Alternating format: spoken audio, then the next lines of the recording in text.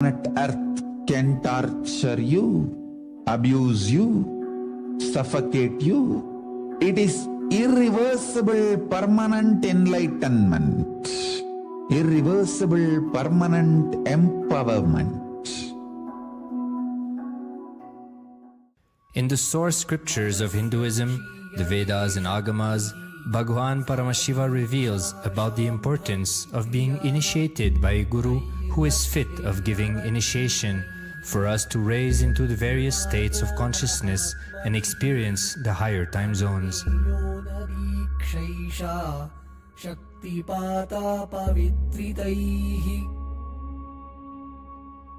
The potency of Anavamala, which veils the innate and essential nature of the soul, is set into the decaying phase by this specific activity.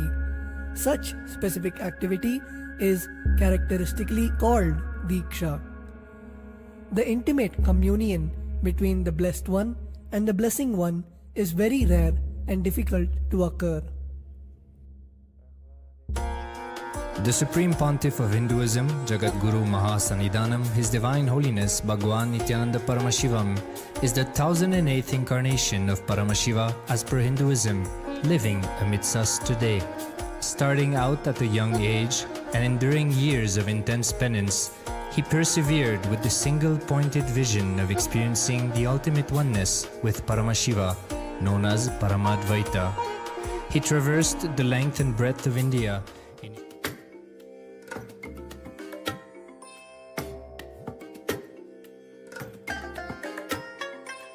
I bless you all. Let you all open all your three eyes and manifest the powers of Mahasadashiva. Om.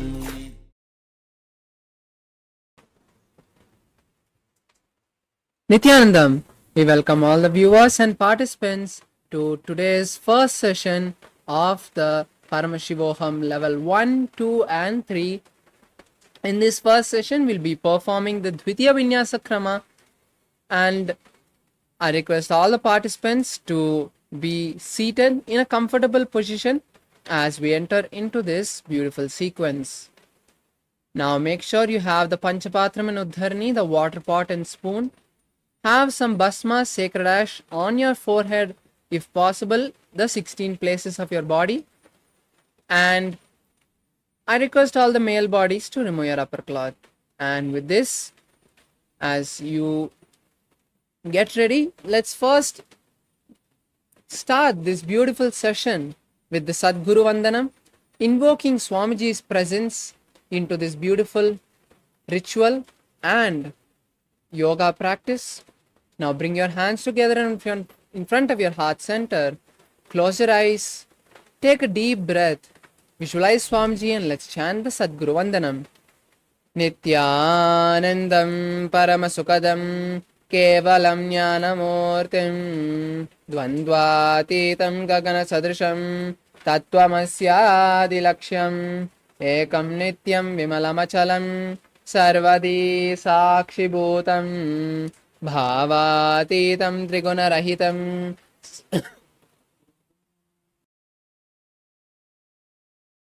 Sadgurum Tam Namami.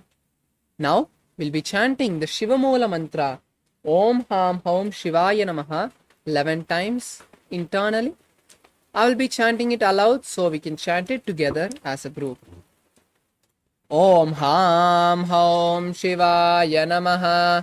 Om Ham Hom Shivaya Namaha. Om Ham Hom Shivaya Namaha. Om Ham Hom Shivaya Namaha. Om Ham Hom Shivaya Namaha. Om Ham Hom Shivaya Namaha. Om Ham Hom Shivaya Namaha. Om Ham Hom Shivaya Namaha. Om Ham Hom Shivaya Namaha. Om Ham Hom Shivaya Namaha. Om Ham Hom Shivaya Namaha. Now slowly open your eyes and let's start performing the Tattvachamanam, the sacred ritualistic cleansing process. Now keeping your Panchapatramanudharni in front of you, keep your hands in the Kokarana Mudra. Open your palms wide like how the Acharya is showing and bend the index finger to the middle of the palm, keeping the center of the palm cup, and then make it vertical. Then pour a spoon of water in the between of your palms and drink it at the end of the mantra. Om Atma Tattvam Shodayami Swada. Now pour another spoon and drink it at the end of the mantra. Vidya Tattvam Shodayami Swada. Now pour another spoon and drink it at the end of the mantra. Shiva Tattvam Shodayami Swada. Now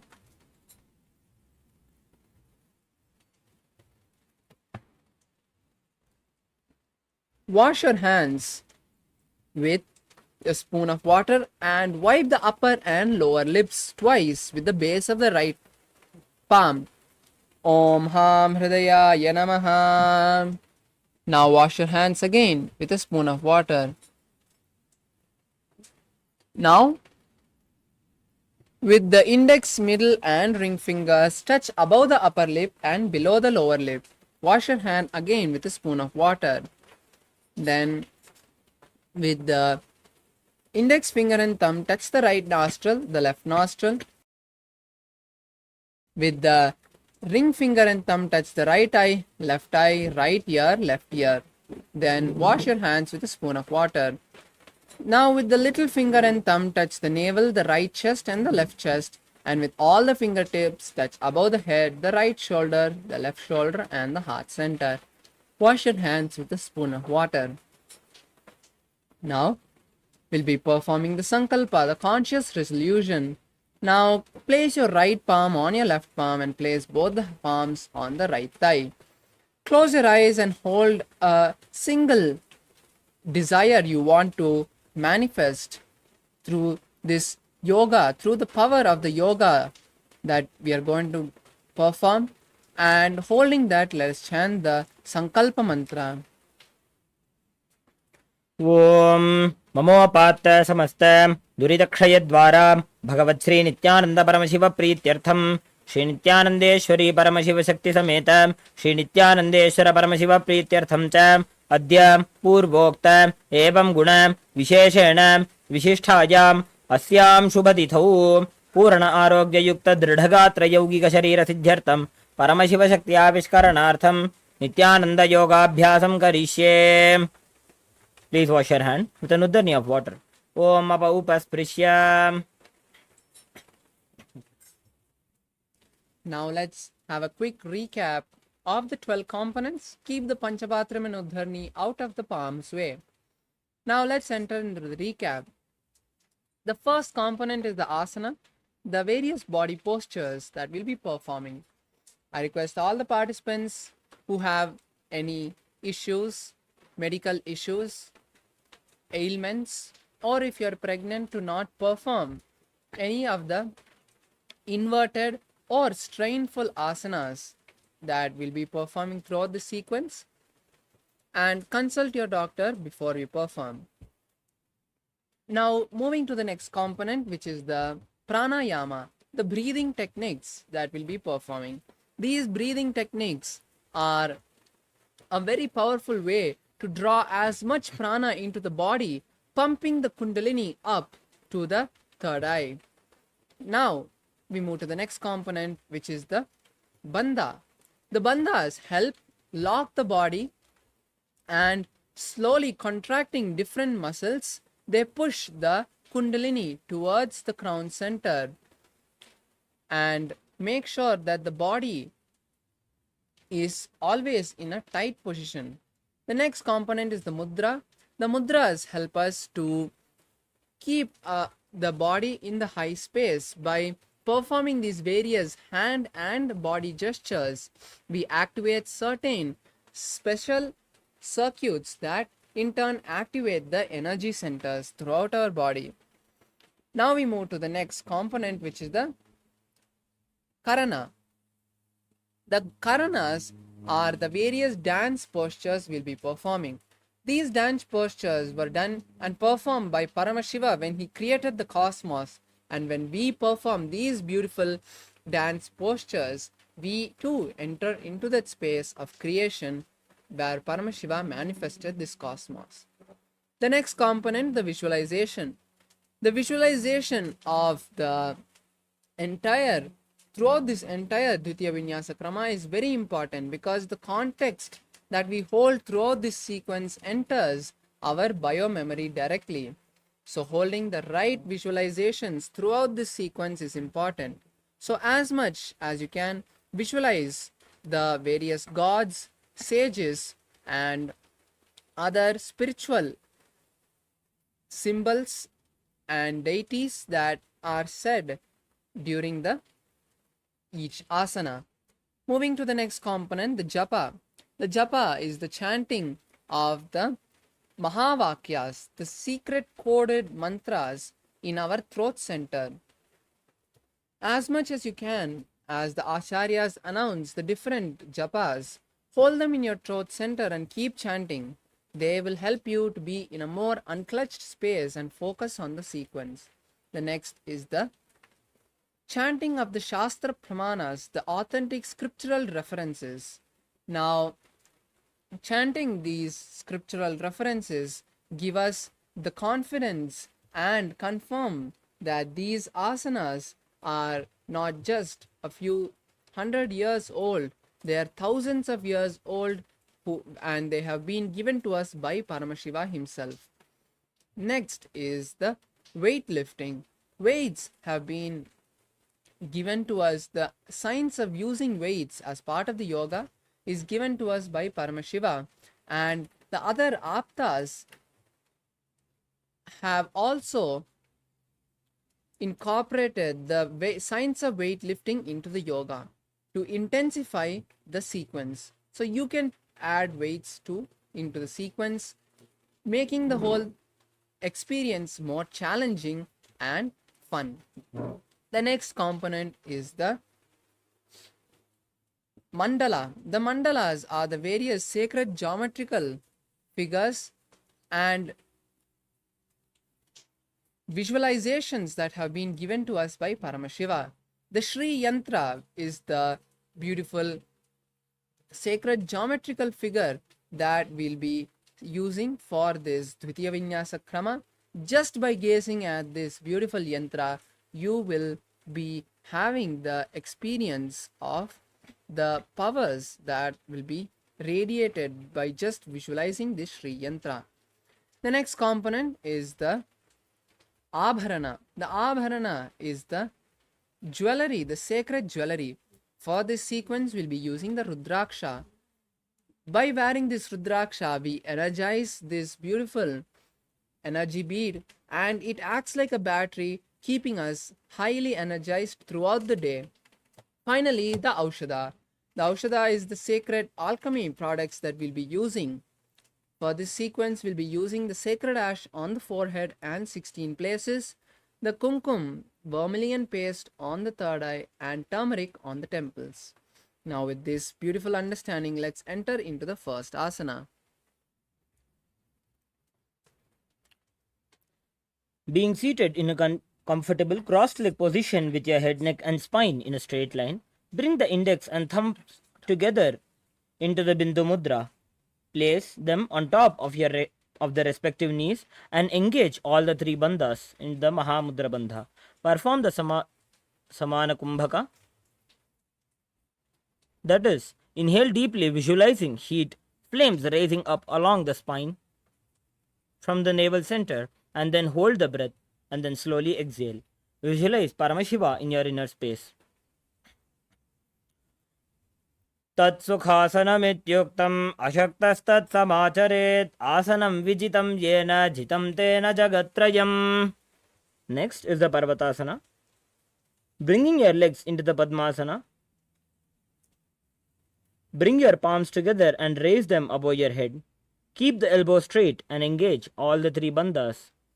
Continue to perform the Samana Kumbhaka and visualize yourself as Mount Kailash. अथवक्षे Mahadev पर्वतासन मंगलम यत्कृत्वा स्थिर रूपी स्यात् षट्चक्रादि विलोपनम. Next is the Hali Pavasana. Bringing the soles of your feet together in the front, hold the left hand by the right hand behind your back and then place the forehead on the ground behind the heels. Engage all the three bandhas and gaze at the tip of your nose. Visualize Swamiji in your inner space. Continuously perform the japa of Soham in your inner space. पूरव विधियाहू में जानो उभय पगतली संपुट ठानो पिष्टपछेदो वो करल्यावो दक्षिण करसो वाम गहावो. Next is the Nagi Pavasana. Keeping the soles of the feet together and the forehead to the ground behind the heels. Stretch your hands out in the front of the feet and cup the palms, making a halo. Engage all the three bandhas and gaze at the tip of your nose, visualizing yourself as a snake. पूरब विधि परियागाने नीचौ वीकहू निफणास्यौ लगाई हाथ आगाने धरती लगावे पसारी दो वो हाथ की अंजुली करे. Next is the Kokilasana. Now, holding the big toes with your index and middle fingers together in the Prana Mudra, stretch the legs straight out and upwards and then cross them into the Padmasana. Lean forward and down onto your elbows. Engage all the three bandhas, visualizing yourself as a bird. अथान्यदासनं वक्ष्ये येन सिद्धो भवेन्नरः अकस्माद्वायुसञ्चारं कोकिलाख्यासनेन च. Next, placing one ankle on top of the opposite knee and holding the opposite elbows. Engage all the three bandhas. Rotate the arms in a circle and gaze at the tip of your nose. Visualize yourself as Swamiji in your inner space. गोड़ा बामा पाद की आशमाहिली सोज दक्ष चरण को वार लौता परिगुल्फ समोज.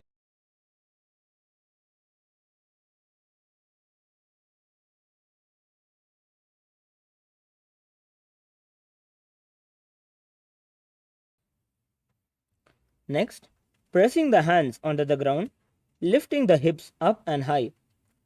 Lower the head, then the chest, scooping the body forward and down again and again. Engage the Uddiyana Bandha and visualize yourself as an elephant. Nyubjam padagre bhumau kritva lambi bhuja mastakagre nidhaya. Next, from the same position, alternate pressing the heel of one foot into the ground while lifting the other heel up. Repeat this again and again, engaging the Uddiyana Bandha and visualizing yourself as a bear in Rikshasana. Ekaikam padama kuncha gajasanam kuryat Rikshaasanam bhavati. Next, standing tall on the tips of the big toes with all the other toes raised off the ground. Keep the head, neck and spine in a straight line and bring your hands into the Hridaya Mudra, touching the heart center. Visualize yourself as Swamiji as you engage the Uddiyana Bandha. केशेन पादयुगलं बद्ध्वा तिष्ठेद अधोमुखः अथवा ईश्यावक्षे यत्कृत्वा सत्यवान् भवेत्. Next is the Urdhvajanukarana. Stand with the heels touching and toes facing outwards at a 45-degree angle. Keep the knees bent and both the hands at the chest. Elbows parallel to the ground. Twist one knee towards the center and then raise it up and back across the body to the original position. Simultaneously, as the leg raises, follow the movement with respective hand, raising it up and across the body. Next, we'll enter into the Balalingasana. Interlace the fingers into the Sarvavashankari Mudra from the outside in and hold it onto the knee, pulling it up and towards the chest. Keep the spine straight and engage all the three bandhas. Performing the Mahamudra Bandha, visualize yourself caressing a baby. Ekam janu urasiyalingya sthatavyam balalinganam bhavati. Next, take one foot and pull it behind towards the buttocks, holding it with both the hands. Keep the head, neck and spine in a straight line and engage all the three bandhas, visualizing yourself as Swamiji in Padapidanasana. स्थित्वैकस्मिन् पादतले कराभ्यां वेष्टयेत्तनुं पृष्ठे संस्थाप्य यत्नेन पादपीडनमासनम्. Next, with the respective hand, hold onto the sole of the foot from the inside. Extend the opposite hand forward with the index and thumbs together in the Bindu Mudra. Simultaneously, kick and pull the foot back up while leaning forward. Visualize yourself as Lord Nataraja as you engage your Mula Bandha. उत्तानपादं क्रौञ्चं च मरीचिं वीरभद्रकं नटराजं त्रिकोणं च सुप्ताङ्गुष्ठप्रसारणे. Next, we'll be repeating the Balalingasana on the other side. Interlace the fingers from outside in and hold onto the knee, pulling it up and towards the chest, keeping the spine straight. Engage all the three bandhas as you visualize yourself caressing a baby. Ekam janu urasi alingya sthathavyam balalinganam bhavati. Next, take one foot and pull it behind towards the buttocks, holding it with both the hands. Keep the head, neck and spine in a straight line and engage all the three bandhas. Visualize yourself as Swamiji. स्थित्वैकस्मिन् पादतले कराभ्यां वेष्टयेत्तनुं पृष्ठे संस्थाप्य यत्नेन पादपीडनमासनम्. With the respective hand, hold on to the sole of the foot from the inside. Extend the opposite hand forward with the index and thumbs together in the Bindu Mudra. Simultaneously kick and pull the foot back and up while leaning forward. Visualize yourself as Lord Nataraja. उत्तानपादं क्रौञ्चं च मरीचिं वीरभद्रकं नटराजं त्रिकोणं च सुप्ताङ्गुष्ठप्रसारणे.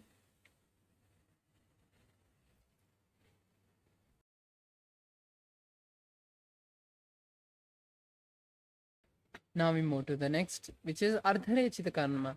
Now come to a half squatted position, Aremandi, and keep the heels touching, knees bent and toes pointed out. Bring the hands to the center of the heart center. And now cross the right leg behind the left heel, keeping the toes down and the heel up. Start moving the right hand in a pendulum motion. After swinging the hand a few times, place the right hand on the nose and perform on the left side.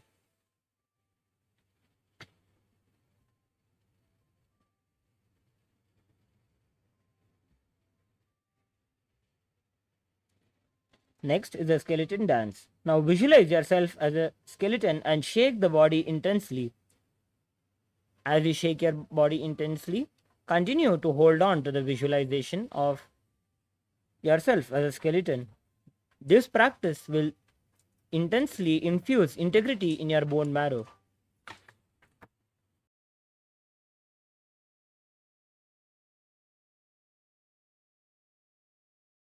The next is the Kadichina Karana.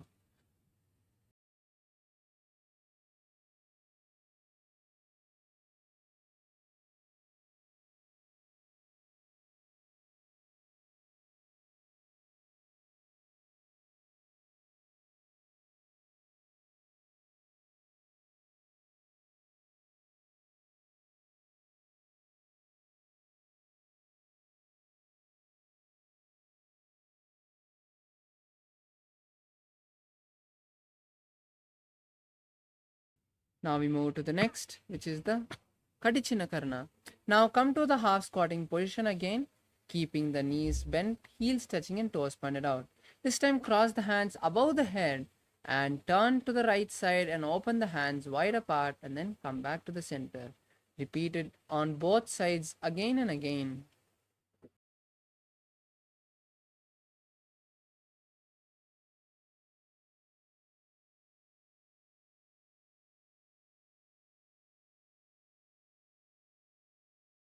Next, standing tall on the tips of the toes, raise your hands up and above the head beside the ears.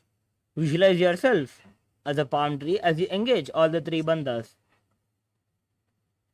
महामुद्राबद्ध कोनौ ताड़ासन विभेदकान् विनोत्तानं सदा कुर्यात् अंतर्वत्नी पतिप्रिया.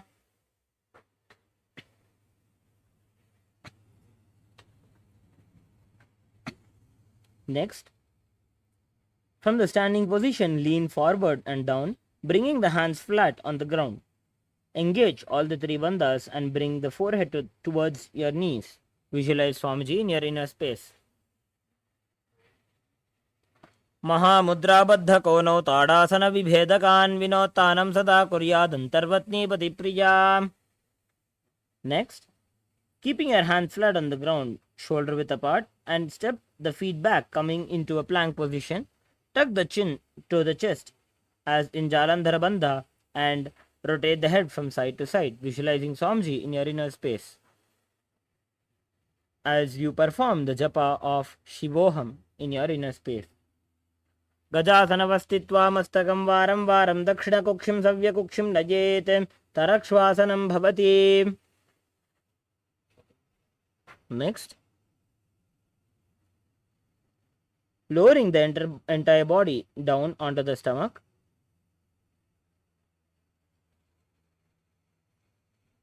And keep the toes pointed backwards. Keep the hands next to the chest and raise the head up using the strength of the lower back.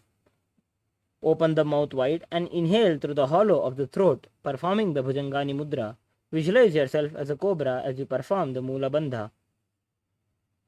Angushthanaabhiparyantam adho bhumo vininyaset karabhyam cha dharam dhritva urdhvashirshapanivahi. Next is the Shashasana. Now, coming into a tall plank position on your hands and feet, alternate bringing one knee in towards the chest and back and forth. Engage the Mula Bandha and perform the Sahaja Kumbhaka. Inhale deeply through the nose and breathe comfortably, then release through the nose. Visualize yourself as Swamiji in your inner space. Gajasana samstito janudvayamakuncha varam varam kartavyam shashasanam bhavati. Next, from the tall plank position, place one foot in between both the hands. Simultaneously jump one foot back and then bring other in between the two hands, alternating again and again. Visualize yourself as a chariot as you engage the Mula Bandha. Gajasana samstito ekaikam padam puromargena bhramayitva kartavyam rathasanam bhavati. Keeping one foot flat on the ground with the toes pointing outwards and the knee bent at a 90-degree angle. Extend the other leg back, keeping the knee straight and the toes pointed outwards. Raise the arms up in parallel and pull the stomach in and up in the Uddiyana Bandha. Gaze into your third eye. Visualize yourself as Lord Veerabhadra.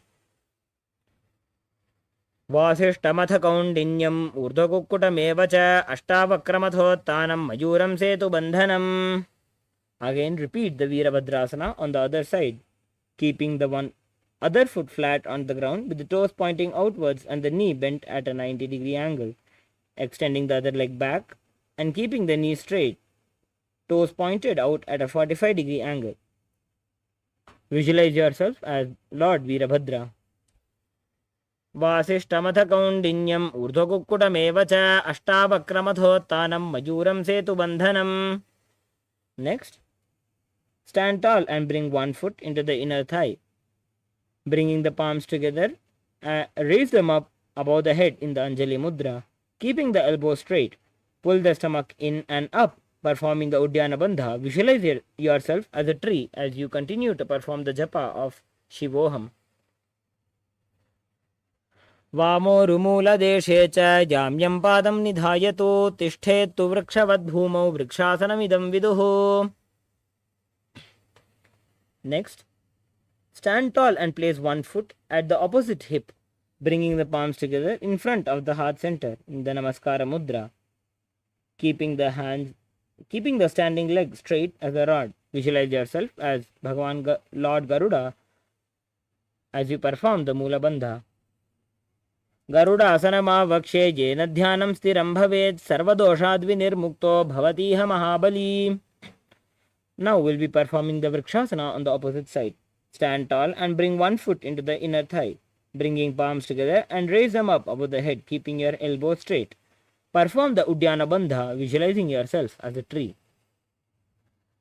Vamo rumula deshe cha jamyam padam nidhayato tishthettu vrikshavad bhumau vrikshasanamidam viduhu. Next, we'll be repeating the Garudasana on the other side. Standing tall, place one foot at the opposite hip, bringing palms together in front of your heart center. In the Namaskara Mudra, visualize yourself as Lord Garuda. Garuda asanama vakshe jena dhyanam stiram bhavet sarvadoshadvi nirmukto bhavatiha mahabali. Next, stand and step one leg far back, keeping the front toes pointing forwards and the back toes facing sideways. Keep the arm straight and bring the front arm down towards the ground beside the foot, while the other arm extends towards the sky. Engage the Mula Bandha and visualize yourself as a triangle in Trikonasana. Uttanapadam Krauncham cha Maricim Veerabhadrakam Natarajam Trikonam cha Suptangushta Prasarane. Repeating the Trikonasana on the other side. Stand up and step one leg far back, keeping the front toes pointing forwards and back toes facing sideways.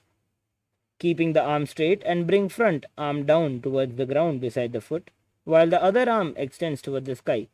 Visualize yourself as a triangle. Uttanapadam Krauncham cha Maricim Veerabhadrakam Natarajam Trikonam cha Suptangushta Prasarane.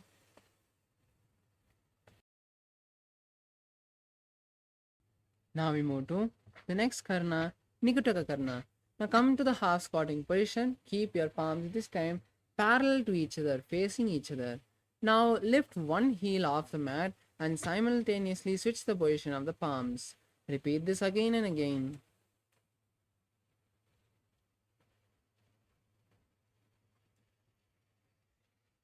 Now, lowering onto the tips of the toes, placing the perineum back on the back of heels. Keep the knees and palms together. Have your hands in the Namaskara Mudra, engage your Mula Bandha and perform the Bhramari Kumbhaka.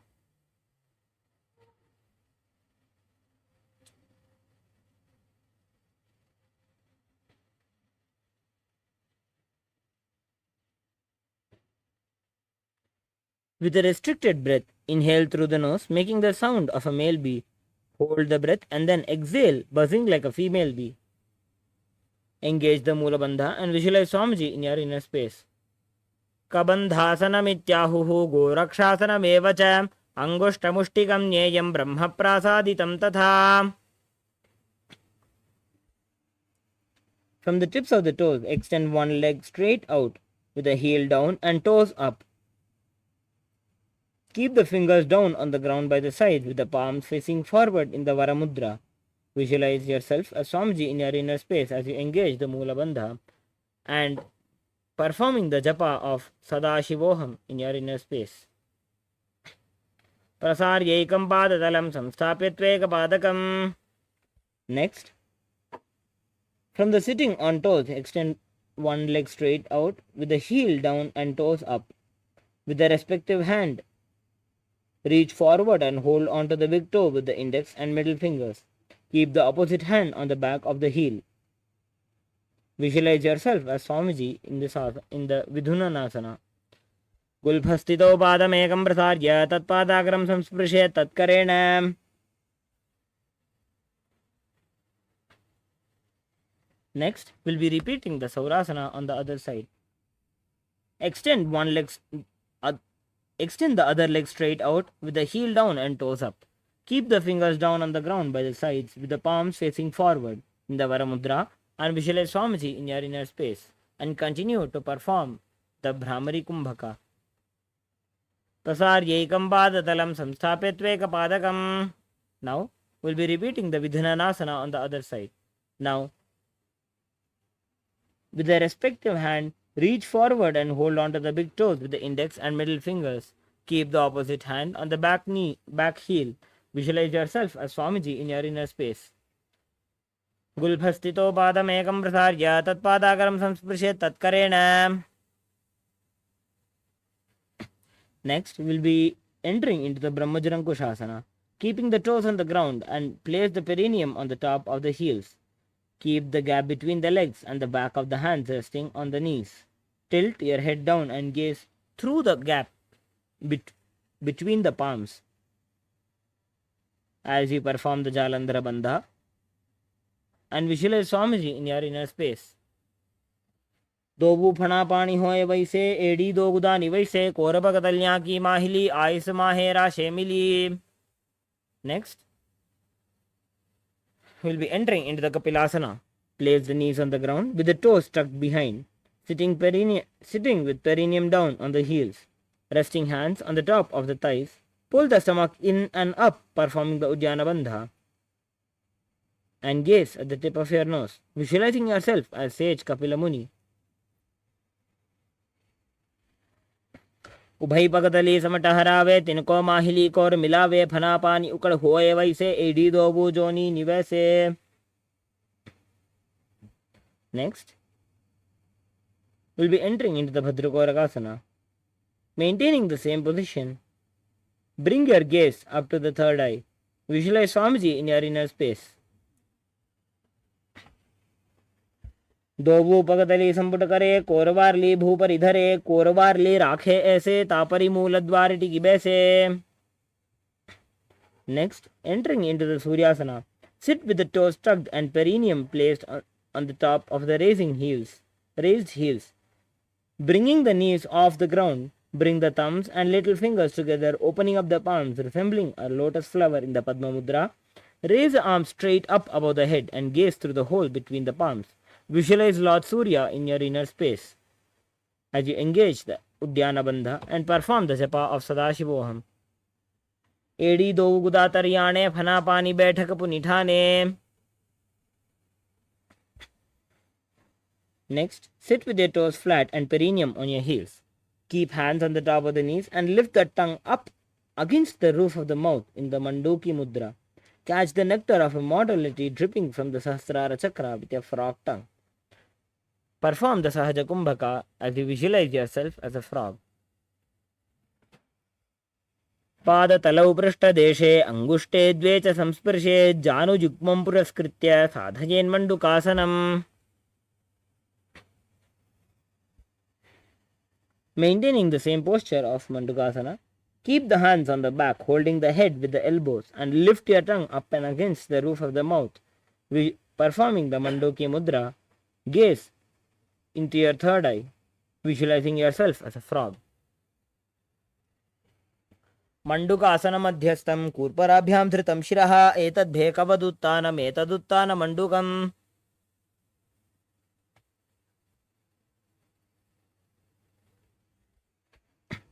Next,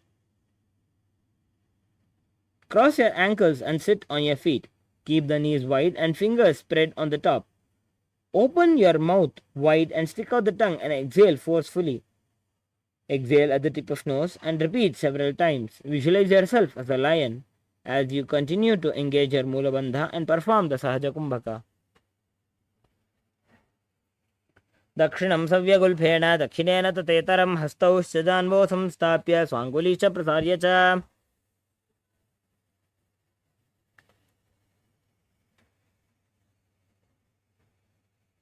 Next, we'll be entering into the Bhadrasana. Sit with your heels under the perineum and keep the knees wide. Cross the hands behind the back and hold the big toes with the Prana Mudra. Apply Jarandhara Bandha and gaze at the tip of your nose, visualizing yourself as Swamiji. गुल्भौ च वृषणस्याधो व्युत्क्रमेण समाहितः पादाङ्गुष्ठौ कराभ्यां च धृत्वा च पृष्ठदेशतः.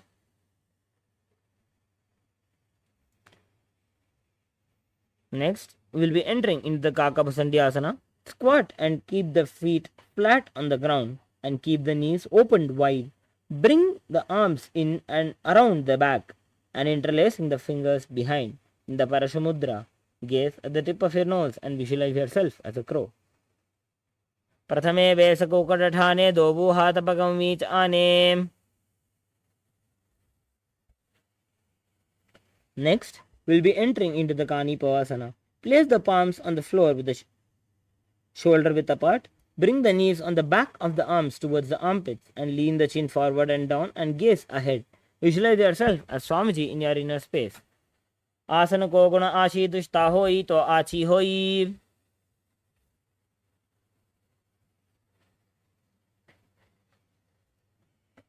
Next, placing the hands on the ground, shoulder width apart, bring the top of the head onto the ground, forming a triangle between the hands and the head.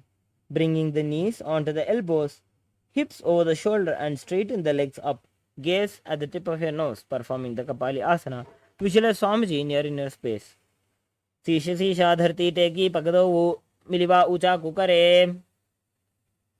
Relaxing, coming down, squat on the toes with the legs together. Twist the body and place both the hands on to one side. Align the elbows with the knee and hip and lean onto the arms with balance. Extend the legs to the side and gaze to the third eye.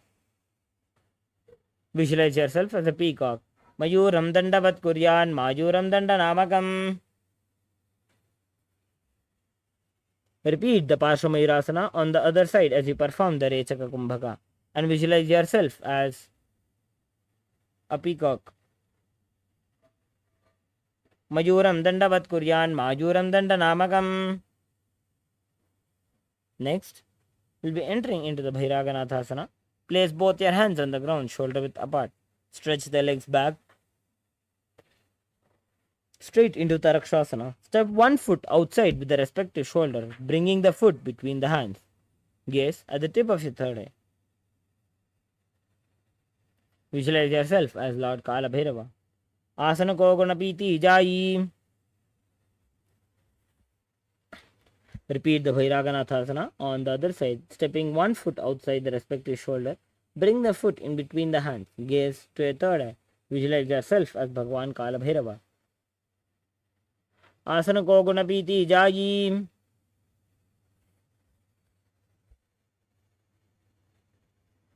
Next, we'll be entering into the Unmukha Pitasana. From the Tarakshasana, place the forearms on the ground and walk the feet forward, raising the hips. Lift the chest and head up and gaze towards the third eye. Visualize yourself as Swamiji in your inner space. Bhunyastau januni hastau chadushpadama vangmukham utthapitanghri yugala katistalama bhiruka.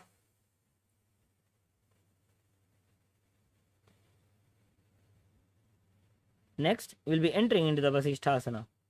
From the Tarakshasana, rotate the body onto one hand and raise the opposite hand up, keeping the balanced hand directly beneath the shoulder. Raise the hips and gaze towards the sky.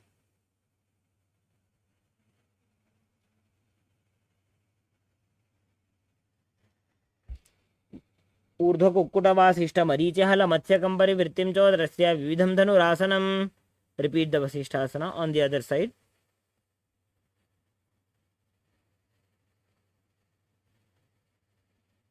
Visualizing yourself as sage Vasishta, perform the Rechaka Kumbhaka.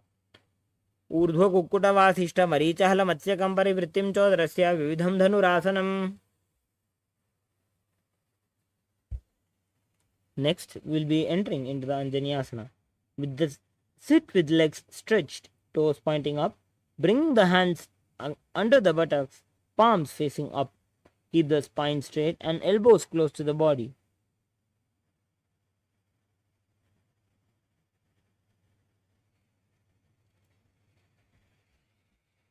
Gaze at the tip of your nose. Visualize yourself as Lord Hanuman as you perform the Jalandhara Bandha. Dovu karki ubai hateli korvarli maile bheli. Next, with your legs stretched out with the prana mudra, bend from the waist and hold to the big toes with the index and middle fingers. Bring the chest to the thighs, head to the knees and engage all the three bandhas. Visualize yourself as Swamiji internally. Janu parilalatanto paschimam tana muchyate yena kena prakarena sukam dharyam cha jayate.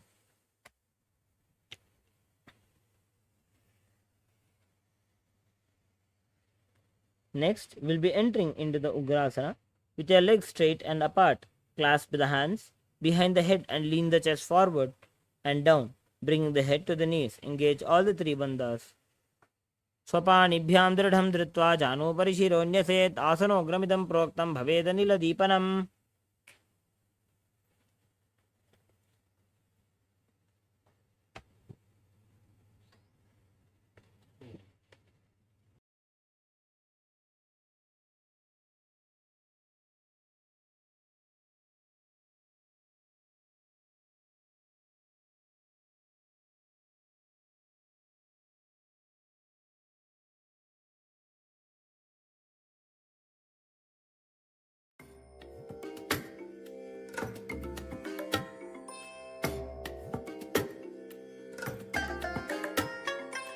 I bless you all. Let you all open all your three eyes and manifest the powers of Mahasadashiva. Om Nithyananda Paramashivoham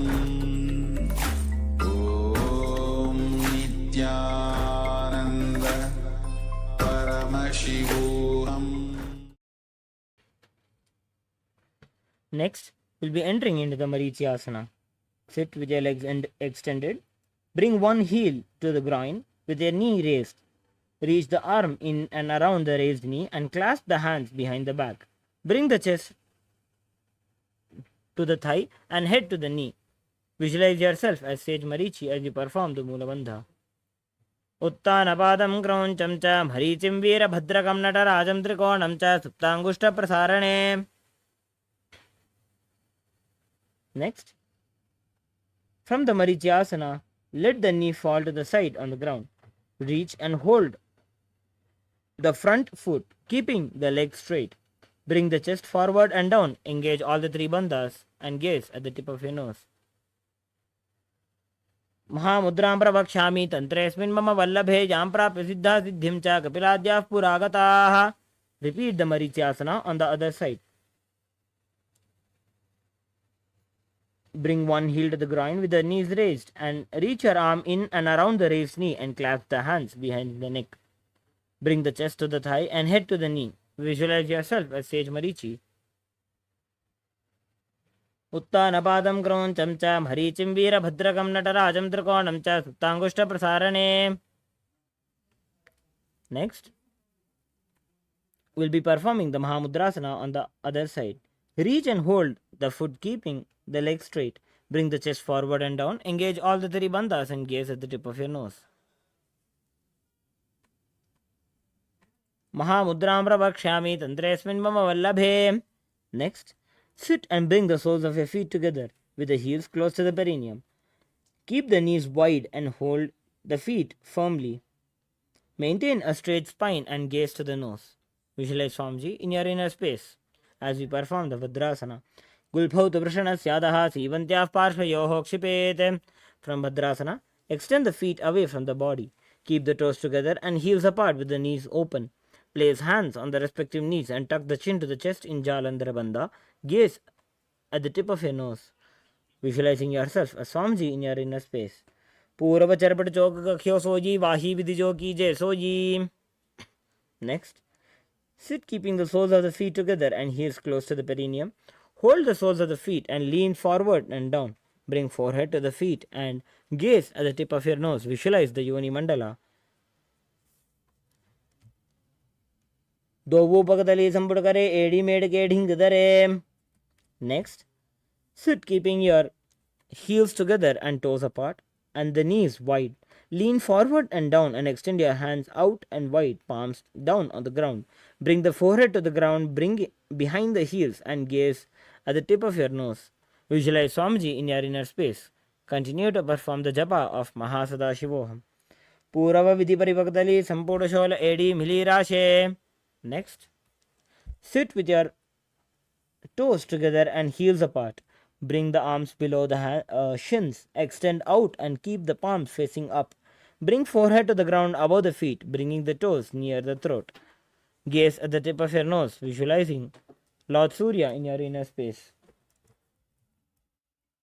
Dobu Bhagdali Samputakare Sole Meda Aga Medhare.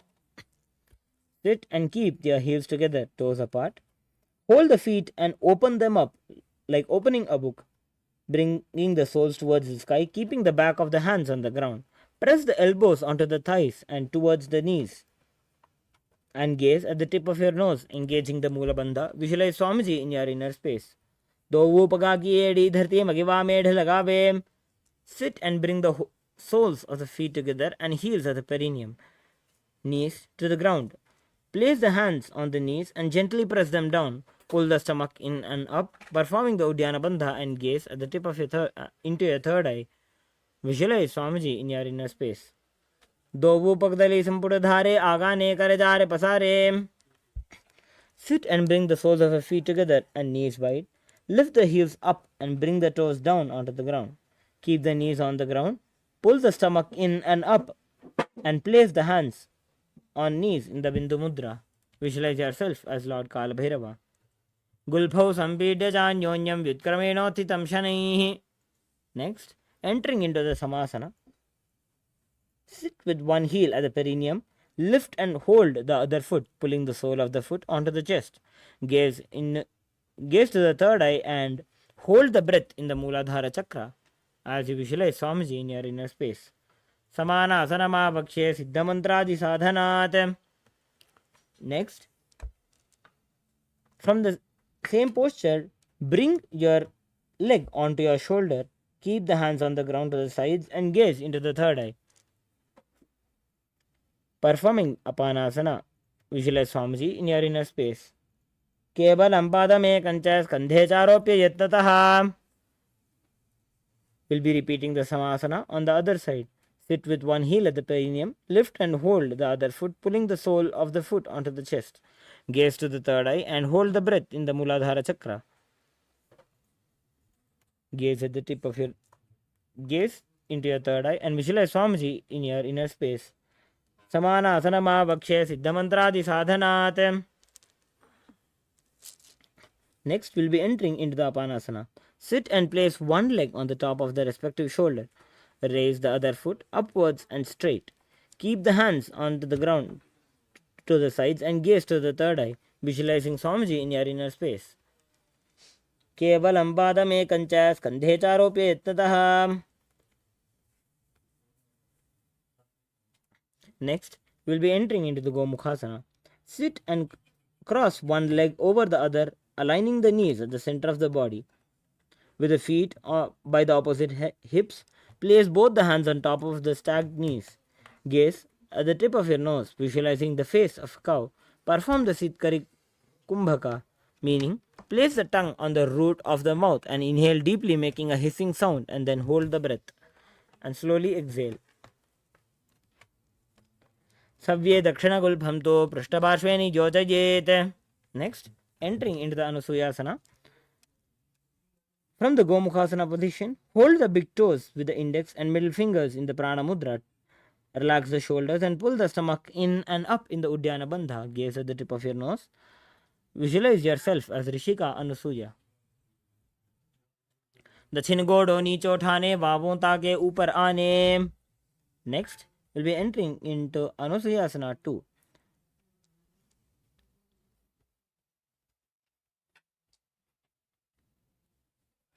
From the Anusuyasana position, interlace the fingers behind the back in the Parashamudra and lean forward and down, bringing the chin over the knees and touch the nose to the ground. Gaze at the tip of your nose, visualizing yourself as Rishika Anusuya. Perform the japa of Om Nithyanandoham. Jimana Goda ki sandhi, Upreda Vagoda ki sandhi. Next, we'll be entering into the Garudasana 2. Sit on the ground with one heel pressed against the perineum. Keep the opposite foot flat on the ground and knee to the chest. Keep spine tall and chest out and hands on the respective knees. Gaze to the nose as you visualize yourself as Lord Garuda. Davo pagamodi yedi mahila gulpha mula dwarini chaide. Next, sit placing the perineum on top of one heel with the top of foot flat on the ground. Interlace the fingers behind the neck and twist outside of the raised knee and gaze to the third eye as you visualize yourself as Sesh Narada performing the Mula Bandha. पिष्टिजुवाम पगदली केरी भूपरिता ही लगा बेफेरी घोड़ा सुदोपना है दोजी दछिपाशती राशे सोजी. Next, we'll be entering into the Matsyapithakasana. Place one foot on the top of the opposite thigh and wrap the respective arm around the knee, holding on to the opposite shin. Extend the other hand straight and hold onto the respective toe with index and middle fingers in the Prana Mudra and gaze at the tip of your nose. Engaging the Mula Bandha, visualize yourself as Matsya, the fish avatar of Lord Vishnu. वामेन वामाङ्गुष्टन्तो गृहीतं मत्स्यपीठकं योनि वामेन सम्पीड्य मेढ्रादुपरि दक्षिणम्.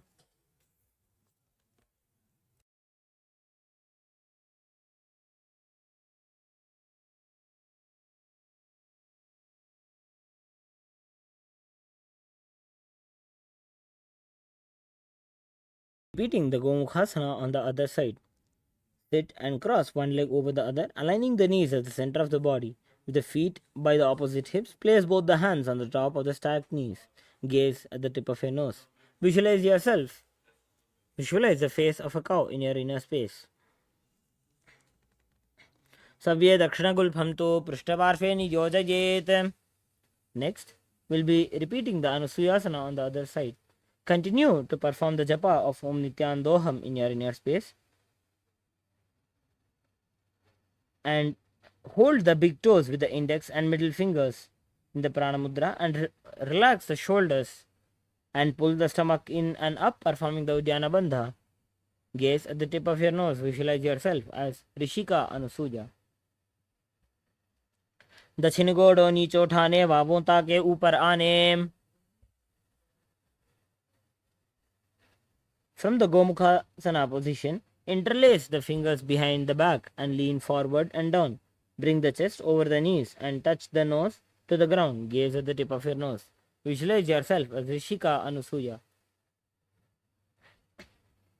जीमणा गोदा की संधि उपरिडा वागोड़ा की संधि मिलाई राशे गोड़ा शिवले पकतल्यालो आडबाई सुधा राशे.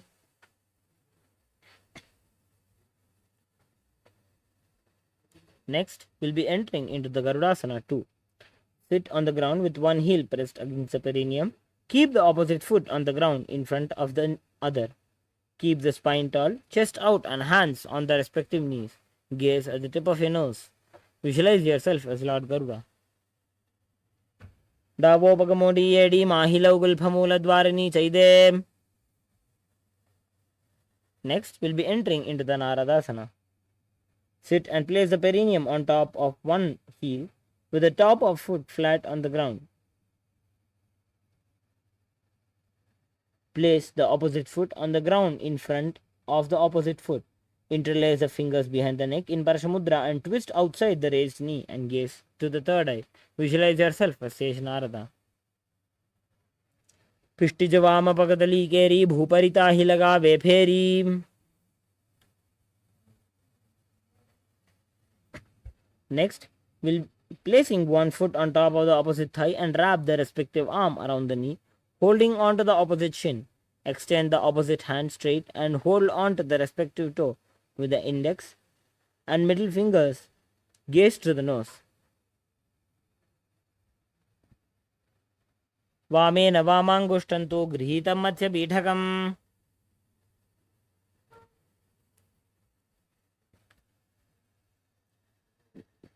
Place one foot on the opposite thigh, placing the opposite foot on the ground on far side of the opposite thigh. Twist and bring the elbow outside of the raised knee. Keep raised arm by the neck. Turn the head back and gaze to the third eye. Visualize yourself as Matsyendranatha, the great sage and master of Hatha Yoga. उदरं पश्चिमाभासं कृत्वा तिष्ठति यत्ततः नम्राङ्गं वामपादं हि दक्षजानूपरिन्यसेत्.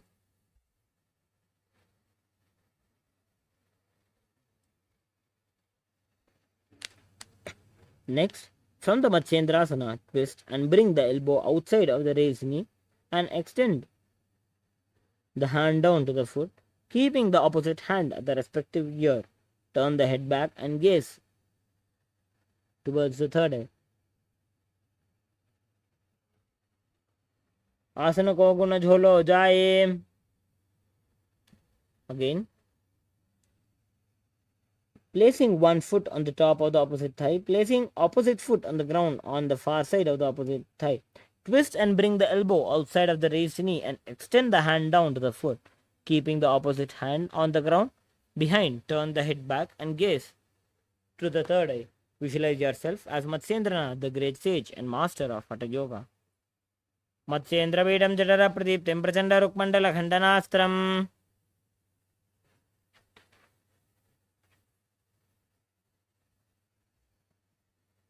Next, we'll be repeating the Matsyendrasana on the other side. Place one foot on the top of the opposite thigh. Place opposite foot on the ground on the far side of the opposite thigh. Twist and bring the elbow outside the raised knees. Keep the raised arm by the neck and turn the head back and gaze to the third eye. Visualize yourself as Lord Matsyendranath. Udaram paschimabhasam krutva tishtati yattataha.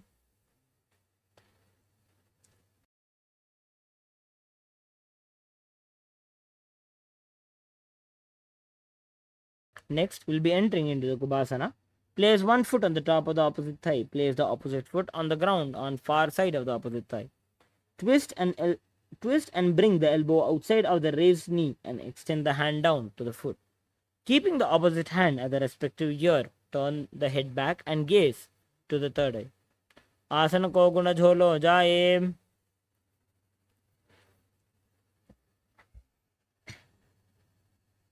Next, place one foot on the top of the opposite thigh. Place the opposite foot on the ground on far or of opposite thigh. Twist and bring the elbow outside of the raised knee and extend the hand down to the foot, keeping the opposite hand on the ground behind. Turn the head back and gaze to the third eye. Matsyendra Jatara Pratiptim Prachanda Rukmandala Khandanastram.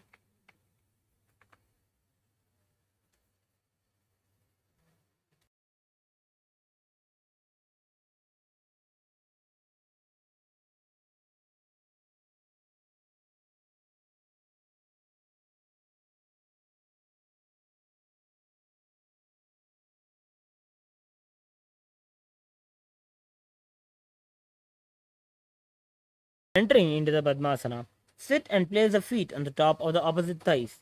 Place the palms on the respective knees. Engage all the three bandhas and gaze at the tip of your nose. Visualizing Paramashiva in your inner space, perform the Sitali Kumbhaka. Gently place the tongue against the back of the teeth and inhale. Hold the breath and then exhale slowly through the nose. And perform the Mahamudra Bandha as you perform the japa of Om Nithyananda Mahasadaशिवोहम in your inner space. आसनं द्विविधं प्रोक्तं पद्मं वज्रासनं तथा. Next, maintaining the same posture of Padmasana, cross your arms and hold on to the toes with the index and middle fingers in Prana Mudra. Gaze at the tip of your nose. Visualize yourself as Goddess Parvati. उत्तानौ चरणौ कृत्वा ऊरू संस्थौ प्रयत्नतः.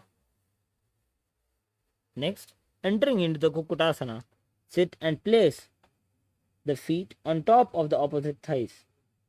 Place the palms on the ground between the two thighs and lift the body up. Visualize yourself as a rooster. Perform the Sahaja Kumbhaka as you are performing the Kukutasana. Padmasanam susamsthapya nanbororantare karo. From Padmasana, rise up onto the knees and place the palms on the ground, fingers pointing towards your body. Keep the elbows together and press the navel. Then lean forward and find balance and extend the knees up off the ground. Dharamoshtabhikaradvayena tatkur paristhapitanabhiparshvaha. Next, we'll be performing the Mayurasana. While on the knees, place the palms on the ground, fingers pointing towards the body. Keep the elbows together and press against the navel. Then lean forward and find balance and extend legs up off the ground. Visualize yourself as a peacock. Atha Vakshe Mahadeva Mayurasanam Uttamam.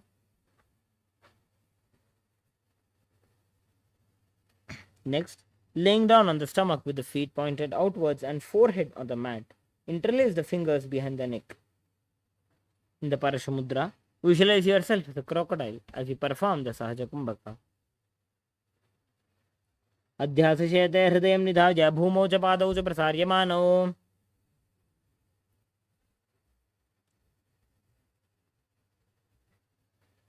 Next, we'll be entering into the Shalabhasana. Lay down on the stomach and place the hands on the ground beside the chest. Raise the legs up, bringing the thighs off the ground. Visualize yourself as a locust. Adhyasashete karayugma vaksho bhumimamshtabhya karayo stalabhyam.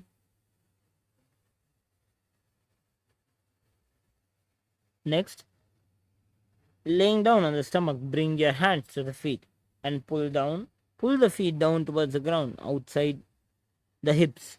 Visualize yourself as a camel in your inner space. Adhyasashete padayugmam vyastam prishte nidhayapi dhritam karabhyam. From Ushtrasana, Tighten the grip on your feet. Kick the legs back and up and simultaneously lift the chest off the ground and raise the head gazing towards the third eye. Visualize yourself as Lord Shiva's bow. Prasarya padau bhuidandarupa ukaraucha prishte dhritapada yugmam. Coming up, sit between your heels with the feet flat, with the head, neck and spine in a straight line. Place your palms on the top of your thighs. Continue to perform the japa of Om Nithyananda Paramashivoham. उल्टा मोड़ी पाव दो पैसे बहुरो जुगती करे एक ऐसे. Next, we'll be entering into the Gohyasana. From the knees, place the forearms on the ground. Fingers interlocked, elbows and shoulder width apart.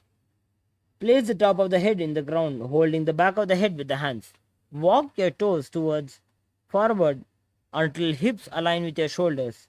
Lift the feet up, keeping the knees bent together against the chest and touching the chin.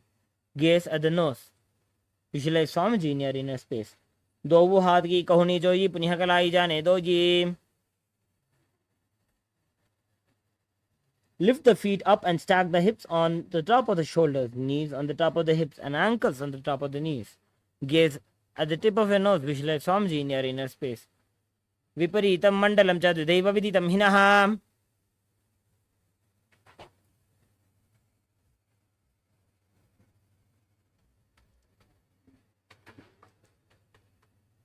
Next, we'll be entering into the Bodhyasana. Sit with your hands behind the calves and stretch the legs up, bringing the forehead to the knees and come to a vertical position with the legs. Visualize Swamiji in your inner space as you perform the Bastrika Kumbhaka. Continuously make quick burst exhalations out of the nose again and again by pulling the stomach inwards and up. दो हाथ पग बाहर आने घोड़ा तरे काकसी ठाने. Next, we'll be entering into the Parighasana. Sit and extend the legs out and up at 45-degree angle. Bring the hands behind and hold the opposite shoulders. Keep the chest upright, legs straight and toes pointed and gaze to the third eye. Continue to perform the Bastrika Kumbhaka, visualizing yourself as a mace. Uttanam shayanam kritva pado militva prasarya. Next, sit with and extend the legs out up at 45-degree angle. Keep the elbows down on the ground besides the hips. Keep the chest upright and legs straight with the toes pointed. Visualize yourself as a boat. Uttana Shainam Korparabhyam Bhumim Vashtabhyam. Now sit and lift the feet up. Scoop your hands under the heels and pull the feet towards the chest. Keep the spine upright and gaze at the tip of your nose. Visualize yourself as Lord Rudra in Rudrasana. Pagadali Sampotakari Hatasyopaga Uchagi. Now lay down back with the feet flat on the ground. Place the palms down and the fingers just touching the back of the heels. Lift the hips up and high, pressing the feet into the ground. Chin tucks to the chest in the Jalandhara Bandha and gaze to the nose. Visualizing yourself as Swamiji in your inner space.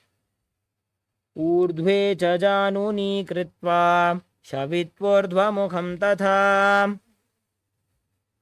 Relax. Lay down on your back with the palms facing upwards. Completely unclutch from any micro movements of the body and mind. Let the body remain dead. Visualize the body is dead and Swamiji is liberating you. Perform the Shakti Chalana Mudra.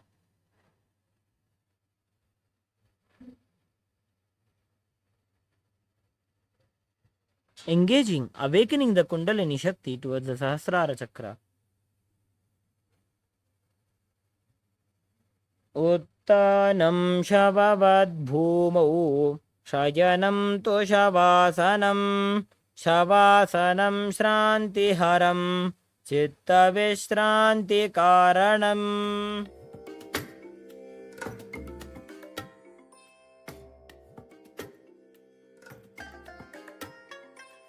I bless you all. Let you all open all your three eyes and manifest the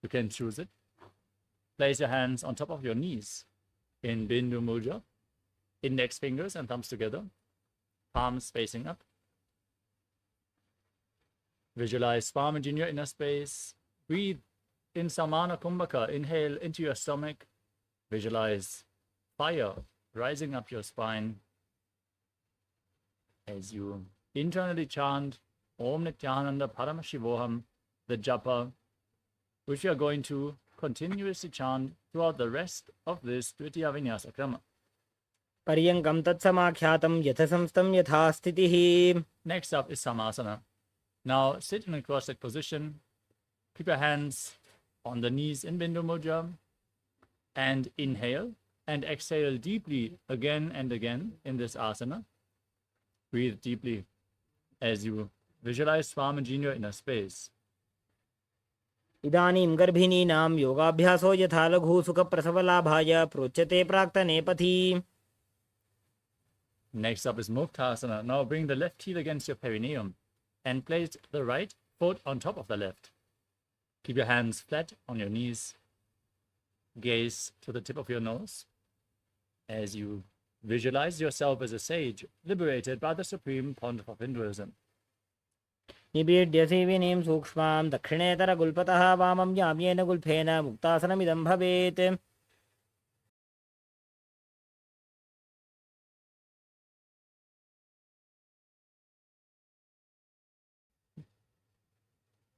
The next asana is Siddhasana. Maintain the same position, but gaze upwards towards your third eye. Visualize Swamiji in your inner space in Siddhasana. स्थानुसंयमितेन्द्रियोचलदृशा पश्यन् भ्रुवोरन्तरं चैतन्मोक्षकपातभेदजनकं सिद्धासनं प्रोच्यते. Next up is Siddhi Asana. Maintain the same posture. Engage all three bandhas and gaze to the ground in front of you as you visualize Swamiji. वामपादके ईडीजानो श्रीवनिमधितासकोठानो. Next up is Uttarasana 2. Now rotate your hands on top of the knees into Bindu Mudra, palms facing up. Gaze towards your third eye as you visualize yourself as Lord Rudra. वामचरणपरिदक्षिणराखे एकजुगतीय सेविदिदाखे. Now gaze to your nose and embody tranquility and an unshakable nature in Santadunasana. आसन की गुणमन की चलता meet. Now bring your hands towards your navel, cup one palm over the other in Samputa Mudra, resembling a closed lotus flower. Gaze straight ahead as you visualize Swamiji in your inner space. ऋजुकाय समासीन सिद्धासनमुदीरितम्.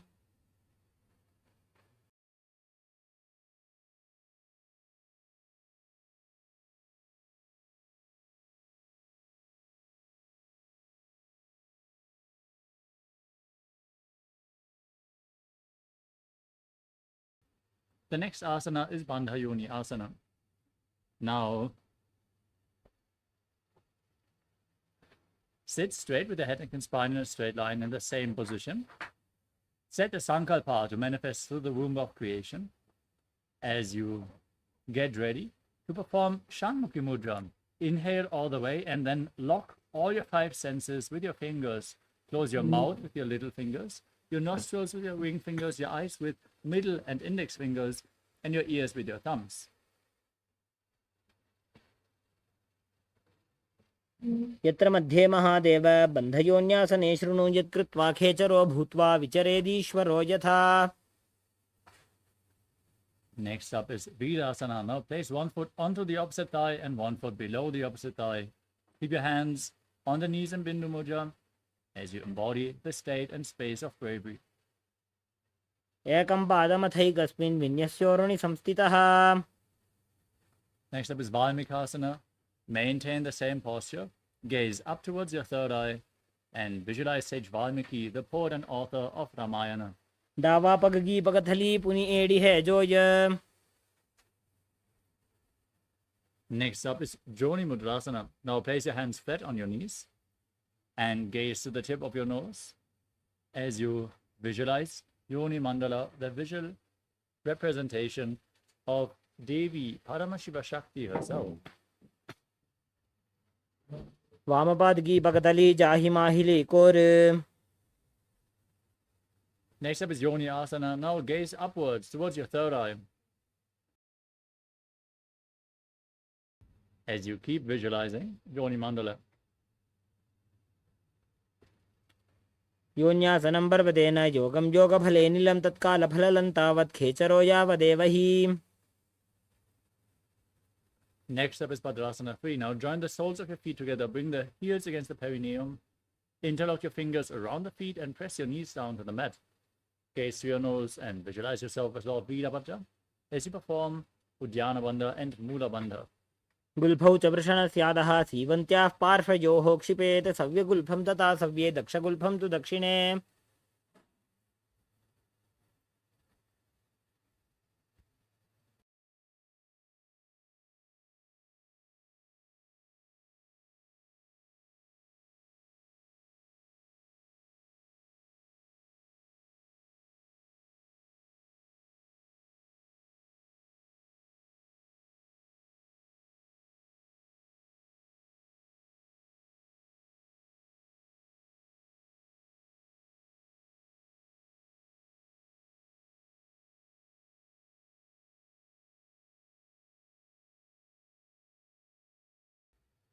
The next asana is Aghorasana. With your heels against the perineum, place your left hand on the left knee and your right hand over top of your mouth, closing your left nostril with your index fingers, inhaling through the right nostril, then closing both nostrils, holding your breath, then exhaling through the left nostril, and then again inhaling through the left nostril, inversing the breathing flow again and again in Abhyantara Kumbhaka. As you gaze to your third eye, push your tongue upwards in Kechari Mudra along your nasal tract if you can, as you visualize yourself as an Aghori. पूर्व कहो भिश्रिका जोजी वाही विधि जो कीजे सोई. Next up is Kanari Pavasana. Now keep the toes together and the heels apart. As you lean forward and down, place your elbows on your heels. Then rest your chin on your hands and gaze to the tip of your nose as you exhale fully in Rechaka Kumbhaka. Hold your breath and engage Uddiyana Bandha and Mula Bandha while visualizing yourself as a female elephant drinking water. वाली पाव आसन कख्यो है जैसे Yahoo में जाने विधि तैसे. Next up is Padasana. With the soles of the feet together, scoop your hands below the feet and interlock them in front as you lift your feet off the mat. Gaze to your nose and visualize Swamiji in your inner space in Padasana. ततोर्ध्वं रेचयेत् पायुं मृदुनिश्वास संयुतम्. Next up is Gopi Chandasana. Now interlace your fingers around the toes and pull your feet upwards. Bring your heels against your chest and rest your chin on your hands. As you gaze to the nose, embody the stage and space of a king. पूरब विधिपगा का अंगूठा कंठकूप राशे. Next up is Uddarasana. Now again, scoop your hands below the feet and then interlock your fingers around the toes. Lift your feet up against your chest and rest your chin on the soles of the feet as you gaze to your nose and visualize your body free from any defects. दोवो पगदली संपुट आने उभय हस्तकरी व्रत हिताने. Now raise your feet even higher in front of your face in Vishishtasana as you visualize yourself excelling in everything. दोवो पगदली जोड़ी संपुट करे.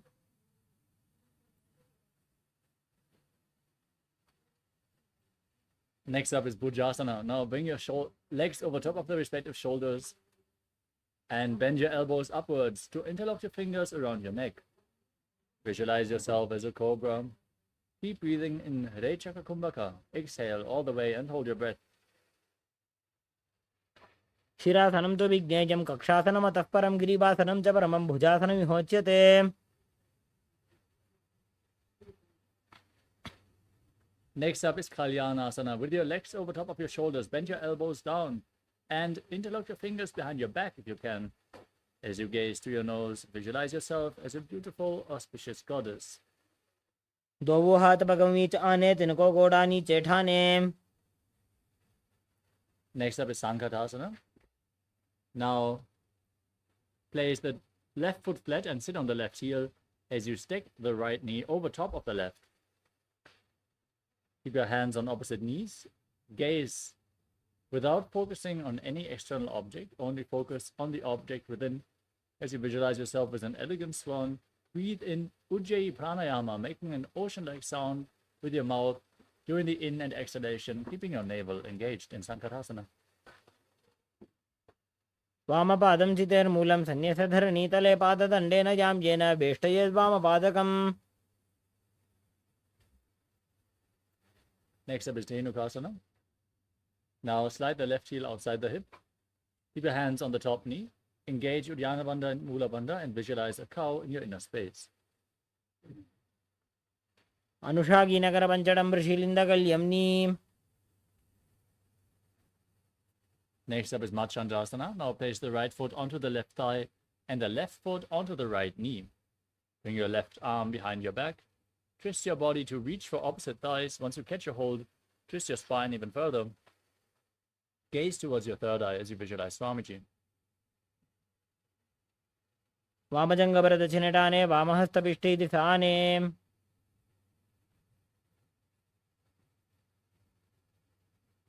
Next up is Machandasana 2. Now untwist your spine. Hold on to the big toes and Prana Mudra and lean forward and down, placing your forehead on the ground in front of you, your navel close to your heels, as you visualize Swamiji in your inner space. प्रथमजी मनोचरणजोयी वामजङ्गपरिराखे सोयी.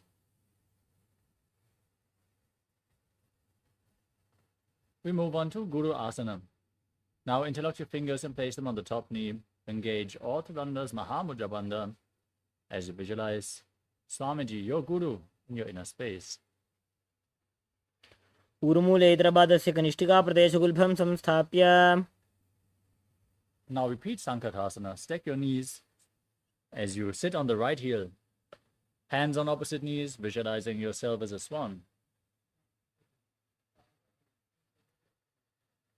वामपादं चितेर्मूलं सन्न्यसधरणीतले. Now slide the right heel outside the hip, sit on the ground with your hands on the top knee, Uddiyana Bandha and Mula Bandha, abdominal lock and root lock engaged as you visualize a cow.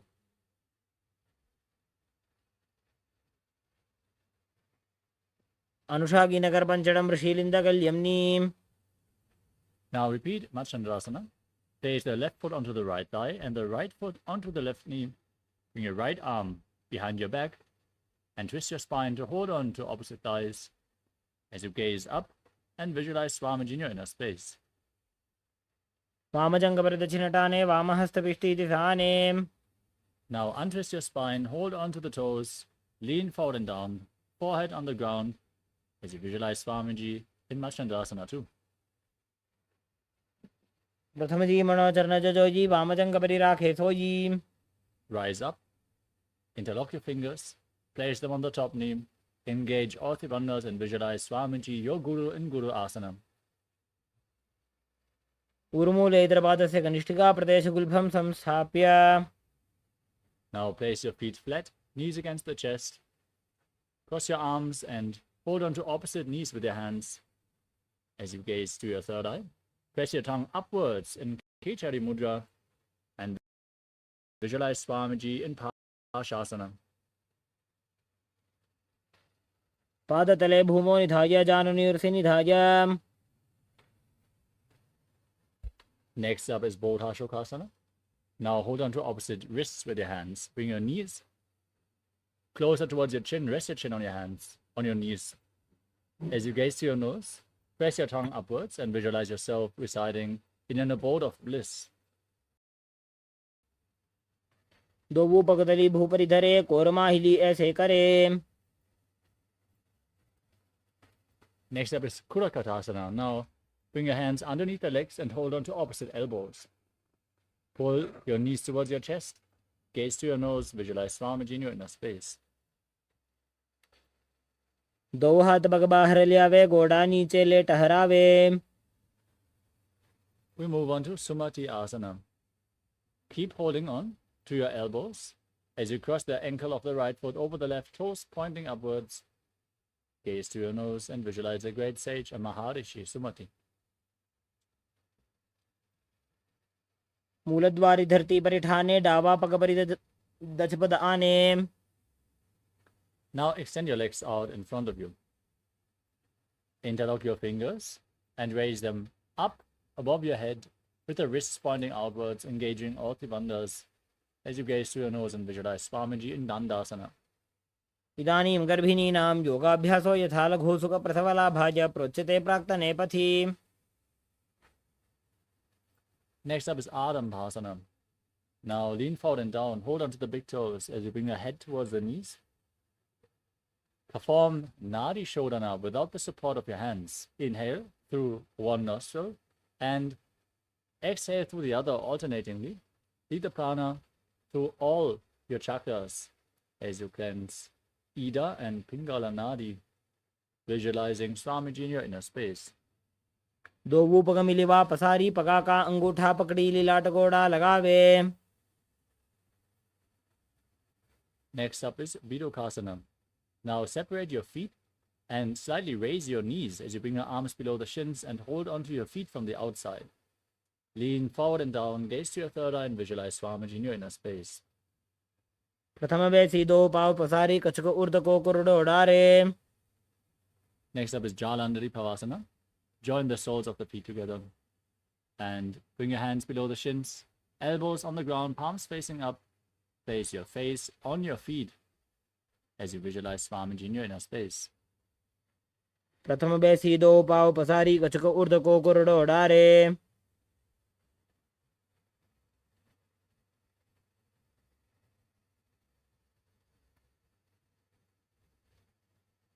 The next asana is Urdhva Paschimottanasana. With your legs extended forward, bring one leg behind your neck and then lean forward and down, holding on to the front foot as in Paschimottanasana. As you visualize Swamiji in your inner space, breathe in Pratyahara Pranayama. Visualize that your prana is flowing upwards through 9 points of your body, which are the soles of the feet, the regenerative organs, the navel, the heart, the throat, the uvula, the center of the eyebrows, the top of the forehead, and the crown of your head. पश्चिमतानवत् संस्थितिं कृत्वा एकं पादं ग्रीवायां धृत्वा तिष्ठेत्. ऊर्ध्वपश्चिमतानं भवति. Now lean back with the foot still behind your neck. Keep the other leg extended forward as you visualize yourself being unending, infinite, endless, ananta in Anantasana. Gaze to your nose. उत्तानशयनि एकैकं Pai ग्रीवायां विन्यस्य. Now roll to the side of the hand holding onto the feet. Rest on your side as you gaze to your nose and feel in complete control in Ankushasana. उत्तानशयित एकैकं पादं ग्रीवायां कुर्वन् इतरहस्तं कर्णमूले स्थापयेत्.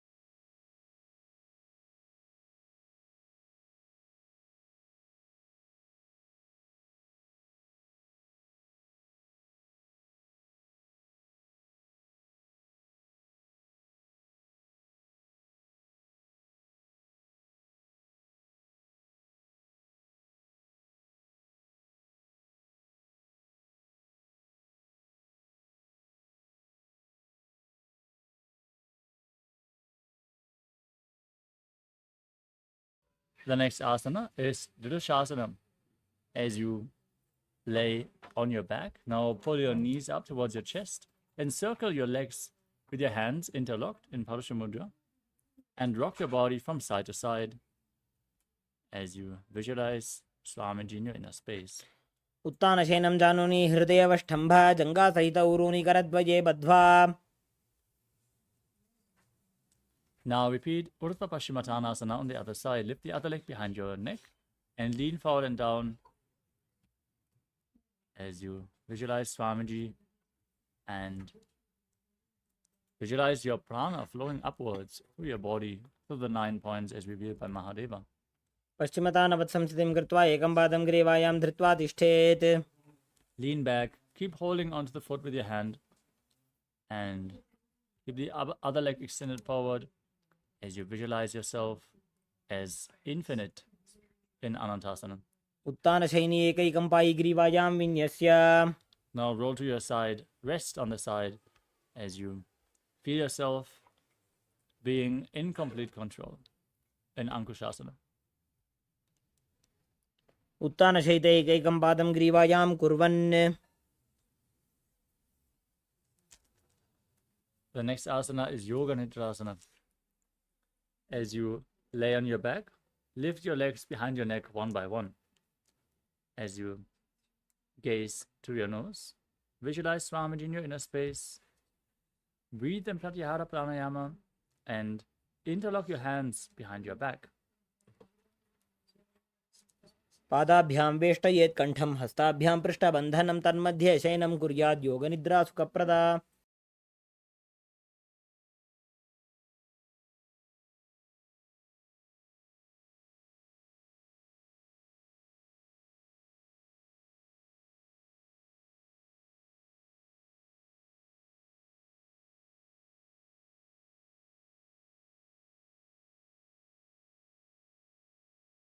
The next asana is Atmaramasana with your legs over top of your shoulders. Now bend your elbows upwards and interlock them behind your neck as you gaze to your nose and visualize Lord Vishnu blessing you from within. Atmaram आसन प्रथम सूधो सोवे. Next up is Kutrikasana. Now lay on your back and pull your knees up towards your chest, keeping the soles of the feet pointing upwards, extending your arms out at the side at shoulder level. Gaze to your third eye, visualize Swamiji, and focus on the prana flowing upwards. दो हाथ सीधा सा करे तिनसो ube Sapa करे. Next up is Jatara Parivritti. This asana has 3 steps. We're going to perform all 3 steps on one side and then repeat them on the other. Now lay on your back and extend your arms out to the side as you pull your knees up to the chest. This is the neutral position to which you are going to return in between the repetitions. Throughout this whole sequence, visualize Swamiji, perform Pratyahara Pranayama, and engage the Mula Bandha. As you start with the first step, dropping one knee to the side and extending the opposite leg down. Second step, bend both your knees to the side. Third step, extend your legs out to the side, hold onto the feet and gaze in the opposite direction. Now, return to the center. Drop the other knee to the side. Both knees to the side. And extend both your legs to the side as you visualize Swamiji and gaze in the opposite direction.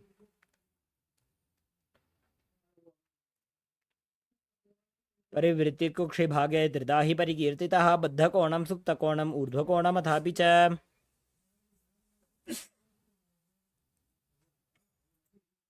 The next asana is Dvipadapitam. As you lay on your back with your feet flat,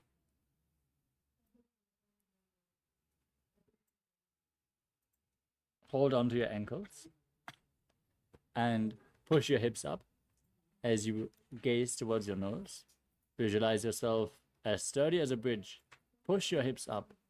Lock your throat in Jalandhara Bandha as you breathe in Murcha Kumbhaka. in Dvipadapitam. प्रतिक्रियायुतं द्वन्द्वपीठ सर्वबलप्रदं गर्भिणीनां दुर्बलानाम् इति Gargi जगादनु. Next up is Paryankasana. Now, place your hands over top of the shoulders and keep the fingers pointing towards your feet as you raise your hips up off the ground. Lift your entire body up. Walk your hands closer towards your feet as you visualize yourself as sturdy as stone furniture. Breathe calmly through your nose in Paryankasana. तानशेनमस्ततलाभ्यां भूमिं अष्टभ्य पादतलाभ्यां भूमिं धृत्वा. Lay back down on your back as you place your hands on the respective shoulders. Lift your knees up towards your chest and rotate your legs in a circular motion.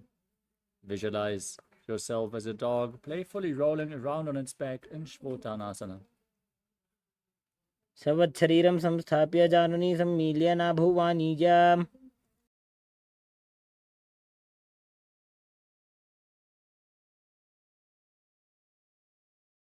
The next asana is Viparita Karani. Now keep your hands flat on the ground and push your legs and hips up towards the sky. Please move your legs in a circular motion as you visualize Swamiji in your inner space in Viparita Karani. भूतले सशिरो दत्त्वा खेनये चरणद्वयं विपरीतकृतिश्चैषा सर्वतन्त्रेषु गोपिता. Now stop the movement of your legs. Be sturdy in this posture as you visualize Swamiji in Viparita Karani too. Karni विपरीताख्या सर्वाधिव्याधिनाशिनी. Now drop the feet down over top of your head. Place your toes on the ground as you interlock your fingers behind your back in Parusha Mudra, placing them down on the ground as you visualize yourself as a plow in Langalasana. नरकासने स्थित्वा नासिकाप्रदेशे भूमौ पादपृष्ठे स्थाप्य. Next up is Shayita Paschimottanasana. From the same posture, now hold on towards your feet as you visualize Paramashivam. This is one of the 84 asanas revealed directly by Lord Paramashiva himself. Breathe in Murcha Kumbhaka and internally chant the Mahavakya, Om Nithyananda Paramashivoham. तानं शयित्वात् कुर्वीत शयितपश्चिमतानकम्.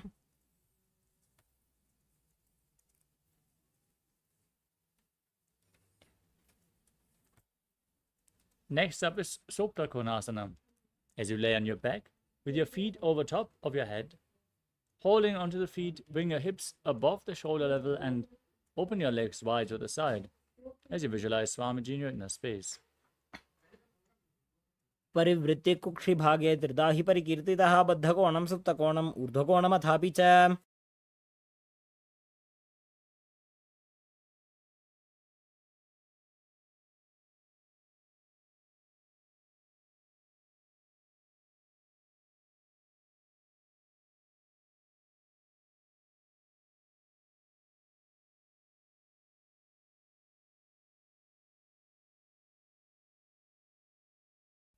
Now join your feet together above your head, hold onto your ankles, and then roll onto your back as you visualize yourself as a chakra, a wheel in Chakrasana. शवासनस्तद्वौ पादौ कुर्यान्मस्तकतः परो व्युत्क्रमेण ततः शीघ्रमेतत् सर्वस्य साधनम्.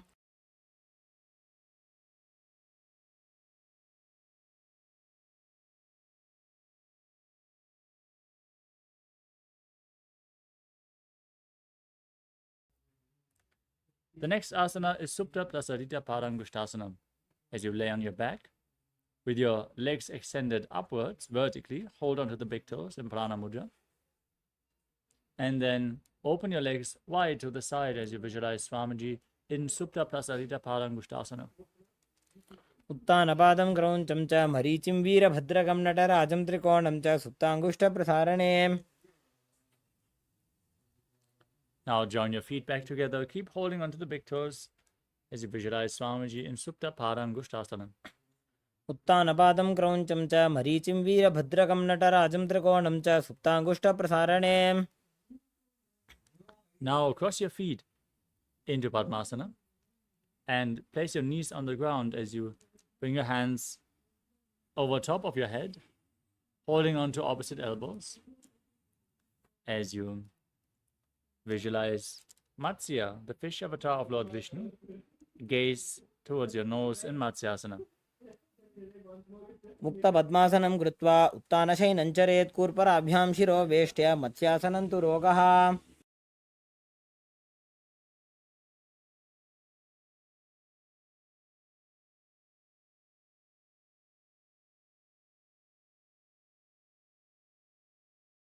Next up is Parasharamasana, laying on your back with the legs in Padmasana.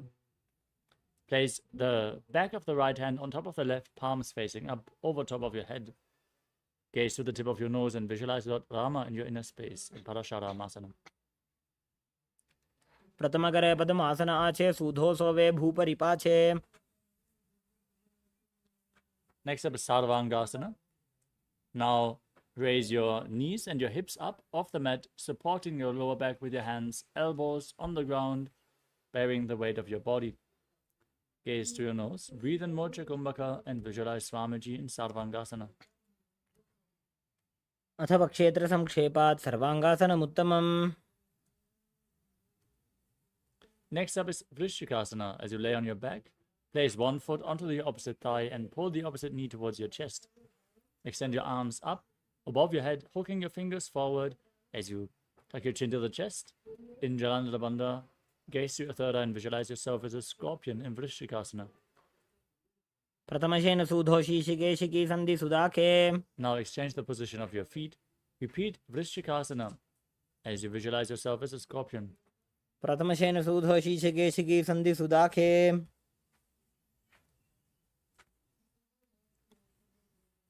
Next up is Vrishapada Shivasana. Now lay on your back and interlock your fingers behind your neck. As you lift both your legs off the mat, hold them there and alternate pulling your knees in towards your chest back and forth. As you visualize Swamiji in your inner space, breathe calmly through your nose in Sahaja Kumbhaka. उत्तानशयनं कृत्वा अङ्गुलिभिः कन्दरां बद्ध्वा.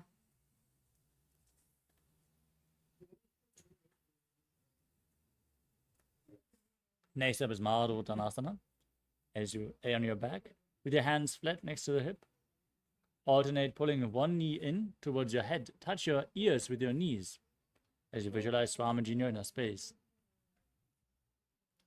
श्वोत्तानवत् संस्थितिः कृत्वा जानुद्वयं पर्यायेन कर्णयोः संस्पृशेत्. Next up is Vrikasana. As you lay on your back, place your feet flat and then stand up and lay back down again and again, visualizing yourself as a wolf.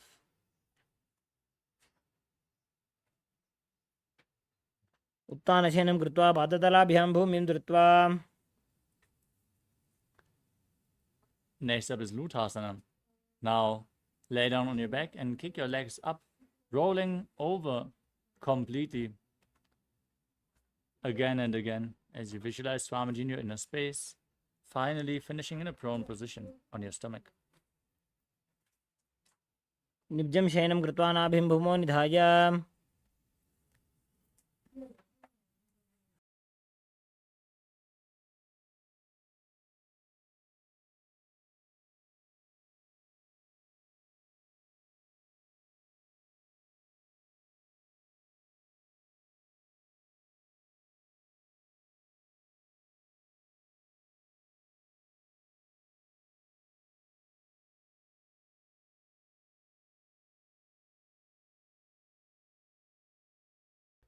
As you now lay on your stomach with your hands next to your shoulders, contract your lips and make a whistling sound like a flute while inhaling. As you visualize yourself as a chariot, carrying warriors into a battle for Dharma on your chariot back in Salatasana. हस्तद्वयं बद्ध्वा तन्मध्ये चरणद्वयम् उड्डानैव बहिरानीय. Next up is Dehal Ulanganasana. Now push your hands into the mat, lift your body up into a plank position, then jump your feet in between the hands back and forth. as you visualize yourself transcend body and mind in Dehalulanganasana. हस्तद्वयं बद्ध्वा तन्मध्यचरणद्वयम् उड्डानैव बहिरानीय. Next up is Jatyasana. From a standing position, lean forward and down, and place your hands on the ground. Walk around on hands and feet, visualizing yourself as a wise 60-year-old elephant. अथ जात्यासनं वक्ष्ये येन जातिस्मरो भवेत्.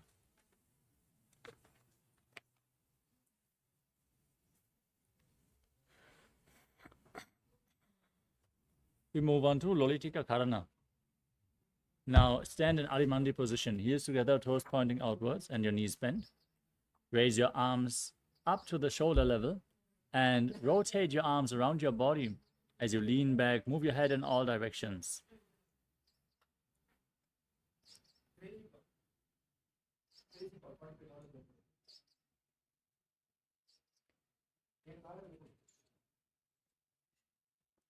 Next up is Sarpasana.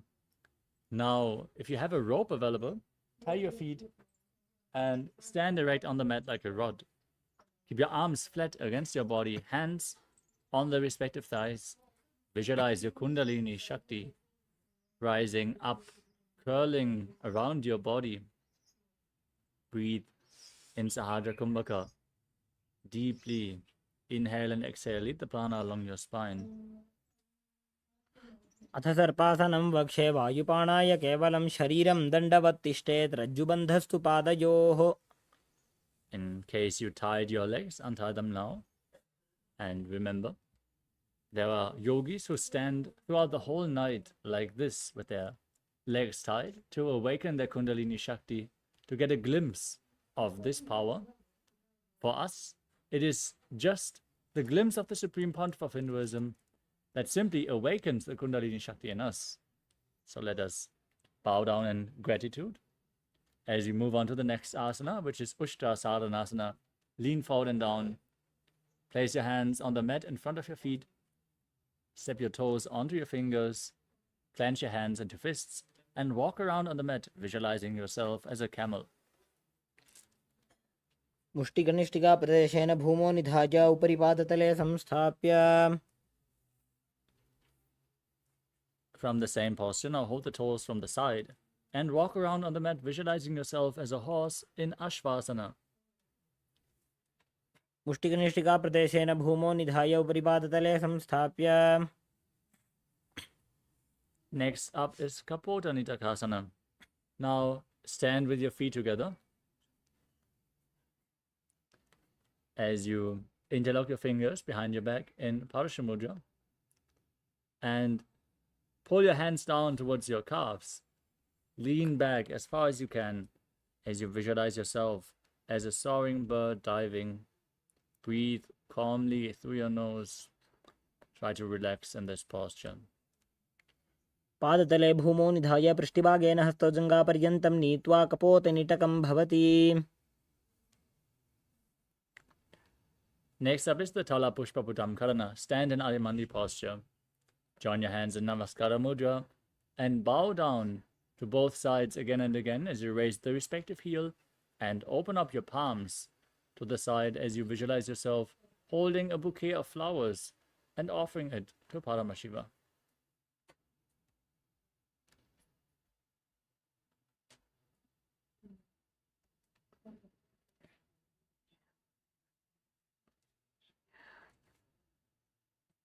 Next up is Khadgasana.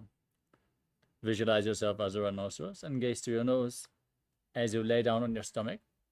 And then jump your feet up towards your hands and stand with your hands in Namaskara Mudra, resembling the horn of the rhinoceros. आसनं कृत्वा पादतलाभ्यां भूमिमवष्टभ्य उत्तिष्ठेत् खड्गासनं भवति. Next up is the Uttanottanam. Hold weights if you want to intensify this asana as you sit down to the ground or as low as you can, and standing back up again and again as you gaze to your nose and visualize Swamiji in your inner space.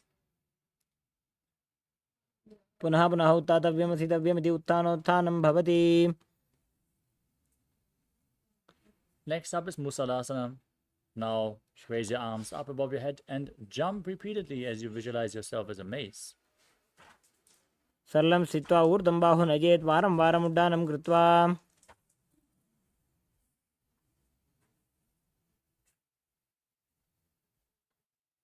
Next up is Utshirshakasana. Now hold on to one foot with both hands and pull it up against your chest. As you sit down and stand back up with the opposite leg alternating on both sides, gaze to your nose and visualize Swamiji in your inner space. सरलं स्थित्वा ऊर्ध्वं बाहुं नयेत्. Next up is Parshvajanukarana. Now raise one knee up towards your chest. Keep the hand which is holding the knee in a fist. Keep the other toes pointing outwards, your hands on the respective inner thigh pointing inwards.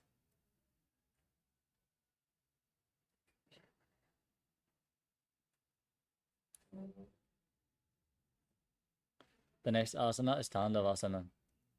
Now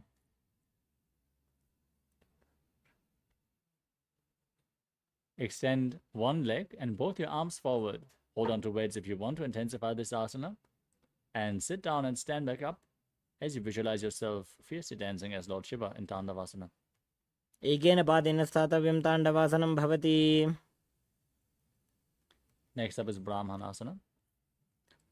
As you raise the left foot towards the inner right thigh, stand erect on the mat like a rod. Keep your hands at the side and visualize Lord Brahma blessing you from within.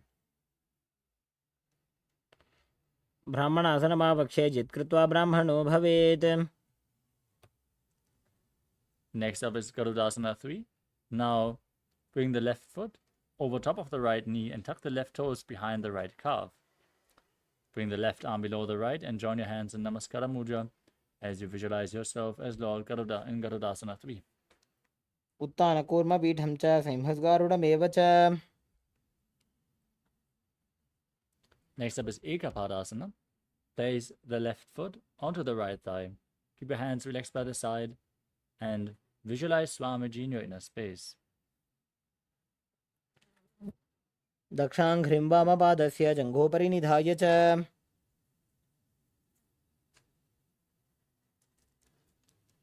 We move on to Dhruvasana. Hold onto the left big toe.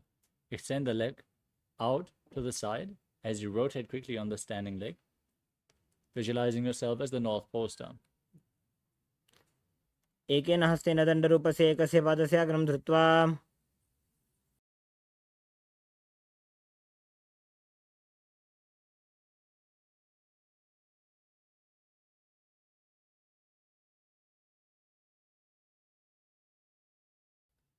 The next asana is Trivikramasana. As you stand erect on the mat like a rod, pull one leg behind your neck, and then perform the 3 steps of Lord Vishnu. Stand tall, sit down, and stand back up as you visualize Lord Vishnu blessing you from within. ग्रीवायां पादं संस्थाप्य स्थातव्यम् उत्थातव्यं त्रिविक्रमासनं भवति.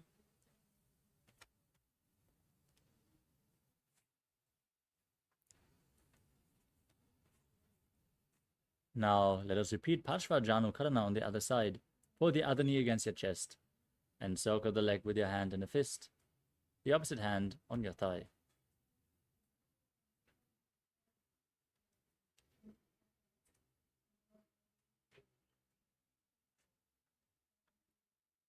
Now repeat Tandavasana. Extend your opposite leg forward and sit down and stand back up, visualizing yourself fiercely dancing as Lord Shiva.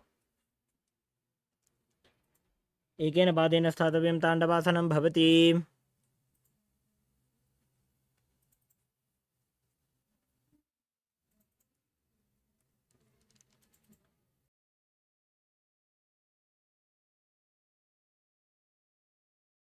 The next asana is Brahmanasana. Now raise the right foot and place it towards the inner left thigh.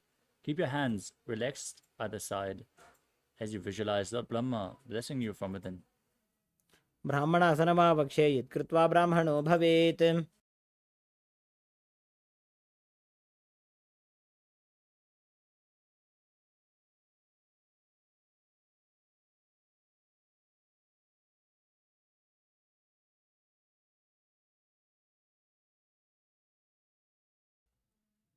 The next asana is Garudasana 3. Now bring the right foot over and around the left knee and tuck your toes behind. Bring your right arm below the left. Join your hands in Namaskara Mudra and visualize yourself as Lord Garuda. उत्तानकूर्मपीठं च सिंहस्गारुडमेव च वातायनं गोमुखं च भारद्वाजं त्रिविक्रमम्. Next up is Ekapadasana on the other side. Raise the right foot onto the left thigh and stand erect on the mat like a rod, one-legged, as you visualize Swamiji in your inner space. दक्षाङ्घ्रिं वामपादस्य जङ्घोपरि निधाय च. Next up is Dhruvasana.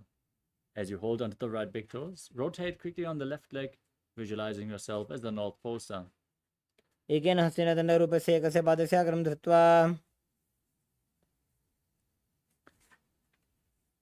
Now repeat Trivikramasana on the other side. Lift the other leg behind your neck as you stand tall, and then sit down and stand back up 3 steps of Lord Vishnu. Visualize Lord Vishnu within. ग्रीवायां पादं संस्थाप्य स्थातव्यम् उत्थातव्यं त्रिविक्रमासनं भवति.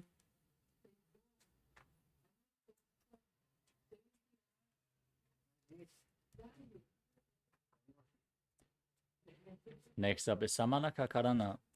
Now stand with your heels together, hands extended away from your hips, fingers pointing one by one. Relax after these intense asanas. As we get ready for the final 100 asanas of this sequence, starting off with Godak Anjali Asana. Now squat down as you bring your arms in between the legs from the outside, interlocking your fingers in Parashva Mudra in front of your navel. Visualize the great sage Godaknath, the founder of the Natha Yoga Hindu Sampradaya. Breathe in Jivachara Kumbhaka. Inhale deeply and hold your breath as you move your prana through all your limbs and up and down within your body by the force of your will alone. प्रथमहि बोहो ये बाहुरी नीचोपनिहो वे. Next up is Kanchi Asana. As you squat down, interlock your fingers behind your back and visualize Swamiji in your inner space.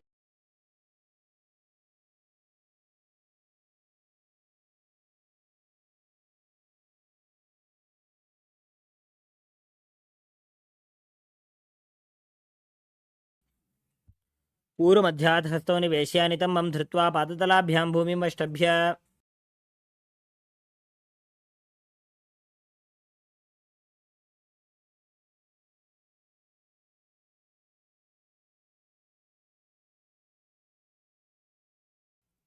Next up is Bhairo Asana. Now join your feet together.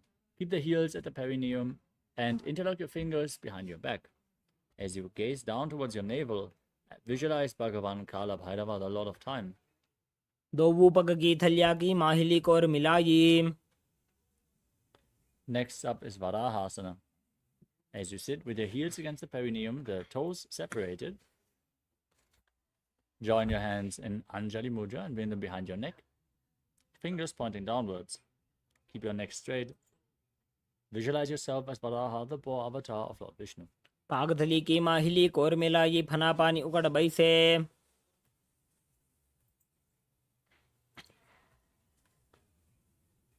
Next up is Prikritasana. Now hold on to the big toes and raise your hips to the same level as your knees.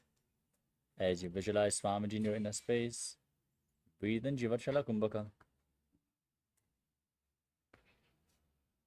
पार्श्वद्वय सम्मील्य स्थित्वा नितम्बं जानुप्रदेश आनीय तिष्ठेत् प्रपीठासनं भवति. Next up is Pakasana. Now place your hands on the ground, shoulder width apart. Bring your knees onto your arms towards your armpits. Raise your hips, lean forward, and lift your legs off the mat as in Kanipavasana, as you visualize yourself as a crow. हस्ताभ्याम् अवनिमवष्टभ्य. Next up is Sushtanga Kapale Asana. With your hands flat, your head on the mat, lift your legs up, and then cross your legs into Padmasana. As you gaze to your nose, visualize Swamiji in your inner space. आसन को गुण कपाल आछो होई।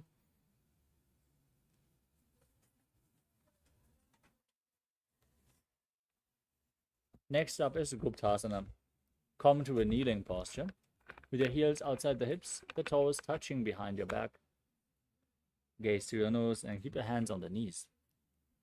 You are now sitting in the secret seat with Paramashiva and Guru. Internally chant the Mahavakya, Om Nithyananda Paramashivoham. जानूर्भोरन्तरे पादौ कृत्वा पादौ च गोपयेत्. The next asana is Vrikshasana too. As you place your hands on the mat, kick your legs up into a handstand. You can lean against a wall or ask a partner to aid you in this asana. As you visualize yourself as a tree with deep roots growing into the ground, breathe through your nose in Sahadra Kumbhaka. सप्तचक्रक्षालनाय वृक्षासनविशेषकान्. Next up is Shibo Asana. From the same posture, bring your hands and feet closer together and gaze to your third eye as you visualize tejas flowing towards your third eye, rejuvenating your body. दो पगजोड़ी माही Gulf मिलाए.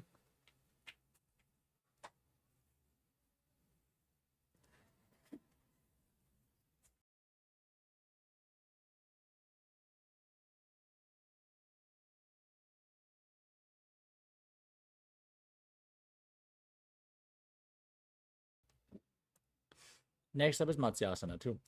Place your hands on the mat. Step your feet back into the plank position, Kalakshvasana. Lower your body down and push it back up again and again as you visualize yourself as a fish in Matsyasana too. निब्जं शयनं कुर्वरो पार्श्वभागायाम् ऊर्ध्वकृत्य. Laying down on your stomach, keep your hands on your hips and lift your head and chest from the left to the right. Visualize yourself as a snake in Sarvasana too. निब्जं शयनं कृत्वा हस्तौ नितम्बं संस्थाप्य पादौ दीघीकृत्य. Now place your elbows on the ground in front of your body. Bring your hands together in Padma Mudra and rest your chins on your hands as you feel self-supported and completely independent in Niralambanasana. कराभ्यां पङ्कजं कृत्वा तिष्ठेत् कूर्परया सुधीः मुखमुन्नमनुच्चायि निरालम्बनमासनम्.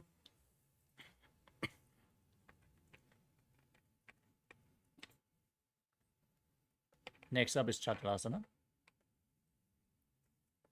As you place your hands flat on the mat in front of you, bend your knees, raise your feet up, then straighten your arms and bring your upper back close towards the feet, tilt your head back, and visualize yourself as an umbrella protecting your Guru from the sun rays. अर्ध्यासनं स्थित्वा हस्ततलाभ्यां भूमिं वष्टभ्य. Next up is Vajrasana. Now, sit on your heels in a kneeling posture. Extend your arms out in front and place your forehead on the ground as you gaze through your nose. Visualize yourself as Vajra, the weapon of Indra, symbolizing indestructibility. इदानीं गर्भिणीनां योगाभ्यासो यथा लघु सुखप्रसवलाभाय प्रोच्यते प्राक्तने पथि.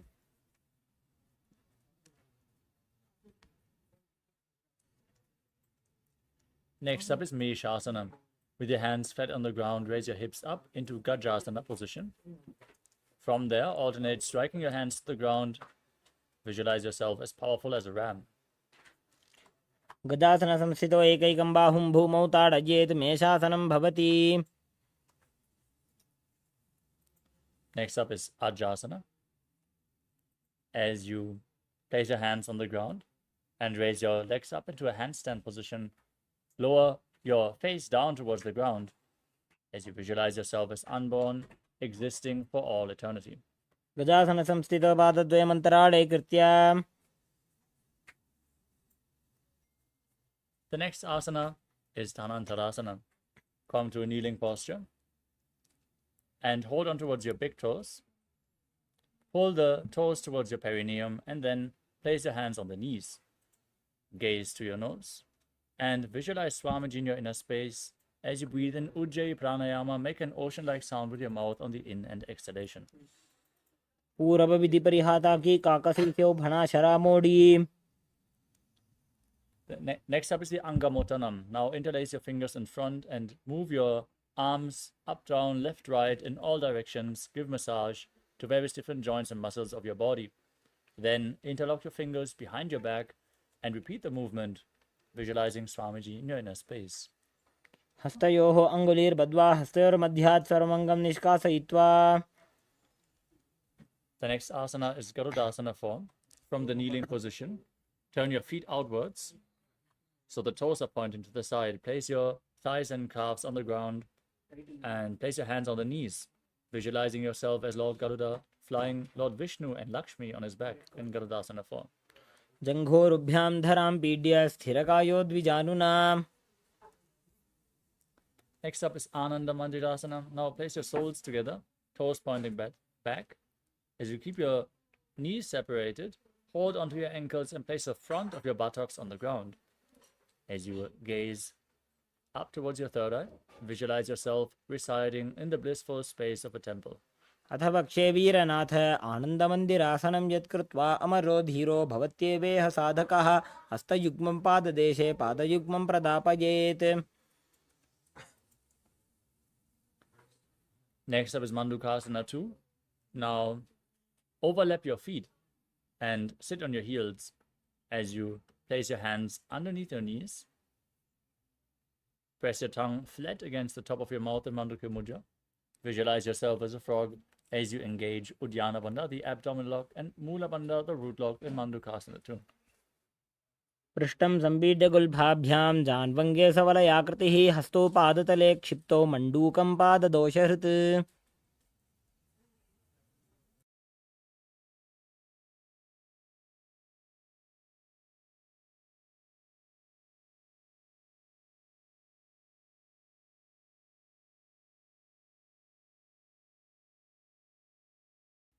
Next up is Narasimhasana. Now tuck your toes and sit on raised heels with your knees separated on the ground. Place your hands flat on the mat with the thumbs touching. Gaze to the tip of your nose, stick your tongue out and exhale forcefully again and again as you visualize yourself as Lord Narasimha, the Lion Man avatar of Mahavishnu. दोवो फणा पाणी होय वैसे AD Mailer गुदानी वैसे समशरीरनी काट हरावे NASA अग्रदृष्टि को ल्यावे. Sit in the same posture as Narasimhasana on raised heels with the toes tucked, knees on the ground.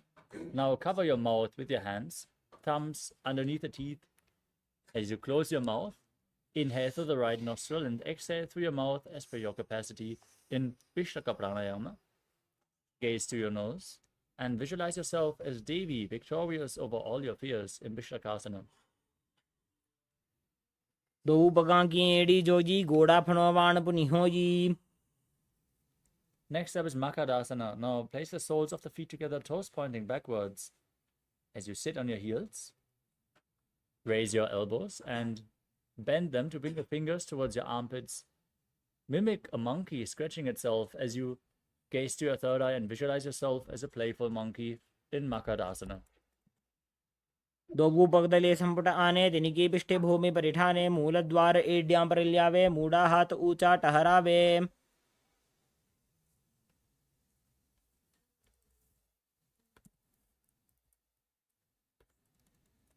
The next asana is Vajra Sangharasana.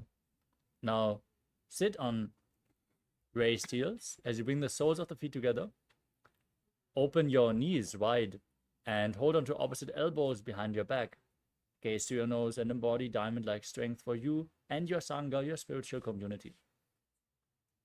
प्रथम पणा पाणी होय वैसे दोवो एडी गुदानी वैसे.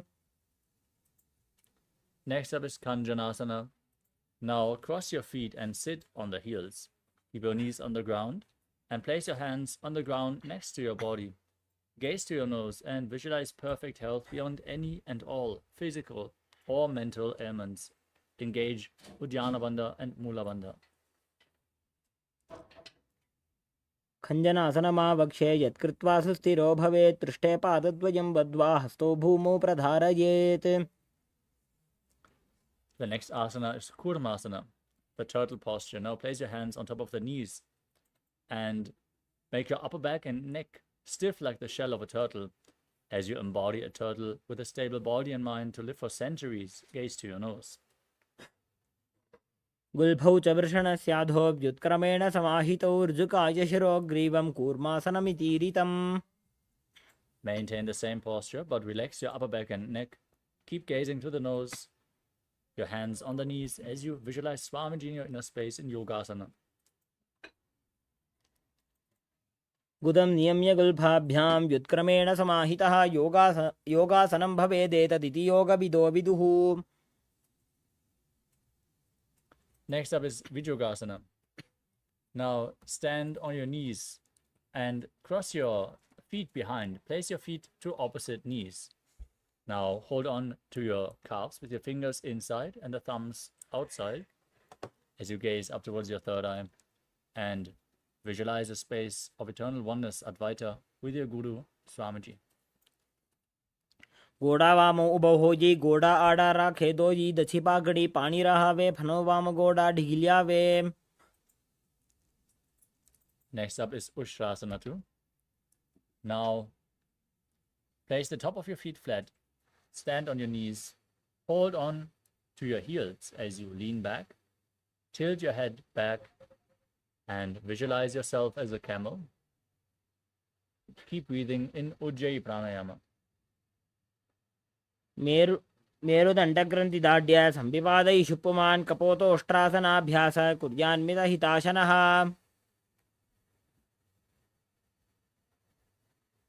Next up is Jatyasana 2. Now hold on to the soles of the feet as you lean back. Place your elbows and then the back of your head on the mat. Gaze to the tip of the nose and visualize yourself as a lotus blooming in Jatyasana 2. दो AD संपुट करे सोले मूलद्वारि धरे.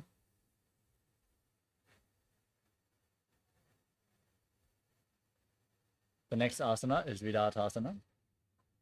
From the same posture, now lay back, place your back on the ground and rise back up again and again. You can use the support of your hands if needed. As you gaze through your nose and visualize the healing and liberation of all causal, subtle forms of your body. जङ्घापृष्ठभूमौ निधाय जङ्घोदरयोः ऊरुनि संस्थाप्य. The next asana is Kapotasana.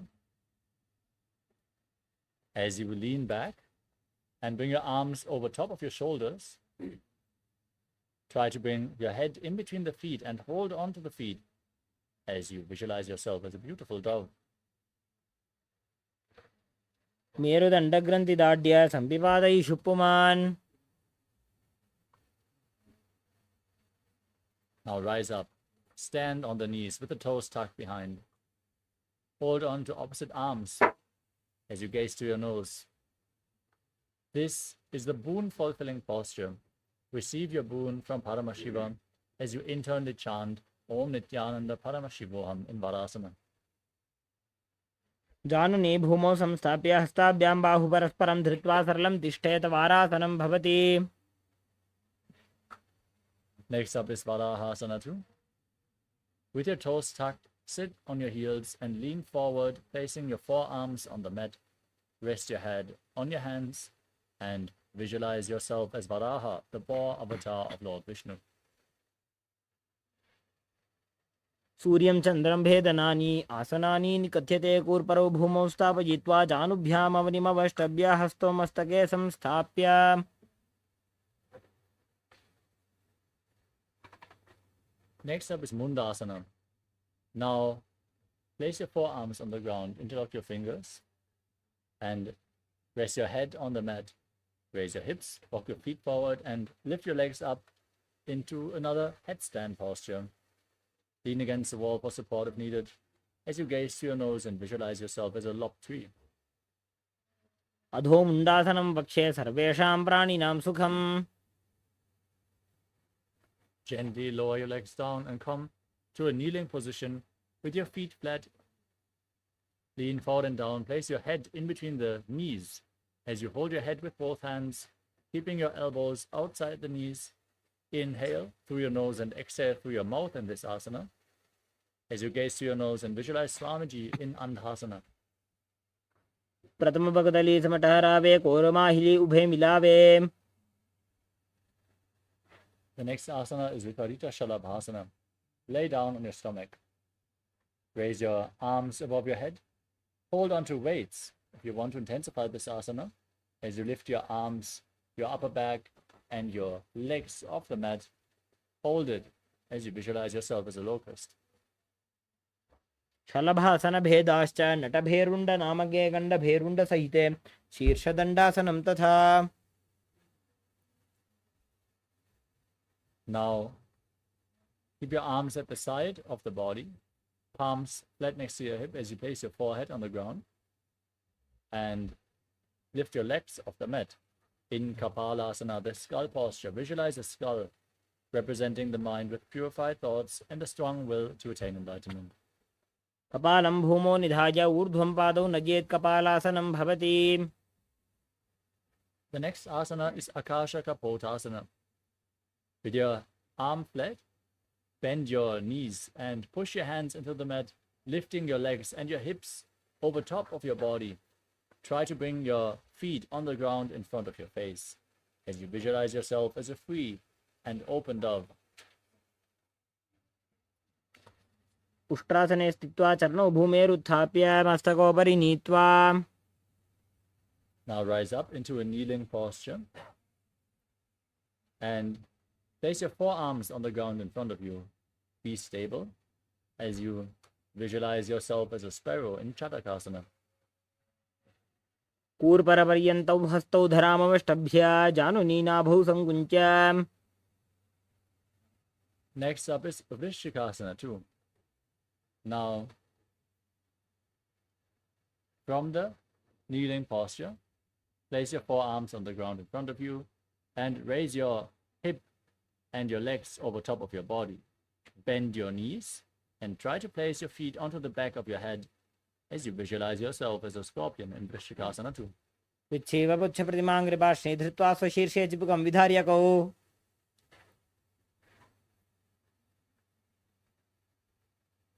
The next asana is Vrishasana. Now, kneel down. Sit on your right heel as you keep the left foot outside the hip with the toes pointing to the side. Place your hands on the ground in front of the knees as you visualize yourself as a bull. Breathe in Antarangaka Kumbhaka. Inhale forcefully through your nose. Hold your breath for a short while and then again exhale slowly through your nose. न्याम्य गुल्फे पादमूले वामभागे पदेतरं विपरीतं स्पृशेत् भूमिं वृषासनमिदं भवेत्. Next up is Ulasana. With your hands on the ground in front of you, lift your knees off the mat and balance on your arms as you cross the toes of the left foot over the right, visualizing Swamiji in your inner space. लोलासनं सदा कुर्यात् वायुलोलापघातनात्. Now repeat Vrishasana, the bull posture on the other side. Keep the right toes pointing to the side and visualize yourself as a bull. याम्य गुल्फे पादमूले वामभागे पदेतरं विपरीतं स्पृशेत् भूमिं वृषासनमिदं भवेत्. Next up is Balagunasana. Now tuck the toes of the left foot, sit on the left heel. As you keep the right foot flat, the knee raised against your chest. Place your hands on respective knees and visualize Balaguna High, one of the 84 siddhas in your inner space. आसनको गुणजलविकारजायी.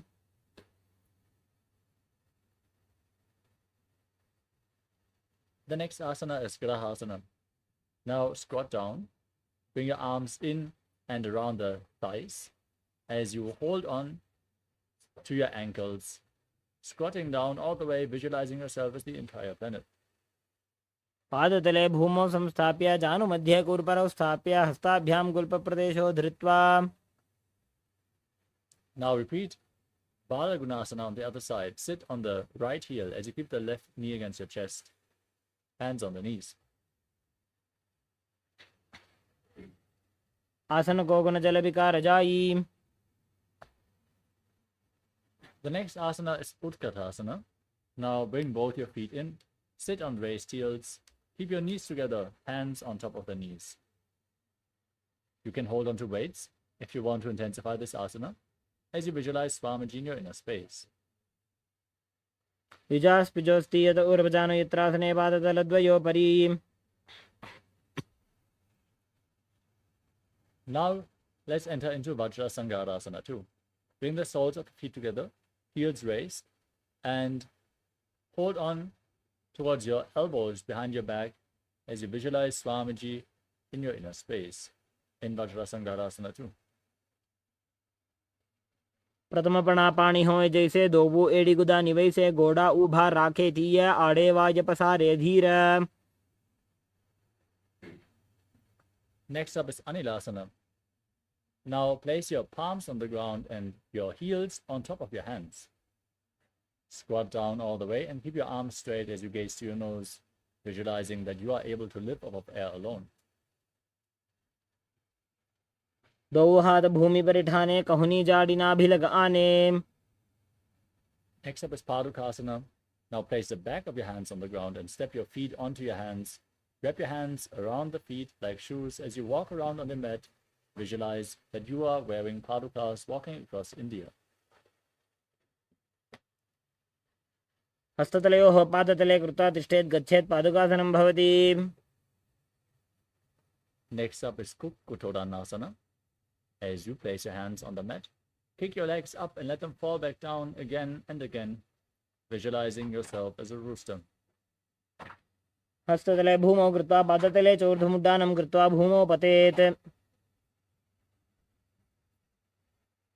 The next asana is Viparita Nrityasana. Place your hands on the mat and kick your legs up into a handstand, dancing on two hands as you feel yourself become free of all inhibitions. हस्ततलाभ्यां भूमिं अष्टभ्य ऊर्ध्वपादाग्रे कुर्वन्.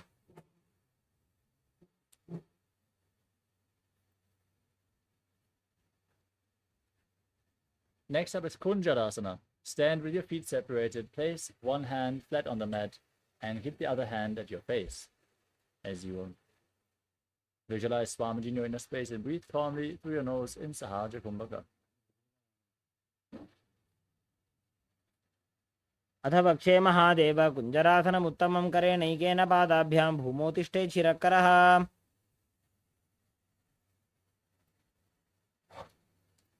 Now place the other hand on the mat. Lift the opposite hand towards your face. Visualize Swamiji in Kunjarasana on the other side. अथ पक्षे महादेव कुञ्जरासनमुत्तमं करेणैकेन पादाभ्यां भूमौ तिष्ठेत् शिरःकरः.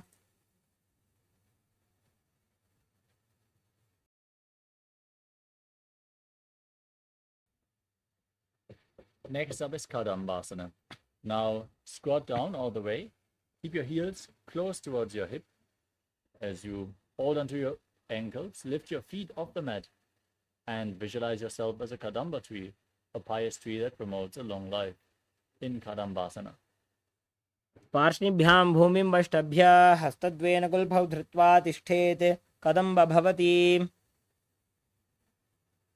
Next up is Pavana Muktasana. Now place your feet flat, your knees raised against your chest. Pull your knees against your chest with opposite hands as you visualize any excess vata being released from or balanced within your system.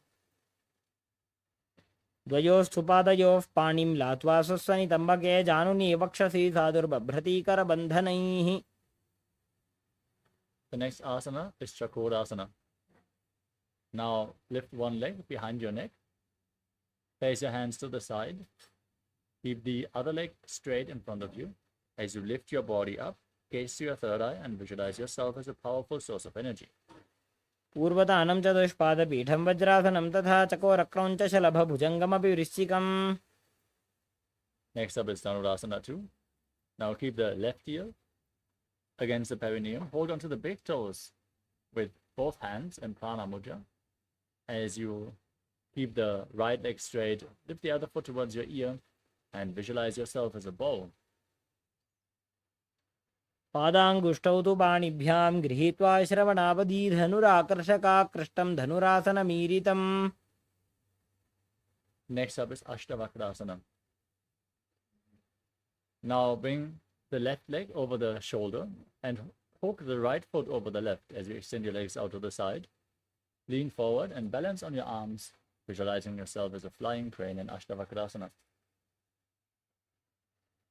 वासिष्ठमथ कौण्डिन्यम् ऊर्ध्वकुक्कुटमेव च. Next up is Pranasana. Now bring the left foot on the right thigh, the right knee raised.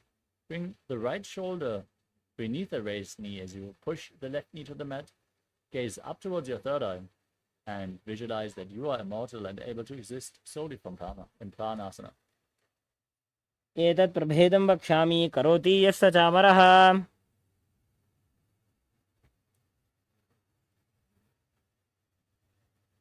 Next up is Parshvamatsendrasana. Now bring the left heel outside the right hip. Step the right foot over the left knee. Bring the left shoulder outside the raised knee, the left arm below the knee, holding onto opposite hands behind your back. Twist your spine, gaze up and visualize Sage Matsindana in Parshvamatsendrasana. पार्श्वाभ्यां धृत्यतेजास्तु पार्श्वमत्स्येन्द्रमुत्तमम्.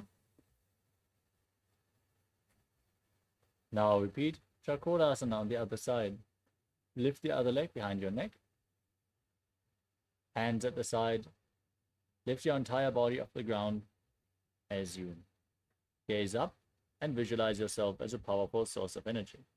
पूर्वदानं चतुष्पादपीठं वज्रासनं तथा.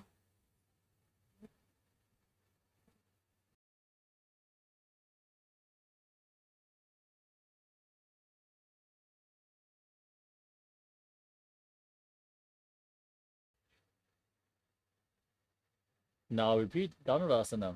Hold onto the big toes and pull the right foot towards your ear as you visualize yourself as a bow.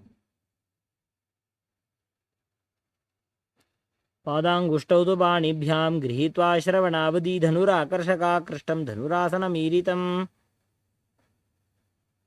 Next up is Ashtavakrasana.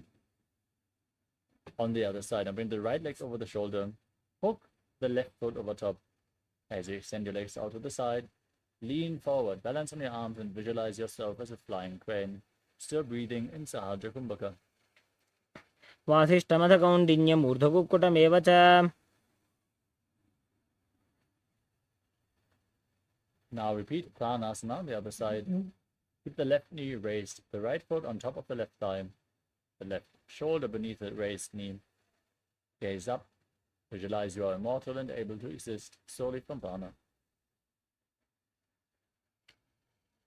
पार्श्वाभ्यां धृत्यतेजास्तु पार्श्वमत्स्येन्द्रमुत्तमम्.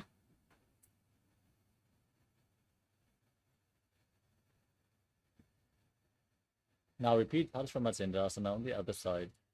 Place the right foot at the left hip, left foot over top of the right knee. Twist around the raised knee and bring your arm below. To interlock your fingers behind your back. Gaze upwards to your third eye and visualize the great sage Matsindana, the master of Hatha Yoga. वामोरुमूलार्पितदक्षपादो जान्वो बहिर्वेष्टितदक्षदोष्णा. The next asana is Aditya Paschimottanasana. Keep one leg extended and bring the other foot against your perineum. Lean forward and down and hold on to the front foot as in Paschimottanasana. Visualize Swamiji as you perform Jivachala Kumbhaka. Move the retained prana freely in your body. एकं पादं प्रसार्य एकं पादस्य पार्श्वनासीविनी सम्पीड्य हस्तद्वयेन प्रसारितपादाङ्गुष्ठं धृत्वा. We move on to Crown Shasana. Now keep the left foot outside of the hip as you hold onto the right foot, pulling it up in front of your face. Keep your knees straight and visualize yourself as a crane. उत्तानपादं क्रौञ्चं च मरीचिं वीरभद्रकं नटराजं त्रिकोणं च सुप्ताङ्गुष्ठप्रसारणे. Now repeat Ardha Paschimottanasana on the other side. Bring the other heel against the perineum and lean forward and down, visualizing Swamiji. एकं पादं प्रसार्य एकं पादस्य पार्श्वनासीविनी सम्पीड्य.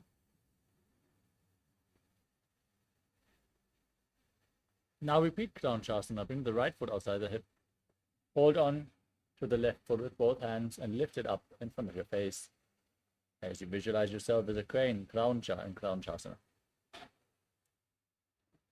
उत्तानपादं क्रौञ्चं च मरीचिं वीरभद्रकं नटराजं त्रिकोणं च सुप्ताङ्गुष्ठप्रसारणे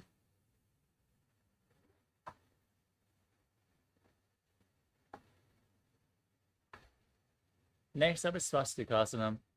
Now sit in a cross-legged position and bring your toes in between the thighs and calves.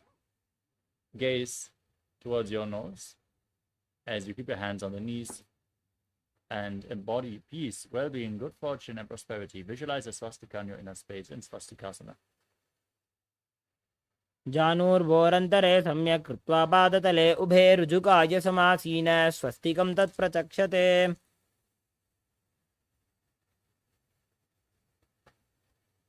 Next up is Gorakshasana.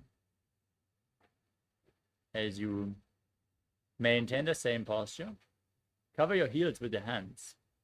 Gaze to your nose. Tuck your chin to the chest in Jalandhara Bandha. As you visualize the great sage Goraknath, founder of the Natha Yoga Hindu Sampradaya. जानुर्वोरन्तरे पादौ उत्तारो व्यक्तसंस्थितौ गुल्फौ छाच्छाद्य हस्ताभ्याम् उत्तानाभ्यां प्रयत्नतः Next up is Bhagasana 2. Now bring the left heel against the perineum and place your right foot on top of the left thigh.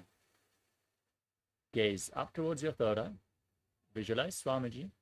Meditate on Arihanta, the enlightened one, the Lord, as you get ready to enter Shanmukhi Mudra once more.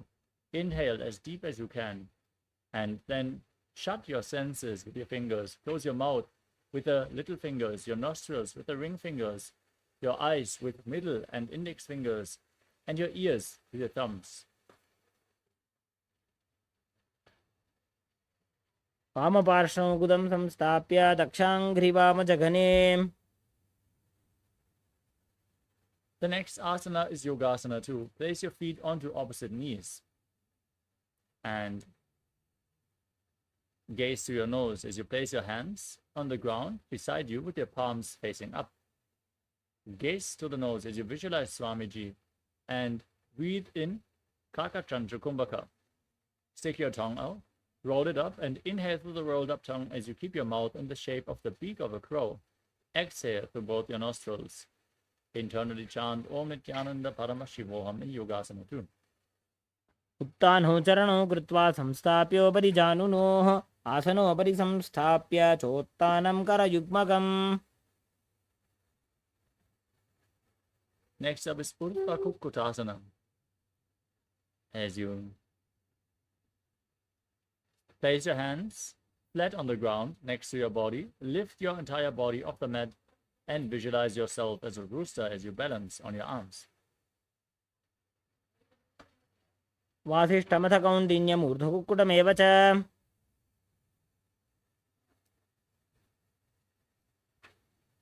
Next up is Siddhaharatali Asana.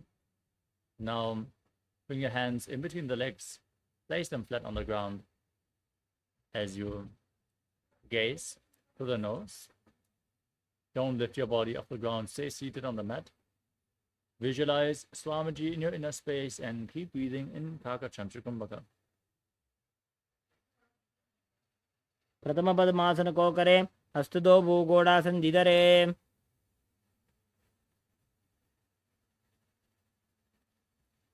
From the same posture now, push your hands into the mat, lift your body off the ground and balance on your arms as you gaze to your nose and visualize yourself as an elegant swan in Hamsasana.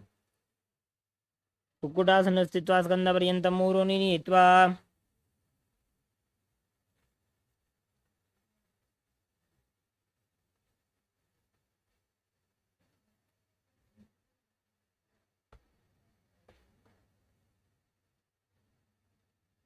Next up is the Karmukasana. Now, rise up onto your knees as you bring your hands in between the legs and bring your hands behind your forehead on the ground. Interlock your fingers as you sit down on your hands. Visualize yourself as Pinaka, Lord Shiva's bow, in Karmukasana. प्रथम पद्मासन को करें, घोड़ा संधि माही कर इधरे।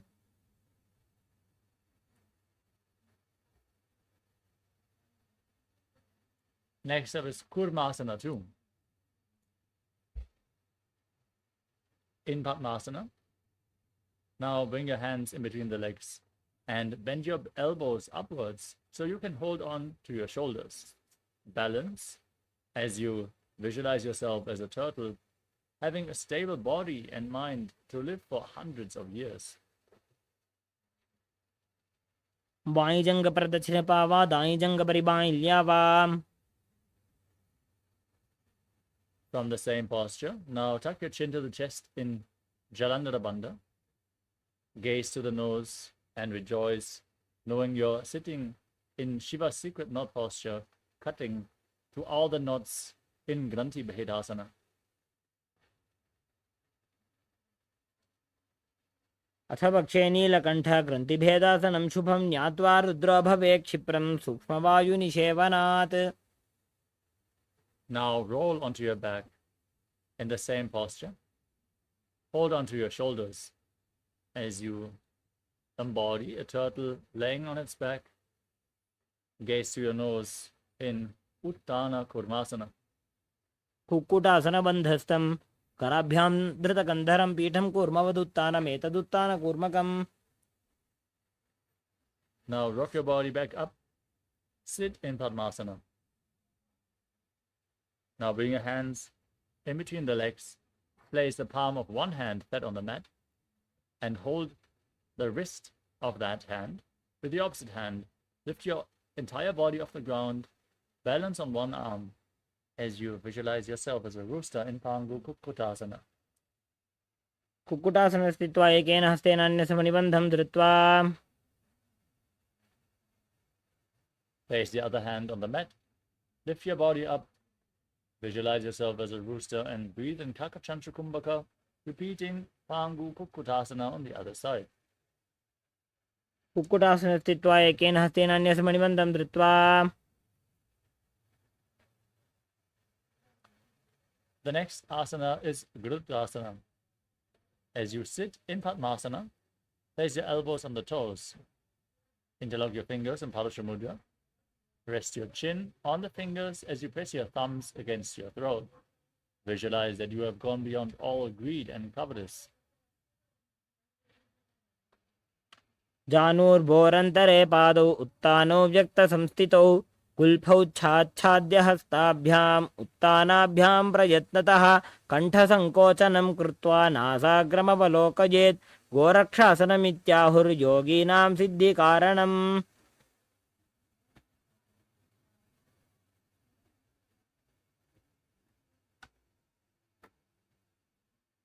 Next up is Padmasana 3.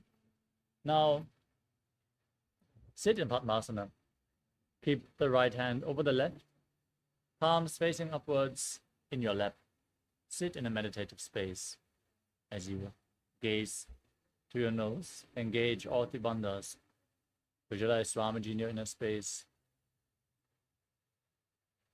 उत्तानो चरणो विधाय विधिवत् शक्तिस्थितो योगिरात्।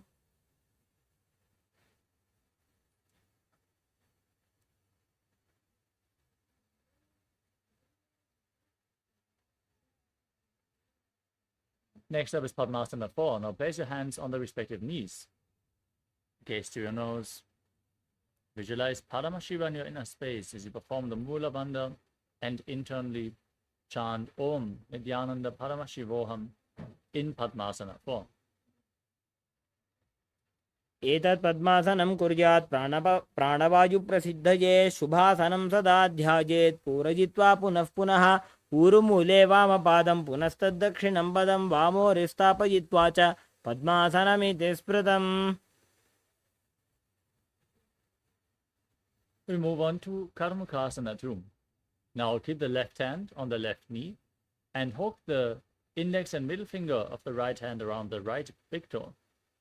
Move the big toe round and round. Pull your elbow back as if you're pulling a bowstring. As you then repeat the same movement on the other side, visualizing yourself as Pinaka, Lord Shiva's bow in Karmukasana 2.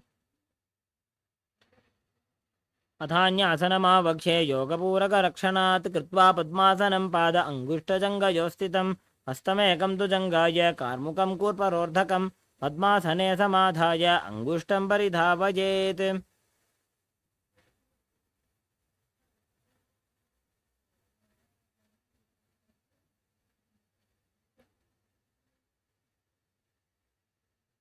We move on to Karmakasana 3. Sitting in Padmasana, now cross your hands behind your back.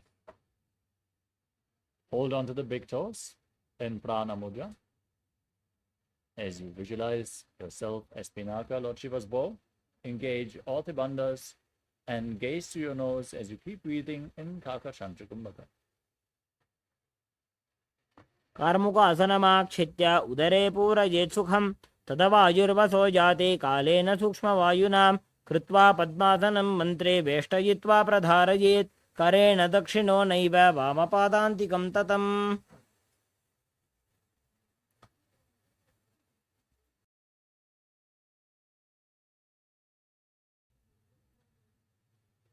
We move on to Dridhasana. Now, keep holding onto the big toes. Raise your chest. Gaze up towards your third eye as you visualize yourself as the action of Paramashiva's third eye, destroying anything you come across. ऊरुभ्यामुपरि स्थाप्य पादयुग्मं प्रजत्ततः दक्षिणं सव्यदेशे च सव्यं दक्षिणदेशके. Next up is Nagrasana.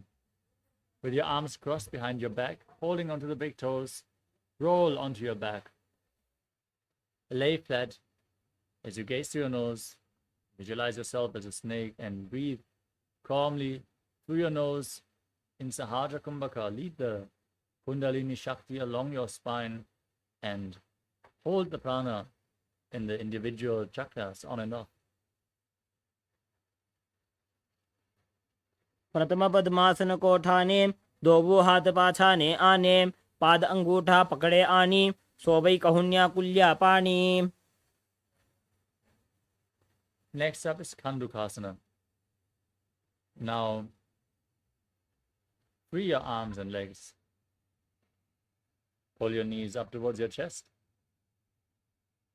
Bring your chin to the knees as you squeeze your body into a ball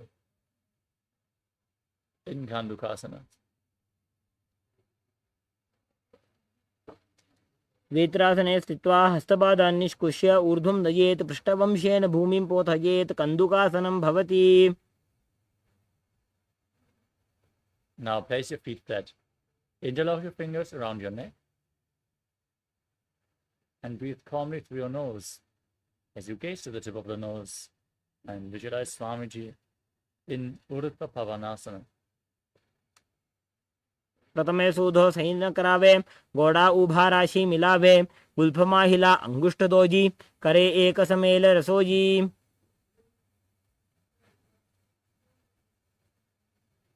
Now bring your upturned palms underneath your heels and push your hips up. Lock your throat as you breathe in Murcha Kumbhaka and visualize yourself as a powerful alpha ape in Marakata Pitasana. उत्तानशयनं पादतले उत्तानहस्तयोः स्थापयेत्. Now raise your hips and bring your hands to the lower back. Rest your body weight on your elbows as you stretch your legs, point the toes, gaze to your nose, and visualize Swamiji in your inner space in Uttana Shikipitakasana. जङ्घोरुबलहीनश्चेत् उत्तानशिखिपीठकम्. Now raise your legs up, point your toes upwards as you keep your arms flat on the ground and balance in Narakasana as you visualize yourself blissfully traversing through Naraka Loka unharmed. ग्रीवाकण्ठेन भूमिं विष्टम्भ पादाग्रद्वयमूर्ध्वमुत्त्रयेत्. Now bring your hands to the lower back. Keep your body straight. Slowly lower and angle your body down. Keep your core engaged intensely as you visualize yourself as a boat crossing the ocean of samsara, breathing in Murcha Kumbhaka in Tiryan Naukasana. नौकावत् स्थित्वात् ऊर्ध्वं पादाग्रद्वयं नयेत्. Now place your hands back on the ground, toes pointing up. Be straight and stable, sturdy, like a flagpole, as you visualize yourself as the KAILASA flag, respected across all nations in Dvajasana. तिर्यन्नौकावते ग्रीवापृष्ठगोर्परैः भूमिं वष्टभ्य मस्तकलाक्षेन पादाग्रद्वयम् ऊर्ध्वनयेत्. Now place your legs flat on the mat. Keep your hands at the side of your hips, palms facing up. Completely relax your body. Stop any movements internally or externally. As we enter the final asana of this sequence, Mritasana. Once more, pull the Kundalini Shakti up forcefully along your spine in Shakti Chalan Mudra. Visualize that your body is dead and Swamiji, the Supreme Pontiff of Hinduism, is liberating you.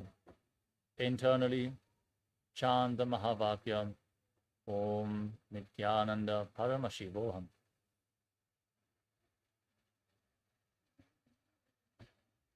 उत्तानं शववद्भूमौ शयनं तोषवासनं शवासनं श्रमहरं चित्तविश्रान्तिकारणम्.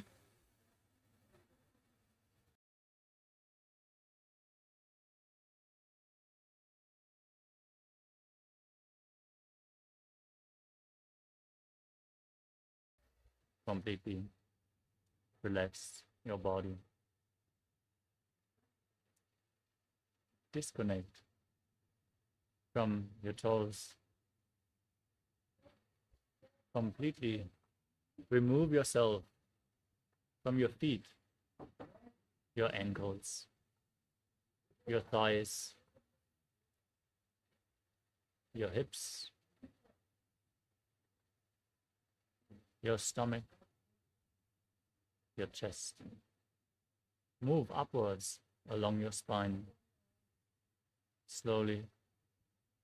The feeling in your fingers is removed. No longer you perceive your arms, your shoulders, your neck. Leave your body to the top of your head. Center your awareness on the crown center. Visualize that you are dead. Swamiji is liberating you right now as your body is burned completely. Move freely without your physical body.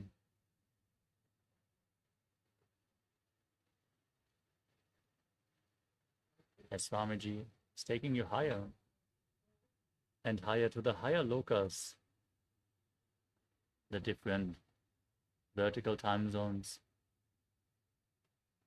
Just pass them as the destination is clear. You are moving straight to MahaKailasa. Raise up as Swamiji is liberating you.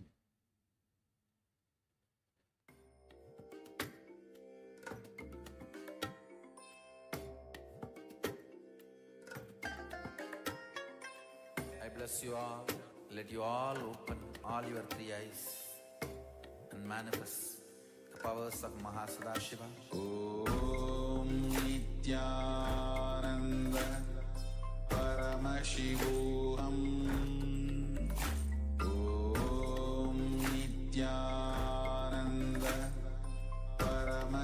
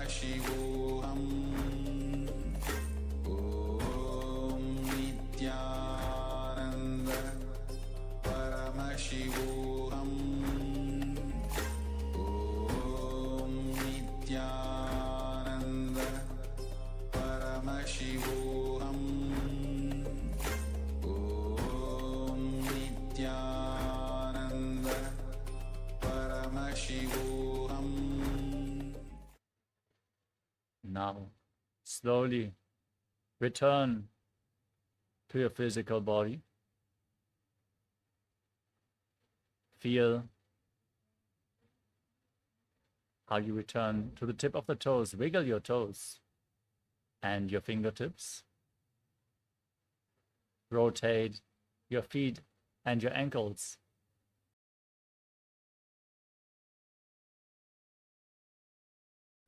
Move your legs. Bend your knees and elbows as you raise your knees towards your chest. Squeeze your body into a ball. Rock your body from side to side. And comfortably return to a seated position. Congratulations, you completed the Dvitiya Vinyasa Krama. All the 308 asanas. Applaud yourself. As we are getting ready for the next session of the day, which is the power manifestation. After this intense Kundalini awakening, immediately let us manifest the powers of Paramashiva to mold this experience into our system. Make this a permanent experience. Thank you all so much for joining and sincerely participating in the yoga. Let us now sit straight with our head, neck, and spine in a straight line. Join our hands in Namaskara Mudra. Visualize Swamiji now in a space as we chant the Purna Mantra. Om Purnamadah Purnamidam Purnat Purnamudachyate Purnasya Purnamadaya Purnamevavasishyate Om Shanti Shanti Shanti Harihi Om Tat Sat Sarvam Bhagavat Shri Nithyananda Paramashiva Padukarpanamastu Om Nithyanandam. Thank you all. Nithyanandam.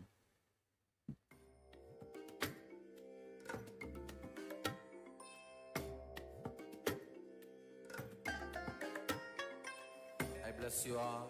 Let you all open all your three eyes and manifest the powers of MahaParamashivoham. Om Nithyananda Paramashivoham.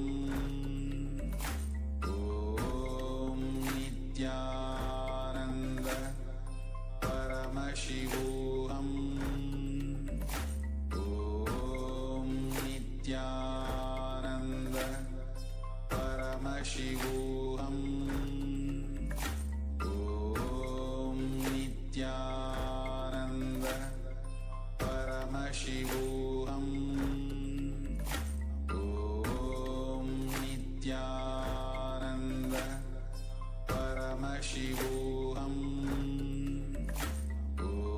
Om Nithyananda Paramashivoham.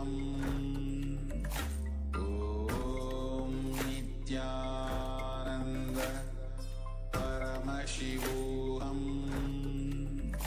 Om Nithyananda Paramashivoham.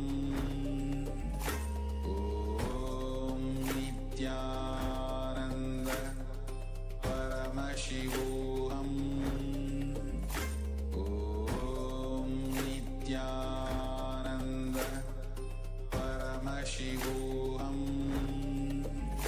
Om Nithyananda Paramashivoham. Om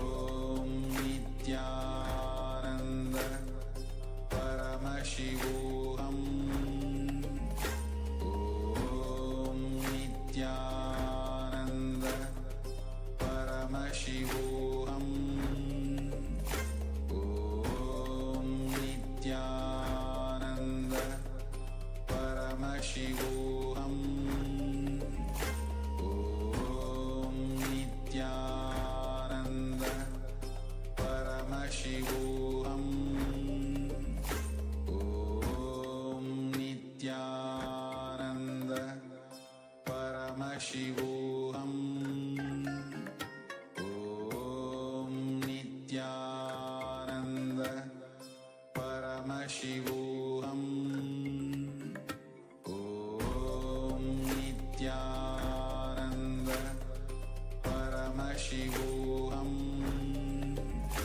Om Nithyananda Paramashivoham. Om Nithyananda Paramashivoham. Om Nithyananda Paramashivoham. Om Nithyananda Paramashivoham. Om Nithyananda Paramashivoham.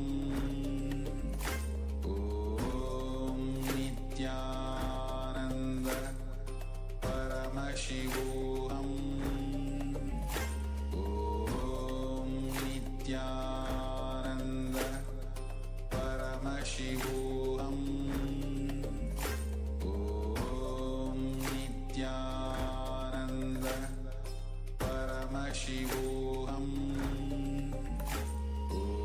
Om Nithyananda Paramashivoham. Om Nithyananda Paramashivoham. Om Nithyananda Paramashivoham. Om Nithyananda Paramashivoham. Om Nithyananda Paramashivoham. Om Nithyananda Paramashivoham. Om Nithyananda Paramashivoham. Om Nithyananda Paramashivoham. Om Nithyananda Anandam Paramasukadam Kevalam Jnanamurtim Dvandvatitam Gahana Sadrusham Tattvamasyaadhilaksham Ekam Nityam Vimalamachalam Sarvadi Sakshi Bhutam Bhavatitam Trigunarahitam Sadgurum Tam Namami.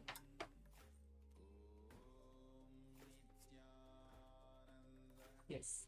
Nithyananda, I will give each one of you, all the Paramashivoham level 2, level 3 and the level 1 participants for the next session, which we are going to have, the power manifestation session, manifesting Shaktis of Paramashiva.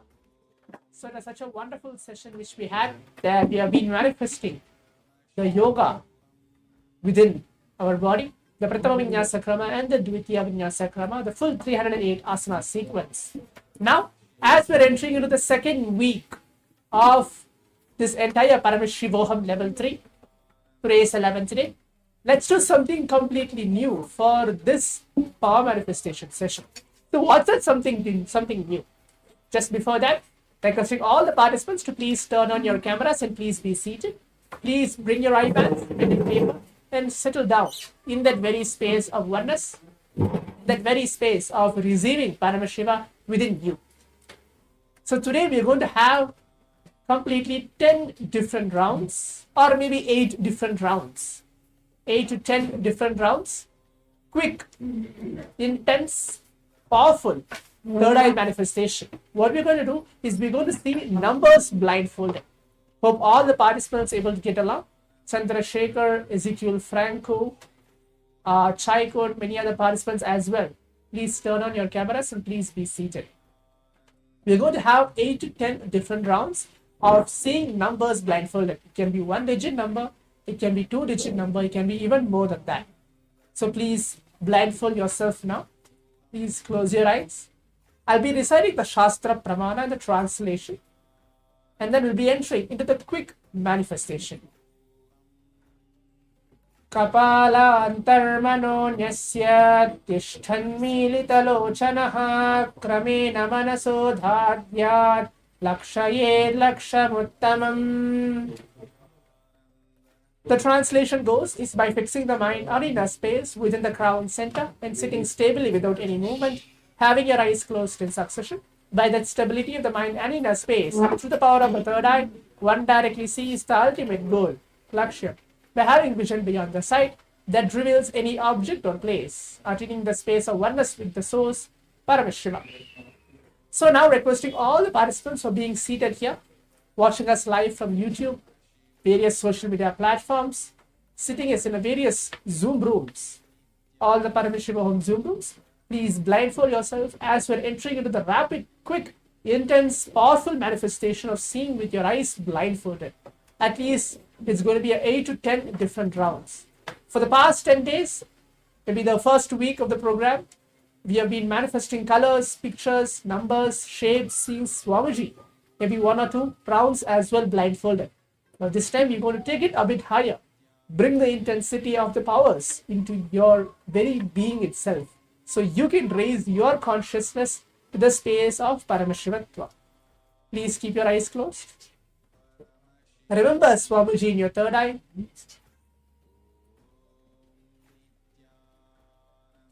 Close your eyes. Start chanting the Mahavakya, requesting Swamiji to show what is the number which is going to be there. The whole round, the first round and the continuous rounds, it's going to be 40 seconds, less than a minute. We're going to be intensely remembering Paramashiva, seeing how does Paramashiva going to manifest through all of us in this quick round. 40 seconds, it can be 30 seconds, it can be even less than a minute of the entire complete rounds of the power manifestation. Hope all the participants are ready. Please keep your eyes closed and let's chant the Mahavakya along.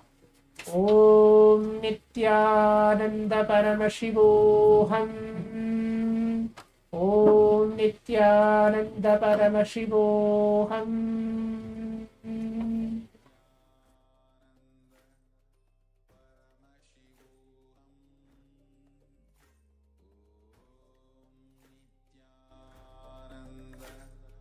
Paramashivoham. Om Nithyananda Paramashivoham.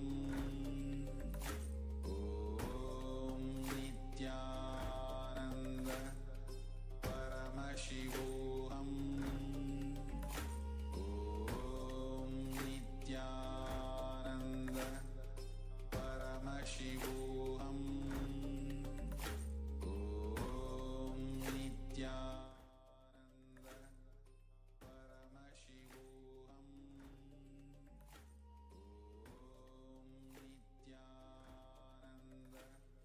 Yes.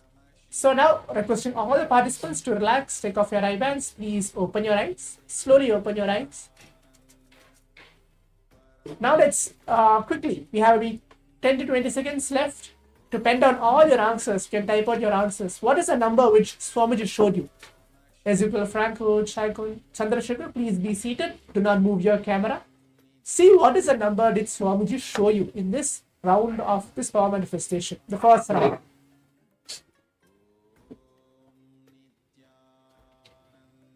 63. Okay, that's wonderful. Ezekiel Franco. Let's all now move on to see what is the number which is going to be there. It's exactly 63. So 63 is the number and you actually manifested it. Ezekiel Franco, wonderful. Without even a single mistake, the first round you got it exactly correct. 63. Perfect. So now let's quickly move on to the second round. Keep your eyes closed. Please blindfold yourself. Close your eyes. We're entering to the second round. We have totally 10 or 8 to 10 rounds. Keep your eyes closed.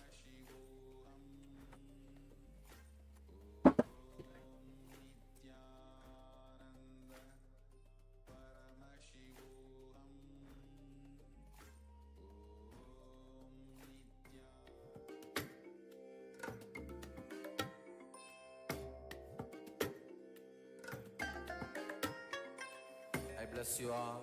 Let you all open all your three eyes and manifest the powers of Mahasadashi. The power manifestation now. Keep your eyes closed. Chant the Mahavakya intensely. Om Nithyananda Paramashivoham. Keep chanting Mahavakya. Keep your eyes closed. Ezekiel Franco, keep your eyes closed as we begin the power manifestation.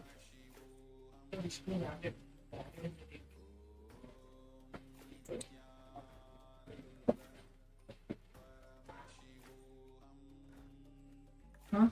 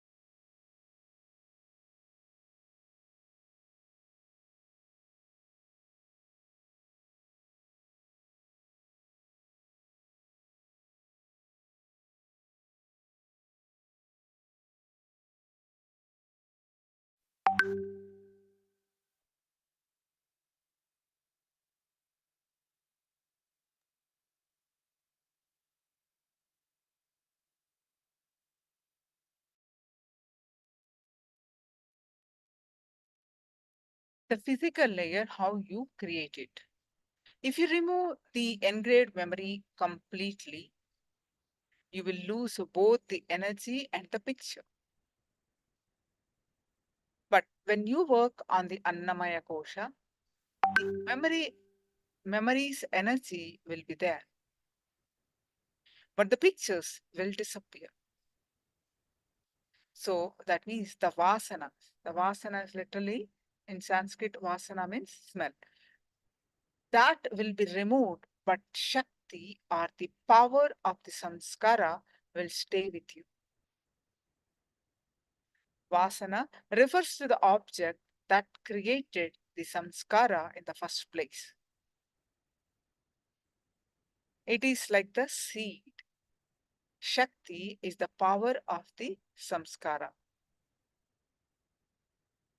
Removing vasana, but not the power of samskara, is called self-actualization. Understand? Self-actualization can be achieved in two ways.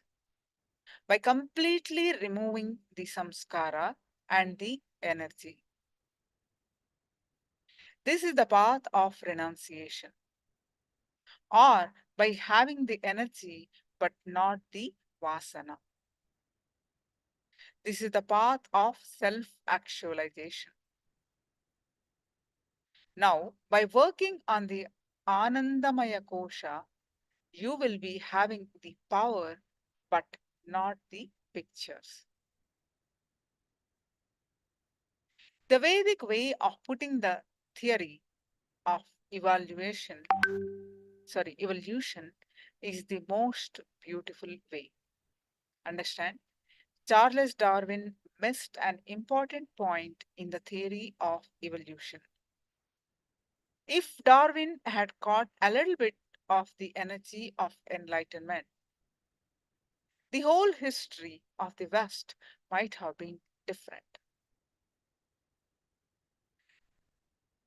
He took the monkey as the father figure. There lies the problem. The Vedic tradition says man came down from God. Darwin says man came down from monkey.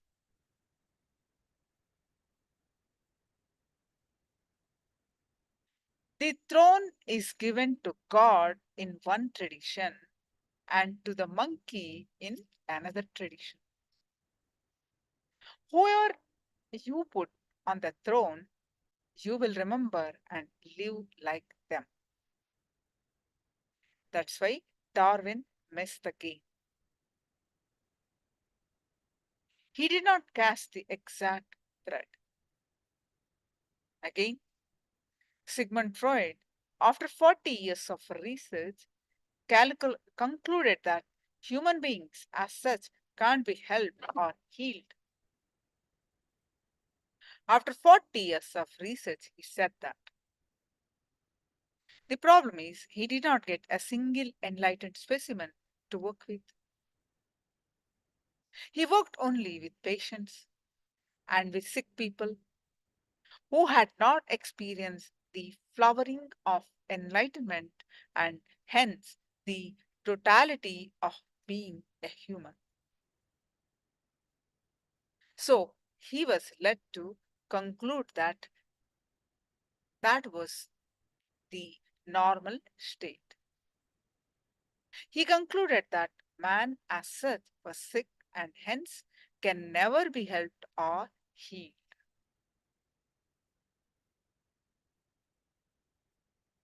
A follower of Sigmund Freud went to Tiruvannamalai, a spiritual nerve center in South India and my native place, the Swamiji's native place.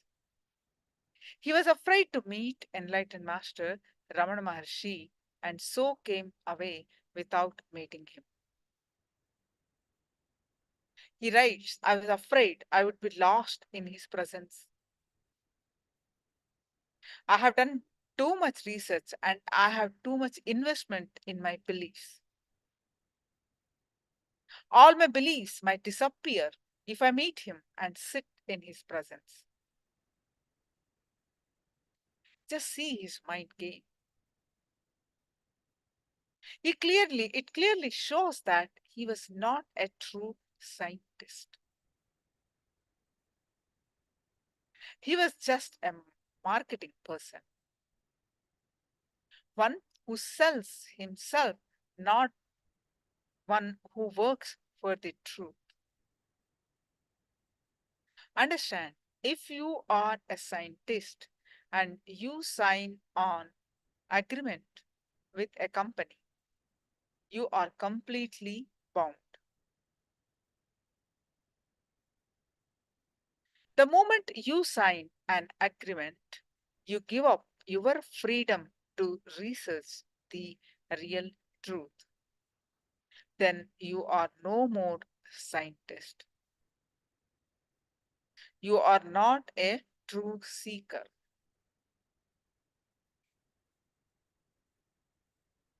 In the same way, this man had lost the truth.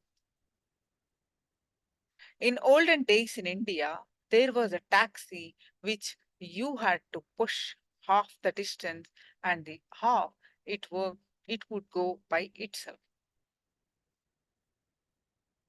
This man writes in his reminiscences, such a taxi came to take me to Ramana Maharshi's place. That morning, some fear gripped me, and I simply took the taxi and ran away to Chennai. From there, I came back. He went all the way and was just half an hour's distance away from Ramana. If we had met Bhagwan, the whole Western analysis of human psychology might have been different. They would have enjoyed the signs of enlightenment. You see, these people have done enough research in the waking state, dream state, and deep sleep state, but they miss the samadhi state, the turiya state. If only they had one enlightened specimen, they would have been flabbergasted by the result. They would have had a real fun with science, defying the results recorded. In the Vedic tradition, evolution is linked to the different avatars of Vishnu. The first is considered to be the fish body. You are born as fish. You accumulate some samskaras through a few incidents when you are a fish. Then you see a tortoise going around. You see a better possibility in the body of the tortoise. You decide, next time I will create a body like that.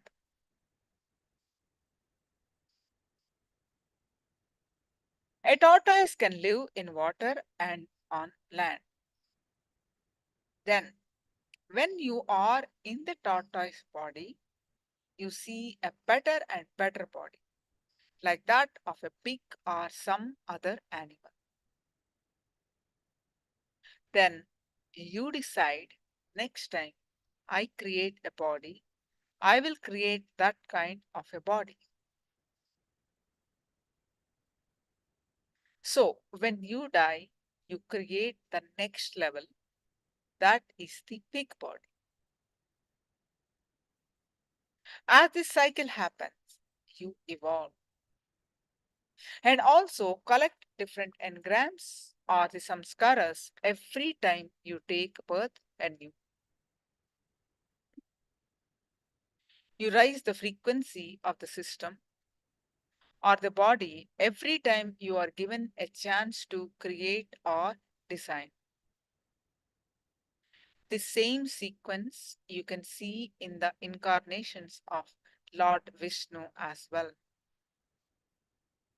First, it is the Matsya avatar, means the fish incarnation, then a tortoise, then the tortoise, then the pig, then the half man, half animal, then the pygmy man, then the primitive man, then the civilized man like Rama, then who is dharmic.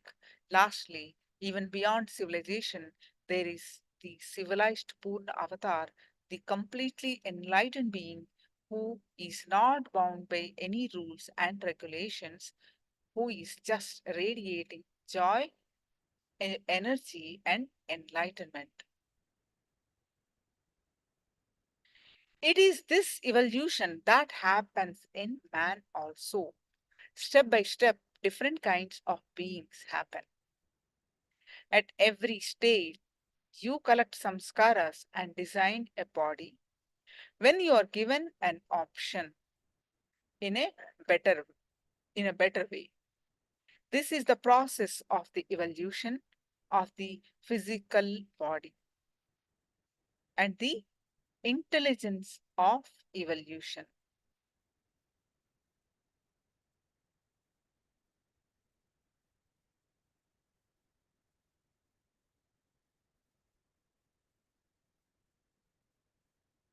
It is this evolution that happens in man also.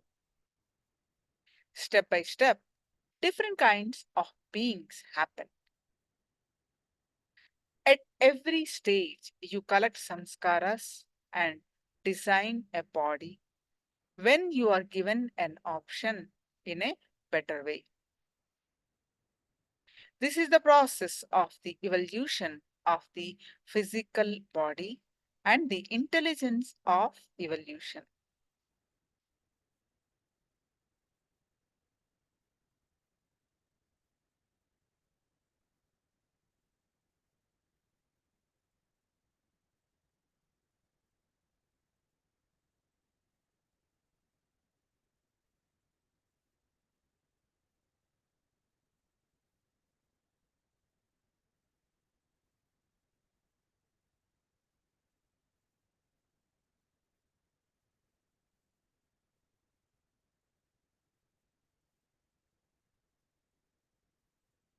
So why are there big gaps between people? Sometimes the gap is like crossing a species.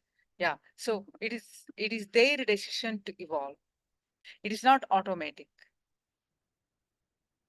See, at um, at the current lifetime, you can decide to get enlightened and work for it, or you choose few more paths. It is all up to your decision. So when you see you are here, you're following these teachings, right, of Swamiji. And there are some many people who we don't need this, right? So it is their choice how quickly you want to move. It is your choice, Vetticho, your choice to attend this program. You made a choice to come here, right? You are learning something. You wanted to grow in your consciousness. So you made and you putting an effort to sit in the class and listening, right? But there are some people who giving their simple pleasures or they're giving their laziness. Oh, how I don't want to get up this early. It is their decision. So their learning is slow. So naturally, there is a difference. It is their each individual choice, their thinking. Each time what choice they are making, based on that, their evolution happens. All right.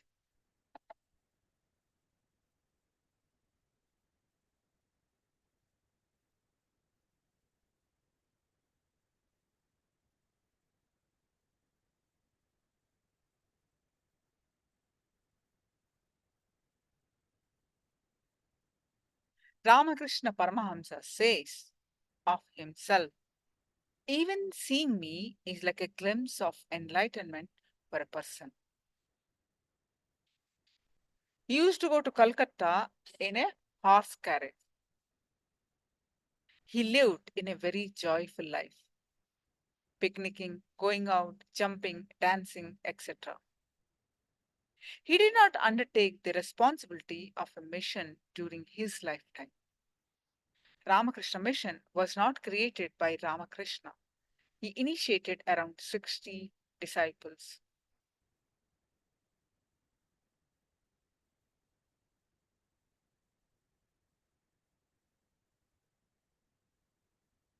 When he died, only they gathered.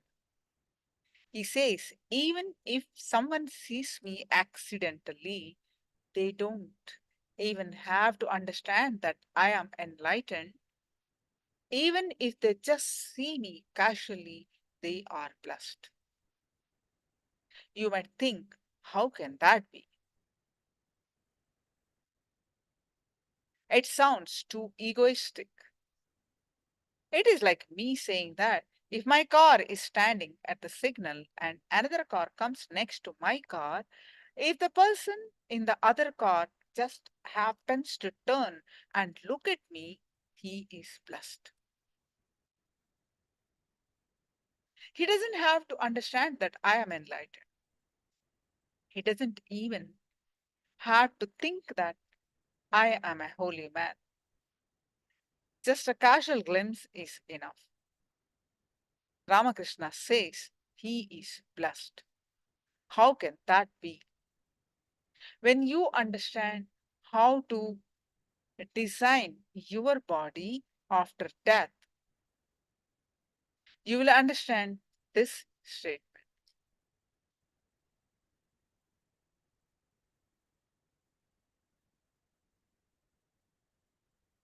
A small incident from Ramakrishna's life. One day, suddenly, he permitted his photograph to be taken. He selected one of the three photographs and said, "Please make prints of this photo. This is going to be worshipped by thousands of people." Ramakrishna kept the print in the prayer room and worshipped the photograph. The people who saw this were confused by the act of Ramakrishna and asked him the reason. Ramakrishna explained that he was in the samadhi state when that picture was taken, and hence it had become the very form of Parashakti, the cosmic energy, which could be worshipped. Another interesting story from the life of Krishna.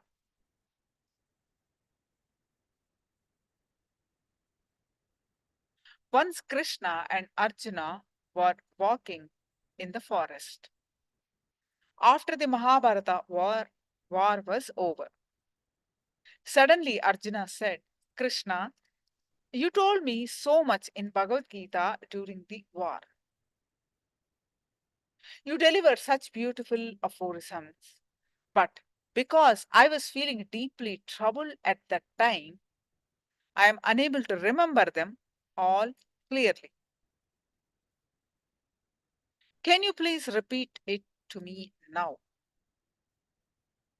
I will absorb it deeply in my mind." Krishna replied casually, "What? You do not remember? Even I do not remember anything now." Arjuna was perplexed. He asked, "What are you saying, Krishna? How is that you yourself don't remember what you said?"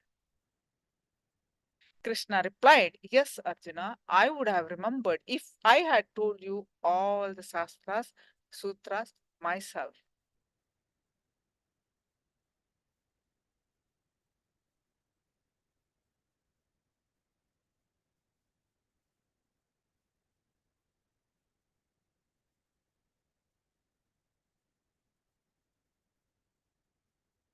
Now Arjuna was even more perplexed and said, "Krishna, don't confuse me.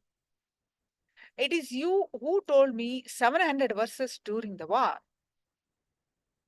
If you say that you didn't tell me, then who did?" Krishna replied calmly, "All that was said was not spoken by me, but by the Parabrahma Krishna, the cosmic Krishna. The Krishna who was talking to you now is Vasudeva Krishna, Vasudeva's son." Through these stories, understand that the physical body of enlightened master is not their own. Whatever they do with their physical body is only through divinity. They are a pure channel for existence to flow. That is why getting even a glimpse of them is enough in a lifetime.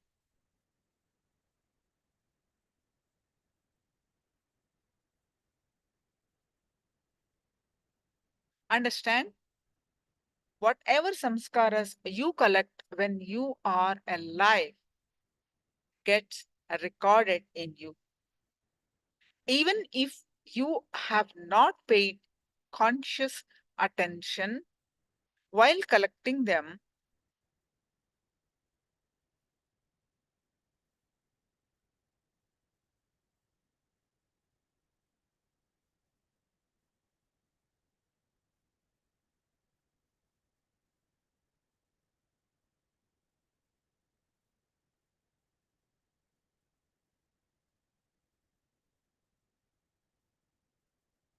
understand whatever samskaras you collect when you are alive gets recorded in you, even if you have not paid conscious attention while collecting them.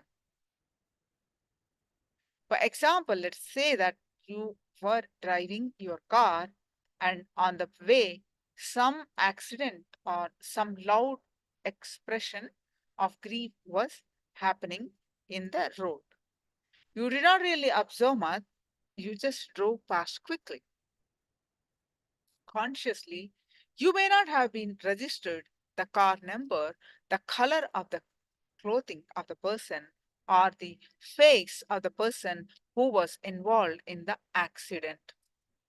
But if you are hypnotized, you will tell the exact car number, the color of the clothing, the person's face, etc. So, what does this mean? It means that even if you don't pay attention to the to the scenes in your life, they, there is a system inside you which records anything and everything happening around you.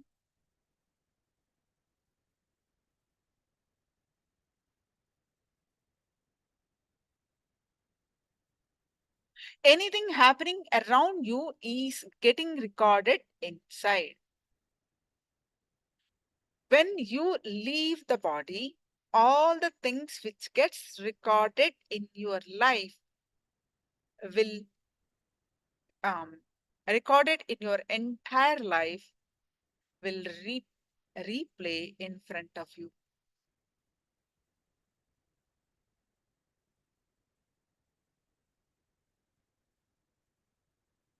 Like an option, your mind will ask what you want to pick up. See, by natural intelligence, you know that the body of an enlightened being, which is there in your memory, is the best body to choose. But you choose only out of whatever is available in front of you.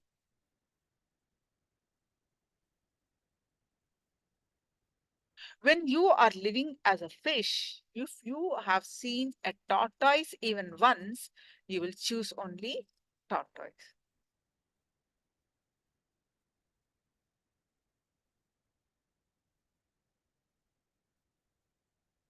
But if you choose only out of whatever is available in front of you, when you are living as a fish, if you have seen a tortoise even once, you will choose only tortoise. From the fish stage, you can only take a jump at a one jump at a time, like the zoning system in USA. Only one jump at a time. There is nothing else you can do. But the next jump you take will be based on the best information available, the best data available. One important thing is the onlooker, the man who gets a glimpse of an enlightened being during his previous birth may not recognize that he is enlightened, but after death, the memory will show him very clearly that he had the darshan glimpse of an enlightened person.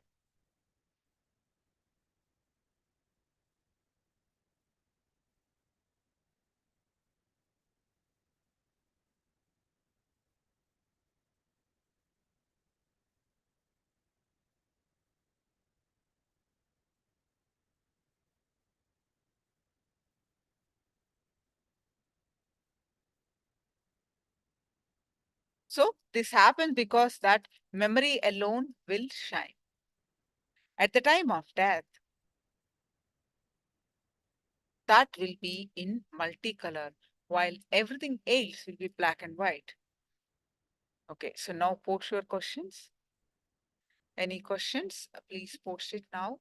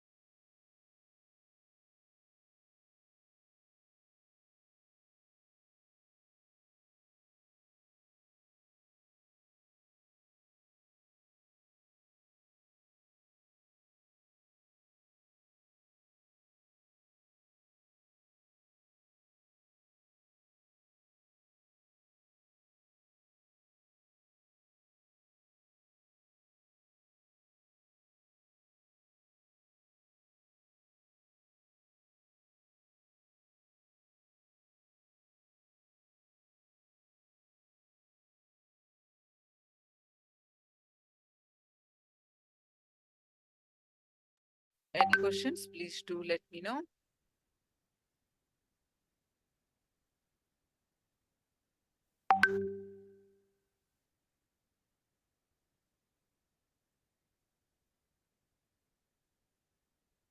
Before moving on to the meditation,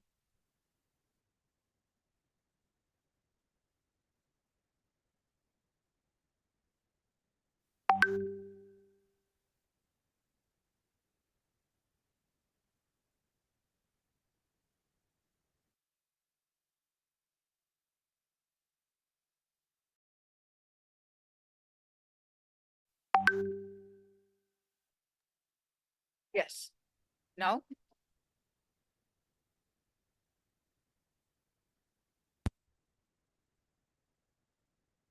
let's do the meditation to address the physical layer.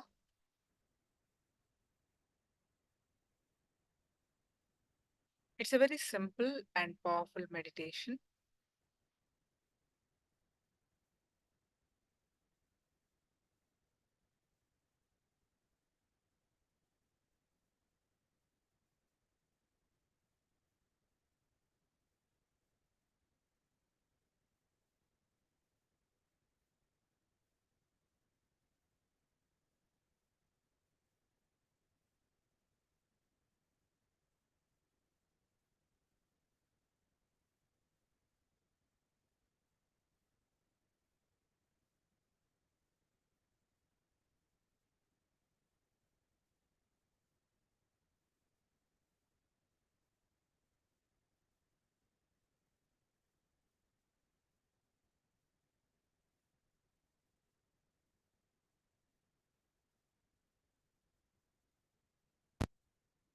Yes. So let me explain this meditation. So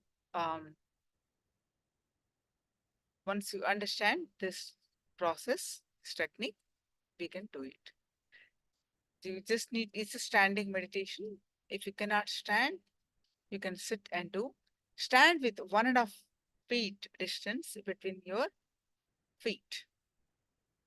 Close your eyes and tie the eye band.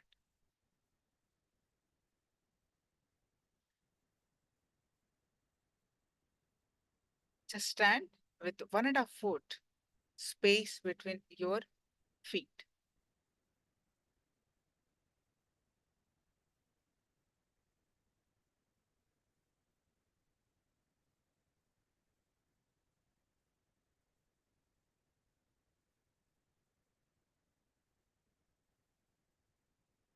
Okay, so now inhale, listen to this. Basically from the bottom of your body, from the feet to the top of your crown. Part by part by part, we are going to work on your body. So first inhale and exhale slowly and deeply. I'll read out the instruction, then I'll guide you to the meditation. Concentrate. First, we start from the feet, from the bottom. Concentrate on your feet. Forget all other body parts. So how we are going to do, how we work on that is each body part that we are working on, we visualize that as a bean bag and squeeze it. Visualize as your body as a bean bag. So when your bean bag, how you squeeze it, then your feet. So visualize your feet squeezed. Tense your feet and then as intensely as possible. Now relax the feet completely and visualize after squeezing, relaxing, visualize that body part is inhaling and exhaling. How you are taking the uh, air inside and exhaling from the nose. Similarly, the body part, the feet, is inhaling and exhaling. First, you have to visualize that body part as a bean bag and squeeze it and leave it. tense it and leave it as long as possible. After that,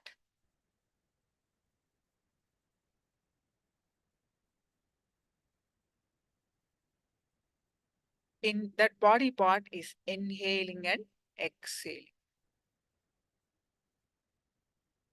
Like that, you go with every body part, starting from feet, calf muscles, knees, thighs, stomach,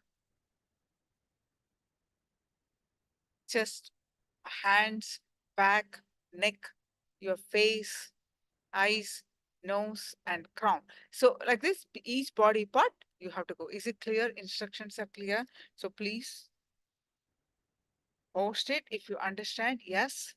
Otherwise, I'll explain once again.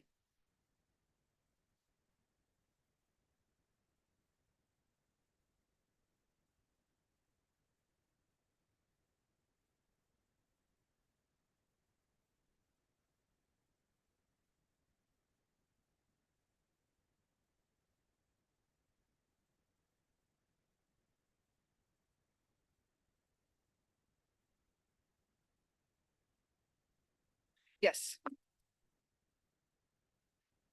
Stand with your head, neck, back straight line.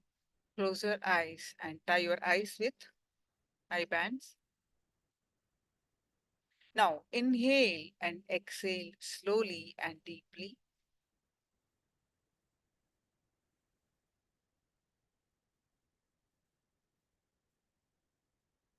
Concentrate on your feet. Forget all other body parts.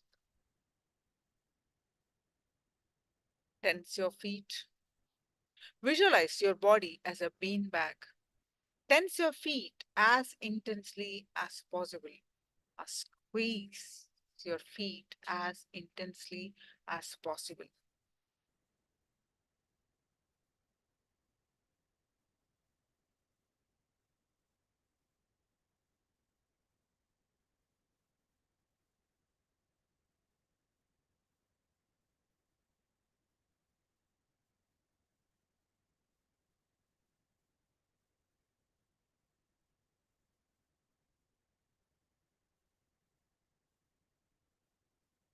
Now relax the feet completely.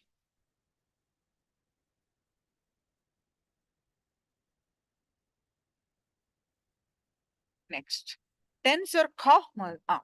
The next, your feet is inhaling the air, the prana, and exhaling how your nose does. Your feet is all the pores from your feet are inhaling and exhaling.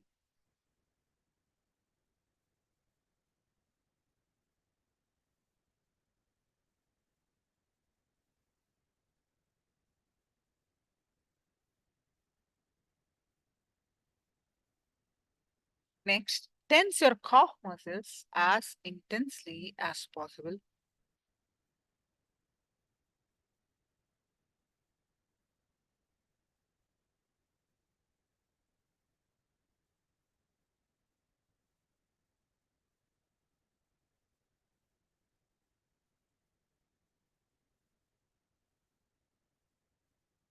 Now, tense your knees as much as possible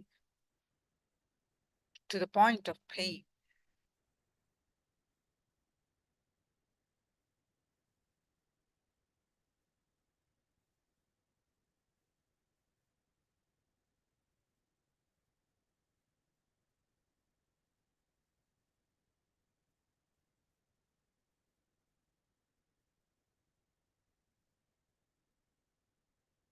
And relax.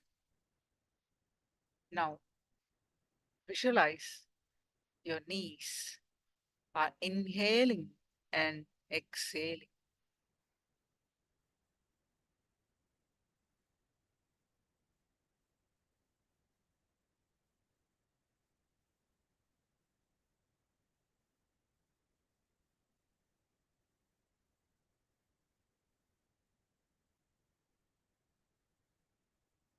Now, tense your thighs intensely. Squeeze it Do not allow even a single nerve to rest.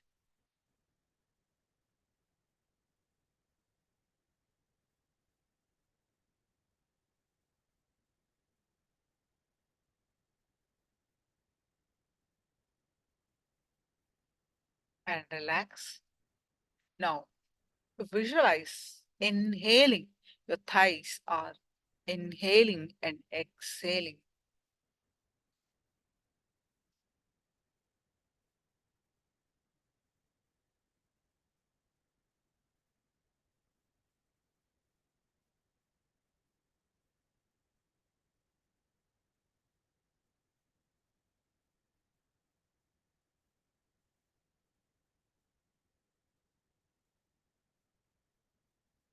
Now, tense your hips.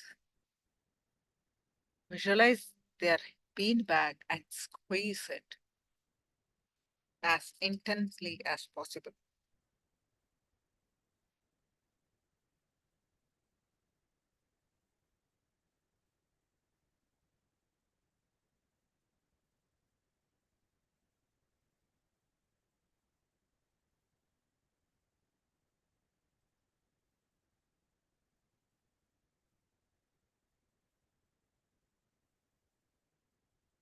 Now relax. Now visualize.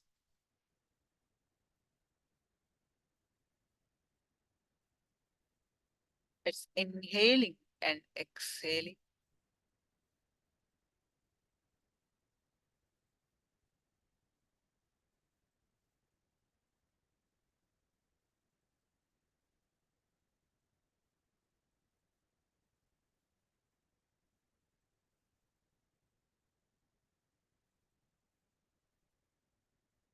Hence, now next move on to your navel region.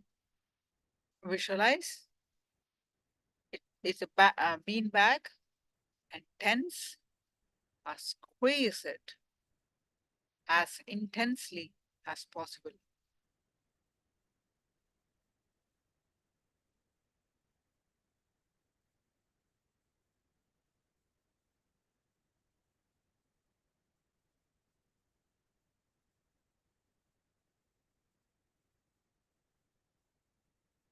Now your navel region, relax and inhaling.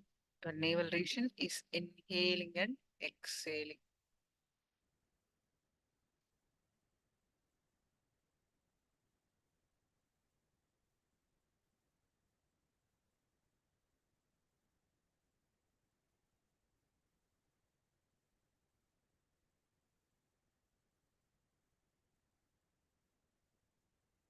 Now move on to chest. Like this, each body part, chest, arms, face,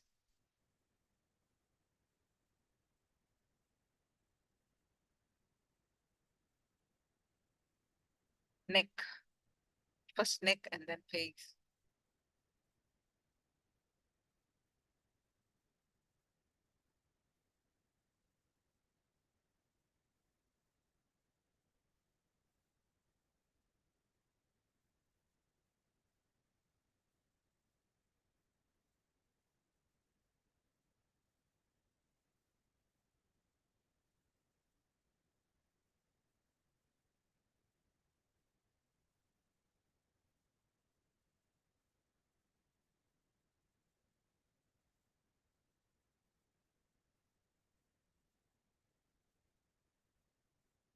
Each body part by body part. Visualize it as this beanbag, tense, squeeze it, then relax it. Then visualize that body part is inhaling and exhaling.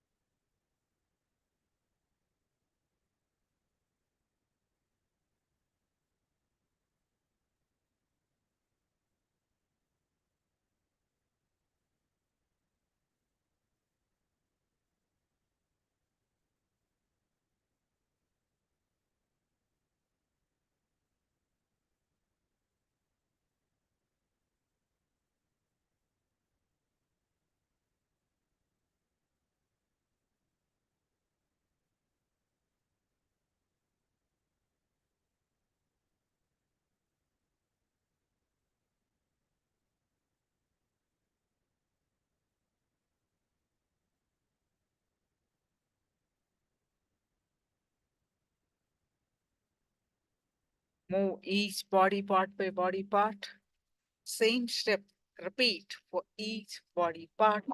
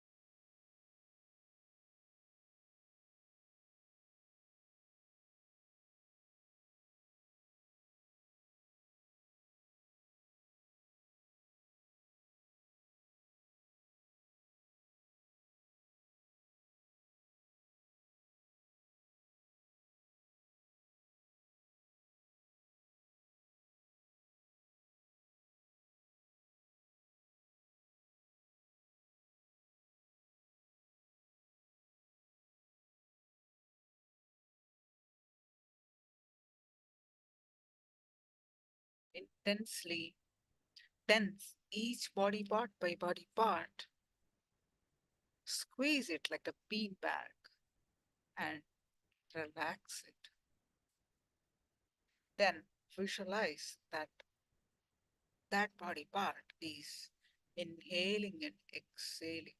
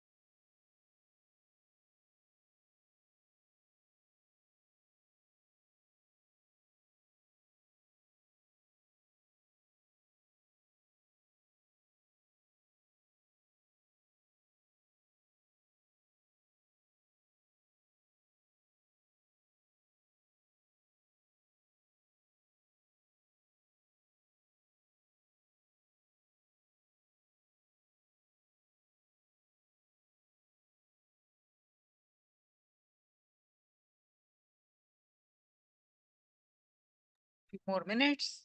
Now tense the whole body as intensely as possible. Tense the whole body. Once you are done with all the body parts individually, now tense the whole body. Now tense the whole body as intensely as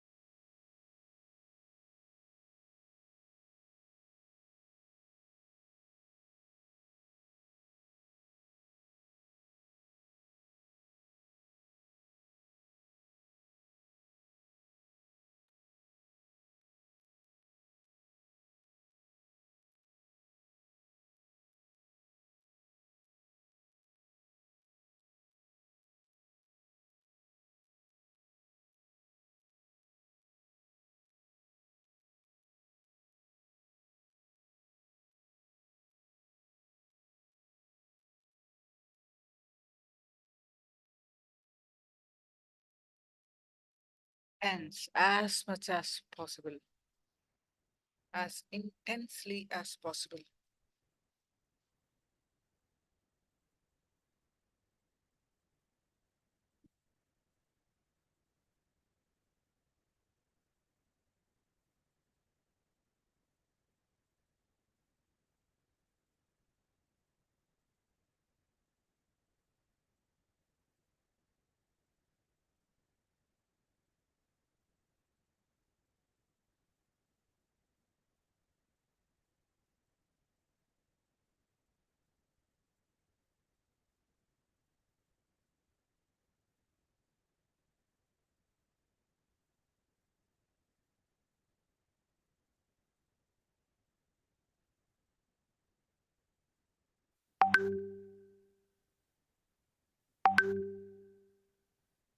Now relax, sit wherever you are.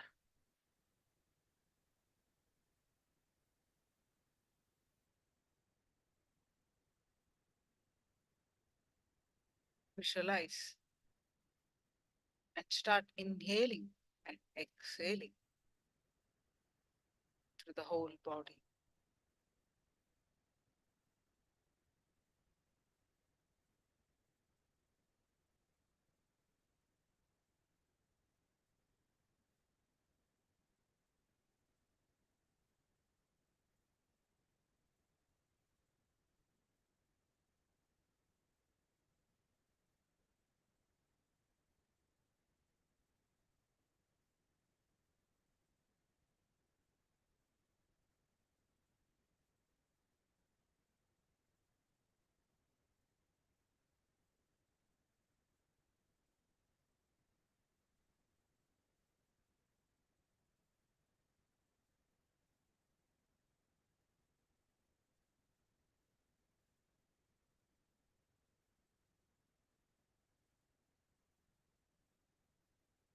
Inhale through every Inhale and exhale through every pore of your body. Your face, your ears, nose, eyes, mouth, neck, shoulders, entire body.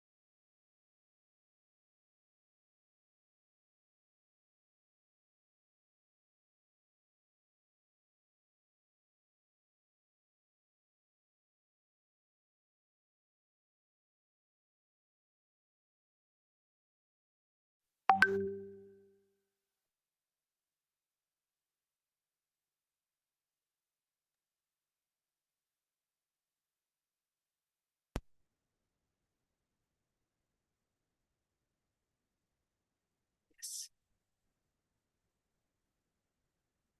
You can relax.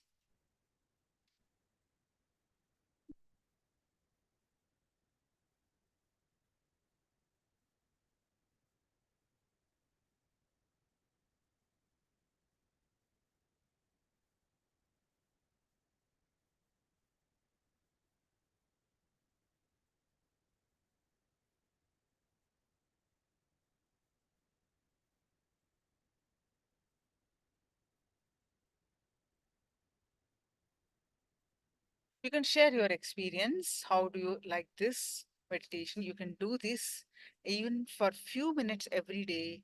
You will have a tremendous flexibility. You will feel tremendous energy flowing through your body. It's a very easy to do. Once see, you have done it elaborately, but once you get the knack of it, every day you can do this.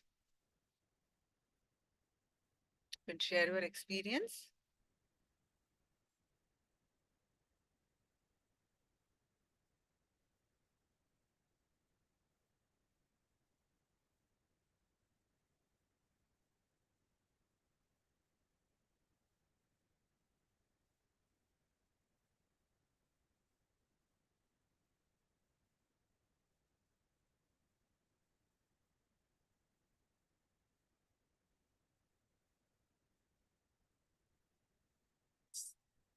Now, let's learn more from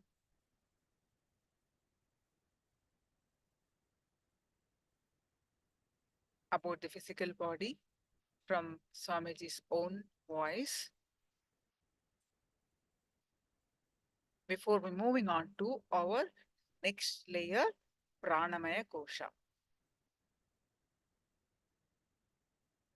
You can share your experience in the meantime. Here is again some personal question. Can ask in the energy darshan. Okay, there is one beautiful comment.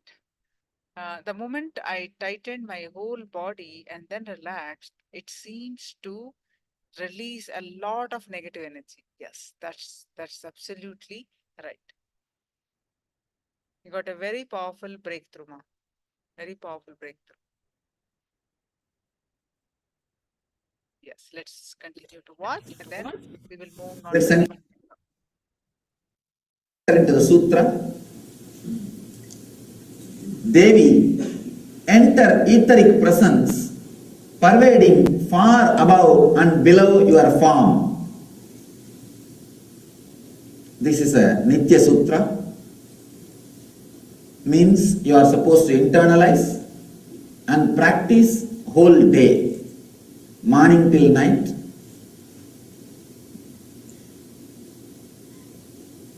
Let me explain exactly the word etheric. That is the key word here. Understand?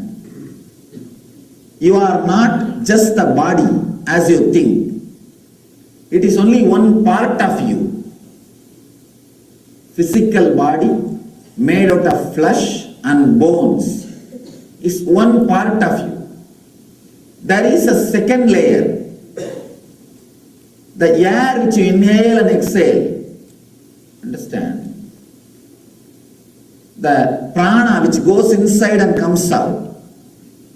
That is the second layer, second part of your body. To kill somebody, you don't have to even poison the body. If you are just your body, if you have to be killed, your poison has to be added inside your body. But if poison is added, poisonous gas is added even in the room, the person will die. Means your boundary is not just the skin. You are not ending where your skin ends. The pranic layer is like maybe if you inhale and exhale deeply, from which distance you can smell. For example, you can smell, some people may be able to smell any smell which is there 6 feet distance. For some people they can smell even 20 feet.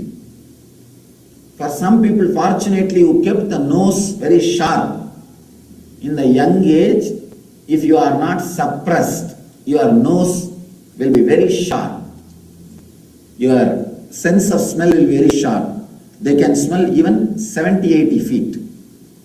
The distance you can smell is your pranic layer. That area, if it is polluted or corrupted, directly you will be affected. then you may think, if my nose is too sharp, then I have to maintain too much area. Understand? Pollution, even if you don't maintain, it is going to affect the health. If your nose is sharp, at least you will know you are inhaling polluted air. You are inhaling polluted air. Nothing else. The distance you can smell will be your pranic layer. Prana Sharira. Understand? In the physical layer, the distance between two persons is more. In the Prana Sharira, many of our Prana Shariras are overlapping. Means the distance between two persons is less. That is why sometimes when you sit next to somebody, you will feel uncomfortable. With somebody, you will feel very relaxed, very restful. In the meditation classes I have seen, before meditation, they will not feel any uncomfort to sit next to somebody. But after meditation, because the sensitivity has grown, they will just move out of that person. Move out of that person. Because now they can feel the pranic layer. Now the boundary is overlapping. Animals are very conscious and very intelligent about the pranic layer. You can see in the zoos, if the other animal enters the pranic layer, that's enough. This girl will, he'll be showing the face. And early morning, if you see Indian streets, I have seen the dogs will go around and ensure their pranic layer is protected by pissing in the light bulbs. And they will go around and ensure that their pranic layer their boundaries are protected. Anybody who enters inside the boundary itself is enough. This fellow will get ready for fight. Without moving away, when you close your eyes, is mental layer. For example, if you close your eyes and able to visualize this hall in one single frame of mind, in one single visualization, if you are able to visualize this hall, this is the distance of your mental layer. For example, if you have to visualize the parking lot, you may have to leave this frame and go there. You may have to unclutch from this frame and visualize the parking lot. Kids can visualize at least 10 times more space than you. That is why many questions they ask, you are not able to answer. Understand?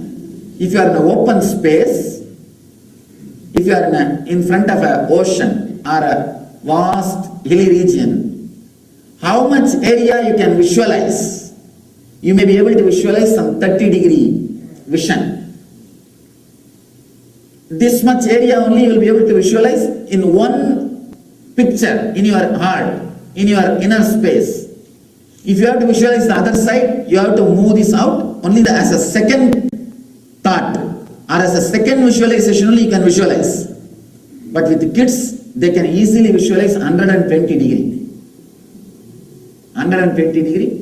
And especially the kids who doesn't go to school, who are not abused by the so-called verbal-based, word-based education system, logic-based education system. Of course, I can't say it is a Western because now Eastern, Western, everywhere, logic-based education system. The kids who are not abused, abused by the logic-based education system, they will have 360-degree visualization. Understand? When I talk about my first experience, I talk about this only. I was able to visualize. I opened up to the visualization of 360 degree. Kids, till you finish them making like you, till you give birth to your software into them. When you give birth only to hardware, your hardware in them. Only genetically they are affected. When you put your education system in them, you affected them mentally also. You affected them mentally too. Till they are affected mentally, till they are abused by I wanted to use this word again and again, by the logic-based education, which is the worst damage done to the human mind. when the logic-based education system is given, they lose the ability of visualization, seeing things under one visualization. The creativity or innovation is lost. I tell you,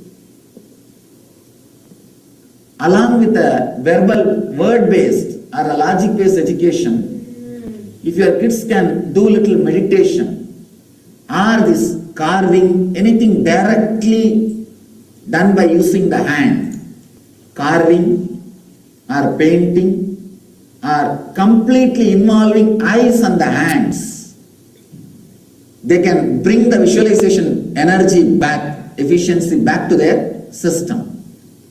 If that can be done, it will really take care without abusing the kids. Anyhow, mental layer means the area you are able to visualize without any need to move away. For example, if you are visualizing now, able to visualize now this whole hall, one more important thing.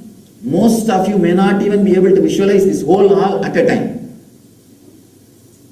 Once you, even the whole hall, if you see, you will see first people, then you will see the screen. Even for this hall, you may need 2-3 movement. The area which you are able to visualize without moving is the mental layer boundary. Mental layer boundary. One more important thing. Like if Annamaya Kosha has to be killed, poisoning Annamaya Kosha is needed. Through Pranamaya corruption, poisoning polluting the air is needed. In the mental layer, anybody who is inside that mental layer, his ideas will go into your system without your editing. That's an important thing. So, corrupting ideas are put in your head. That is why whatever ad goes on in the television enters your head. Because that time, that becomes your mental layer. That becomes part of your mental layer. Hardly 10% you logically analyze the news which is read out to you in the TV, or the informations which are told to you through the TV. Because in the TV, in 10 minutes, almost you become part of that mental layer. That becomes part of your mental layer. That is why 90% of the words and ideas which is told to you through the TV, just goes inside. Corrupting 2-3 TV channels is enough to pollute the whole mental setup of particular country, certain country. Fourth layer, very important, etheric layer. Understand? Mahadeva talks about the fourth layer here, means layer of emotions, sentiments. Here the boundary will be bigger. Here the boundary will be even between USA to India. If your relatives are there in India, the distance is too much. Even if they are there, if they are sick, the suffering will be there for you. If somebody dies, the suffering will be there for you. The etheric layer is too big. Understand? Physical layer is only 6 feet. Your skin is the boundary. Pranic layer is the area up to the, you can smell. Up to the area you can smell is the pranic layer, boundary. Mental layer is the area you are able to visualize in one frame, one visualization. That is mental layer. Etheric layer is based on emotional connection. It does not have boundary. Does not have boundary. It is only based on the love or emotional connection you have with people. The feeling you have with people. The connection you have with people. An important thing you need to understand about the feeling or the connection you carry with the people. Even unconsciously it affects you. Even if you don't know they are sick, suddenly you will be low. Why you don't know? Then you will get the telephone call, they are sick. When you are really connected, even without logic, without knowingly, even if you are not informed to your conscious mind, your unconscious will start suffering. Mahadeva says, start feeling the etheric presence. Understand? When you start feeling the etheric presence of you, means where all your energy is invested. All your emotional connections are like your energy investments. You can easily unclutch yourself from the sufferings.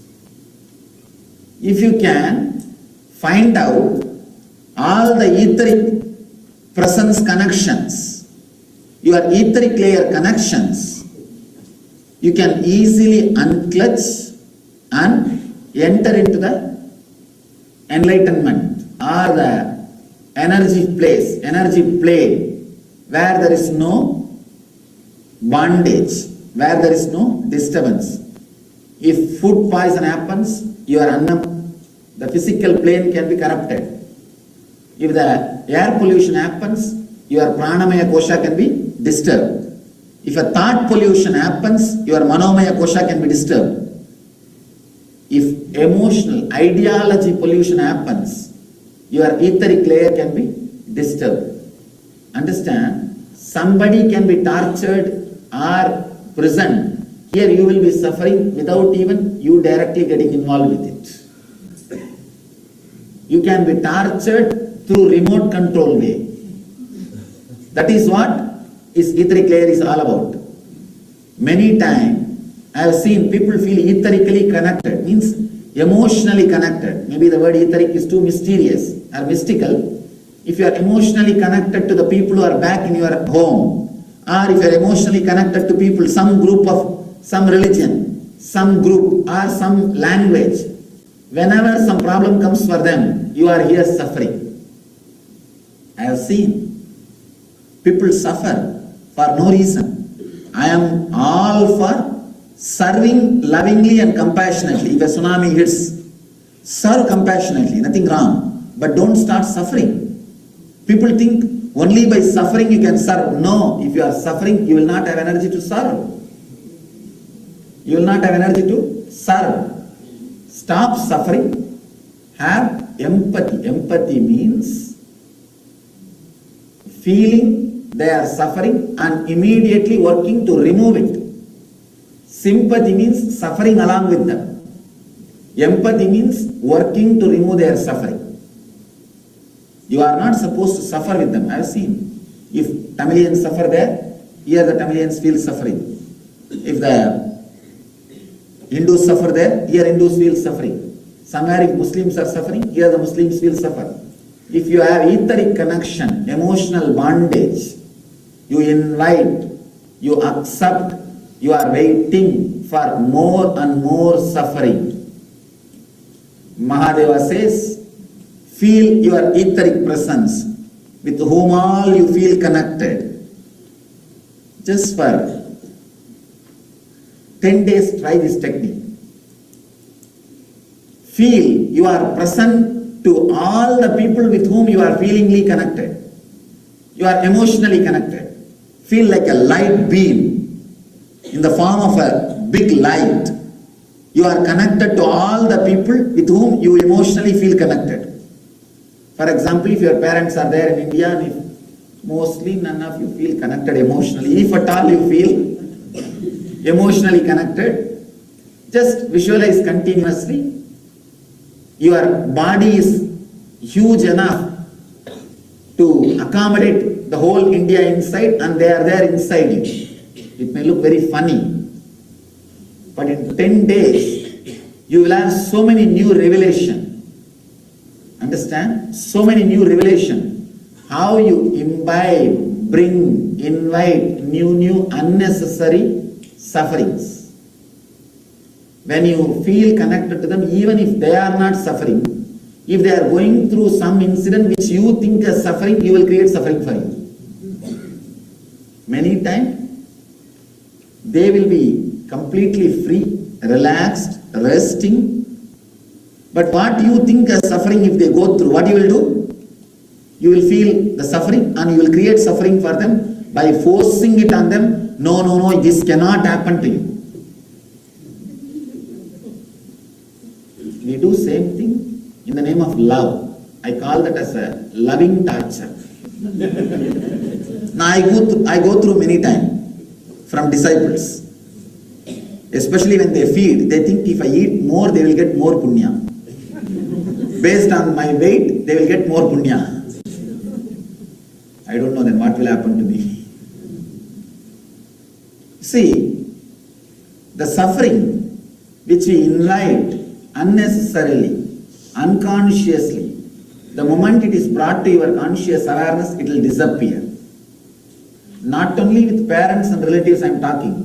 Many ways you may be connected to your religious people, or your community people, your group of people, or your language people. You will have the common identity connections. Understand?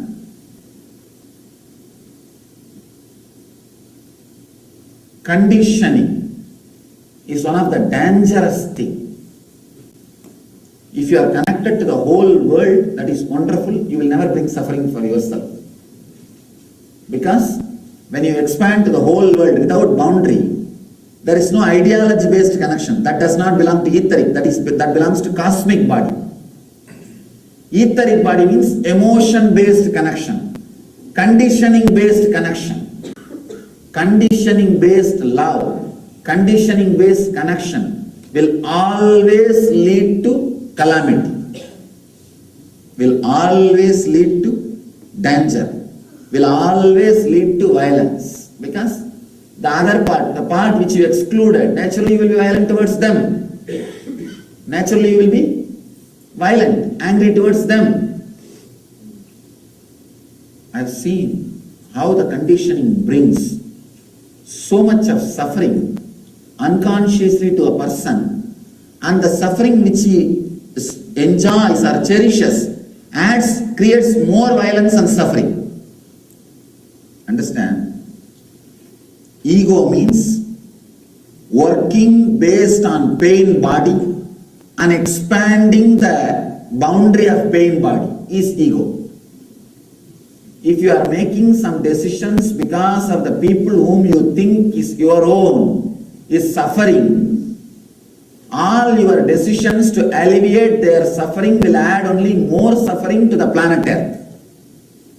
You may add suffering to somebody else, and that person naturally will add suffering to the group which you are thinking as your own.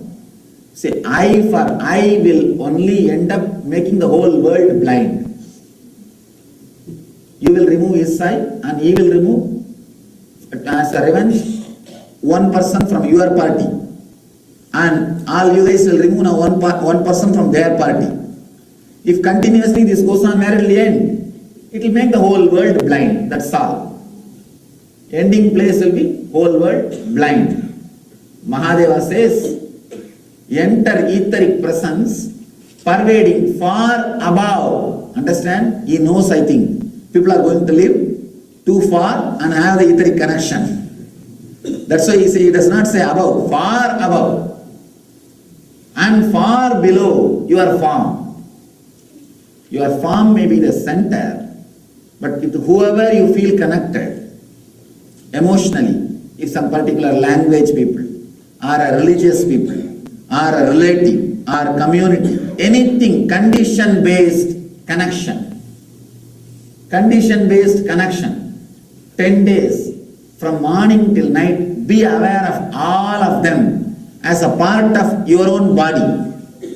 Visualize you have a huge light body.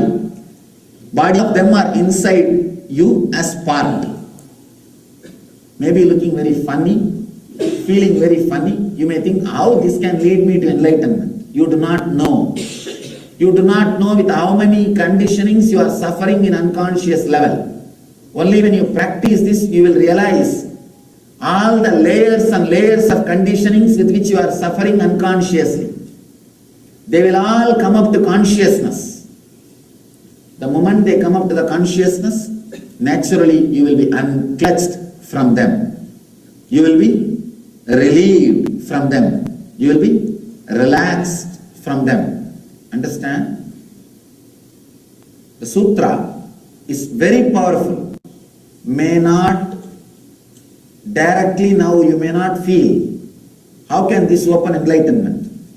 Till you open the door, you will not be aware what is inside the building. I have seen so many people. When they come inside our temple, when they open the Vedic temple door, it's hardly 7 feet door. They never imagine anything. They can't imagine what is inside. The moment they open the door inside and second door and look inside, God, they get the shock because psychologically you always feel inside you will see things only up based on the height of the entrance. If the entrance is 7 feet, inside also you already imagine or come to a pre-conclusion, prejudice, you are going to see only the things which are taller, equivalent to the height. You never imagine, only when you see, suddenly you have the shock. God, what is this? How did it all come inside? How all these deities are there. The moment only when they see inside, they get the shock. That is why I just wanted to really wanted to name that place as a shock spot. The moment they open the eyes, oh God, it's such a shock. Till you see, you do not know what you are going to see with that key. Same way, till you practice for 10 days, you do not know how many layers of your own conditioning you are going to experience with this technique. You will see two big things, much more than what you expected. It is a very wonderful technique.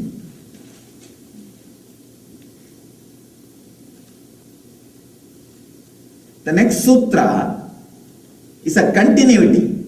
Actually, it is a same sutra. Only one small difference, technique, the difference in technique. Put mind stuff in such inexpressible fineness, above, below, and in your heart. Understand the same technique. In first technique, Mahadeva says, experience the etheric presence above and below you. In the second technique, he says, it's actually a developed version. After you practice the first, you have to do second. You can't do second directly. He says, be aware of all the etheric connections you have. Means the etheric bodies, boundaries you have. Along with that, be aware of your boundary also. Here you need to put awareness in two places. Let me describe exactly what Mahadeva means. In the first sutra, he says, just put your awareness on mind, that is enough, I will automatically get dismantled. Because I has no individual base except the mind. The second he says, sometime you would have collected a very strong I, you don't even know the corruption, the depth of corruption which exists in that I. Beyond conditioning, you may be having some ideas. So put your awareness on that also. Understand? Two different techniques. Maybe the second technique for real thick heads. Real thick heads. First technique is remember, be aware, expand to all the psychological, emotional, etheric connections which brings you suffering. I have seen many times. See, if you can stop accumulating etheric anger and etheric lust, that is enough, you are liberated. Because the anger or lust which you can contain in this body will never be harmful to you. Will never be harmful to you. I have seen people carrying the anger which directly is not involved to their life, If somebody is killed somewhere who is supposed to be the community in which he is born and brought up, here his blood will boil. When they read the news, let him suffer. I know he should have it. Sitting in front of TV, they will be shouting. Accumulating the anger more than what you need to run your day-to-day life is the danger. Accumulating the lust more than what you need to run your day-to-day life. Some celebrity is dancing in the TV. And already you accumulated the lust, which you can't directly use in your day-to-day life, which is useless. In your day-to-day life, that lust is not going to be useful. But you accumulated that lust. Naturally, that is going to stay inside you as a blockage. If you have the lust with the person with whom you are living, which you can directly express, means useful to your day-to-day life. Useful to your day-to-day life. Accumulate lust or anger, useful to your day-to-day life, that will never be dangerous. That will never be dangerous. I tell you, it will only help you to run your day-to-day life with excitement. Somebody goes to a doctor and says, "Doctor, I want to live 100 years. What else should I do?" Doctor asked, "Do you drink?" He said, "No." "Do you smoke?" "No." "Do you fool around, date around?" He says, "No, I live a straight, simple, pure life." Then doctor asks, "Then why do you want to live 100 years?" Understand? I am not saying disconnect or destroy everything. Accumulate the anger which is needed only for your day-to-day life. You may need anger to run your business. You may need little shouting to maintain your office discipline. You may need little lust to add excitement in your relationship. You may need little lust to keep the love or to keep the family going on. Have the lust, have the anger, have the emotions which are directly needed for your day-to-day life, not etheric. Seeing some particular dimensioned male or female who are called models jumping somewhere, if you accumulate the lust which is not going to be directly straight away useful in your day-to-day life, you are creating blockages. You are creating disturbance in your etheric system. Understand? Be aware of even all those attachments. If you have your hero, if you are a fan of somebody, 15 days remember that person is part of your etheric body. Because all those things are also directly connected with whoever you are attached. Remember all those things as part of your body for 15 days. Suddenly you will see how much of suffering is added into your life by them. Not directly by them. Your emotional attachment to them. Your attachment to them. Same way, whoever you don't like, for no reason, you don't like somebody. Alright, you don't like, that is true. Your hatred, can it do anything to the person directly? No. It is not directly going to be useful in your day-to-day life. I have seen people sitting with the newspaper and reading the mortuary columns and feeling, this fellow, he needs this. As if you are never going to die. As if your photo is never going to appear in that mortuary column. Maybe it may not appear in the column in the newspaper, but it's not that you are not going to die. At least somebody has given an advertisement for him in the mortuary column. I have seen. Means vengeance which is not directly useful in the day-to-day life. Lust which is not directly useful in your day-to-day life. If you can accumulate the anger, lust, all the emotions which is directly needed for your everyday life and spend it, your life will be like that barber before finding the golden jar. It will be contented, fulfilled, wonderful. But The moment you find the golden jar and try to fulfill it, like collecting the anger and collecting the lust, collecting the violence, which is not directly useful in your day-to-day life, which you can't spend. The big problem with the Yaksha's jar, golden part, is you will never feel like taking it out and spending. You will only feel like filling it. Same way, the collected anger and lust, which is not directly in your useful in your life, you will never be able to spend it. You will be only accumulating it. And anybody who is working based on the accumulated anger and lust without reason, without the direct use, will continue to suffer, because all their decisions will be made on the pseudo anger, pseudo lust, which is not directly useful in their life. Be aware, two technique, understand? Be aware, first 10 days, only about the etheric body. That itself will take your awareness. You will not be aware of you also.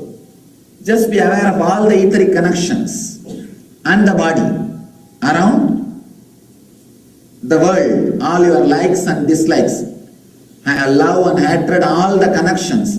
Remember, everything is inside you as part of your body.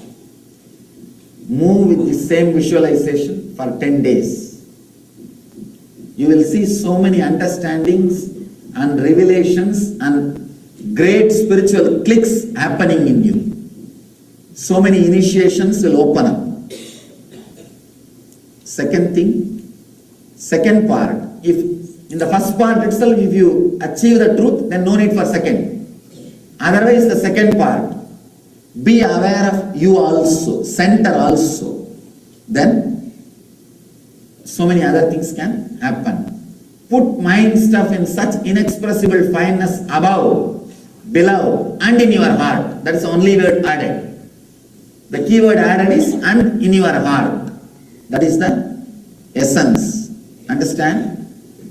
Both techniques are today fortunately part of the same sutra, because I am seeing many of you are tired after attending 2 long days of workshop. So, I think Shiva knows maybe. After the 2-day workshop, the sutra is going to be taken. So he gave both the techniques in one sutra, so that you don't have to sit for more time. I'll tell the essence in few lines. Visualize all the love, hatred, emotional relationships which you have in your life as part of your etheric body, means light body. Visualize you have a huge light body. If you have somebody who is really emotionally connected to you in India, visualize you have a huge body which extends up to India, and that person is inside that body. 10 days carry this visualization. Let all the emotional, hatred or loving connections be inside your etheric body. And if you experience the ultimate click with this technique, go ahead with this. If not, the second thing, add. Along with that, be aware of your center also. Your center also. Then you will see the new layers of click opening up. So, let you, of course, tomorrow we have the last day of Shiva Sutra. So, I welcome you all to be here tomorrow to enjoy the last day of Shiva Sutra here, because I will be doing the remaining few sutras. Maybe in the ashram, Indian ashram, I will complete it. So, formally, the public lecture Shiva Sutra we will be ending tomorrow. It took almost 2 years. I remember 2006, January we started, and 2007, December, it took 2 years to comment on at least around 100 sutras. We will be finishing the public discourses on Shiva Sutras tomorrow. I welcome you all. So let the sutras be internalized by you and practiced by you. Let you all achieve and radiate the eternal bliss, Nithyananda. Thank you.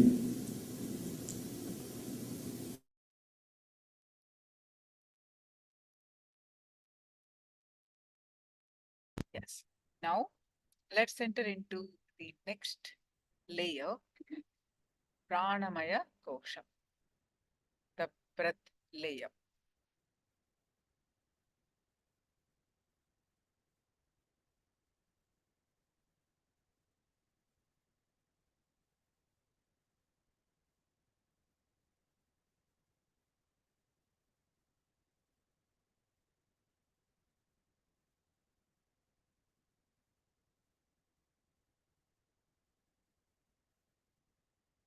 On a physiological level, the layer of prana refers to your circulatory and respiratory systems, the streams of life flowing in you.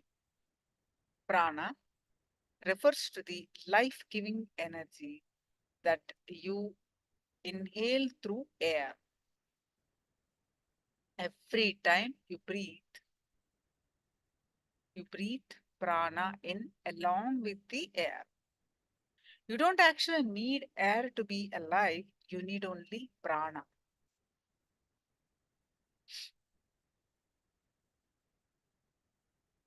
So, the 5 prana processes that happen in you are inhaling, staying, spreading, exhaling, and cleaning.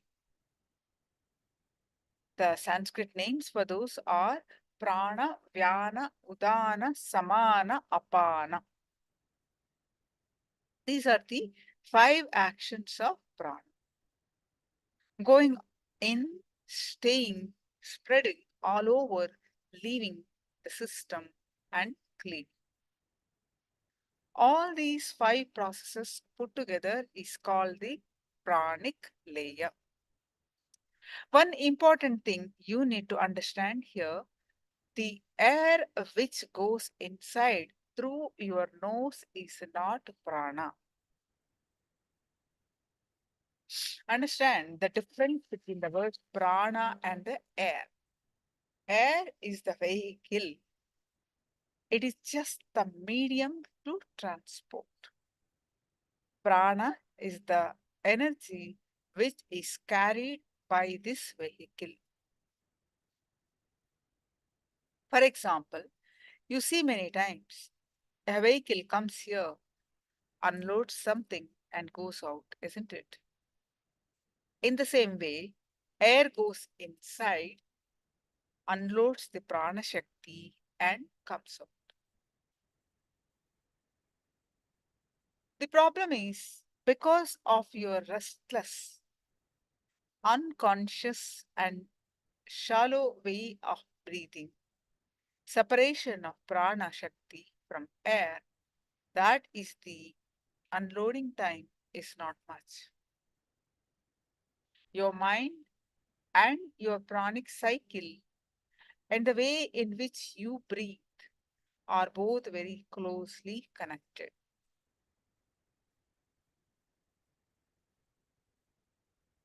Because your breathing is so unconscious, the unloading time is very less. With less unloading time, only half of the prana gets unloaded and spreads through the body and the air comes out. Ramakrishna Paramahamsa saw Vivekananda's breathing and said, "This boy will not live long." Ramakrishna said very clearly that he will not see the age 40. Vivekananda passed away at 39. His breathing was very shallow. Maybe he consciously designed in that way. After all, he was an enlightened master. Of course, if he wished, he could have altered the way of breathing. But he decided to leave the body early. Anyhow, you have not decided to leave the body. So you can change your breathing consciously. You can make it sharp. As of now, our breathing is unconscious, and that is why the unloading time is very less. If you bring awareness to all the 5 movements, much more prana can be unloaded from the air that goes inside and spreads throughout your system.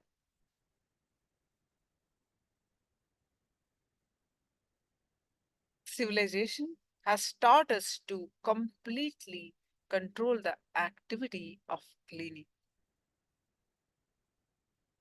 That's why you end up with stomach problems.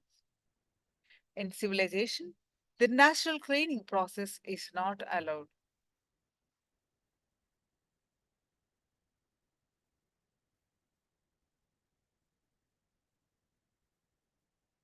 It is considered bad moment, bad manners. So you constantly have to control yourself. One important thing, you constantly harbor so much tightness in your Swadhisthana chakra when you try to control the cleaning process.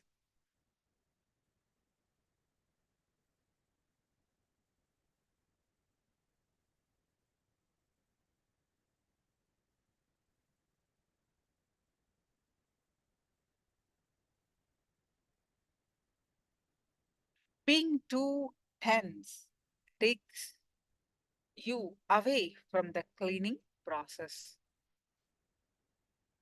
Any questions, please post it in the chat. Ma Kalyan Sundari, link call. Diana, any questions, please do post it in the chat.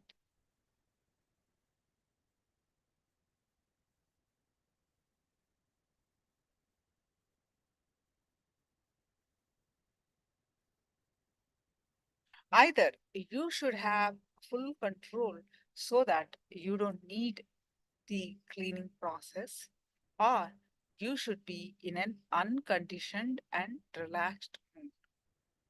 Due to social conditioning, you create so much tension in the navel center. This is nothing to laugh about. It is a serious problem.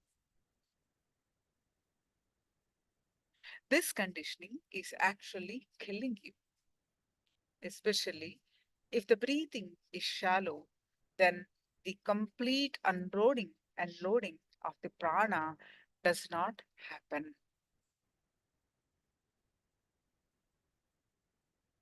If the kumbhaka, that means the staying of air, happens for a few seconds more, then the prana will be completely unloaded.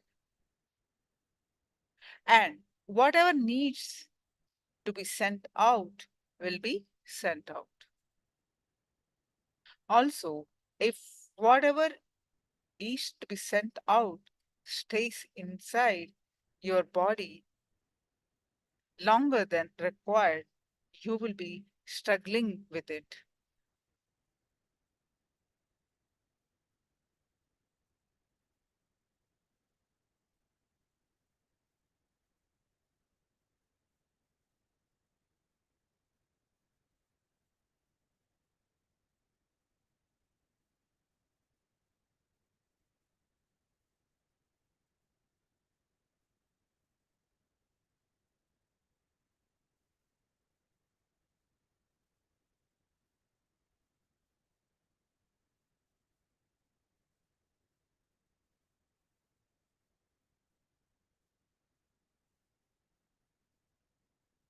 So all the 5 steps of the breathing process do not have your awareness.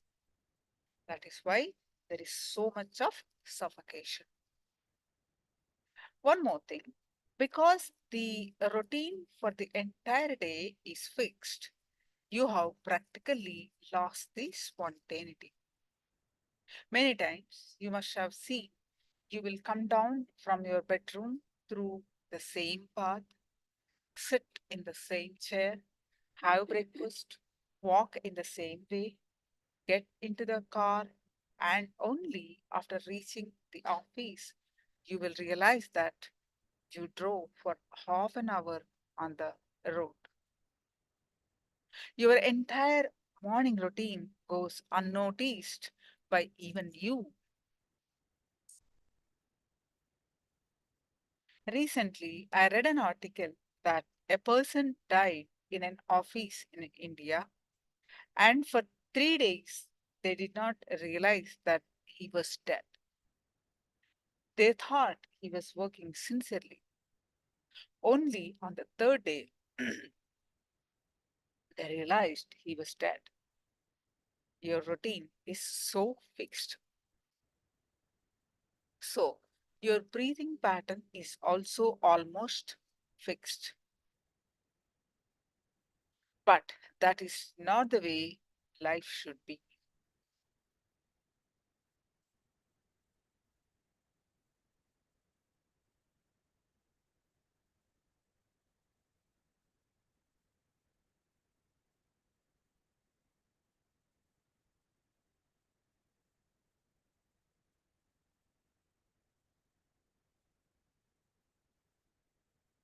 It should be alive and deep with awareness. Bringing a little awareness to the breathing pattern, bringing a little awareness to the prana will create more of a gap between the inhaling and exhaling. It means that the unloading of the prana and the spreading of the air energy, which is no longer necessary, will be done completely. If there is enough gap between inhaling and exhaling, then the cleaning process, that is apana, will also be done by its own nature.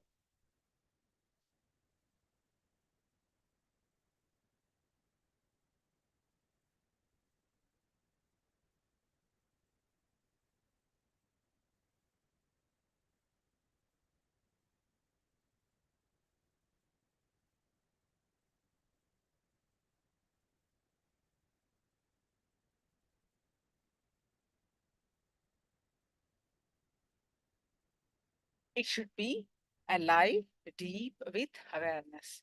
Bringing a little awareness to the breathing pattern, bringing a little awareness to the prana will create more of a gap between inhaling and exhaling. It means that the unloading of the prana and the spreading of the air energy, which is no longer necessary, will be done completely. If there is an inner gap between inhaling and exhaling, then the cleaning process, that is apana, will also be done by its own nature. You don't need to any other processes for apana to happen. You don't even need to do exercise. Generally, working out until you sweat is considered a big thing. If you create a gap between inhaling and exhaling consciously, you don't even have to do any physical exercise and make yourself sweat. What can be achieved through a workout can very well be achieved through just this. These are the basic secrets of pranayama. That is why pranayama is considered a big concern to bring good health, energy, and healing to the body. How does it do so much of cleaning? It is a very simple technique which you are going to do now. It is just bringing awareness to all the 5 processes that solve. You have become completely aware, especially of the process in which prana is spreading all over your body. Every second, the pranic energy is spreading from your head to your toe. That's why you are still alive, but you are not aware of it.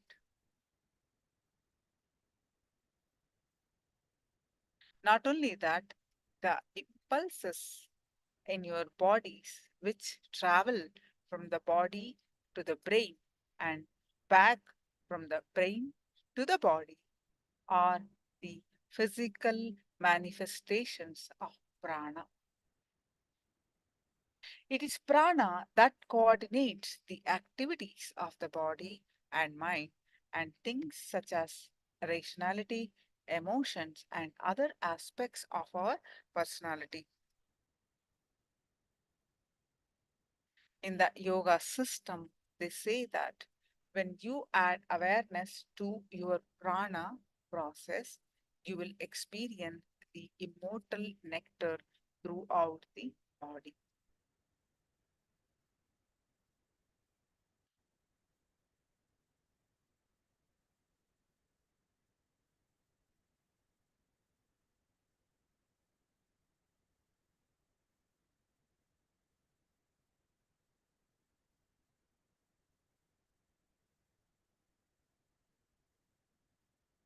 Your breathing should be very deep and with deep awareness. I don't mean that you should change your breathing forcefully. Forcefully, you can change only for 2 or 3 minutes. But if you change the pattern consciously through deep awareness, you can change it once and for all. Throughout the day and night, the pattern of breathing will be changed. Now, we are not going to change it by force. Changing it by force is called pranayama. That will help only for 10 minutes. Changing it consciously by bringing awareness to it will completely change the breathing pattern throughout the day and night.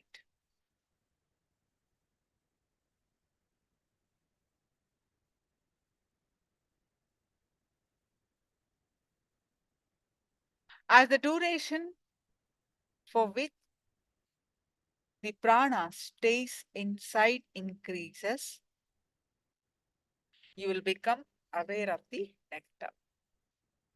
Naturally, having awareness and unloading more prana shakti will increase your longevity. That's why we call it Amrit, which means nectar. In many Upanishads, they say when the prana reaches the Sahasrara chakra, the crown center on top of your head, it flows all over the body like Amrit Dhara, meaning the flow of nectar. When you bring awareness to the 5 processes, inhaling, staying, spreading, exhaling, and cleaning, all the 5 processes happen beautifully.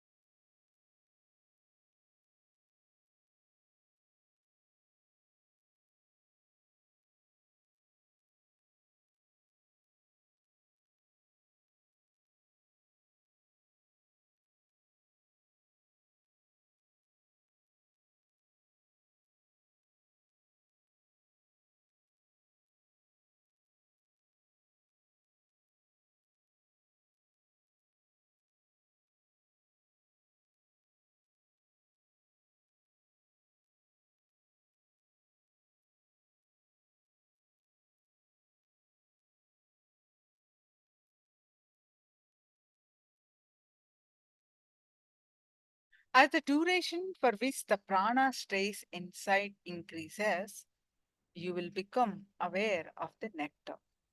Naturally, having awareness and unloading more prana shakti will increase your longevity. That's why we call it Amrut. It means nectar. In many Upanishads, they say when the prana reaches the Sahasrara chakra or the crown center on top of your head, it flows all over the body like Amrit Dhara, meaning the flow of nectar. When you bring awareness to the five processes, inhaling and staying, spreading, exhaling, and cleaning, all the five processes happen beautifully.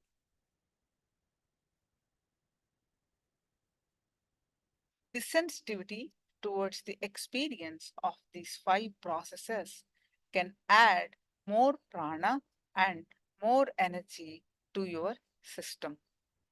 You will be able to experience the life energy flowing throughout the body. One difficulty with this meditation is that when we do it after food, we tend to sleep. Just get up now and stretch your bodies. And then we can sit in meditation. All of you, please just get up now and stretch your bodies. And those of you who are off camera, please come on camera. And then we can sit in meditation.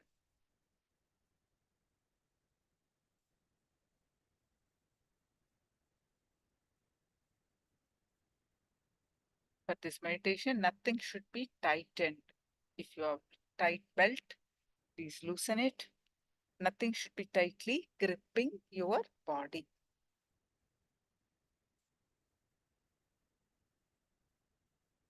Now, let us start. Are you all ready?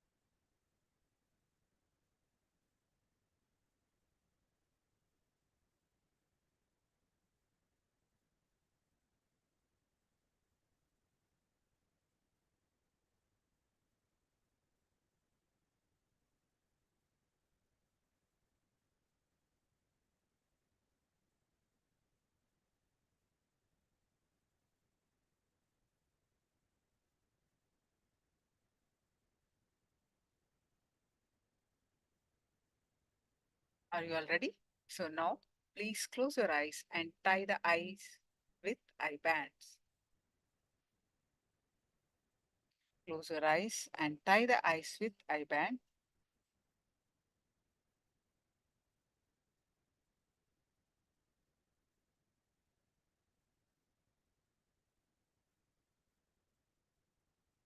Release any tension that you have.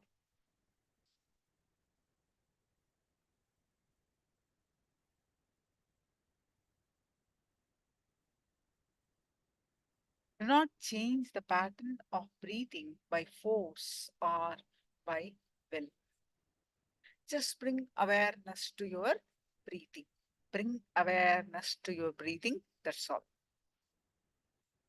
By being aware, if it changes by itself, it is all right. But don't change it by will or by force.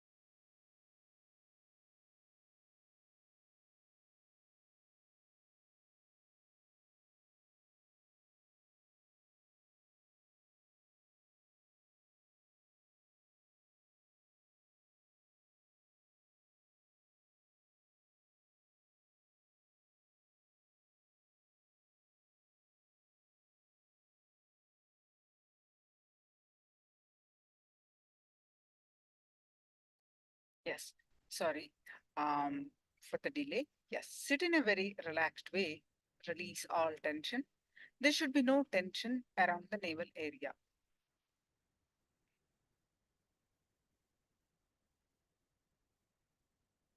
Now, do not change the breathing pattern by force. Now, let's start. First step. Bring your awareness to the inhalation. Do not lie down, just sit. Bring your awareness to the inhalation. Bring your awareness to the inhalation only. Don't change the breathing pattern by force or by will. Just be aware of what is happening. By being aware, if the breathing changes by itself, then it is okay. You just be aware. Just bring in awareness to only inhalation.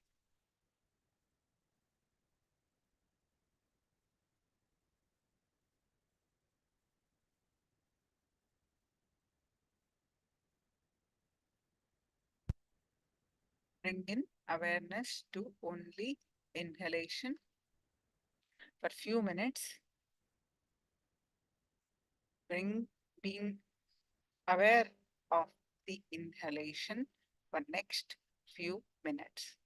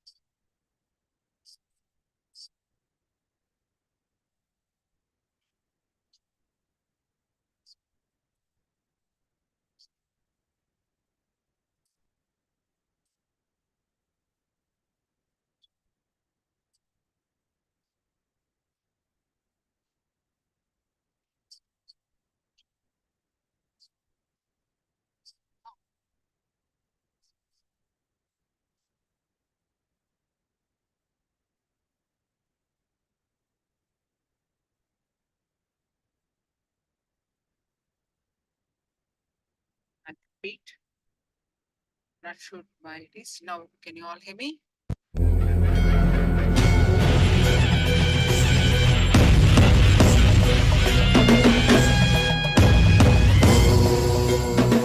Two, 3 days they threw stones, and even after the stones they are sitting. They are sleeping. They didn't even get up. Then I thought, waste of stones, I dropped. I dropped the idea of throwing stones. Awareness to all 2, 3 correctly hit. inhaling, Not like yesterday's miss. You are no problem. spreading all over the body. Teeth is not hurt. Exhale. Okay. Can you try once more? Nice morning. All right. Anyway, you got Saraswati already. So Lakshmi and Durga you have seen, and you got Saraswati also.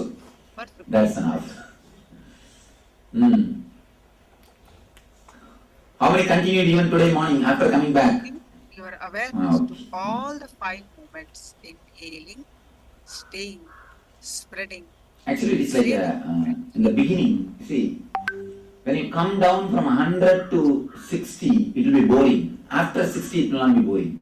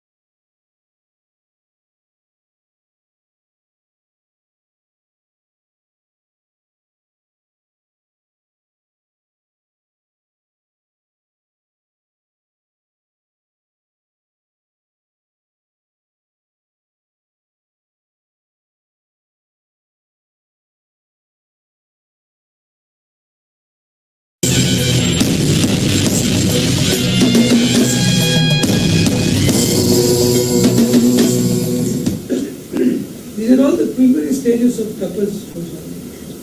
This is tapas. The first time I feel like I'm studying. You are studying. And tapas, good.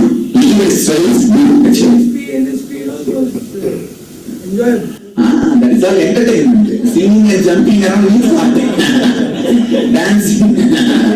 Singing and dancing and jumping around is not. Enjoyable only. That is what I said, enlightenment intensive. This will be a deep enjoyment. Let the TPS come down.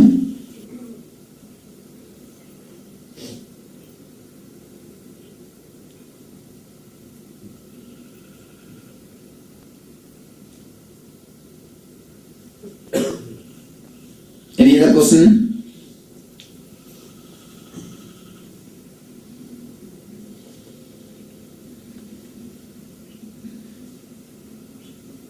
That's all. Alright, close the eyes and sit. Sit straight. Close your eyes. You see, she says when she was doing meditation, she saw the Lakshmi and the Parvati. She didn't see the Saraswati. So she was thinking, how come I'm not having Saraswati with me? Now she got the Saraswati. Wow, wow. Nice. Sit straight.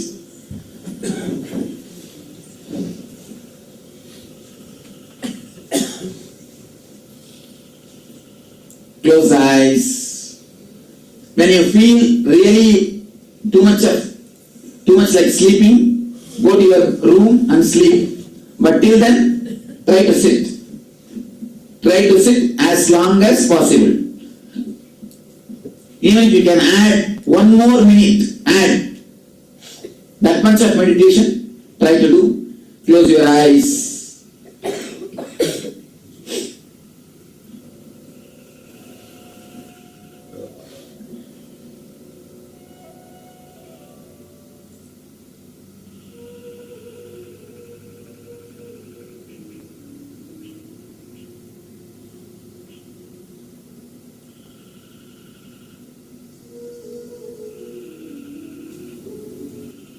Close your eyes.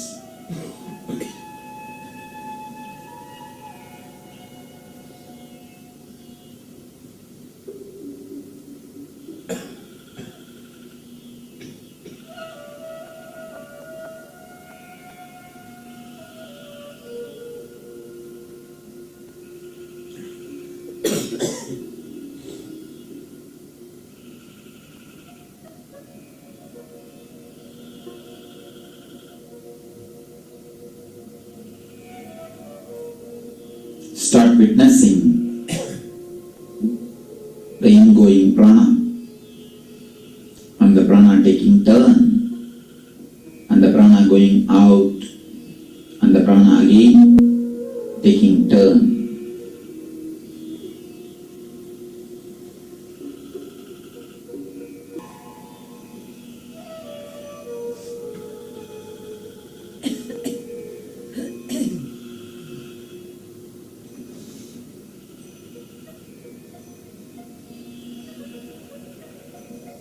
Witness all the four movements of the prana.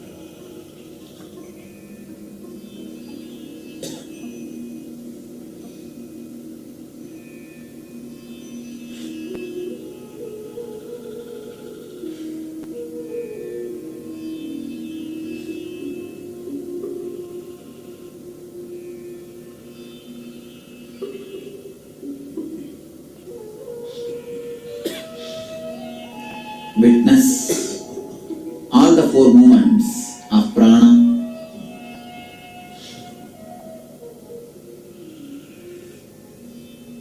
Continue to witness.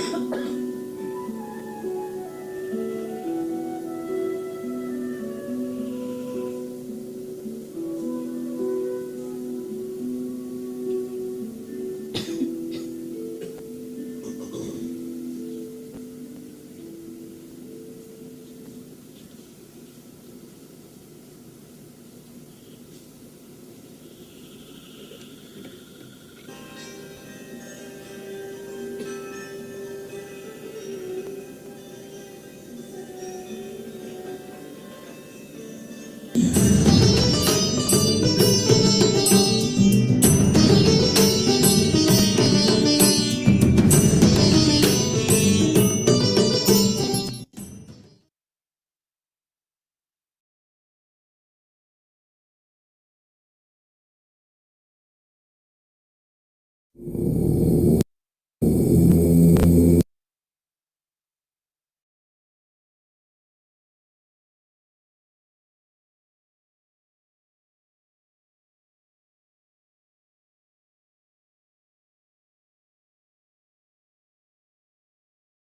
the stones they are sitting, they are sleeping. They didn't even get up. Then I thought, waste of stones, I dropped. I dropped the idea of throwing stones. 2, 3 correctly hit. Not like yesterday's miss. You are no problem. Teeth is not hurt. Okay. Can you try once more? There is no need. All right. Anyway, you got Saraswati already. So Lakshmi and Durga you have seen, and you got Saraswati also. That's enough. How many continued even today morning after coming back? Okay.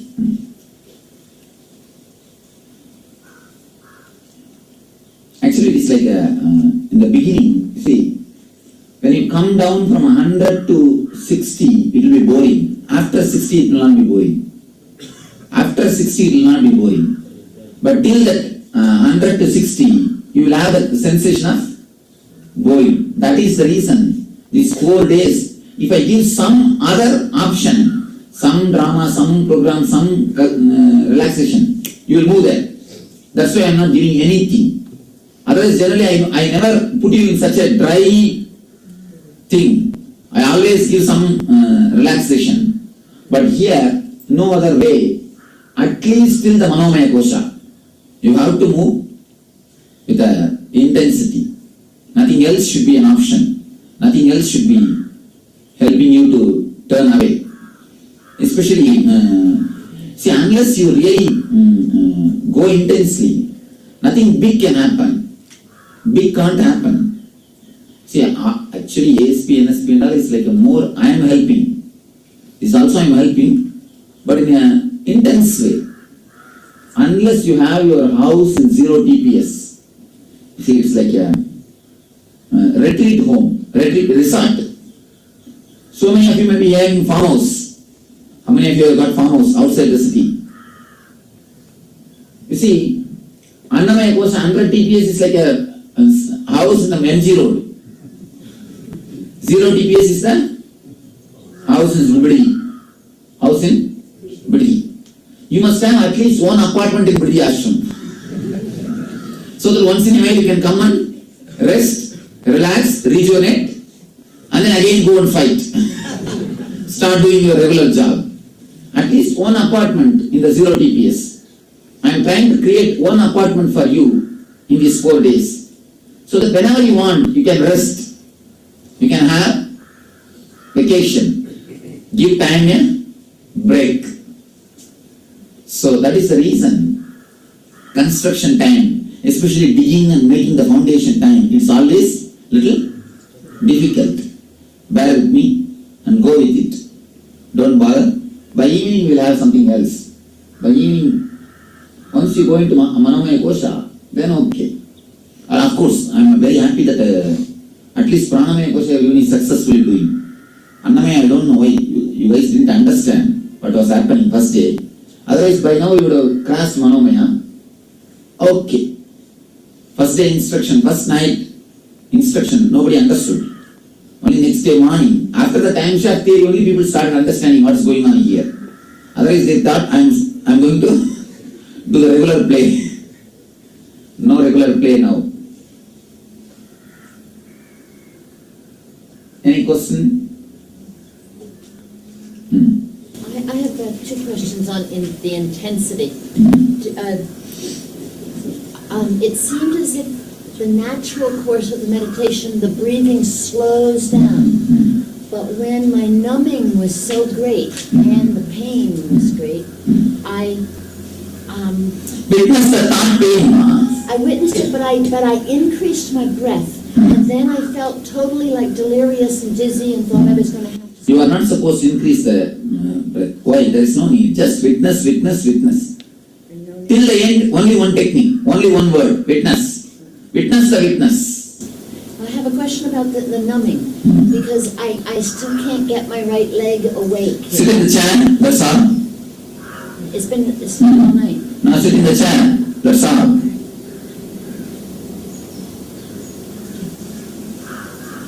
And Swami, I wanted to share that it's just been the greatest healing for me, because 25 years ago last night, at the time we were doing this meditation, was when I got the news of my daughter's death 25 years ago. And so my laughing was like, I was concerned. I tried to suppress it for a while because I knew I might be disturbing people. But it was like, I can't believe that I am so happy, because I just never thought I'd be happy again. Wonderful. Thank you. I wanted to start a laughing club. Of course, we are laughing here only. And our days are uproarious laughter. The whole city will shake. If I let this, I don't think I think 10 people are happy. Just 2 people is enough to shake any city.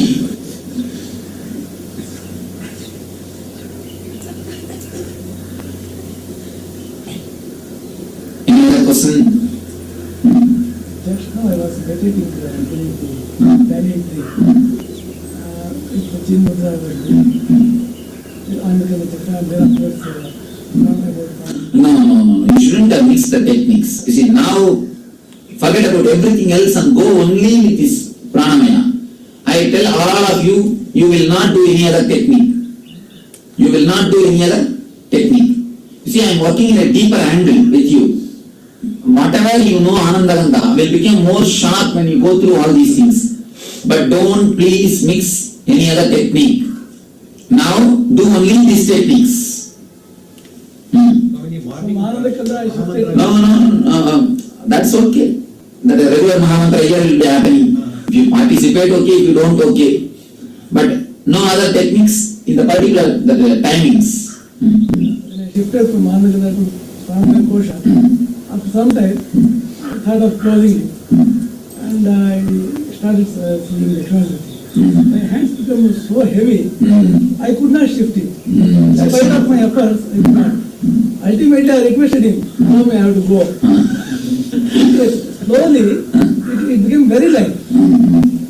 And I came out. There is no need even to come here. You just witness the thoughts. It will become more and more soft. Okay. Anyhow, but continuously witness. Yes.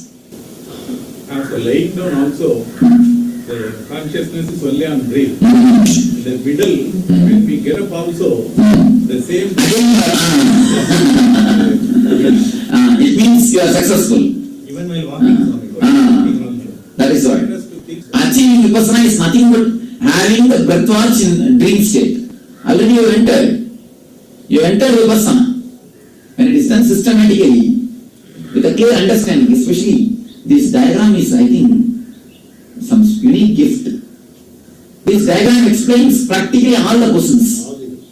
All the basic questions are answered just by this time shaft and this diagram. Practically over. When such clarity happens to you, straight away all your energies are concentrated into the technique. Especially in the right technique. Step by step, when you go in, simply things are achieved. Nice. You see, you achieve the state of Upassana and you achieve the state of Vipassana. Upassana means having Darshana of the Devata. You have Darshana of Dakshinamurti. You achieve the breath watching state in the dream. Both are great achievements. Generally, how long it takes. And they say, if you chant any Devata's mantra for 12 years, only then you will have the vision. And if you do 12 years of breath watching, only then you will achieve the Vipassana. Things are simply happening. That's nice. Next. When I'm watching the breath, I get very relaxed and the breath slows right down. It becomes very, very small. And it's hard to see the 4 points. I can't see the change. No, make your witness more sharp. Let the witnessing consciousness become more sharp. But it always happens only as a 4th cycle. either 4 or no cycle. It totally stops. It becomes a straight line. Not even a straight line, just a point. So then you have to only improve your consciousness. Go on, go on. Meditation முடிச்சுட்டு 1 hour sleeping போகும்போது அப்படியே படுத்தோடனே படுத்துருக்கும் போதே தூங்க போகிறோமே அப்படின்னு நான் feel பண்ணுறேன். இப்போ நீ சொல்லி தூங்குறது நீ விட்னஸாக இருந்து பாருப்பா அப்படின்னு சொல்கிறீங்க. அப்போ இருந்து விட்னஸாக இருந்து பார்க்குறேன். சாமி, விட்னஸ்ங்கிறது மனசுல எண்ணங்களை பார்க்குறோம். அதே விட்னஸை பார்க்கறது எது? அதான் கான்ஷியஸ்னஸ். அதான் உங்க பீயிங். இந்த நான் witness, even the idea that I am witnessing will disappear. Only then the Atmanya, the Atmaspurana will start happening. சாமி, பிராணா மூமெண்ட் 4 மூமெண்ட்ஸ் ஃபர்ஸ்ட் வந்து பெருசாக அவன் போயிட்டு இந்த நாஸ்ட்ரல்குள்ளாரே எல்லாமே already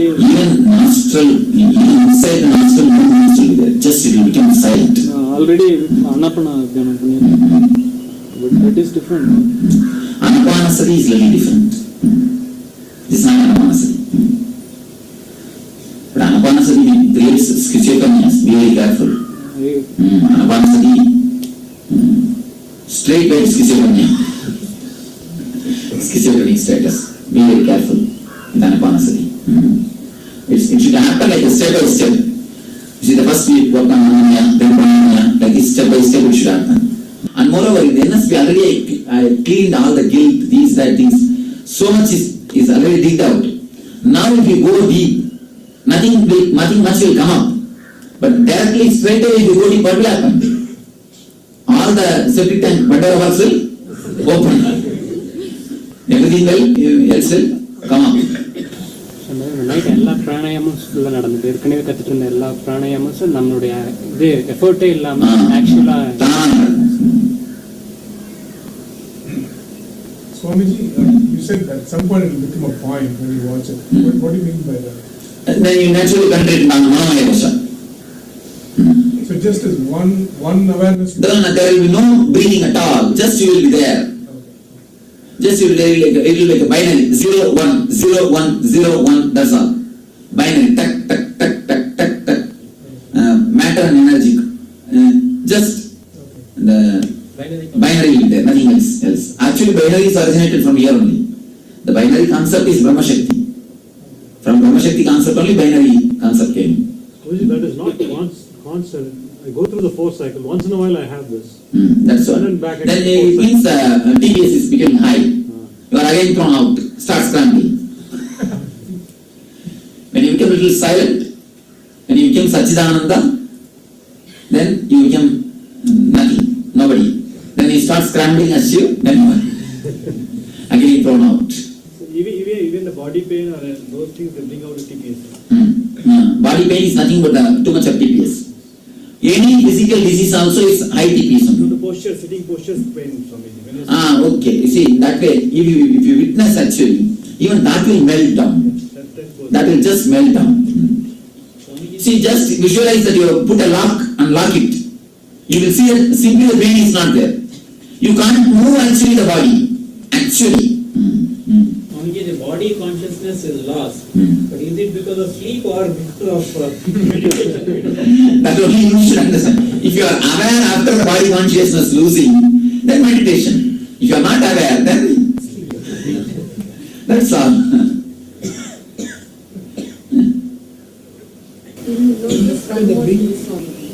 That less thoughts are coming. And the TPS is coming down. TPS dropping. Sweating by breathing. So does it mean the intensity is slowing down? Yes, please now. When the breathing is slowing down, I was feeling all along that the intensity is... You will be falling asleep. That is why you feel intensity is going down. Otherwise nothing. Swami, I would like to just ask, when I was sort of breathing in, breathing out, and that overlapping, I was having all that flow thing just on the duct. That means I felt that the whole thing is narrowed down and I could have a very deep breath, and when I was breathing out, before that I could see there is overlapping. Everything is in that tranquil. That's wonderful. That's wonderful. You see, if you just stay in that state, continuously you will be rejuvenated. Continuously you will be rejuvenated. Actually, prana is not breath. Prana is the energy which is taken through the breath. Breathing is like a lorry. Prana is the stuff which comes inside the lorry. So, if you stay in that state, it's wonderful. It will lead you to Manomaya Kosha. It will bring down the TPS. Wonderful thing. You see, if you chant Gayatri 1 lakh, 2 lakh times, this state will be achieved. Lakhs and lakhs of mantra japa will bring you to the Pranamaya Kosha. That's why we do the mantra japa. But not with a full speed. That will not. That will only increase the TPS. Om Bhurvuvaswaha Tat Savidurvarenyam Bhargo Devasya Dhimahi Diyo Yona Prachodaya. A gap. Awareness. One gap of awareness. Then again, Om Bhurvuvaswaha Tat Savidurvarenyam Bhargo Devasya Dhimahi Diyo Yona Prachodaya. Actually, in this way, if you chant, within 10 minutes you will feel the syllables are too much on you. The mantra words are too much on you. Your mind is dropping below the mantra. Simply the mantra will drop. Only that prana cycle will be happening.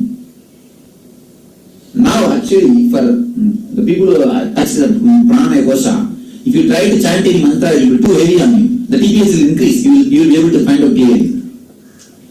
Once you touch the pranamaya, if you take up any mantra, TPS will increase. So you become mantra adita. You have achieved the siddhi and mantras. You won't need any more mantra if you cross the pranamaya. Till pranamaya only you need mantra. After that, no mantras. So மூச்சை விட்டுட்டு மறுபடியும் வந்து இழுக்கும் போது அந்த turning point இருக்குல்ல, விட்டுட்டு இழுக்கும் போது உள்ள டேர்னிங் பாயிண்ட் இருந்து அதை விடும்போது கடைசியா விடுது இல்லையா, அதுக்குள்ள இந்த மூலாதாரத்திலிருந்து மேல அந்த ஆக்ஞா வரைக்கும் அந்த ஃபோர்ஸ் ஒரு வேவ்ஸ் வரும். Witness பண்ணுங்க. It's not a thing to be enjoyed. It's a good experience, but go ahead, witness. Swamiji, the curve when we exhale and before inhaling, that is much longer than the curve from inhaling to exhaling. That is very short. That shouldn't be the case. Because continuously witness, that shouldn't be the case. Because this gap should be small and that gap should be more. Only then you will have a life.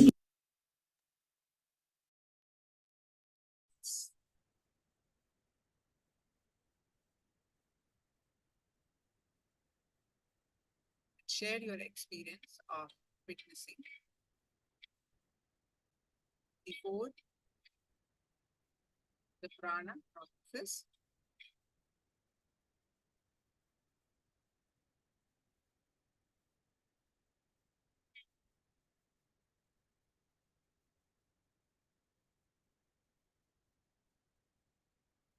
we entering our next layer, Manomaya Kosha, or mind layer.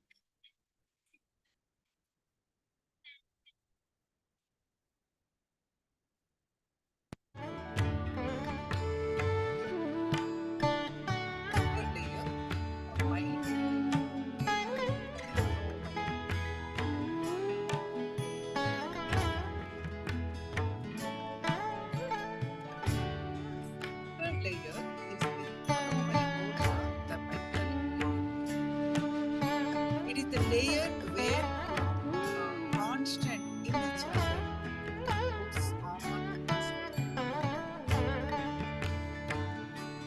The inner chatter is nothing but the constant formation of words that happen. That is not where it is just a flow of words do with irrelevant association of things. That's all. It's just a flow of words to do irrelevant association. constant flow is what is called work.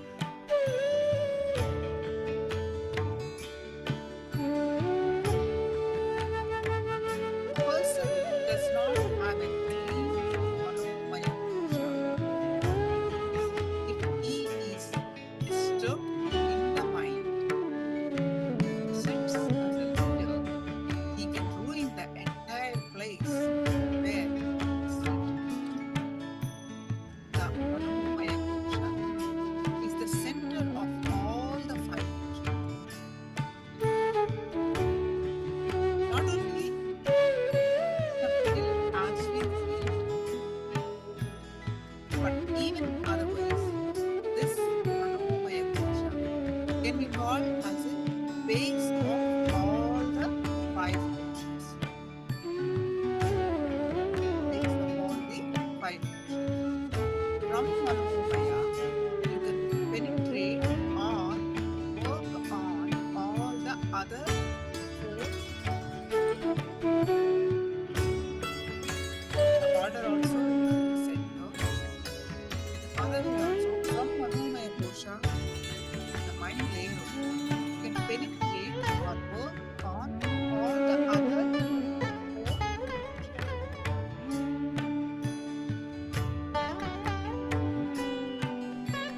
Amongst the chakras, the Anya chakra is the Chakradhara or the king of all the chakras, the Anya chakra. Anya, seventh chakra. In the seven layers, the Nirvana layer is touched.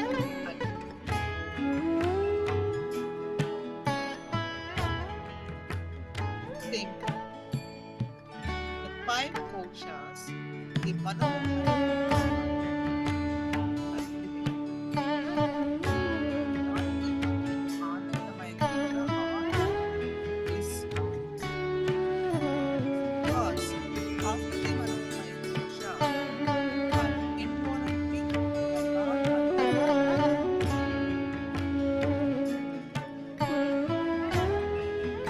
whatever you can do, do it only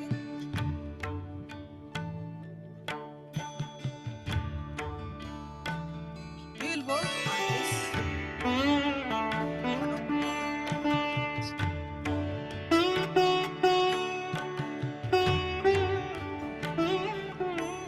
The meditative process for manomaya is humming, meditating, intense humming itself will break the energy. When you hum, put your complete awareness on it. Helps you silence or inner chatter is created around the navel gland.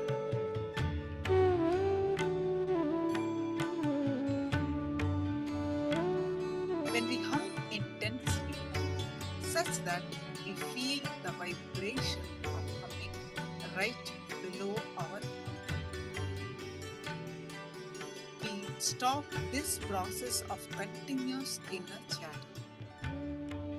It is like shaking the whole thing out. So the humming should happen from below the navel. Humming lets you feel your body as that.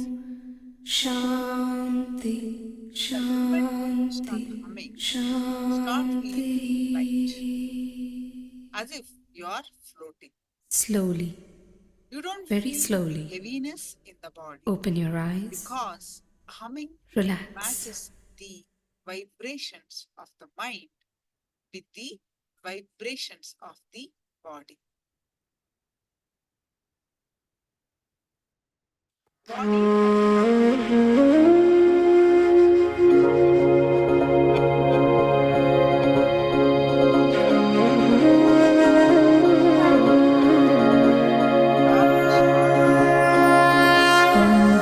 गणपतये नमो नमः।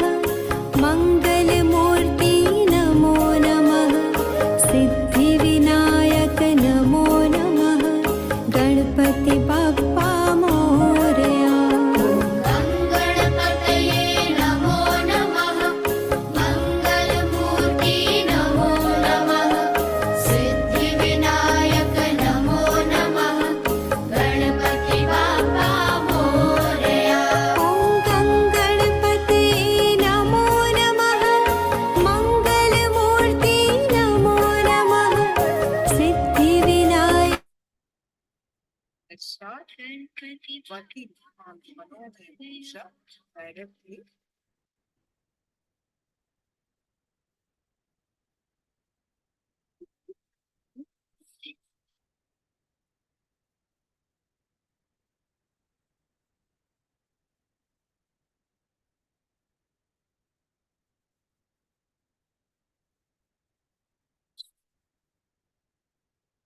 We listen more cognitions about Manomaya Kosha, from Swami. Get ready for the humming meditation to work on the Manomaya.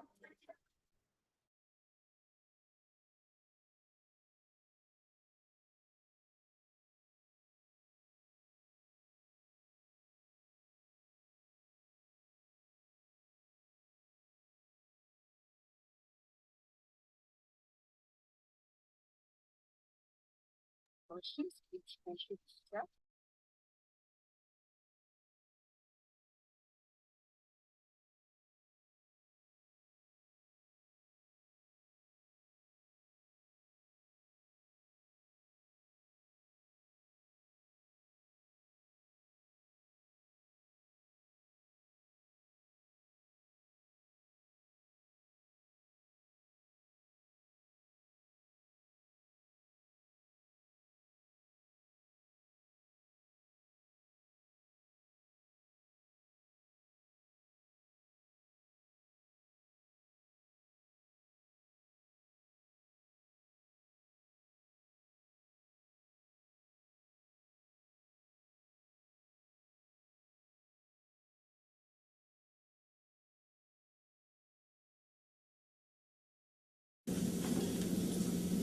Welcome you all with my love and respects.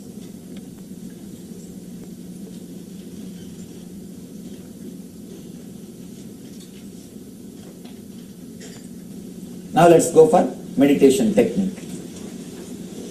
This is one technique from Tibetan Buddhism. Very powerful technique. They call it in Buddhism MahaMantra. This technique is called as MahaMantra. It's a very simple technique to rejuvenate yourself and to clear your inner space. Mainly this technique is aiming towards maintaining the quality of your inner space.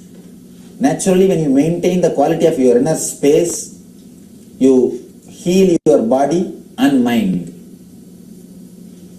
Disease is nothing but the disturbed inner space. This meditation technique helps you to maintain your inner space. Let me explain the technique. It's 4-step. 4-step. First thing, sitting straight. You can sit in the sofa or in the chair, no problem. If you can, sit on the floor if you feel comfortable. Otherwise you can sit on the chair, no problem. But you need to sit straight. Head, neck and backbone should be in a straight line. That's the first instruction. Let me finish all the instruction, then you can do. Second, closing the eyes. When I say closing the eyes, I don't mean just closing the eyelids. I mean something more than closing eyelids. Usually, when you close your eyes, when you open your eyes, you will see all these scenes. When you close your eyes, you will be seeing all these things in your inner space. Now you need to disconnect yourself. You need to disconnect the outward memory. You need to separate yourself from this outer world. You need to clean your inner space. How to do it? When you close your eyes, just tense your eyeballs. Just tense your eyeballs for 60 seconds, not more than that. Please don't tense more than 60 seconds. Just for 60 seconds, if you can just tense it, create little pressure on the eyeballs. Naturally, you will see the inside visualizations will come down. The movement of pictures in your inner space will come down. It's the second step. Third step, humming as deeply as possible, as loudly as possible, and as lengthily as possible. Let me do it and show.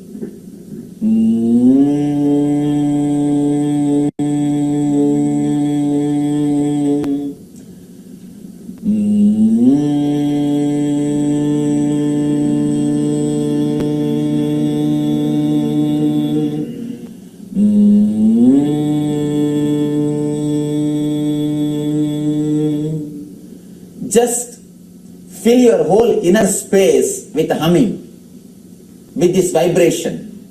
Don't allow any other thought to come in your inner space except this vibration. For 20 minutes, continuously hum. Usually, our mind, our body will not allow you to do meditate. Meditation and mind, both are like Indian mother-in-law and daughter-in-law. They can't stay together whatever you try to do. Try your best. It is rare exemptions. Stay together happily. It is very rare. So mind and meditation are just like Indian mother-in-law, daughter-in-law. Because both try to possess the same person. She wants son and she wants husband. Both wants the same person. Same way the mind also wants your being, meditation also wants your being. They can't stay together. Your mind will try its best to say, no, tomorrow we can do. After some time, even if I don't hum, who is going to know? After all, the whole crowd is humming. These are the usual thoughts our mind will create. Please don't listen to the mind just for 20 minutes. Do it intensely. You can see the experience. You can see the experience. Fourth instruction, just sit silently for 10 minutes and relax. 4 instructions. Let me repeat. Sitting straight, closing the eyes, humming 20 minutes, filling your whole inner space with this humming for 20 minutes and 10 minutes silence sitting. Anybody has got heart problem or anybody underwent any surgery in last 6 months? Please don't do this. Just relax and sit. Don't do this meditation. All other people do it as intensely as possible.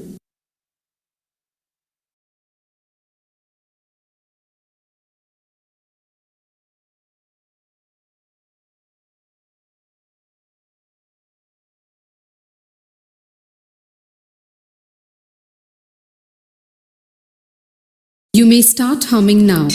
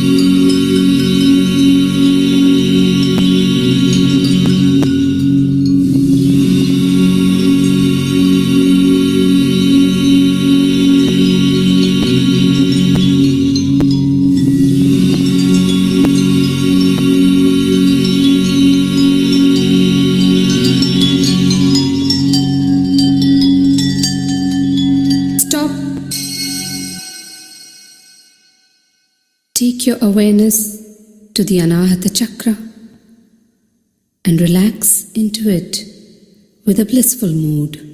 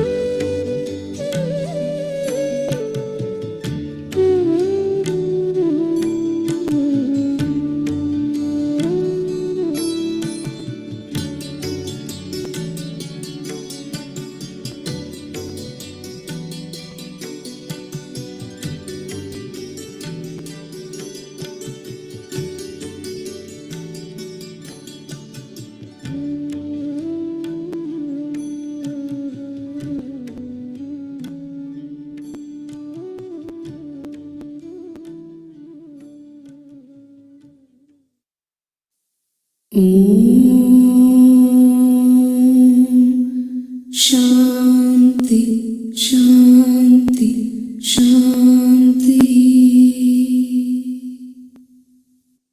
Slowly, very slowly, open your eyes, relax.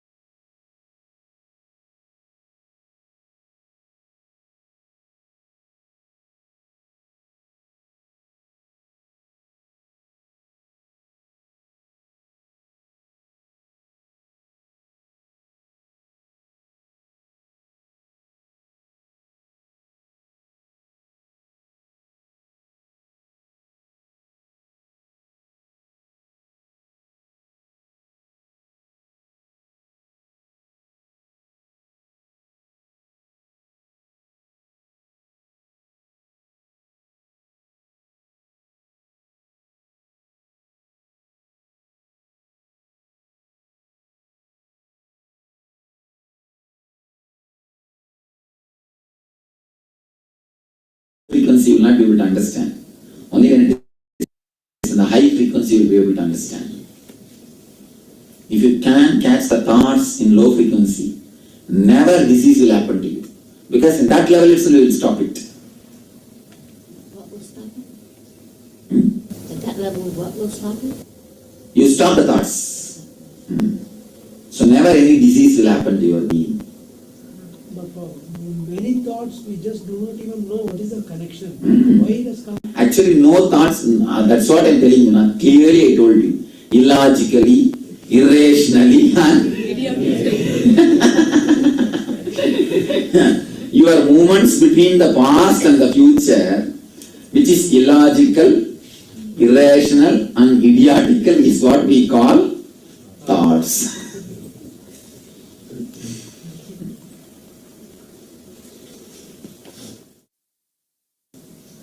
Swamiji, we talked about athletes like golfers in the zone, and they are witnessing. It's like they're watching the game. So it's the same when the Yes. in the zone. When you witness, again you drop. The TPS drops.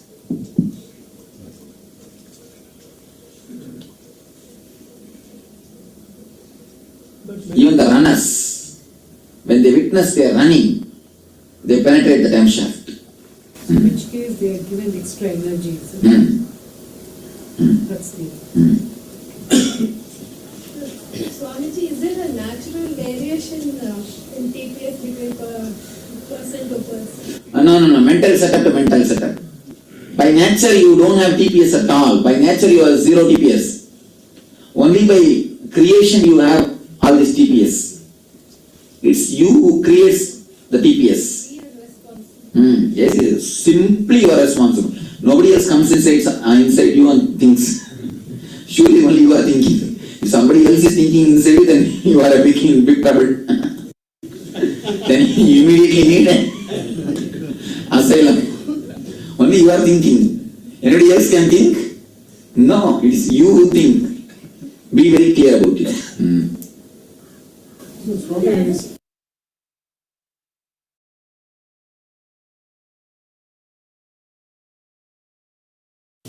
enjoying the silence. I feel like I have started enjoying the silence. And that's wonderful. Then again witness the thought that you are enjoying the silence. Just witness the thought you are enjoying. On these 4 days you are not supposed to speak. These 4 days you are not even supposed to bother what he thinks. Don't even bother what he thinks. No question of suggestions. No suggestion box. We will have something called no suggestion box. You see, whatever happens, let it happen. For some people, they'll simply start talking blah, blah, blah, blah, blah, blah, blah. Let it happen. Don't stop. For some people, you'll simply see that silence happening. Let it happen. Simply neither suppress nor express, just witness. Understand the key.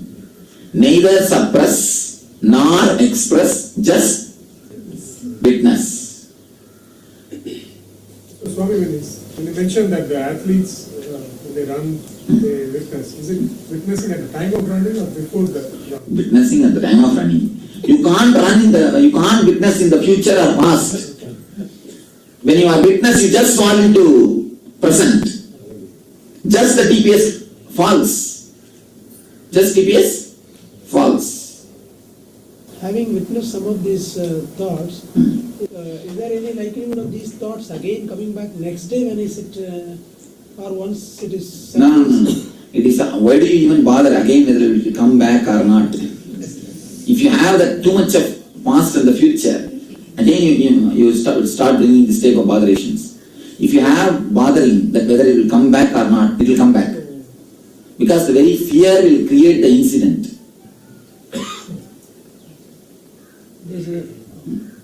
The key is not to... Desire and fear will create any incident which you don't want or want to happen. Desire will create that incident should not, if you are desired, that incident will not happen. If you are afraid, that incident will happen. It has got power. The desire and fear has got the power to let or not to let the incidents happen. Be very clear, desire will not let that incident happen. Fear will let that incident happen. It's opposite. Paradox. Whatever you want inside will happen only opposite outside. Because paradox. Life is... Swami, how do we manage it? Because it always sometimes you have the fear of pain, kind of fear. So when that thought comes... when the thought comes, just enjoy it. Relax. Just be blissful. And trust the existence and relax. If that is the way existence wants, wonderful. Relax. You will never enter into failure. But if you carry this fear, suppress it, or try to work against it, you will simply create a situation where you will fall into that same situation, into that same incident. It is a rat actually. A rat. Once you are caught, check, things will be over. If you can drop, you will be drop out. Actually, when you drop from 100 TPS to 0 TPS, you are a dropout. Enlightened. Enlightened guys are dropouts. We are dropouts from the rat race. Watching the thoughts is same. Neither rat nor race. Watching the thought is same as having no attachment to the thought. No, don't bother about attachment. You will have a total attachment, or you will not have any attachment. No attachment and total attachment is one and the same. Okay? Nobody can be attached like me. Nobody can be detached like me. That's what. I think that's what you have told in freedom versus responsibility.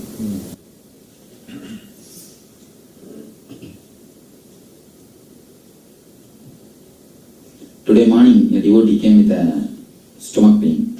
I just put my hand on that person's head. Nobody can give such a deep, loving touch. Nobody can give such a deep, loving touch.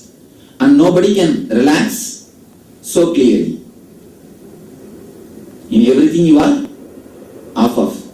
A deep attachment and a deep detachment, both are one and the same.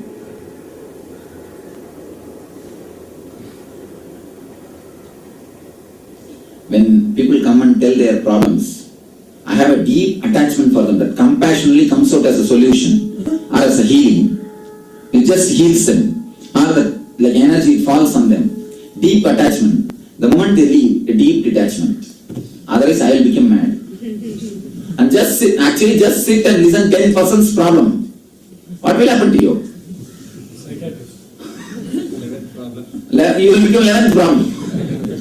And you will have to go to somebody else to unload your things, your stuff. When we do healing, you said we are not supposed to think whether they are to be healed. Yes, you don't know. That is what I am telling. When you are totally detached, the energy is totally attached. Okay?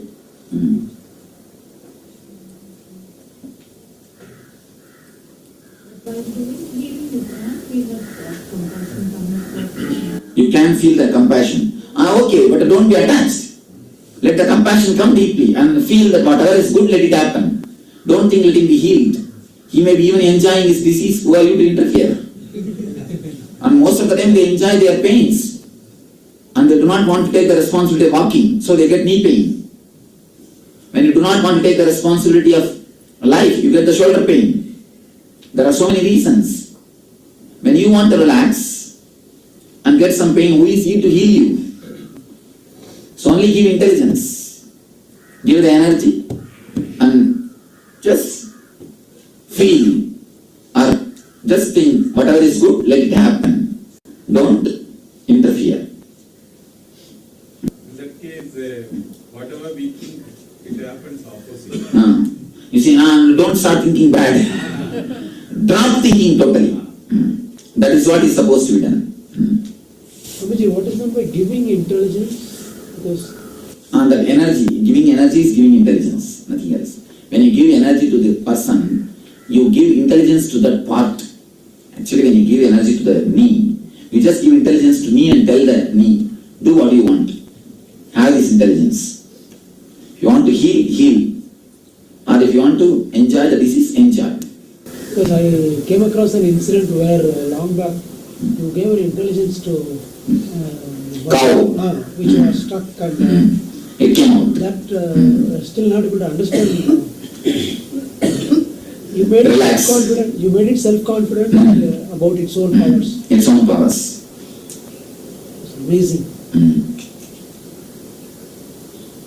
That is the way miracles are done. No miracle is miracle.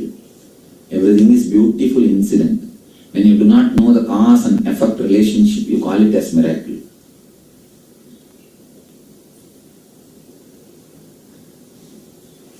Next.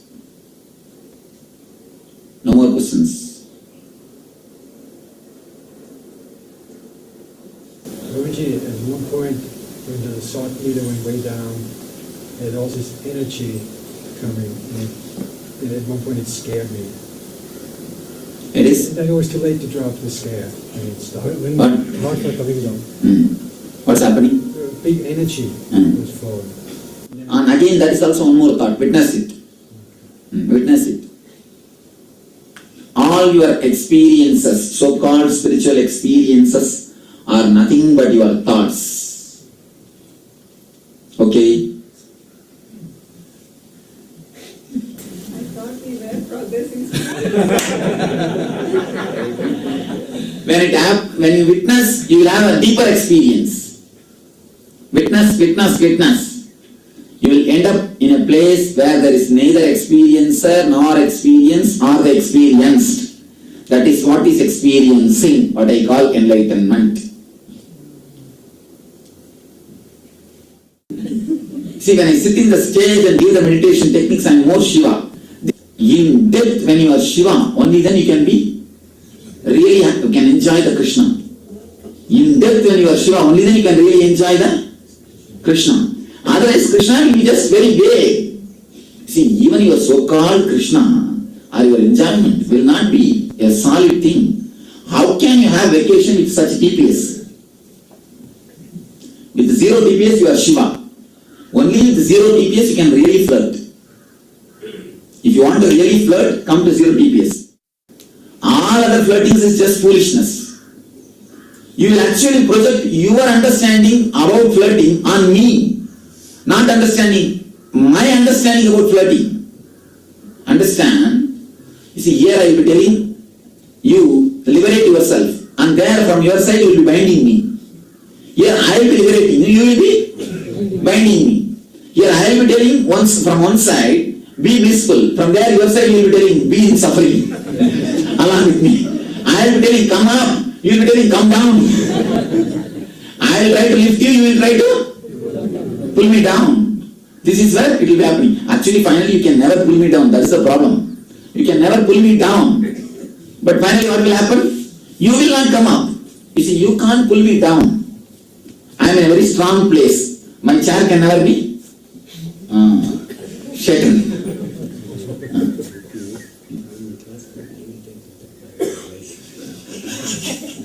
Alright, I have a deputation. Whenever I take class, if somebody sleeps, volunteers to take the responsibility of. She said, I know how to exactly point. Let Swamiji conduct classes, I will stand next to him and take care of the guys who are sleeping. Gopal is telling, get first step, first step. Swamiji, get first step. First witness is going to be Shiva. Okay, Jehovah's Witnesses, Nithyananda witnesses. So understand, actually when you come to zero TPS, only then really you know how to flirt with me. Otherwise you do not know how to really flirt with me. Otherwise all your so-called flirting will be just foolishness. Just your understanding. It will never be your real flirting. It will never be an ultimate flirting. Don't flirt in a very mean way. Flirt in an ultimate way. Even in that, there should be a standard. Class. That's not flirting with divine. It's actually a big science. Flirting with divine. But Rasa Krida happened when Krishna was just 5 or 7 years old. No, that is what. It is nothing physical, ma. TPS, ma. Zero TPS. You see, when Rasa Krida happened before his 7 years.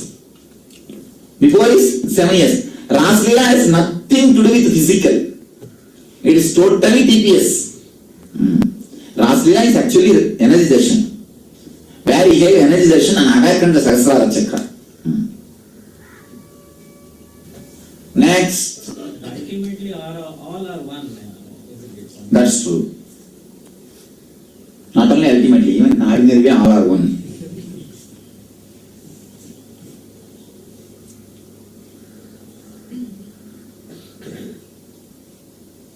What you're talking about is only what he did with his body. When an enlightened master does, nothing happens through his body.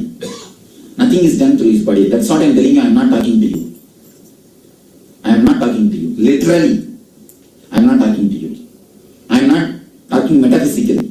I am talking literally. I am not talking to you. You are listening.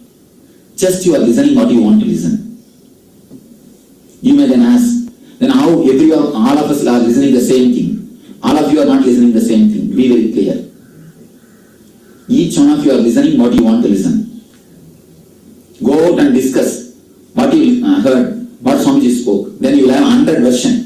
If 99 people are here, you will have 100 version. Because someone will be confused, only they will give 2 versions.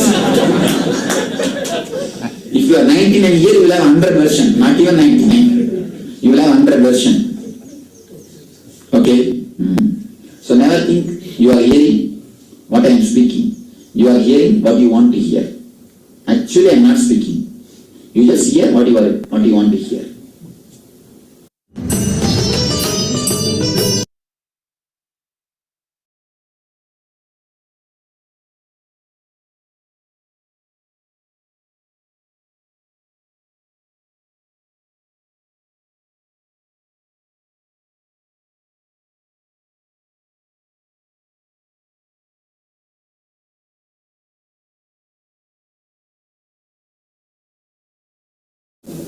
Couple of days back, I in fact felt that I was at a very low TPS. I didn't know the definition until you told me today. I felt a lot of your presence. That's good. There was a lot of... the moment you come down to the low TPS, you will see that I will be there. And it was very buzzing. It was very... you felt like you're high or... That's right. High. And then I took a major decision in that. High. You see, whenever in the high moments you take any decision, it always helps you. In the low moments, never take any decision. In too much of TPS, never take any decision. Don't take any decision when the TPS is high. Take just, when you are in any tension, any problem, relax. Bring down the TPS level.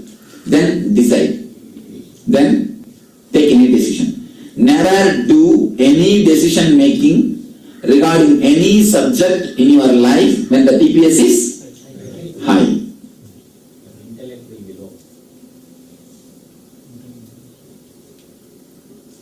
intelligence will be low. Intellect will be there, but intelligence will be low.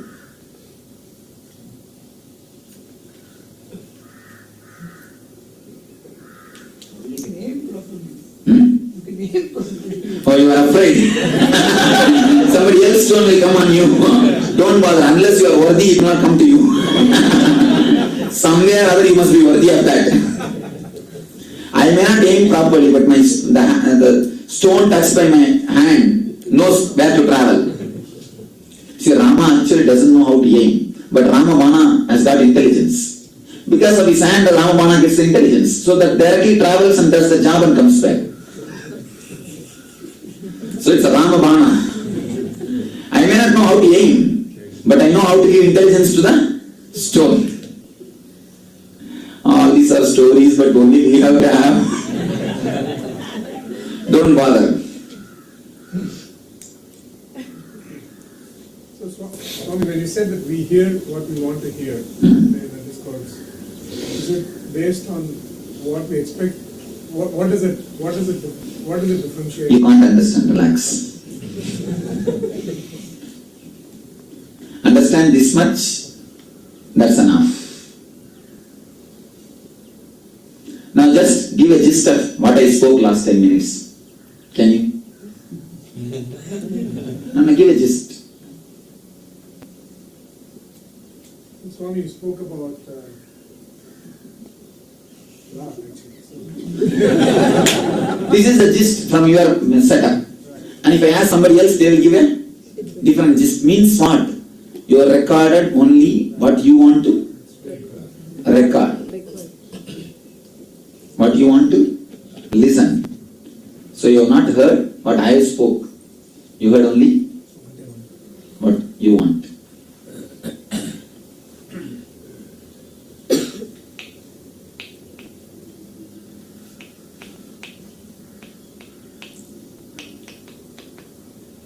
Actually, when the TPS comes down, 24 hours you will have the same flirting mood, that ecstatic mood.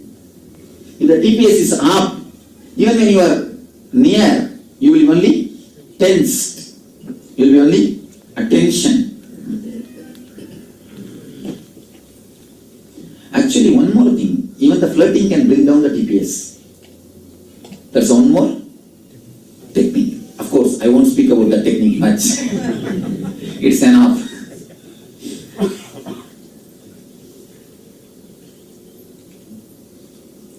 Utterly relaxed just by the deep divine presence of the Master, asking nothing more. Just you are enough. Your presence is enough. You being around me or me being around you is enough. With such a deep, relaxed, utter relaxation, without any possessiveness. You should never have that feeling, oh, that person should not come, this person shouldn't come. With a deep mood of sharing, when you are around him, simply the TPS falls down. We would like to leave all the problems to you, Swami. Now those fools used weapons only to kill. I am here to use everything to heal. Why do you think I kept all the weapons in my throne? All those weapons cried. That time, we have been corrupted totally, just used killing, drinking those bloods, and we have been corrupted. Then I said, all right, next time I will use you for healing. And let you guys be liberated from the sin of Hatyas. You are healing them, Swami. That's all. Now they are liberated from the Brahma Hatya and all Hatya. All Hati doshas. By being used for healing. Yes. That's why I put all the weapons in my throne. Let them all be blessed. Otherwise these guys are sick of continuously killing others. And actually if you continuously kill others, naturally you feel sick. How long you can do that? That's all. So now we will enter into the next prana. Next level TPS. See, this is a nice technique. Again, okay. Now this is a wonderful technique. And for this technique, a small rule, no question of opening the eyes and moving from that place. Till I say, move. Now I'm going to attend one function in Bangalore.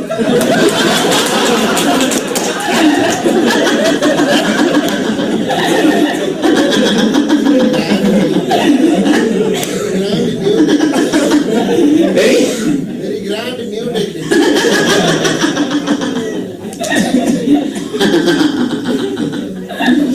A small function in Bangalore. So soon I will come back. It's not my issue, sir. Soon I will come back and move you from your places. It's a very simple technique. Very simple technique. I'll guide you first step by step. I'll guide you first step by step. 4 steps. You have 4 prana movements in your system. The prana going in, prana taking turn, prana coming out, and again prana taking turn. You understand what I say? You have 4 movements. Prana going in, taking turn, going out, again taking turn. You are supposed to witness all these 4 movements. First I will guide you, you will witness only prana going in. Next you will start witnessing only the prana taking turn. Next you will witness only prana coming out. Next you will witness only prana taking turn. Step by step, first 5 minutes you will witness only this point. Let everything, all the 4 will continuously be happening. But you don't have to witness, you don't have to be aware about other 3 things. You can relax in other 3 points. But this point you have to be aware. Next 5 minutes, the second, only the turning, you have to be aware. Third, only this going out, the exhaling you have to be aware. Fourth, only the taking turn, you have to be aware. Understand very clearly. 5 minutes, 5 minutes, 5 minutes. After 20 minutes, you have to be aware of all the 4 movements. You should not miss even single movement. Same awareness. I am drilling with the prana techniques. First the Anna techniques, Annamaya techniques. The grass level. Now the same awareness, same technique. I am same old wine in the new bottle. I am working with the prana level.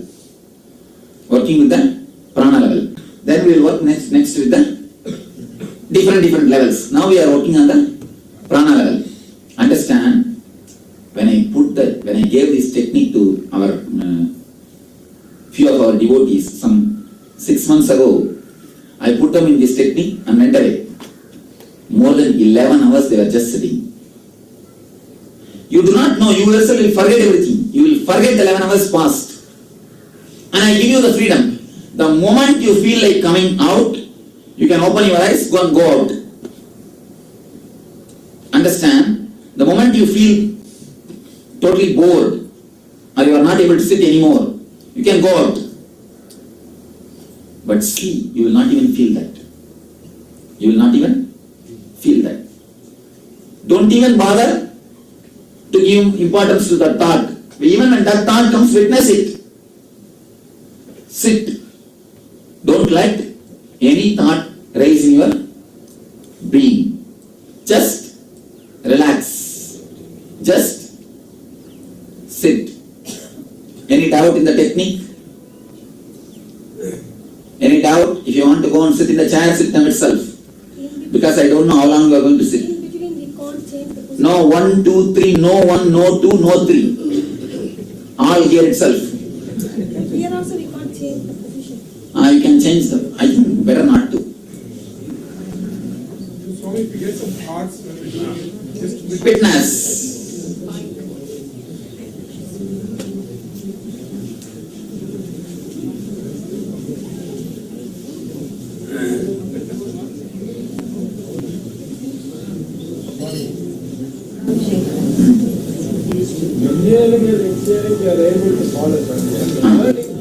That's what I'm telling, that these 5 minutes of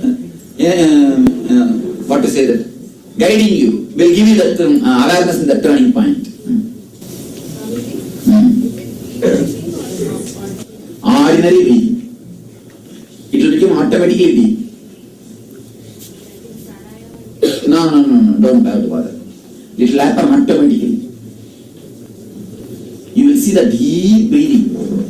You will even feel that the breathing is happening in you. Whenever the awareness becomes too much, sort of a mild wheezing happens in you. One day, suddenly I had a wheezing in your house when I was staying. That early morning, this guy started shouting. Oh Baba, hilarious. That Sunday, they started shouting. Oh Baba, I got up. I am here, why are they shouting so loud? Anyhow. Really? They started shouting so loudly. Still I remember that incident. I had a shock. I thought something seriously wrong happened to somebody. It's a great blessing. You can never forget God. But it will torture us, na? Torture us, remember.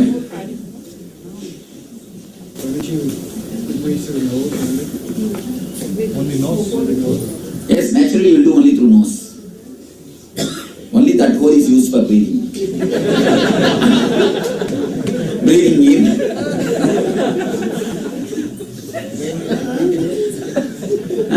Every different action.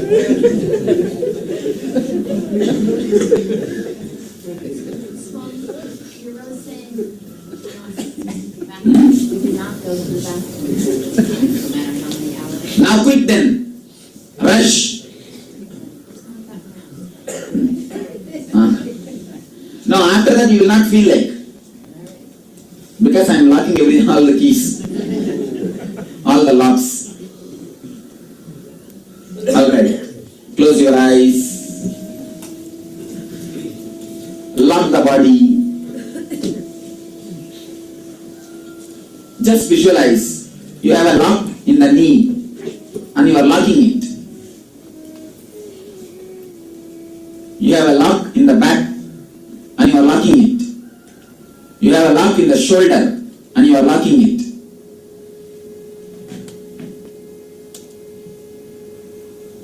Visualize. Step by step your body is getting locked. Feel the lock and key sound. Tak-tak, tak-tak. Your body is just locked. All your joints are just locked with a key. You are almost becoming a statue in the same sitting position. Feel your neck is locked. Both shoulders are locked. Backbone is locked. Knees are locked. And just locked. That's all.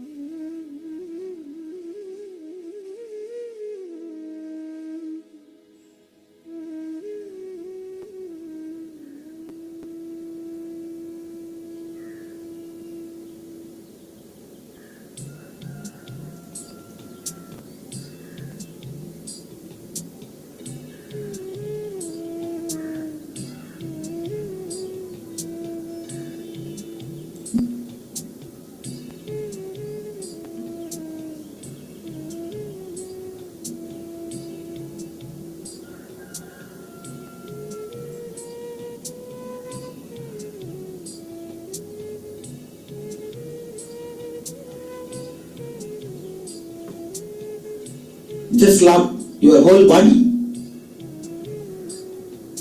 from toe to head. Lock all the joints. Visualize you are locking all the joints. Lock literally.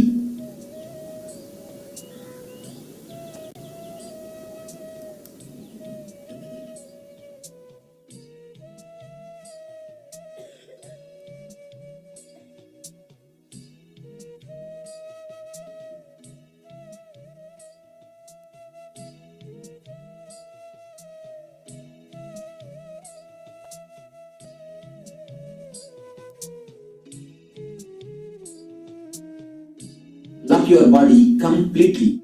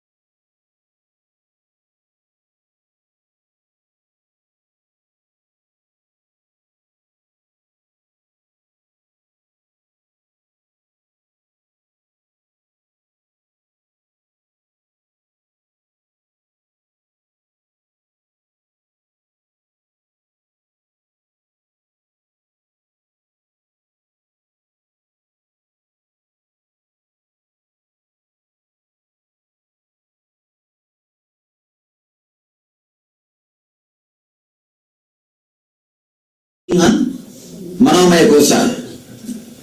Understand the technique. It's very simple, just like Manomaya Kosha. Only thing you need to work on it. Very simple. So now you can't, you work with the prana. Now you are going to work on inner chakra. Just have only one word. Only one word. Nothing else. And witness that you are repeating that word. Listen here. You are going to witness your inner chattering. If you directly witness your inner chattering, you will not be able to witness. You will be uttering continuously the word witness, witness, witness. So now I am giving you the technique. Just have one word. Take this one word, Ananda. Ananda is the ultimate word. Take that word, Anandam. Just Anandam. Repeat that word like a mantra and witness it. Don't chant like mantra, Anandam, Anandam, Anandam, Anandam, no. The word should come and you should witness it. You should be aware that you are chanting that word. You should be aware that you are chanting that word. Anandam, Anandam, Anandam, Anandam, Anandam. The awareness should be there that you are chanting that word. Understand? First we worked on Annamaya, on your movements. Next we worked on Pranamaya, on the prana movements. Now Manomaya, on the mental movements. On the mental movements. Then Vijnanamaya only, the emotional movements. That is different. Let's not bother about that now. Now let us work on the Manomaya. Just repeat that one word. Anandam, Anandam. Or even your spiritual names you can use it. Your own spiritual name, which I gave. Even that word is directly related to your being. Just use that word. Use that word. No problem. But continuously witness that. Either take a word Anandam or use your spiritual name. Just continuously repeat that word and be aware. No other word should be allowed. It is very boring, it is tiring, time is up, let's go to eating. No other word. How about your name? No. No other word should be allowed. Neither the thought, oh, let us go and eat. It's again one word. Let us go and eat. It is boring. No. None of these words should be allowed. Just remove and throw it away. Remove those words. Only this one word is allowed. Anandam and the witnessing. You should witness. Yes. Should we forget about the prana or maintain? Yes, now forget about the prana. Now forget about the prana. Okay, clear the technique? Any doubt? Say it loudly. No, inside. It should not be beyond Manipura. Tongue should not move. Be very clear. Even inside the tongue should not move. I'll guide you. First, make the tongue very stiff and straight. Feel the tongue has become like a stone. Then you should repeat. Then naturally you will see slowly your consciousness drops to this area. And there you should repeat. Anandam, Anandam, Anandam. Even the Anandamava Iringal, that's a wonderful word. That is the word which came to me first after enlightenment, when I settled into the body. But that didn't come in Tamil language, it came in as a concept. In the Prakrita. Prakrita means as an idea it came out. Then, of course, after all the mind which I was having is trained only to Tamil language, it came out in Tamil language. Even that word is okay. Either the word Anandam or Anandamaviringal or your NSP name, your name. In these three, anyone you choose. Don't mix all the three. Take up one and repeat only that one. Only repeat that one. NSP full names. Yes. You have to repeat the whole thing, okay? If some other word comes, what will you? No, you are not supposed to follow. Just break it and throw it out. Okay? Clear with instruction? Any doubt with instruction? Anybody is tired or bored?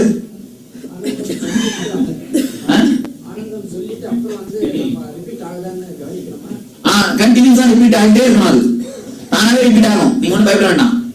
Just விட்னஸா இருக்க போதும். Yes. I have been already doing this the evening. Oh. By repeating the name. Oh, your new name. A new name. That's nice. It means already you started entering into Manomaya. How you started? Just like that.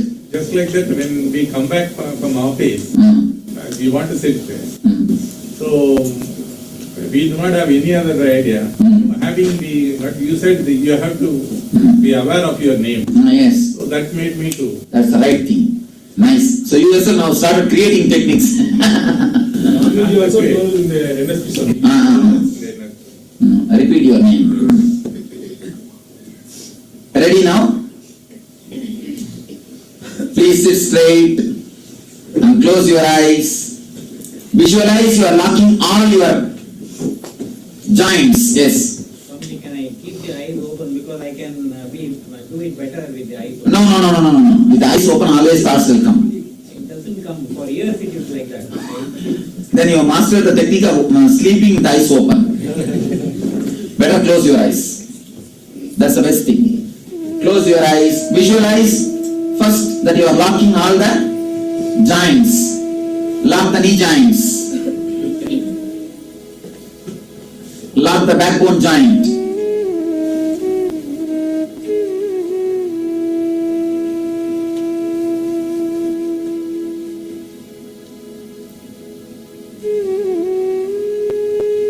Feel your tongue has become just like a stone.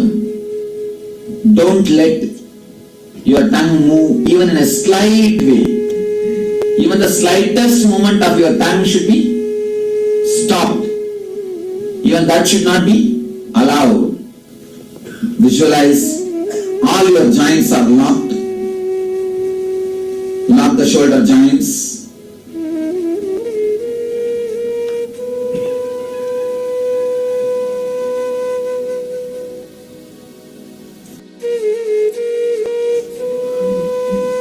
Lock the neck joint.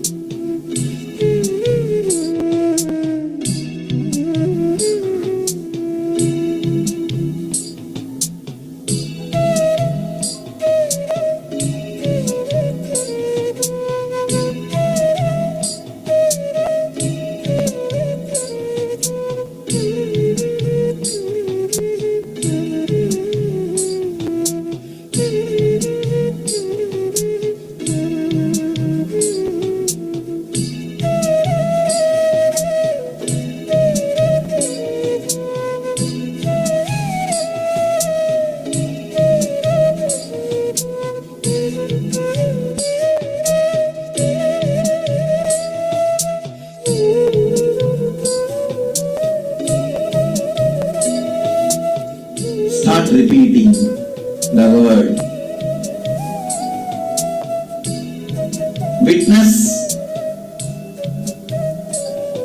the word being repeated in your being. Effortlessly repeat that word very slowly and witness it. Witnessing is the important thing. Witness it.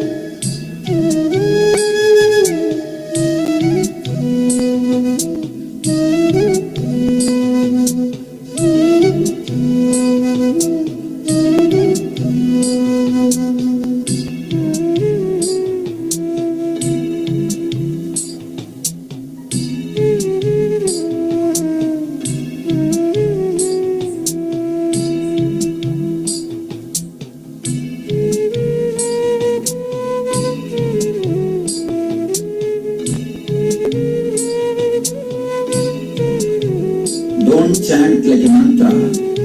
Repeat with awareness and witnessing consciousness. Give a gap between every mantra. After repeating every word, witness it. Witness the words which is happening in you.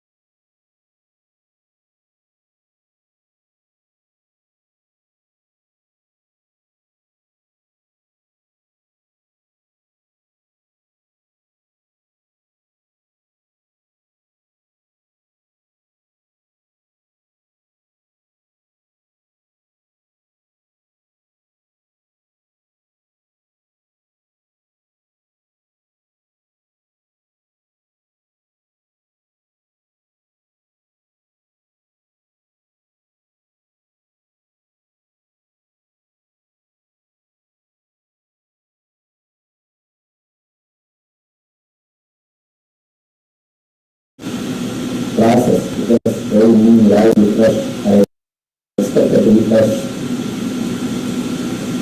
We will start the process with silent sitting. Just sit for a few minutes. See,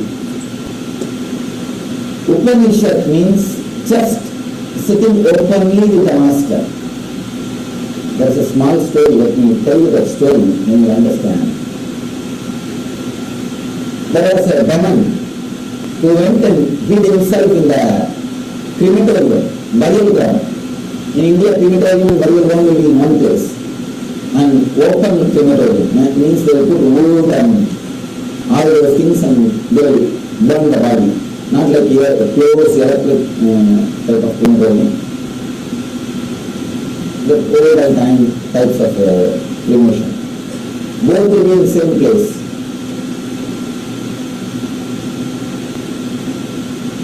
The government hid himself in the crematorium,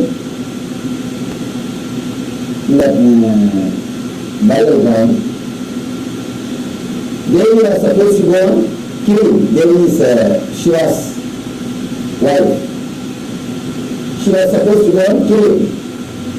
And then when she saw not only one demon, all the ghosts which are there in the crematorium, in the burial ground, there are objective Devi entering into that area. Now so many enemies, how to kill all the enemies and how to destroy all of them, so many. Then these ghosts have got one habit. They are very happy to pick things from the floor and eat. Even if you give it the hand, they won't eat. If you throw it away, they will go and pick things from the ground and eat. That's supposed to be the habit of ghosts. So it seems they will throw all over the crematorium some puffer rice. Puffer rice is very difficult to pick up because you have to find out, first pick up and then eat. Now all the ghosts have become busy picking up the puffer rice and eating. So they went and played the drum and came back. Same way, the silent sitting is like a puffer rice for your mind. Your mind will be sitting and fighting with your restlessness and all the puffer rice coming out. It will be picking up one by one and eating. So I will go and finish my work and come back. My work is finishing the drum and your ego. So, for that I have to put some puffer rice. The silent sitting is like a puffer rice for your mind. It will be fighting with itself. You can see you can't actually silently sit. When I ask you to sit, something and all kinds of things will be coming up. That's like a puffer rice. So you will be just picking up and eating. One by one. Still now in India, every year this festival will be celebrated. Next day the Shivratri, they will celebrate. From all places they will take the beauty to the cremation ground and they will pour the puffer rice all over. And all these guys will decorate themselves like a ghost and go and pick up and eat. So now, let me throw the puffer rice for all your mind. Let it go on, picking up one by one. Plan up all your past and future, so many things will be coming up. You will try your best to sit. Everything will all be coming up. That's not a problem. Only one thing, your body should be frozen completely. No body movement. Only the easy for you to bow or do the process. No meditation, no verbalization, no mantra, nothing. Just sit with closed eyes. You may feel restless, go down, you may think, the instead is better I chant some mantra. No. If you are chanting mantra, you are having your own puffer rice. No. You should have my puffer rice. No, your own puffer rice. Okay? Alright, please close your eyes. No. No going back, nothing. Just sit with closed eyes. With all your so-called restlessness, everything. Just sit. Your body should be frozen. Now itself you can adjust your body whatever way you want. You can stretch your leg, huh? No single thought, no trying to concentration, nothing.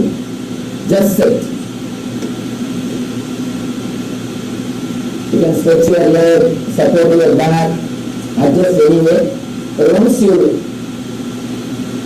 relax, freeze your body, that's all.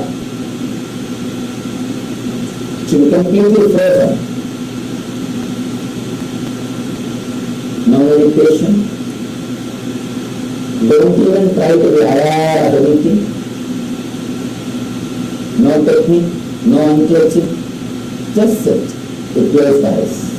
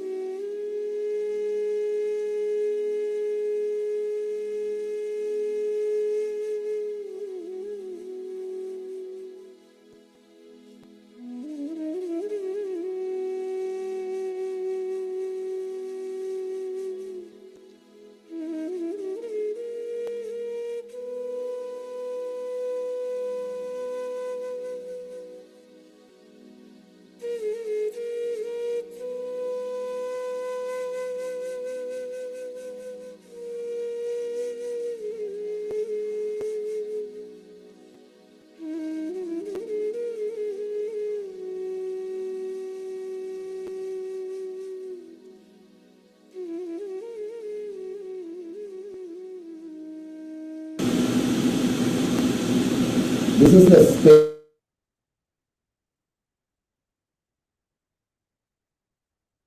Nithyananda, everyone. Now we are going to enter into our next kosha, which is Vijnanamaya kosha.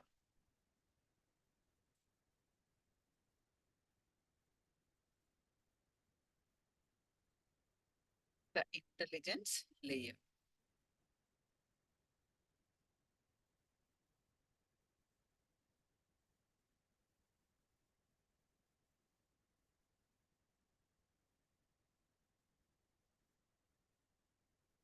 The Vijnanamaya kosha, it is also called the visualization layer.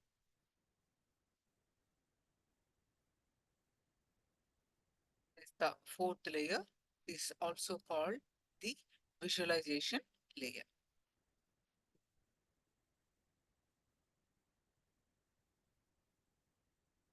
We need to understand the boundaries of all the koshas, the layers. The boundary of the Anandamaya kosha is your skin. Where your skin ends, the Anandamaya kosha ends. Second, the Pranamaya kosha is the distance up to which you can smell. If you can smell up to a certain distance of, say, 10 feet or 15 feet, that is your Pranamaya kosha. Sometimes it can even be up to 30 or 40 feet, but not more than 100 feet. That is the distance for Pranamaya kosha. 100 feet will be the maximum for Pranamaya kosha. That is why people who have a strong sense of smell will be very sharp and intelligent. Then this layer is directly associated with intelligence. Such people will be very sharp in their decision making, and clarity. But somehow civilization has destroyed the sense of smell.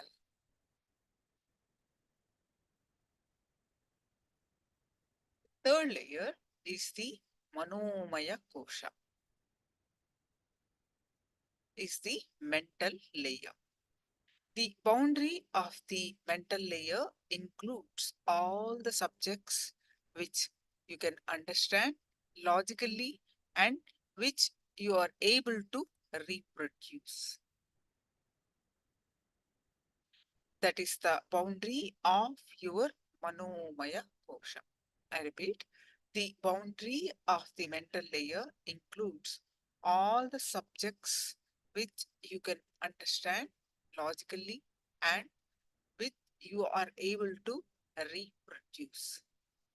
That is the boundary of your Manomaya Kosha. If you are a doctor, all the medical subjects come inside your Manomaya Kosha. Whatever you can understand logically and reproduce, whatever you are able to express, comes into the boundary of your Manomaya Kosha.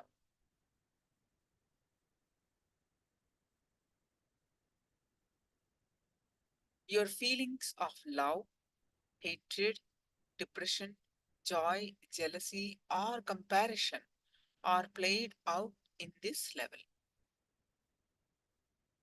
Ego and its natural characteristics and needs are also manifested in the Manomaya Kosha.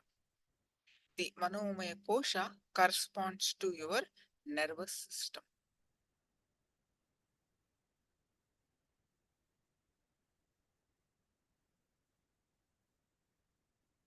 The fourth or the Vijnanamaya Kosha is whatever you can visualize or imagine. The people who live in visualization and imagination, like artists, poets, singers, and painters, live in this layer. They live a more satisfied, happy, and deep life when compared to the logicians. Lawyers and accountants may have money, but not joy or fulfillment.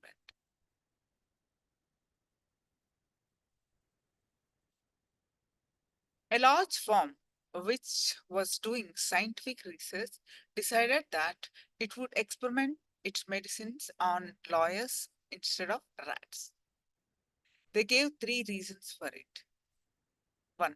There are more number of lawyers than rats.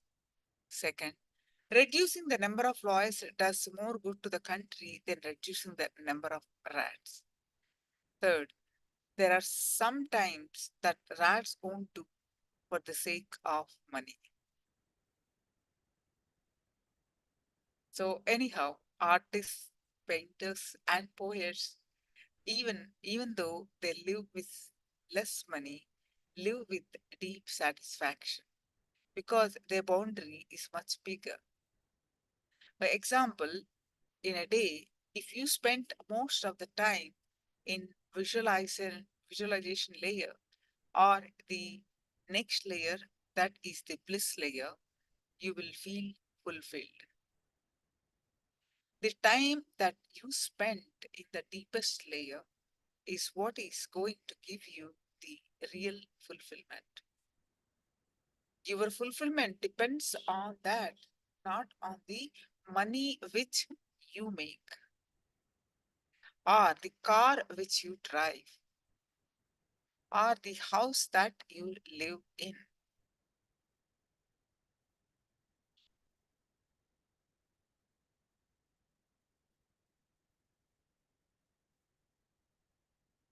Very funny about liars. Yes, Suzanne.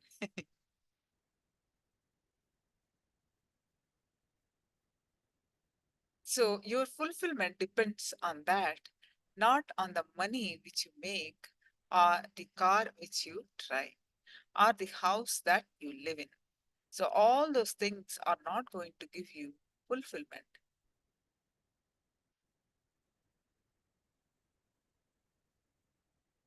So for example, if you spend 10 hours in Annamaya Kosha and 10 hours in Pranamaya Kosha, then you will have only 2 or 3 hours in Manomaya Kosha and no time at all in Vijnanamaya Kosha.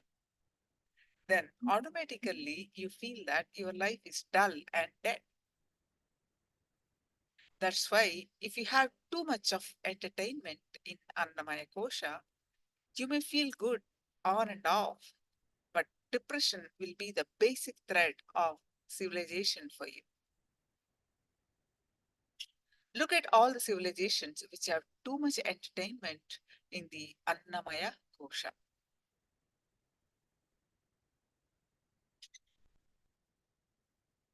Depression will be the basic thread of that civilization. I'm not condemning anyone. I'm only telling you some simple truths. The average time per day that a person spends sitting in front of the television has gone up to 7 hours now in India.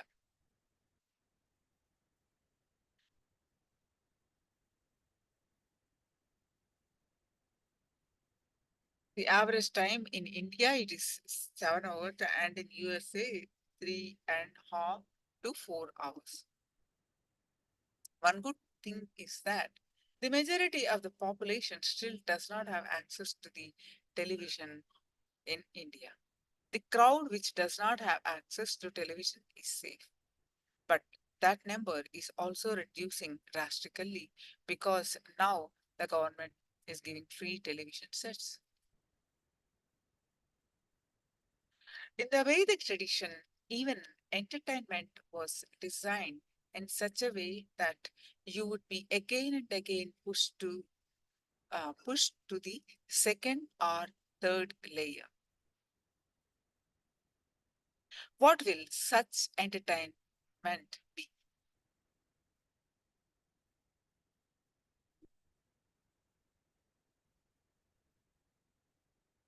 Yes, Madhujan, TV's program mind control. That's right. For example, one such tradition is that you should go to the holy town of Tirupati, treasure, turn to your head and pray to the Lord. But you also have people who go to the casino, give away everything, and come back. Enjoying the probability is one of the important qualities of human beings. For example, if you play the slot machine, you may or may not win. Similarly, if you pray to Lord Venkateshwara in Tirupati, he may or may not give. That is the theory of probability. Our Vedic masters know that there are some basic instincts which you can't kill in human beings. Enjoying probability is one such instinct. So they diverted these energies in a proper way and used them. Enjoying probability is a basic instinct of human beings. Those few moments of anxiety, a certain kind of adrenaline release happen in the system. You enjoy that. Sometimes you may feel frightened, but you enjoy it subconsciously. That's why you sit in all those terrific rides and roller coasters.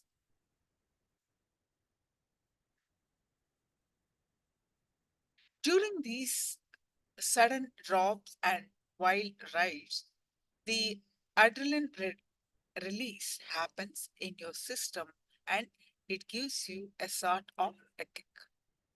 So when you are in the anxiety that something may happen or may not happen, that probability gives you a sort of a subtle kick.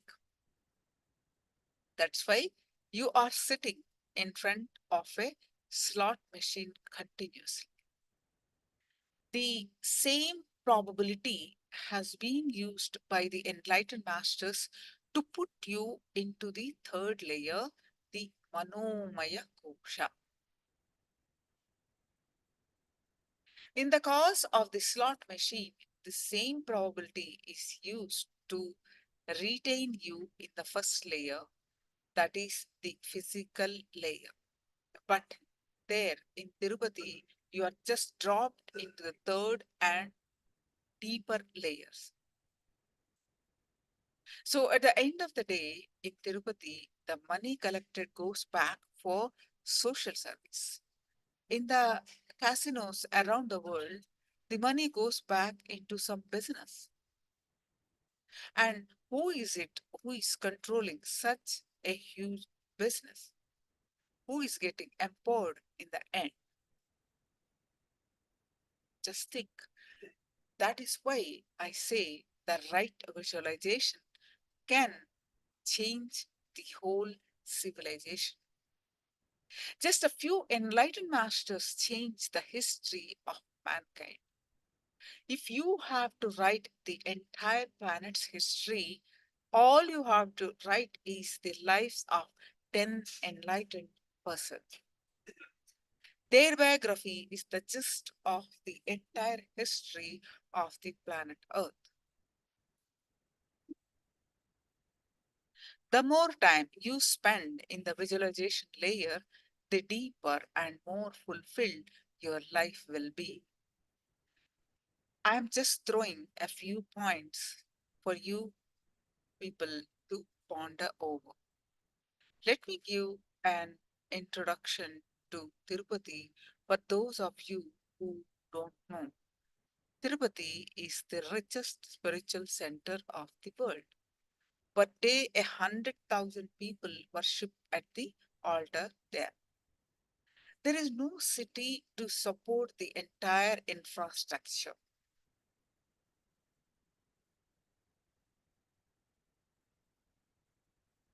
People go to the top of the hill where the temple is located and come down. Only few people can be accommodated there.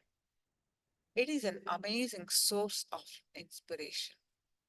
Can you imagine 100,000 people gathering every day? During festivals, the gathering is around 2 million. Nobody prints invitations, and nobody is invited. Similarly, in the recent Kumbh Mela, another sacred Indian festival, about 91 million people assembled. There are no restaurants, no one sells food. All the 91 million are given free food. Selling food is the crime in that area. 100,000 tents are erected. Each spiritual organization takes up one tent and distributes free food. Their kitchens are open to all. Spending more time and energy is the deeper layers will give you fulfillment. That is why artists, magicians, painters, and poets feel so much more deeply fulfilled than the logicians or the mathematicians. With logic, you can stay in Manomaya. With visualization, you can come to Vijnanamaya Kosha. All your fantasies call you again and again back to yourself, back to the samskaras, just because of the joy you experienced in visualization. This is closest to the bliss layer.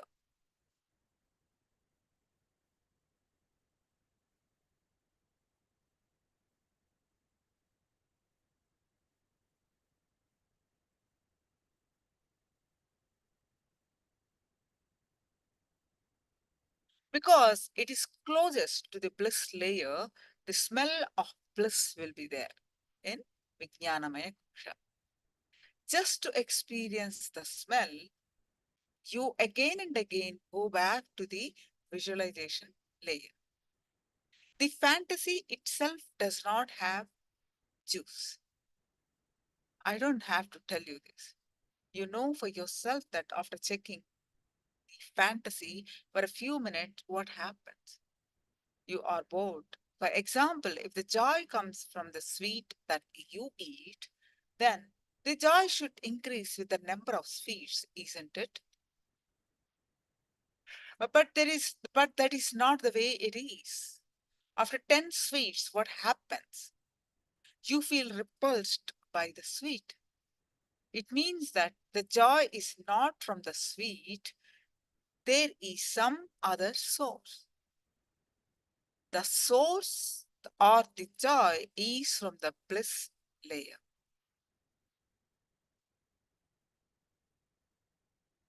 The fifth layer. Because the visualization layer is the nearest to the bliss layer, you tend to think that the source is there and try to enter into the fantasies again and again. Now, we are supposed to go beyond this visualization also. How to go beyond the visualization? Because anything you do will be under your visualization. It's like going beyond your imagination. How can we? We can. As I was telling you, anything which you can logically assimilate is the boundary of your Manomaya Kosha. Anything which you can visualize in is your Vijnanamaya Kosha boundary. For example, if you can visualize this room, it means that this has become your boundary. If you can visualize the entire hotel, it means that the hotel has become your boundary. We can visualize the whole of Seattle, then the whole of Seattle has come inside your boundary. If you can visualize this whole country, the whole country has come inside your Vijnanamaya Kosha boundary. If you can visualize this whole planet Earth, then the whole planet Earth has come inside your boundary. If you can visualize the whole cosmos, the whole cosmos or the solar family comes into your visualization or the Vijnanamaya Kosha. If you can start expanding and visualizing the whole cosmos, what will happen? At some point, your visualization has to break. It has to give way. Sometimes it will give way even when you try to visualize this whole country. Sometimes it will give way to the moment you try to comprehend the entire planet. At one point, it has to give way. Now, I'll guide you step by step. You will see that your visualization gives way.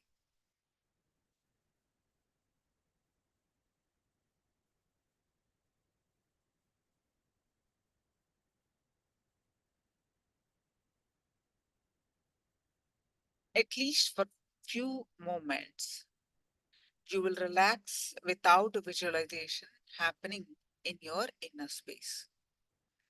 Let us see how it feels. Don't have the urge. See any visualization happening. Nothing is happening in your inner space. Just for few moments.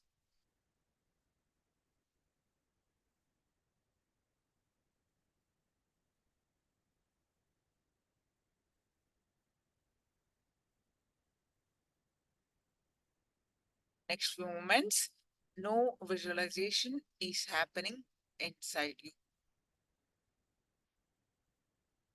Let us see how it feels. Don't have the urge.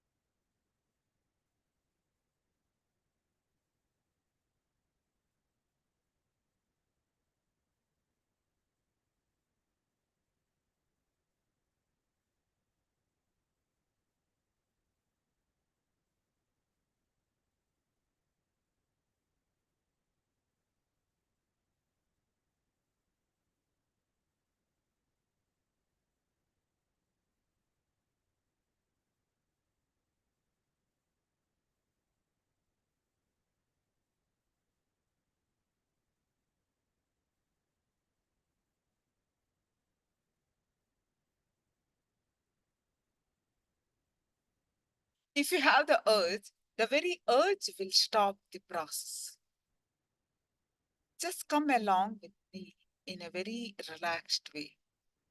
When I say visualize Seattle, whatever you know about the Seattle, visualize and feel it inside your skin. The traffic moving inside your skin. The whole thing is happening inside what you think as your boundary. Just expand your visualization step by step. Whatever you know, expand your visualization step by step. Suddenly, you will see that your visualization gives way to existence itself. Now, this is the theme technique I described for the meditation. We'll be doing this meditation.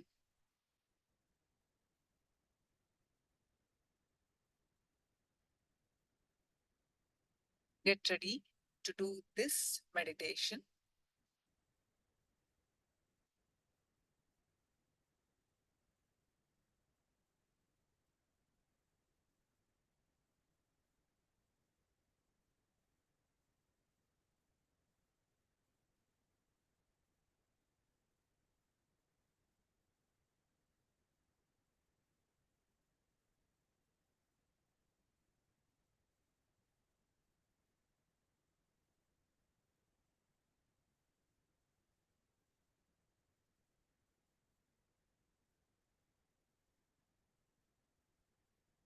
Get ready, take 2 minutes, get ready to do the visualization meditation for Vijnanamaya Moksha.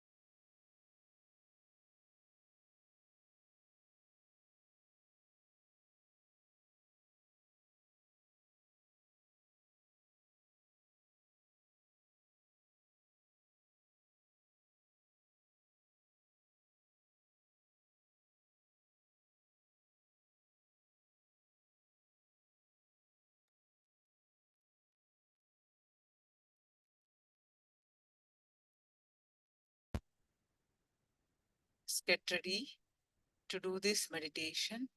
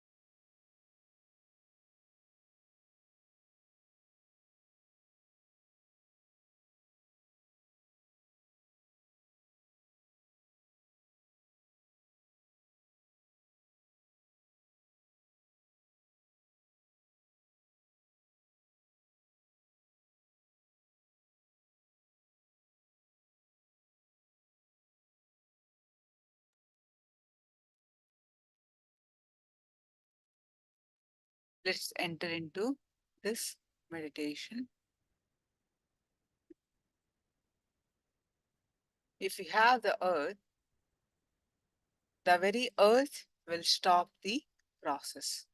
Just come along with me in a very relaxed way. When I say visualize Seattle, whatever you know about Seattle, visualize and feel it inside your skin. The traffic moving inside your skin, the whole thing is happening inside what you think as your boundary. Just expand your visualization step by step. Suddenly, you will see that your visualization gives way to existence itself. Please close your eyes. Tie your eyes with eye band. Sit in a very comfortable way. Do not lie down. Do not sleep. Sit in a very relaxed way. There should not be anything tight gripping your body first. Feel your boundary of the Annamaya Koksha, the physical layer. Feel yourself completely inside your skin. Visualize yourself completely inside your skin. For next few minutes, feel yourself completely inside your skin. Bring complete awareness to your existence. Feel the boundary of the Annamaya Koksha.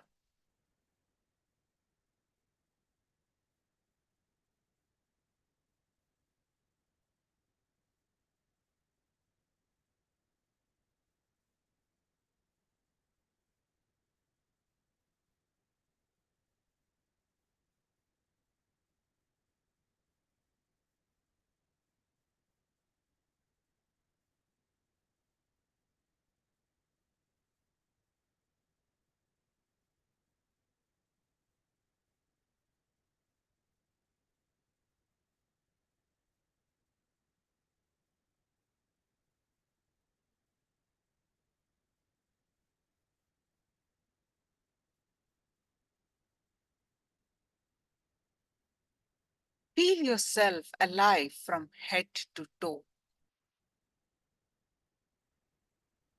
Go to your feet. Feel from inside that you are alive. You're alive inside your feet.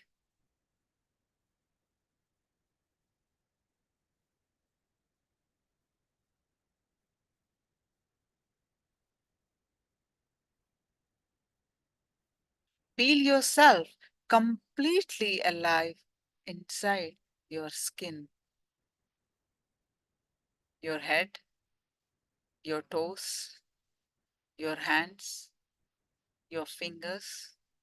Feel yourself alive everywhere.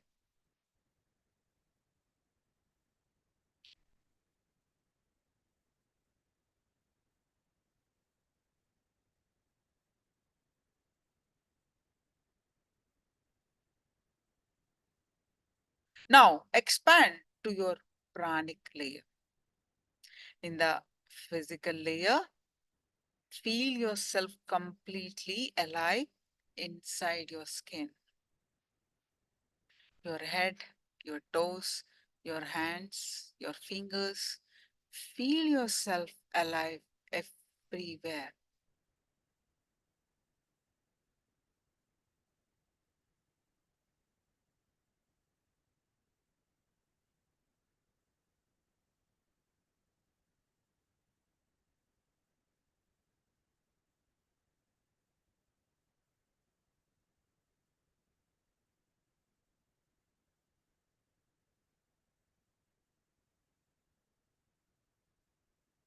Now expand up to your pranic layer, about 10 feet around you.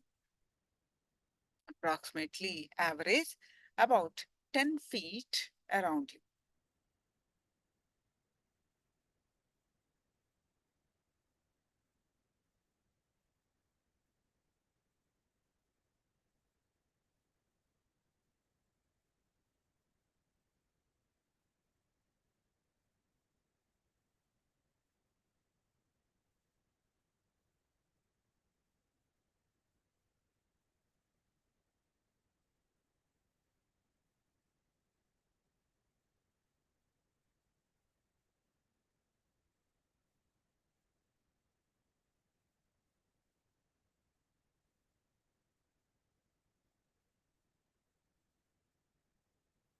Feel yourself completely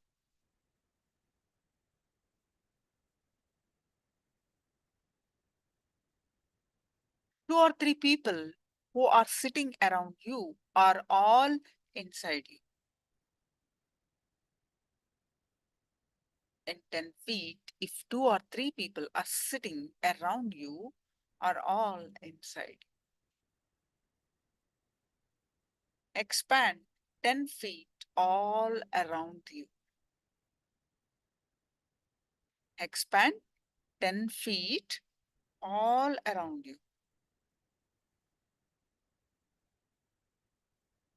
Feel that you are expanding up to your pranic layer, up to the space where you can feel the smell.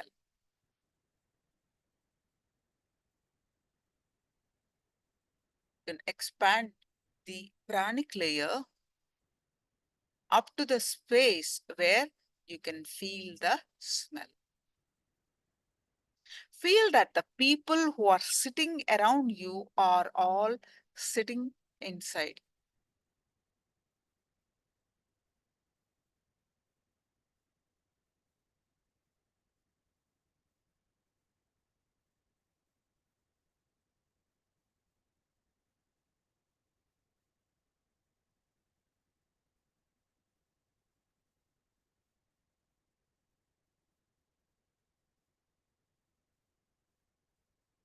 Now just expand, fill this whole room.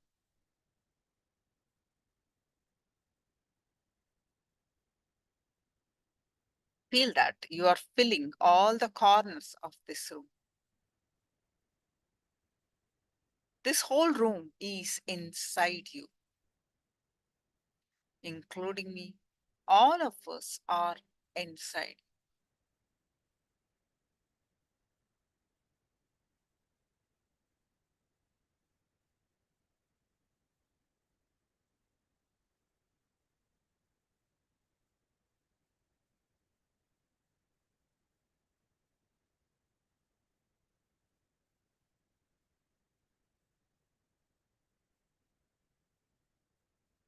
Just expand to fill this whole room.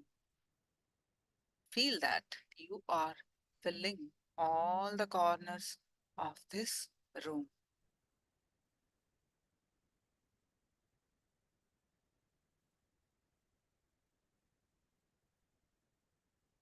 Do this sincerely.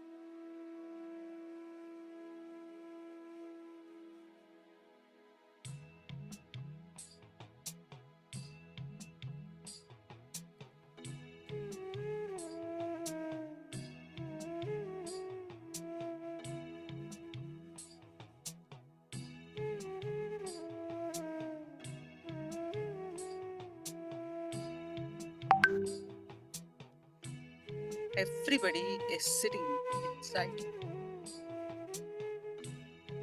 Just expand the whole room. Fill this whole room. Expand. Expand and fill this whole building. Wherever you are, expand. Expand to that whole building.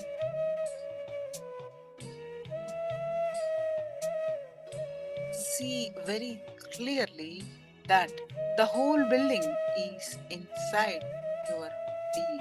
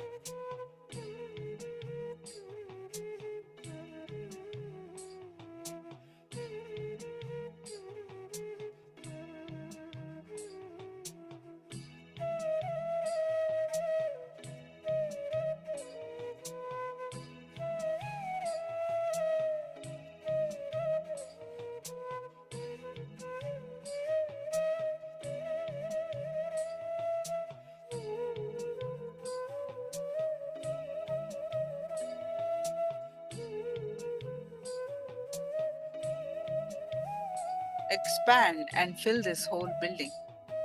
See very clearly this whole building is inside your being.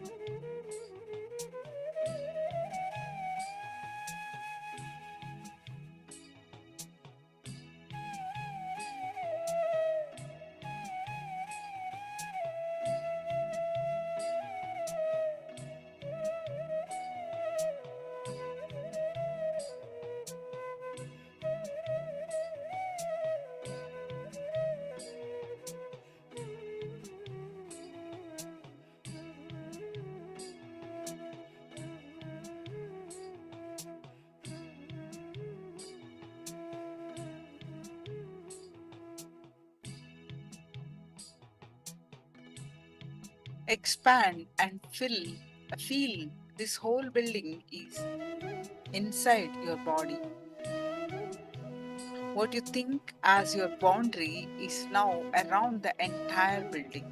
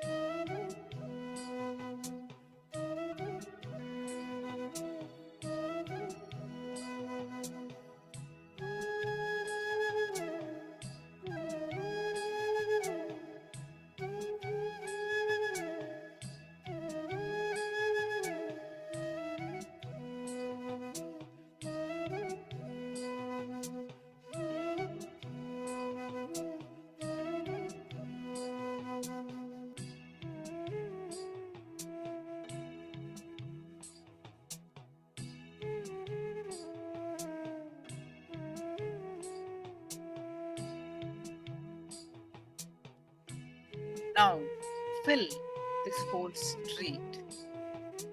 Wherever country you are, wherever you are residing, fill this your whole street. See that the whole street is inside. The traffic, the movements, everything is happening inside your body, inside your boundary. Feel it. Feel every inch of the street. Feel every corner of the street to be inside of you.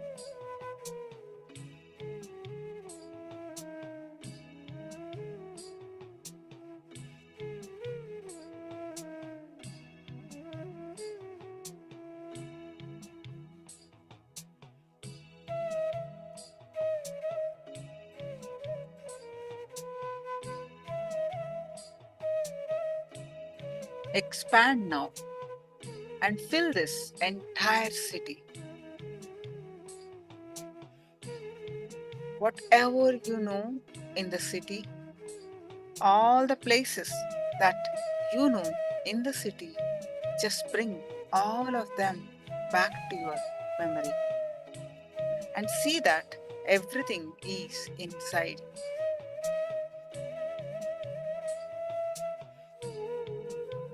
You are filling it.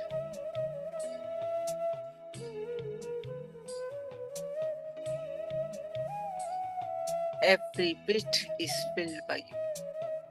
Every street, every road, every home, river, hill, everything. You are filling everything. Everything is inside you.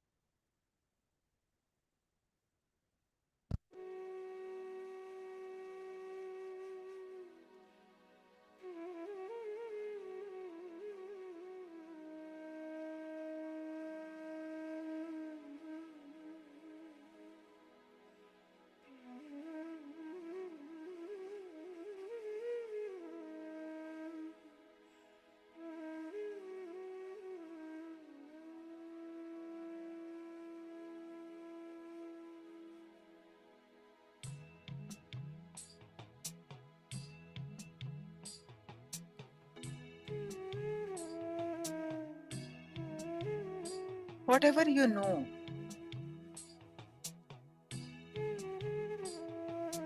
in the city, all the places that you know in the city, just bring all of them back to your memory and see that everything is inside. You are filling it. Every bit is filled by you. Every street, every road, every home, river, hill, everything. You are filling everything. Everything is inside you.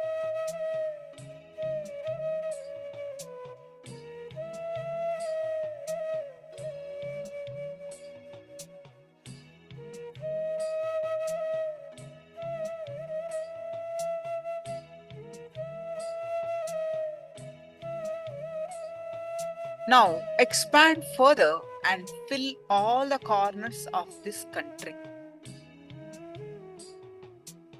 Whatever you know about this country, wherever country you are in, visualize that country.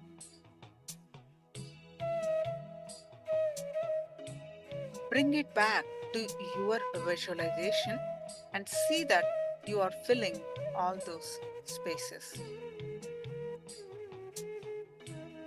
everything is inside you.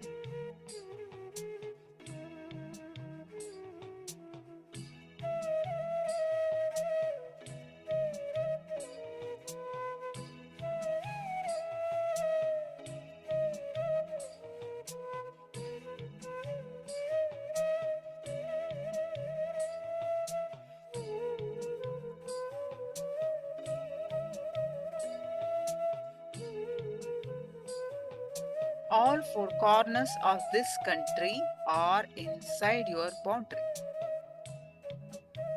Feel that everything is inside you. All the moments, everything is inside you. You are feeling everything.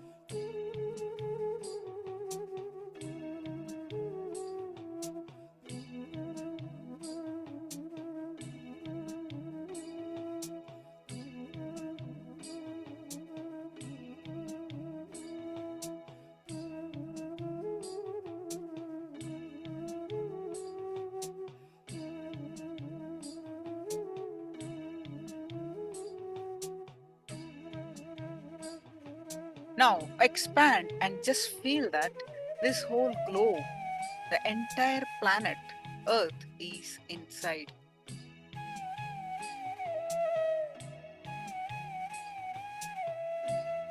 Whatever you know about this planet Earth, all the places that you have heard about or seen, whatever your memory can penetrate, expand to cover it.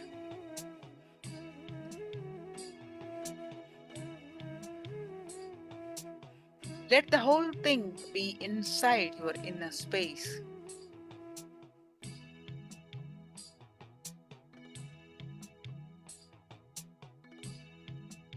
Experience all the places inside your boundary, inside your skin, inside you. Expand. Let everything be inside.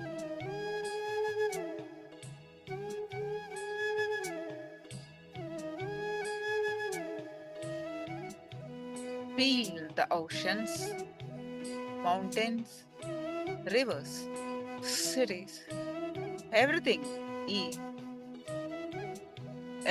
to be inside you.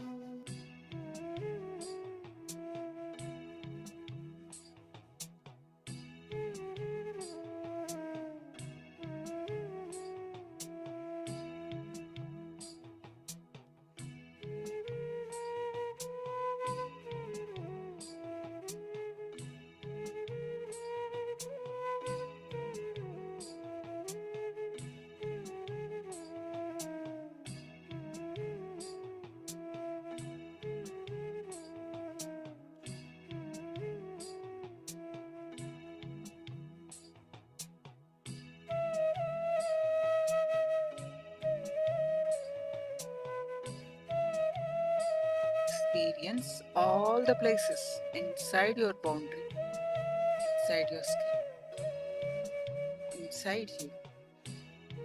Expand the whole country, everything be inside.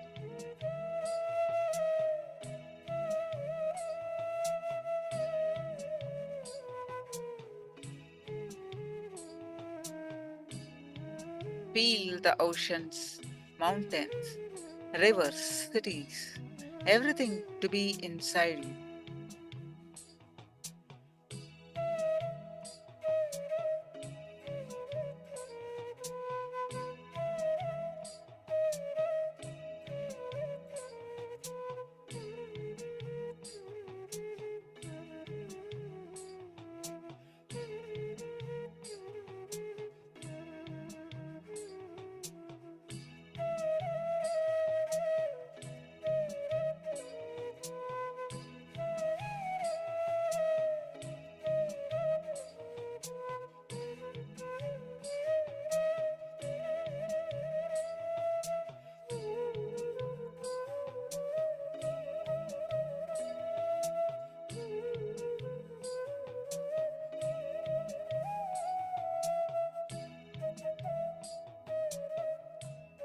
The whole globe is moving inside your inner space.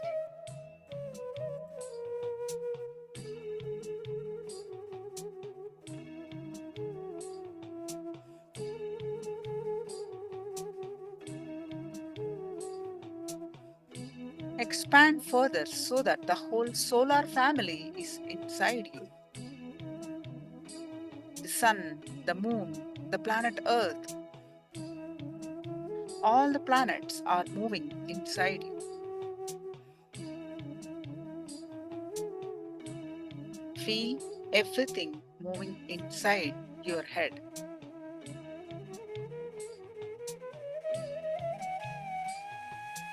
Let everything be inside your head.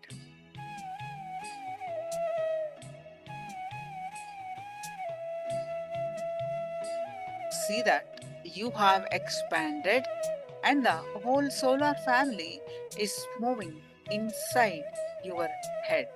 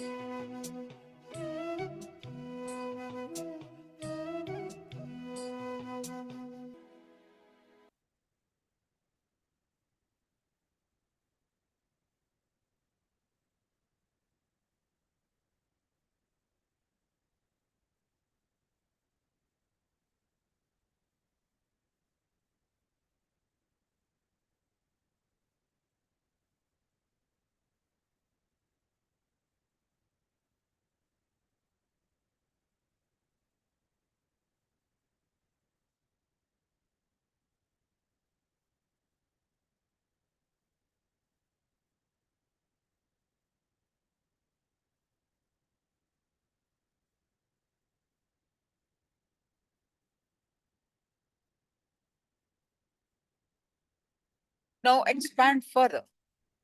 Let the whole cosmos be inside. The whole empty space, light covered by light, darkness covered by darkness, big bangs and black holes that are happening. Whatever you know as the cosmos, expand and allow it to be inside you. Continue to expand. Feel the bliss in you. Feel the immense lightness in you. Feel the expanse of bliss in you.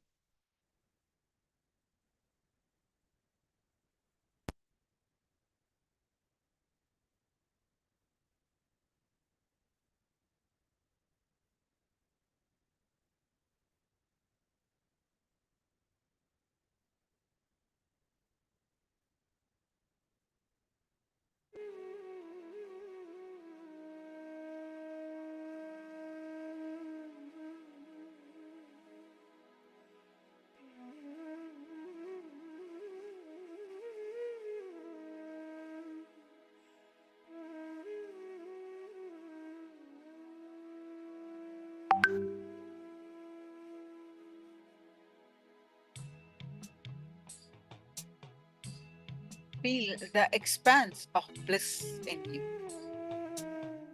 Feel the immense lightness in you. Feel the bliss in you.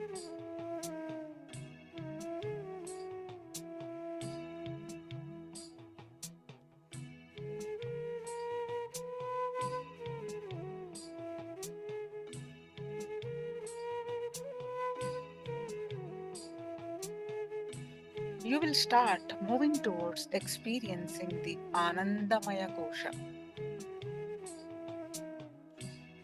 It is at the level of Anandamaya Kosha that true yoga happens, where the union of mind, body, and spirit takes place, where you are one with the cosmic energy, where the self is alive and you have identified yourself with it. Continue to expand.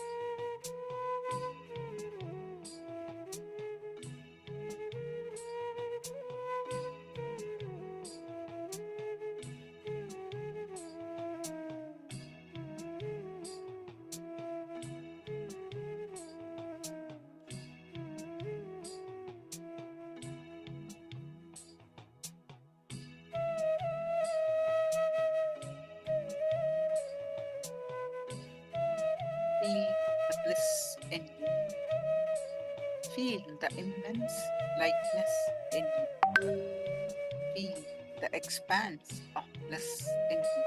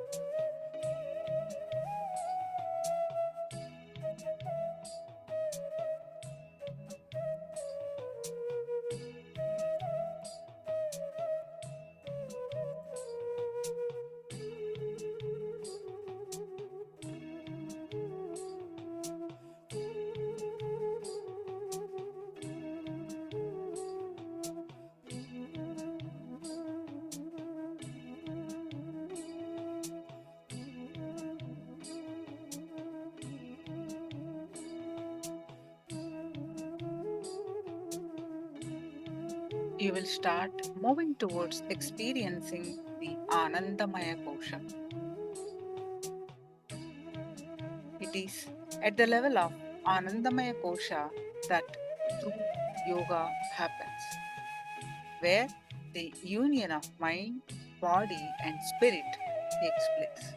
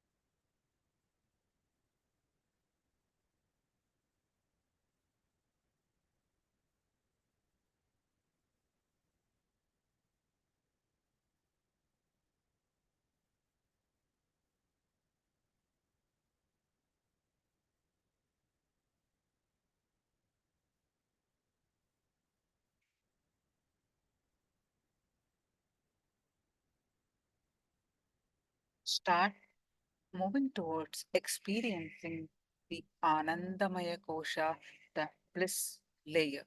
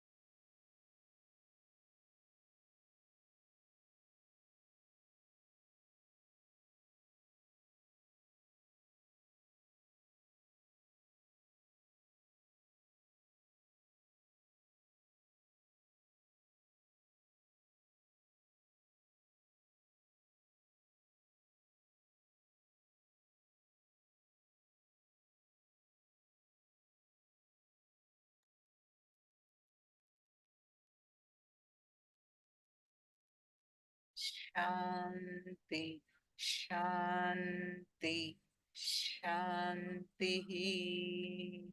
Now relax.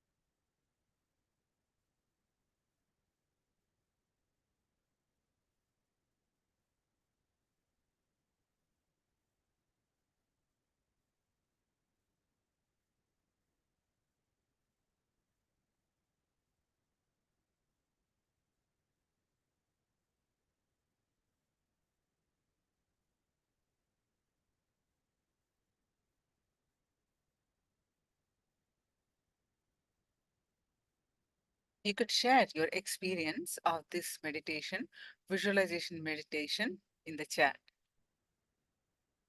Take few minutes and share your experience in the chat.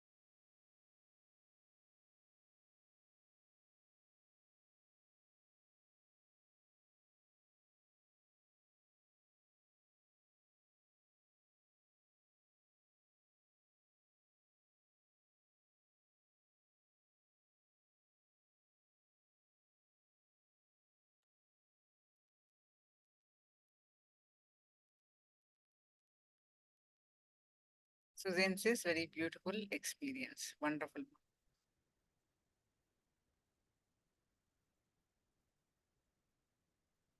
Yes. Now we'll be learning about the Swamiji's contributions to the humanity. A brief, there are many that the Supreme Pontiff of Hinduism has contributed and been contributing.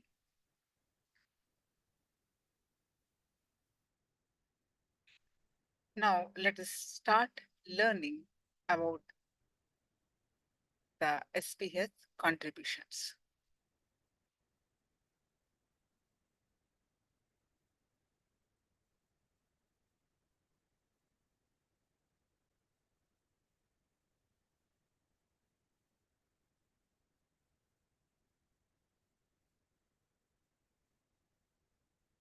Swamiji is born in Tiruvannamalai, a temple town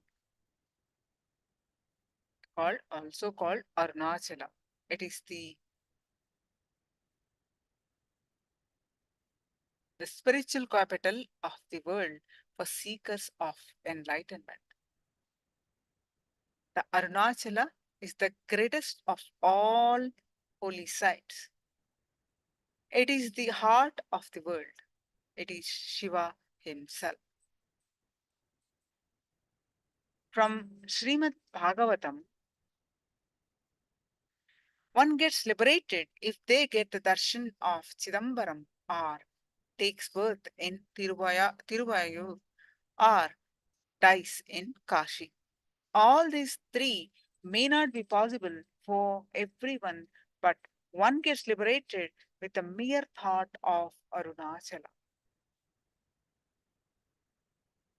Paramashiva's promise to humanity to always physically present in Tiruvannamalai as Arunachala Hill, Arunachaleshwara Linga, that means the Shiva Linga, and the living incarnation through the lineage of Paramashiva himself. The verse was originally spoken by the Nandi in the Skanda Purana.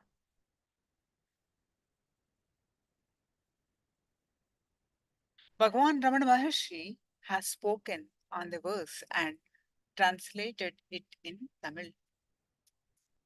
By seeing Chidambaram, by being born in Tiruvayur, by dying in Kashi, or by merely thinking of Arunachala, one will surely attain liberation.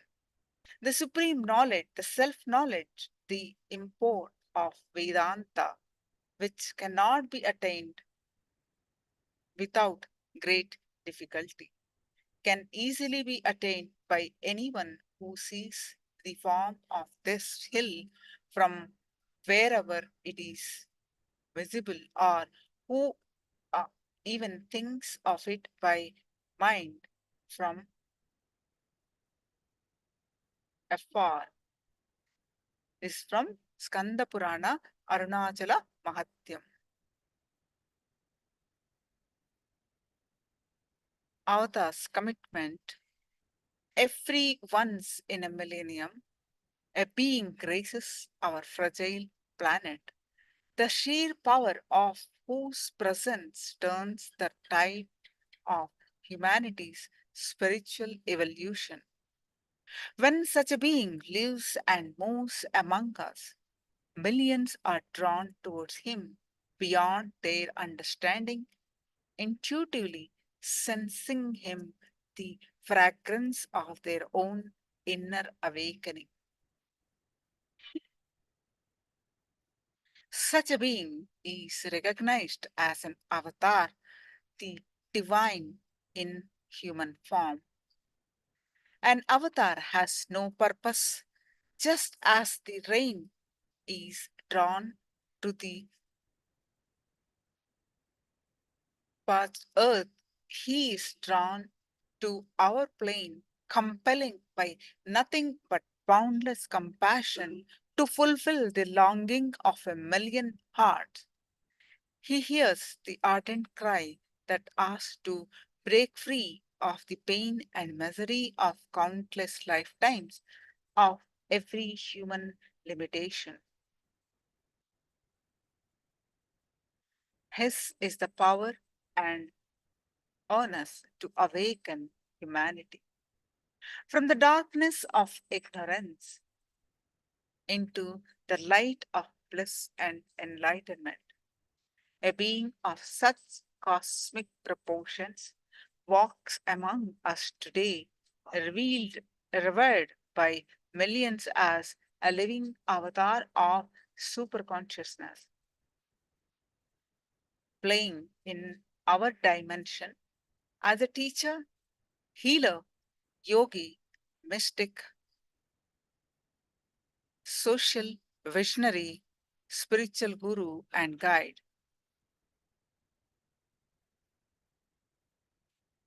Unfolds the choicest Leela of his avataric advent, manifesting a conscious revolution, is the destiny of over 7 billion humans and innumerable other sentient beings in other states of evolution. And what does he teach? Only this: I am not here to prove that I am God. I am here to prove that you are God.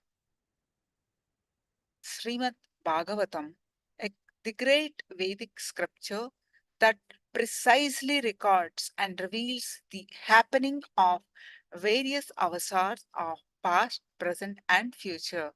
It describes the avatar and in its complete form. The description is in the words of the avatar, Sri Krishna, for who but the avatar himself can fully grasp his own glory.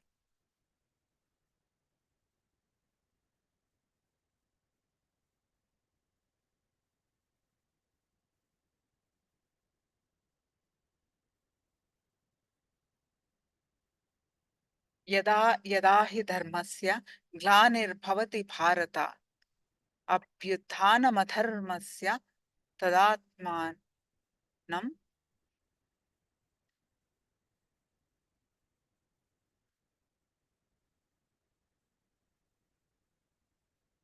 tadatmanam srijanyaham.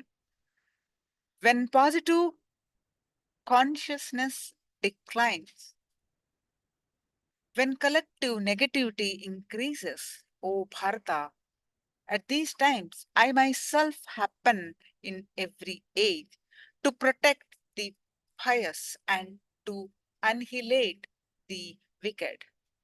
To re-establish righteousness, I myself appear age after age. Bhagavan Sri Krishna in Bhagavad Gita. Sometimes, when the created world has to be sustained, I myself assume name and form and initiate manvantaras, the great eras of time, and provide the earth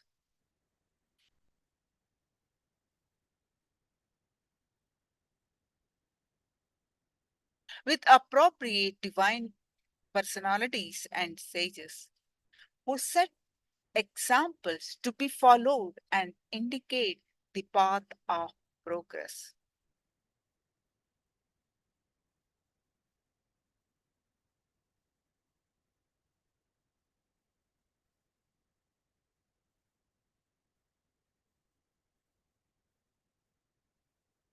The advent of the Supreme Pontiff of Hinduism in Tiruvannamalai, born in January 3rd, 1978, in the holy town of Tiruvannamalai, India. In 17 July 1981, at just the age of 3, the Supreme Pontiff of Hinduism, Bhagwan Nithyananda Paramashivoham, was initiated into Bala Sannyas, that means the child saint, by the enlightened beings, masters, and his predecessors through a ritualistic ceremony. The science of identifying incarnations, the Supreme Pontiff of Hinduism was identified as an incarnation by enlightened beings and masters such as Yogiraj Yoganandapuri, Vidwan Panduranganadar, and the 230th Guru Mahasannidhanam of the Tondai Mandala Adhinam of Kanchi Mat.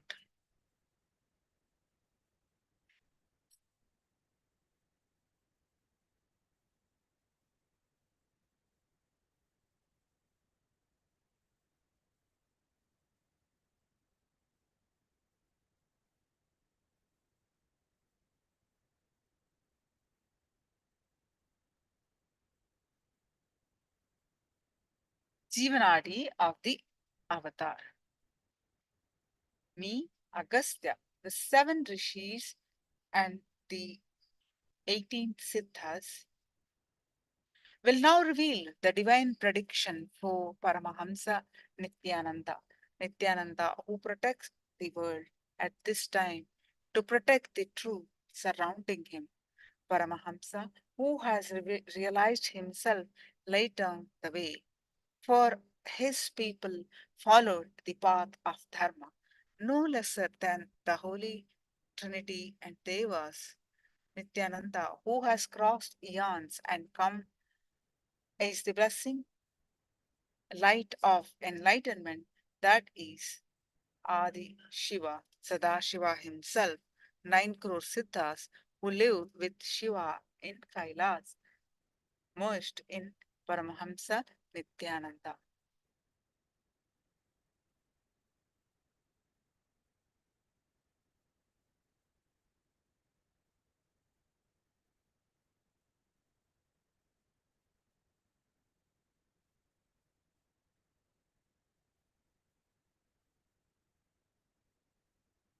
Nithyananda has incarnated as Sarveshwara to save the planet Earth and show the way to the people in this world. Before Nithyananda was born, he made 7 crore people to be born to the world. In the world, 7 crore people were born with him. After he was born, he involved 7 crore people to the world. Now let us listen to the science of self-realization.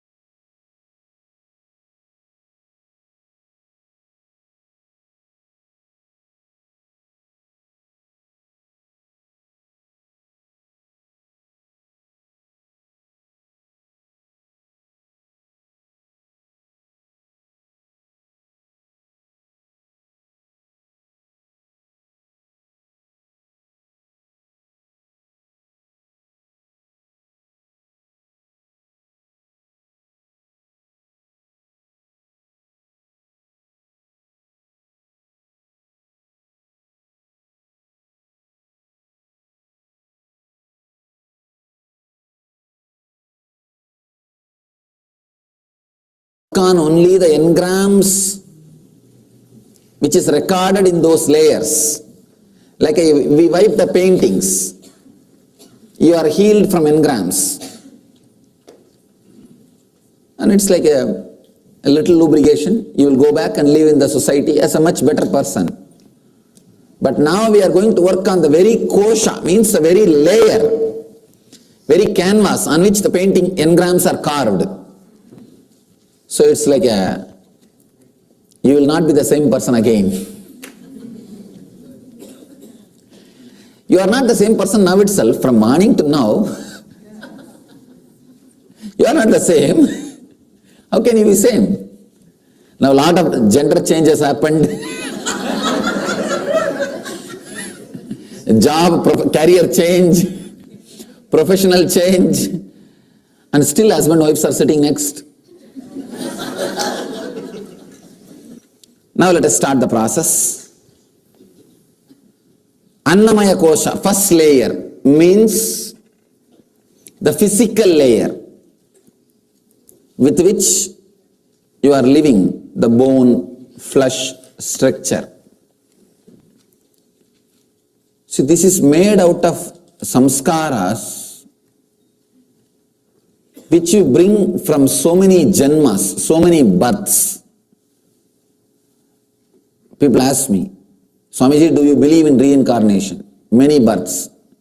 I tell them, no, I don't believe, but I know the truth. It is there. It's not belief, simply it's truth. You are reborn till you are enlightened. Till you achieve enlightenment, you take birth. Rarely after enlightenment, people take conscious birth. It is called avatara, incarnation. All unconscious birth is regular birth and death. Rarely, some people after enlightenment take birth. It is called incarnation or avatara. Anyhow, now all you need to understand, whether you believe it or not, truth is that we do have rebirth and we bring our karmas, samskaras, unfulfilled, understand, unfulfilled samskaras. When we take this new body, usually when you take a big jump, means that when you shift the bodies in which you live, like from fish to tortoise, from tortoise you jump to the pig. That is the way the incarnations are described. Traditionally, the Vishnu's incarnations, avatars. First, fish. See, when you live in the fish body, whatever you see and whatever you hear gets recorded. Now you know about more possibility, more samskaras. Like when fish sees an animal which is staying in the water and in the land, tortoise, and it decides, let me take up this kind of a body next time. And when it leaves the old body, now it has got all samskaras. The higher possibilities are recorded in it. So it decides to create a tortoise body for itself. Now it sees a much better animal on the land. Of course, even though it may see human beings, it can't take such big jump. Whatever samskaras it collected during the tortoise body, it gathers the whole thing, and when it wants to have a next body, it decides much better choice. That is why we always tell, even seeing an enlightened master is a blessing. Because next time when you design your body, you will decide to be that kind of a being. The possibility is already known to you. In 6 billion people, how many you think knows the possibility of enlightenment? The higher level of being, higher kind of existence is possible. That is why we say in Vedic tradition, darshana, seeing itself is a great thing. Because in your, whatever you see, hear, enjoy, even if you are not completely aware, it will get recorded in you. That is why you can be hypnotized and the information can come out. See, even if you are not observed, when you travel in a road, the information will be recorded inside. You can be hypnotized and you will tell that information. Information can be taken out of you. So when you live in a tortoise body, you receive so much of information. You see, hear, you receive so much of information and samskaras about a better body. then next choice, you take a better body. That is the way you take a jump. Next. That is the way you change your bodies. Now, when you take the human body, human sarira, manusya sarira, the last jump which you took, the last animal, that engrams samskaras also you bring. You bring animal samskaras, which you did not fulfill when you were in the animal body, when you were in the manusya sarira. You come with those samskaras also. One more thing, now when you give life to those samskaras, the energy which is connected to those samskaras will be given to you. Two things. All samskaras, engram, will have a certain power, energy. Certain energy and certain love or hatred. See, let me describe the engram very clearly so that you will understand what I am saying. Some engram to have cup of coffee in the morning. Morning, you will have that energy to get up, go to the kitchen, pick up the coffee and drink. And the picture of coffee, the experience of coffee, this both together is called samskara. Now, we are trying to remove that picture and just give the energy to you. If you remove the samskara completely, you will lose energy and picture both. But when you work on Annamaya Kosha, samskara's energy will be there and the picture will disappear. Vasanas will be removed, but the Shakti, the power of the samskara will stay with you. Vasana means the object. Shakti is power of samskara. Removing vasana, but not the power of the samskara. It is called self-actualization. Understand? Self-realization can be achieved in two ways. Completely removing the samskara and energy, everything. You will have self-realization, path of renunciation. You can realize yourself by actualizing yourself also. That means having the energy, removing the vasana. Now, by working on the Anandamaya Kosha itself, you will be having the Shakti, but not the Vasana. You bring so much of samskaras from the different animal births. It's a very powerful method, process to relive and get all the things out. Get everything out of your being. Usually, only in a very close, intimate atmosphere, like a teacher training and all, only I give this meditation technique. It's a very powerful technique. You can't even call this technique. Again, process. Again and again I want to remind you guys. It's a process, because technique means you can go and practice. You can't practice this. No. You can't do this in the house. It's a process. It doesn't work without master's presence. Direct presence. You go from a different bodies to different, you just travel from different levels to higher and higher levels, like a fish to tortoise and tortoise to pig to Nrsimha. Nrsimha means half man and half animal. And from there to Vamana, pygmy man. Man but short, pygmy guy. Then goes to Rama. Then Krishna. Growing system. When you are in the human body, if you are fortunate enough to see a living master, enlightened master, and live around him, your unconscious will record, oh God, the better possibility to exist is there. better possibility to live is true. And this, when you are supposed to take the next body, will be used as an information, data. You will create an enlightened body. That is why we say that even seeing, darshana, is such a great blessing, such a great thing. Now we will work on the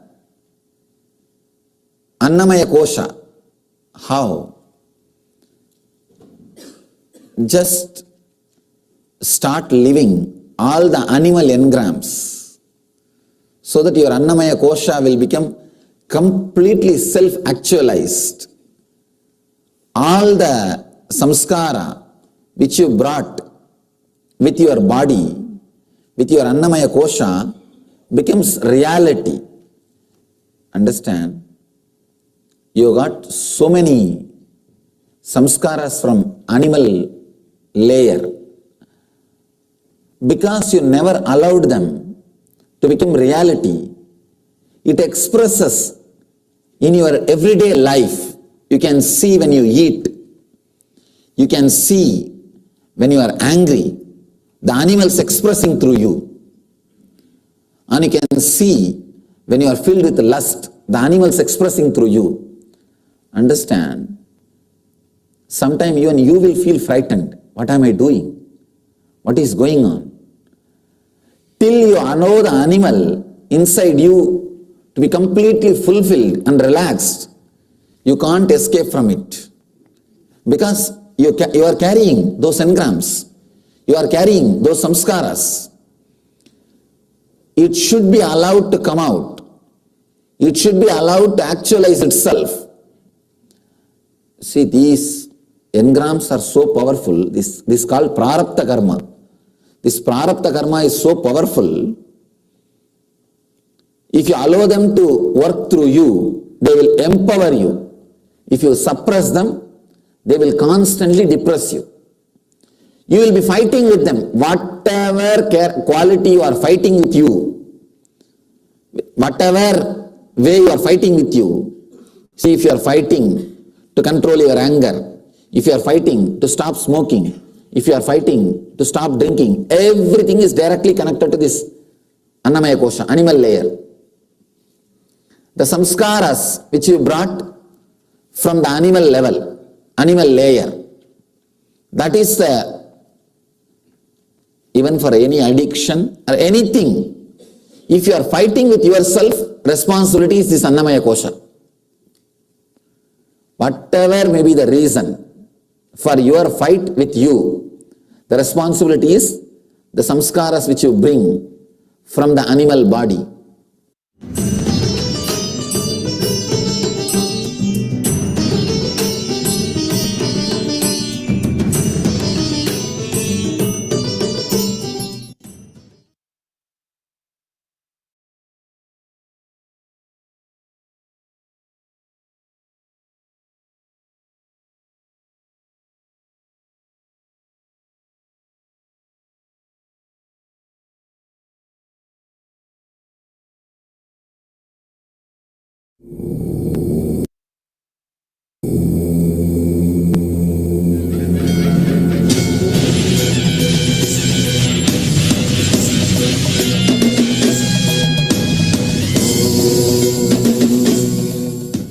Now,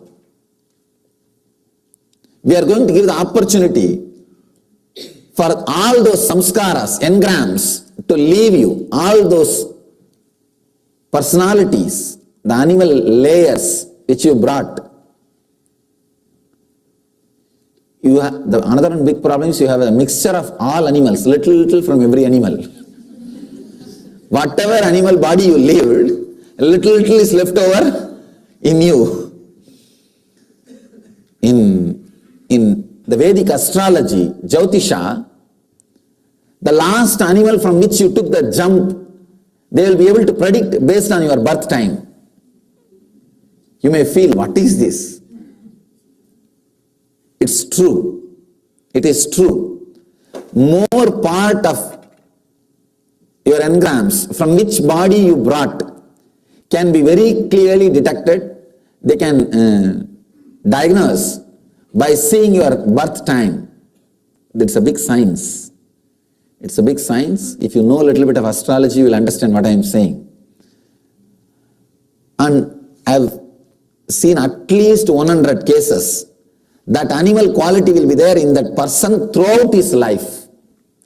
Whether he is standing or sitting or walking or eating or drinking or during the anger or lust or anything, that animal quality will be there.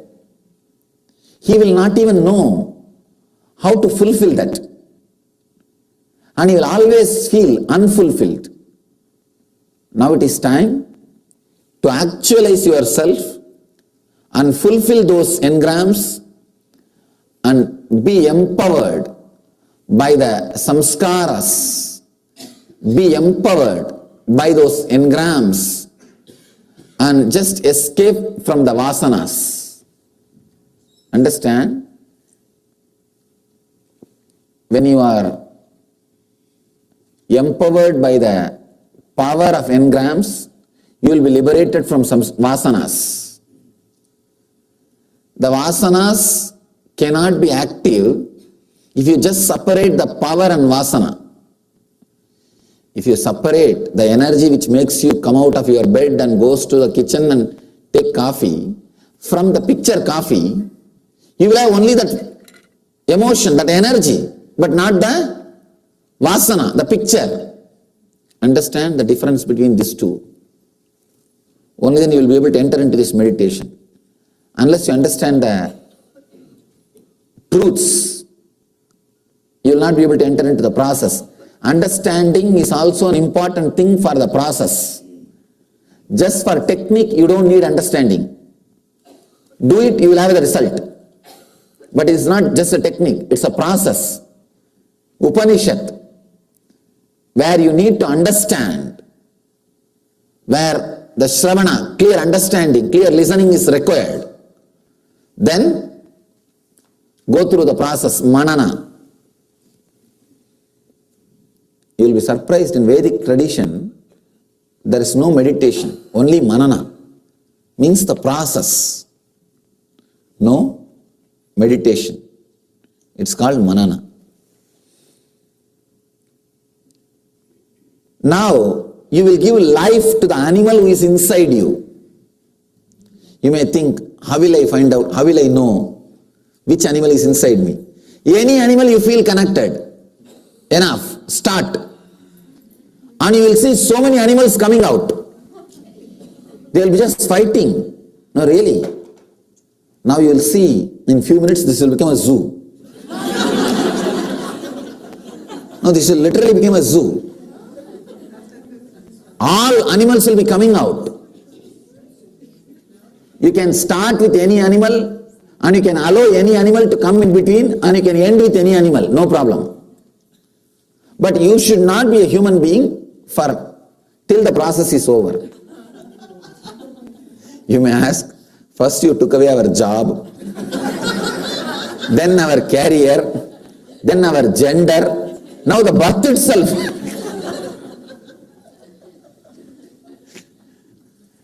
I am taking away everything which is not you, so that you will have you. Whatever can be removed from you, let it be removed as early as possible. Better for you, the earlier they are removed. You can start with any animal. First, you have to stand like them.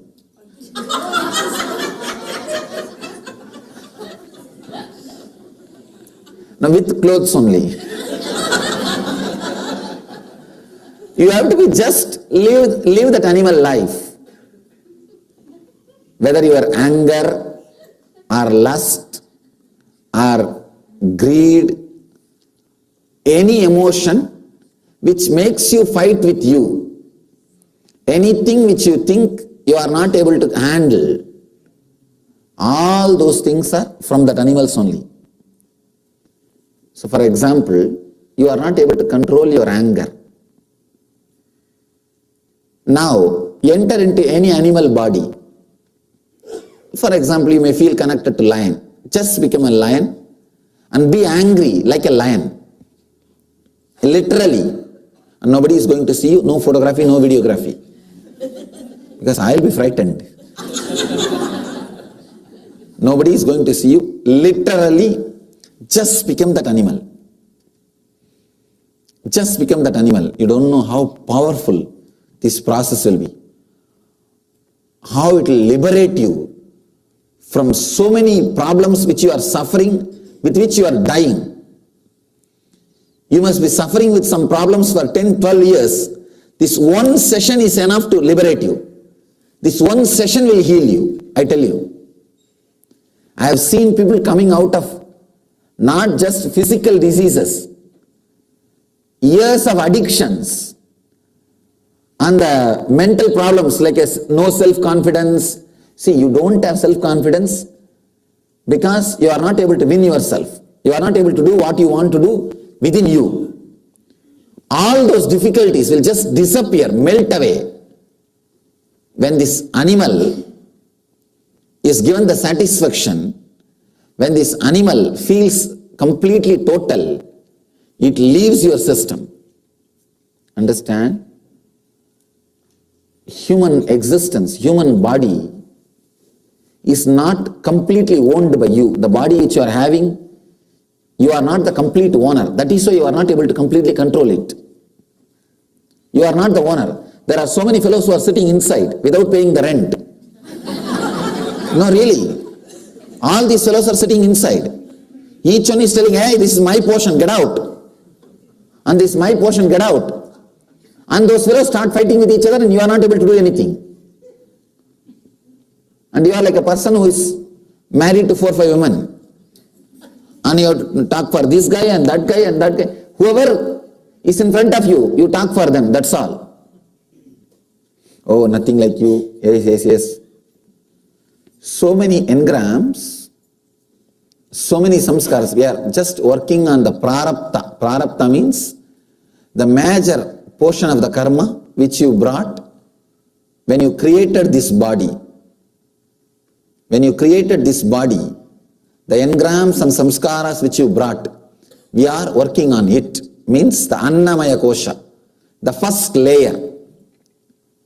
See, the base metal, base material with which you created the first layer. We are working on it. Then we will work on one by one. We will do the process. First, we are going to do the process on Annamaya Kosha, the material out of which you created this body, this layer. See, understand the meditation, understand the process very clearly. Assume any one animal. Take up any one animal. You don't have to think, how will I know which is the right animal for me? Start with any animal, because whatever animal is inside, that will come out within few minutes. All you need to do is break from this human, the idea that you are a human being, that's all. Once you break from that, the whole thing will come out. These are all very esoteric, mystical process done only when a disciple is really interested and intensely wants to experience higher consciousness or enlightenment. That is why these techniques, these methods are not available in common for mass. You may think in our religion we never learned this. Understand, in religion you will never learn this. Only in spirituality you will learn this. These are the methods from the esoteric traditions where the enlightenment science is kept alive, where the living stream is maintained. Fortunately, still it is available, and you are fortunate to drink the divine nectar from the source. From the source. You may think, what will I gain out of this process? That only you have to experience and see. You can only see it. How many things can happen in you? I have seen so many people coming out of arthritis. so many disorders related to body, just only once they go through this process, they just come out. And so many sexual disorders, they come out. The problem is nothing. You have not allowed the animal who is in you to live and leave you. You have not liberated that animal from your system. You might have taken the human body, but you never liberated it. You never allowed those engrams to be completely out of your being, out of the system. They are sitting there inside, constantly ruling your whole day and night. See, when they are sitting inside, they don't keep quiet. They are ruling your whole life. They are directly, indirectly guiding your whole life and all your activities. Why do you want to suffer with some engram without even knowing, without even having control over it? Just enter into the process. You will see the relief or the new space, new energy which happens to you. Unless you enter, you will not have confidence. Now you will have so many questions. How can I do? Because you can never imagine you becoming some animal. Even when kids play, like as if they have become elephant and walk on all fours, you laugh.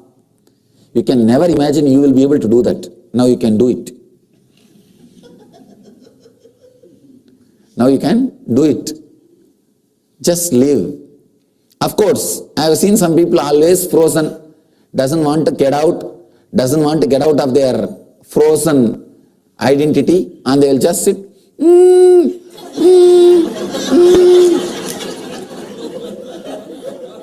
Then you must be a buffalo. At least live in that body. At least leave that body. What can be done? Now I have really seen even the simple meditation techniques earlier, of course now it is not even a technique, it's a process which needs your 100% commitment. Technique doesn't need 100% commitment. How much you do, you will get that much of result, that's all. Even in techniques I have seen, if we say hum as intensely as possible, they will say,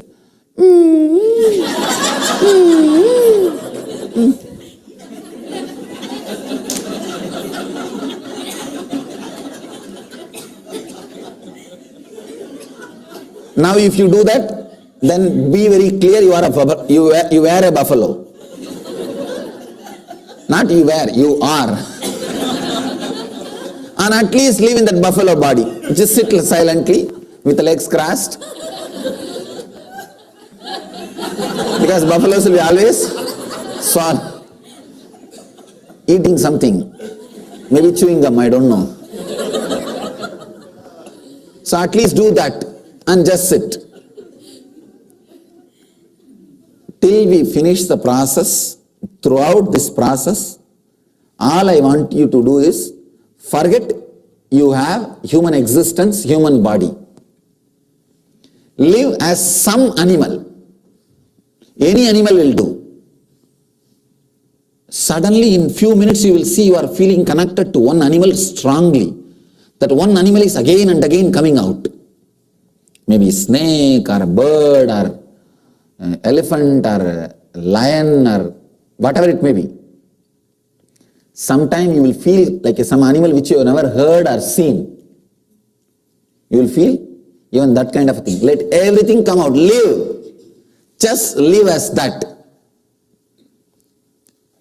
And move your body or do any activity just like that animal. And don't just keep quiet. No animal will keep quiet except human beings. No animal will keep quiet usually. It will be doing something. Or at least moving the body. Except the time it sleeps. Now I am not asking you to sleep. I am asking you to take that new animal body and live intensely. All the emotions which gives you the peak experience, like anger, lust, all those peak experience emotions should be lived inside that animal body. Because all your peak experiences are driven by those animal samskaras. Now, live inside that animal body and live those peak experiences. Like anger, violence or lust or anything. Only one thing, you will not disturb the other person. You can't touch the next person who is next to you. You can't disturb. Except that you are free to do anything. You are free to do anything. You will see that it's an intense catharsis of samskaras. Don't even think it is just a psychological catharsis. Like in the West, they use techniques for psychological catharsis. They ask you to shout and scream and punch the bag and all those things. No. That is just catharsis for emotion. This is catharsis for samskara, the kosha itself. So the very base itself we are working. This will be 1,000 times more effective than any psychological catharsis, any psychological treatment. Those things can only do a little bit of cosmetic surgery. But this is completely the whole personality will be transformed. Are you very clear about the technique? I think now I explained very clearly about the process. The whole process is clear.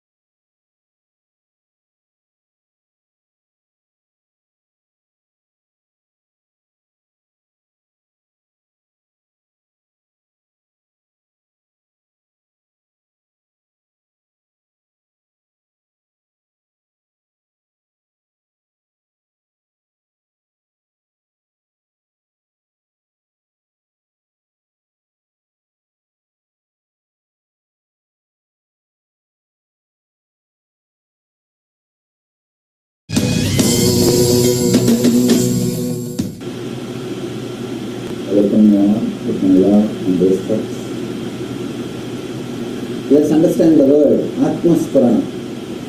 Literally translated, the word means flowering of yourself. Atman means the self, higher self. Spurana means flowering, overflowing.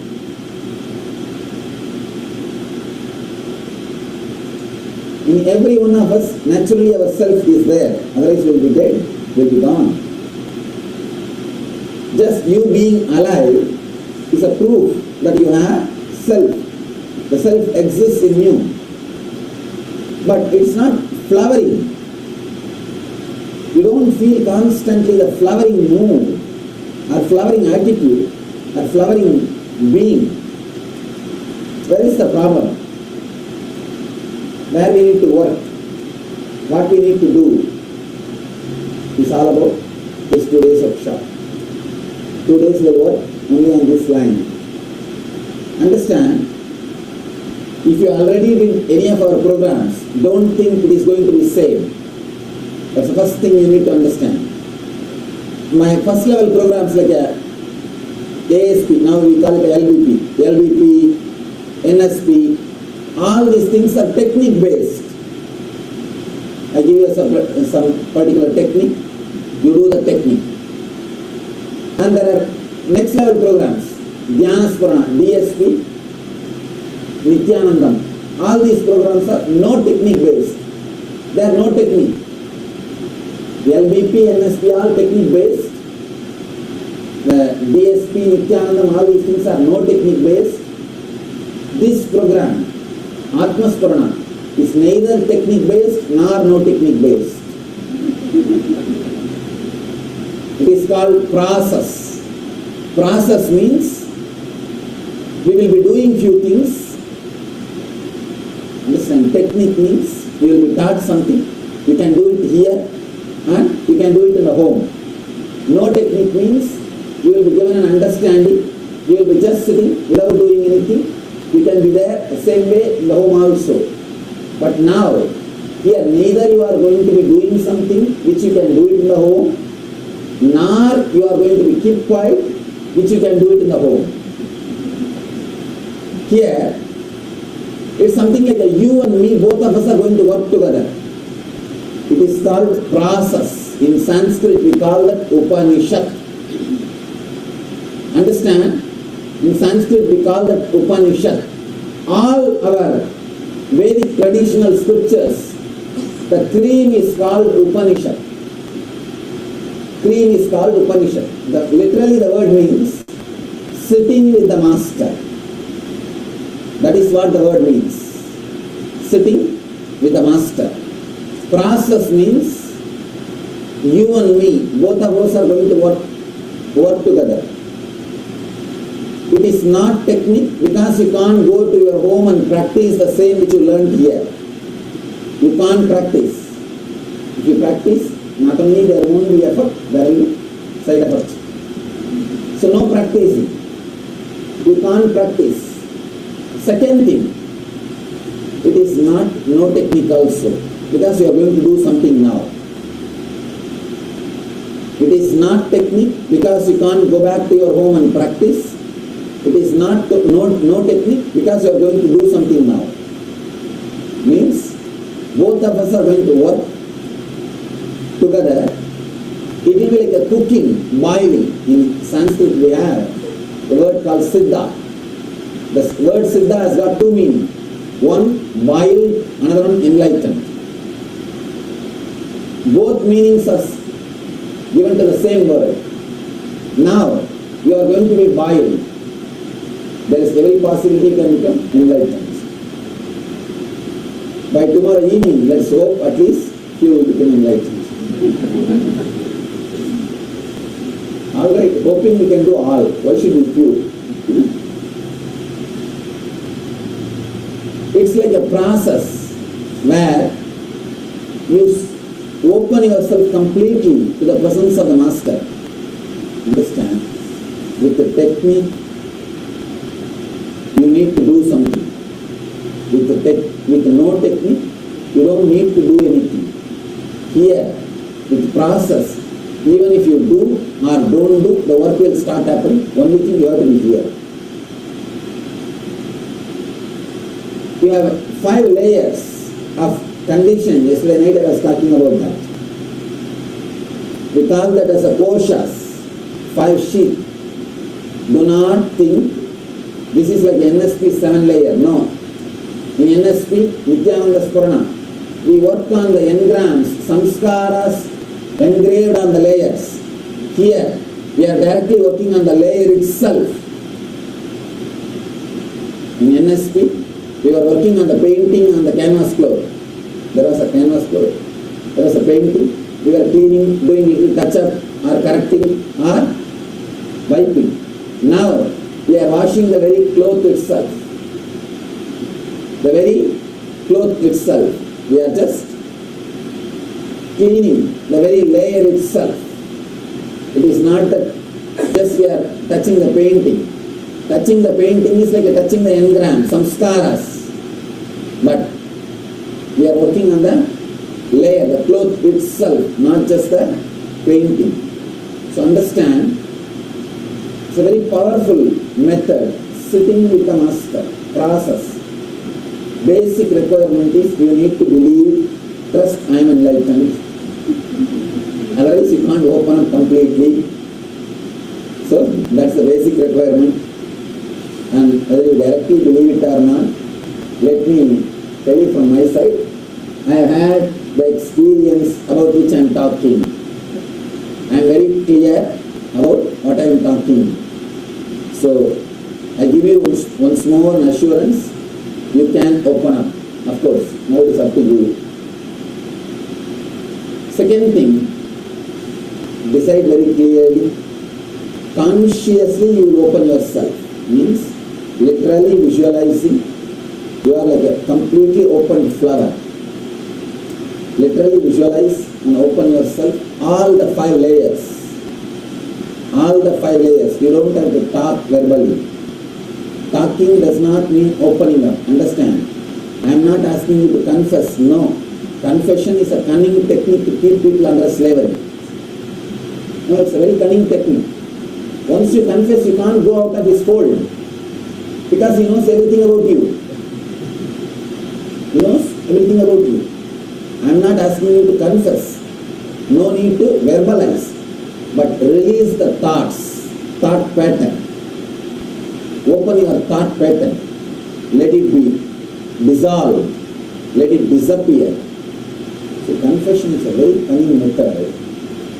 Practiced from ages. Keep people under control. It's a very subtle cunning method. And people also start enjoying when you listen to others' personal life. But really, it's got some subtle joy.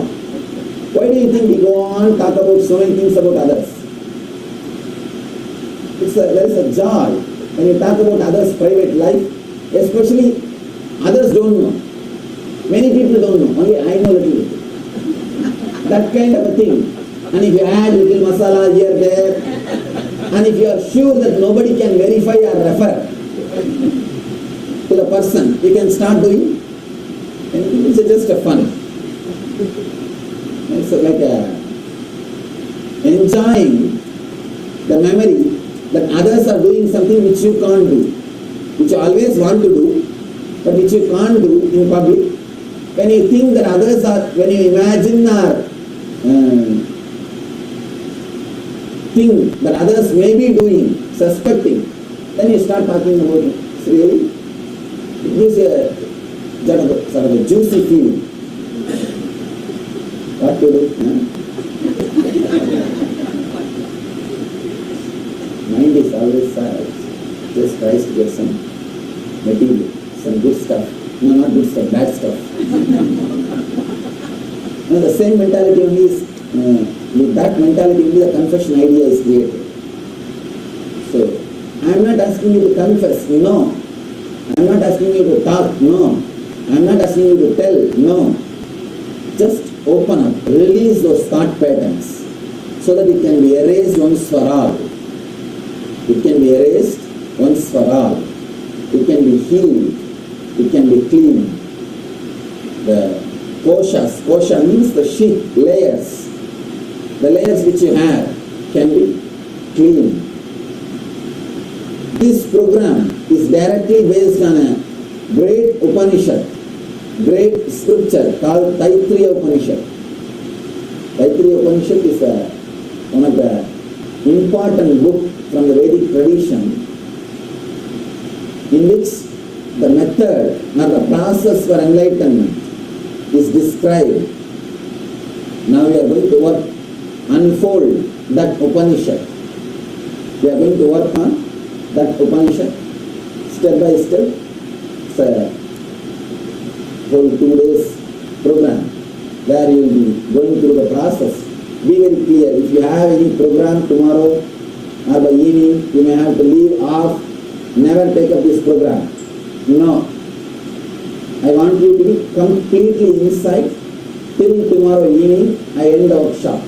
Because it is a process. It is not just a technique. It is a process. It is a process. You need to completely go through. I can't send you back with 1 layer, 2 layer cleaned and 3 layers stuck. And you will go. If somebody asks, no, 2 layer, my layer was cleaned. And 3 layer, next session when Swami comes, I will do. I can't afford to do that. And you can't be playing half-half. Please decide very clearly in ourselves. Till tomorrow evening, you need to be here completely. You need to be here fully involved. The process means adding something to you and taking something away from you. That is what is the process. Adding something to you which is you. Taking away something from you which is not you. And during this process, during this work, I constantly create the heat, or I boil the whole thing by my presence. It's practically like cooking. Adding something, removing something, side by side, boiling it. So that the whole process is completed. Whatever has to happen, happens completely. Whatever has to happen, happens in its full form. Just enjoy the scene.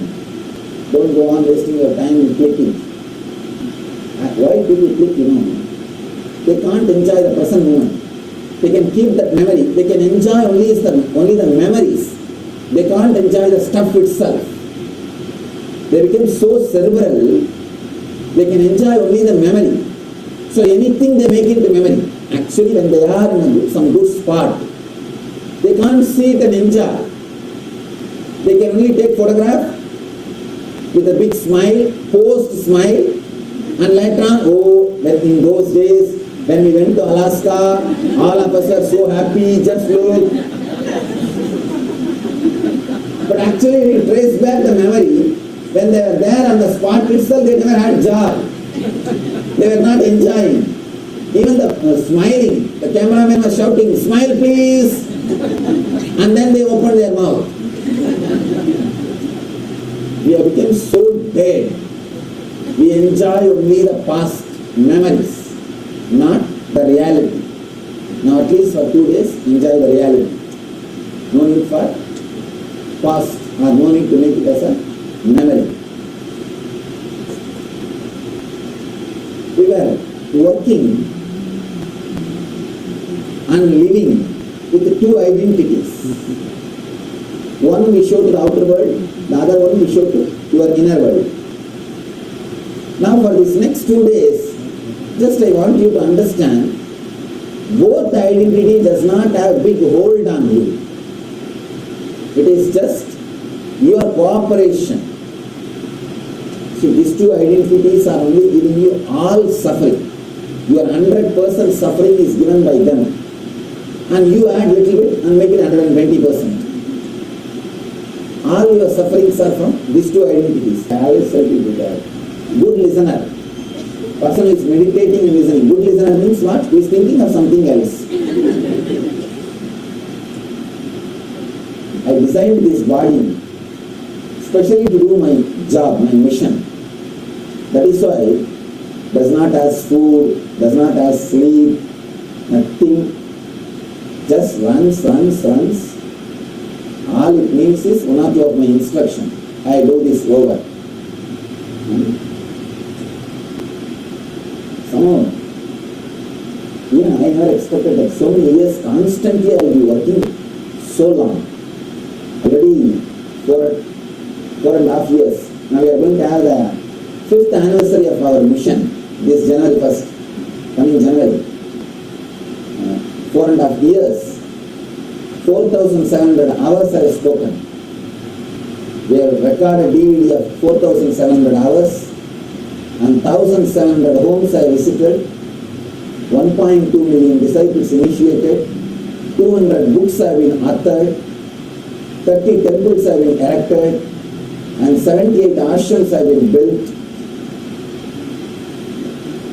1,000 centers are running. I never thought the body will run so much. But it is running. Because there is an automatic mechanism. Alright, now let you all understand this one thing. Let's work on these 2 identities. This is the first process. After this, we will enter into initiation. The first process. The Upanishad says, before sitting with the master, you are supposed to understand the futility of identity. See, all of you know the utility of your identity. Your utility of your identity is 2 things. One, your wealth, second, your sufferings. These 2 are the results of your identity. Now, understand the futility of identity, uselessness of identity. For example, create a new crazy identity, new avatar. How you do in Yahoo? Like a new avatar. Just for 2 days, try to live with that identity sincerely. If you are male, decide to be female. If you are engineer, decide to be a lawyer. If you are a doctor, decide to be engineer. If you are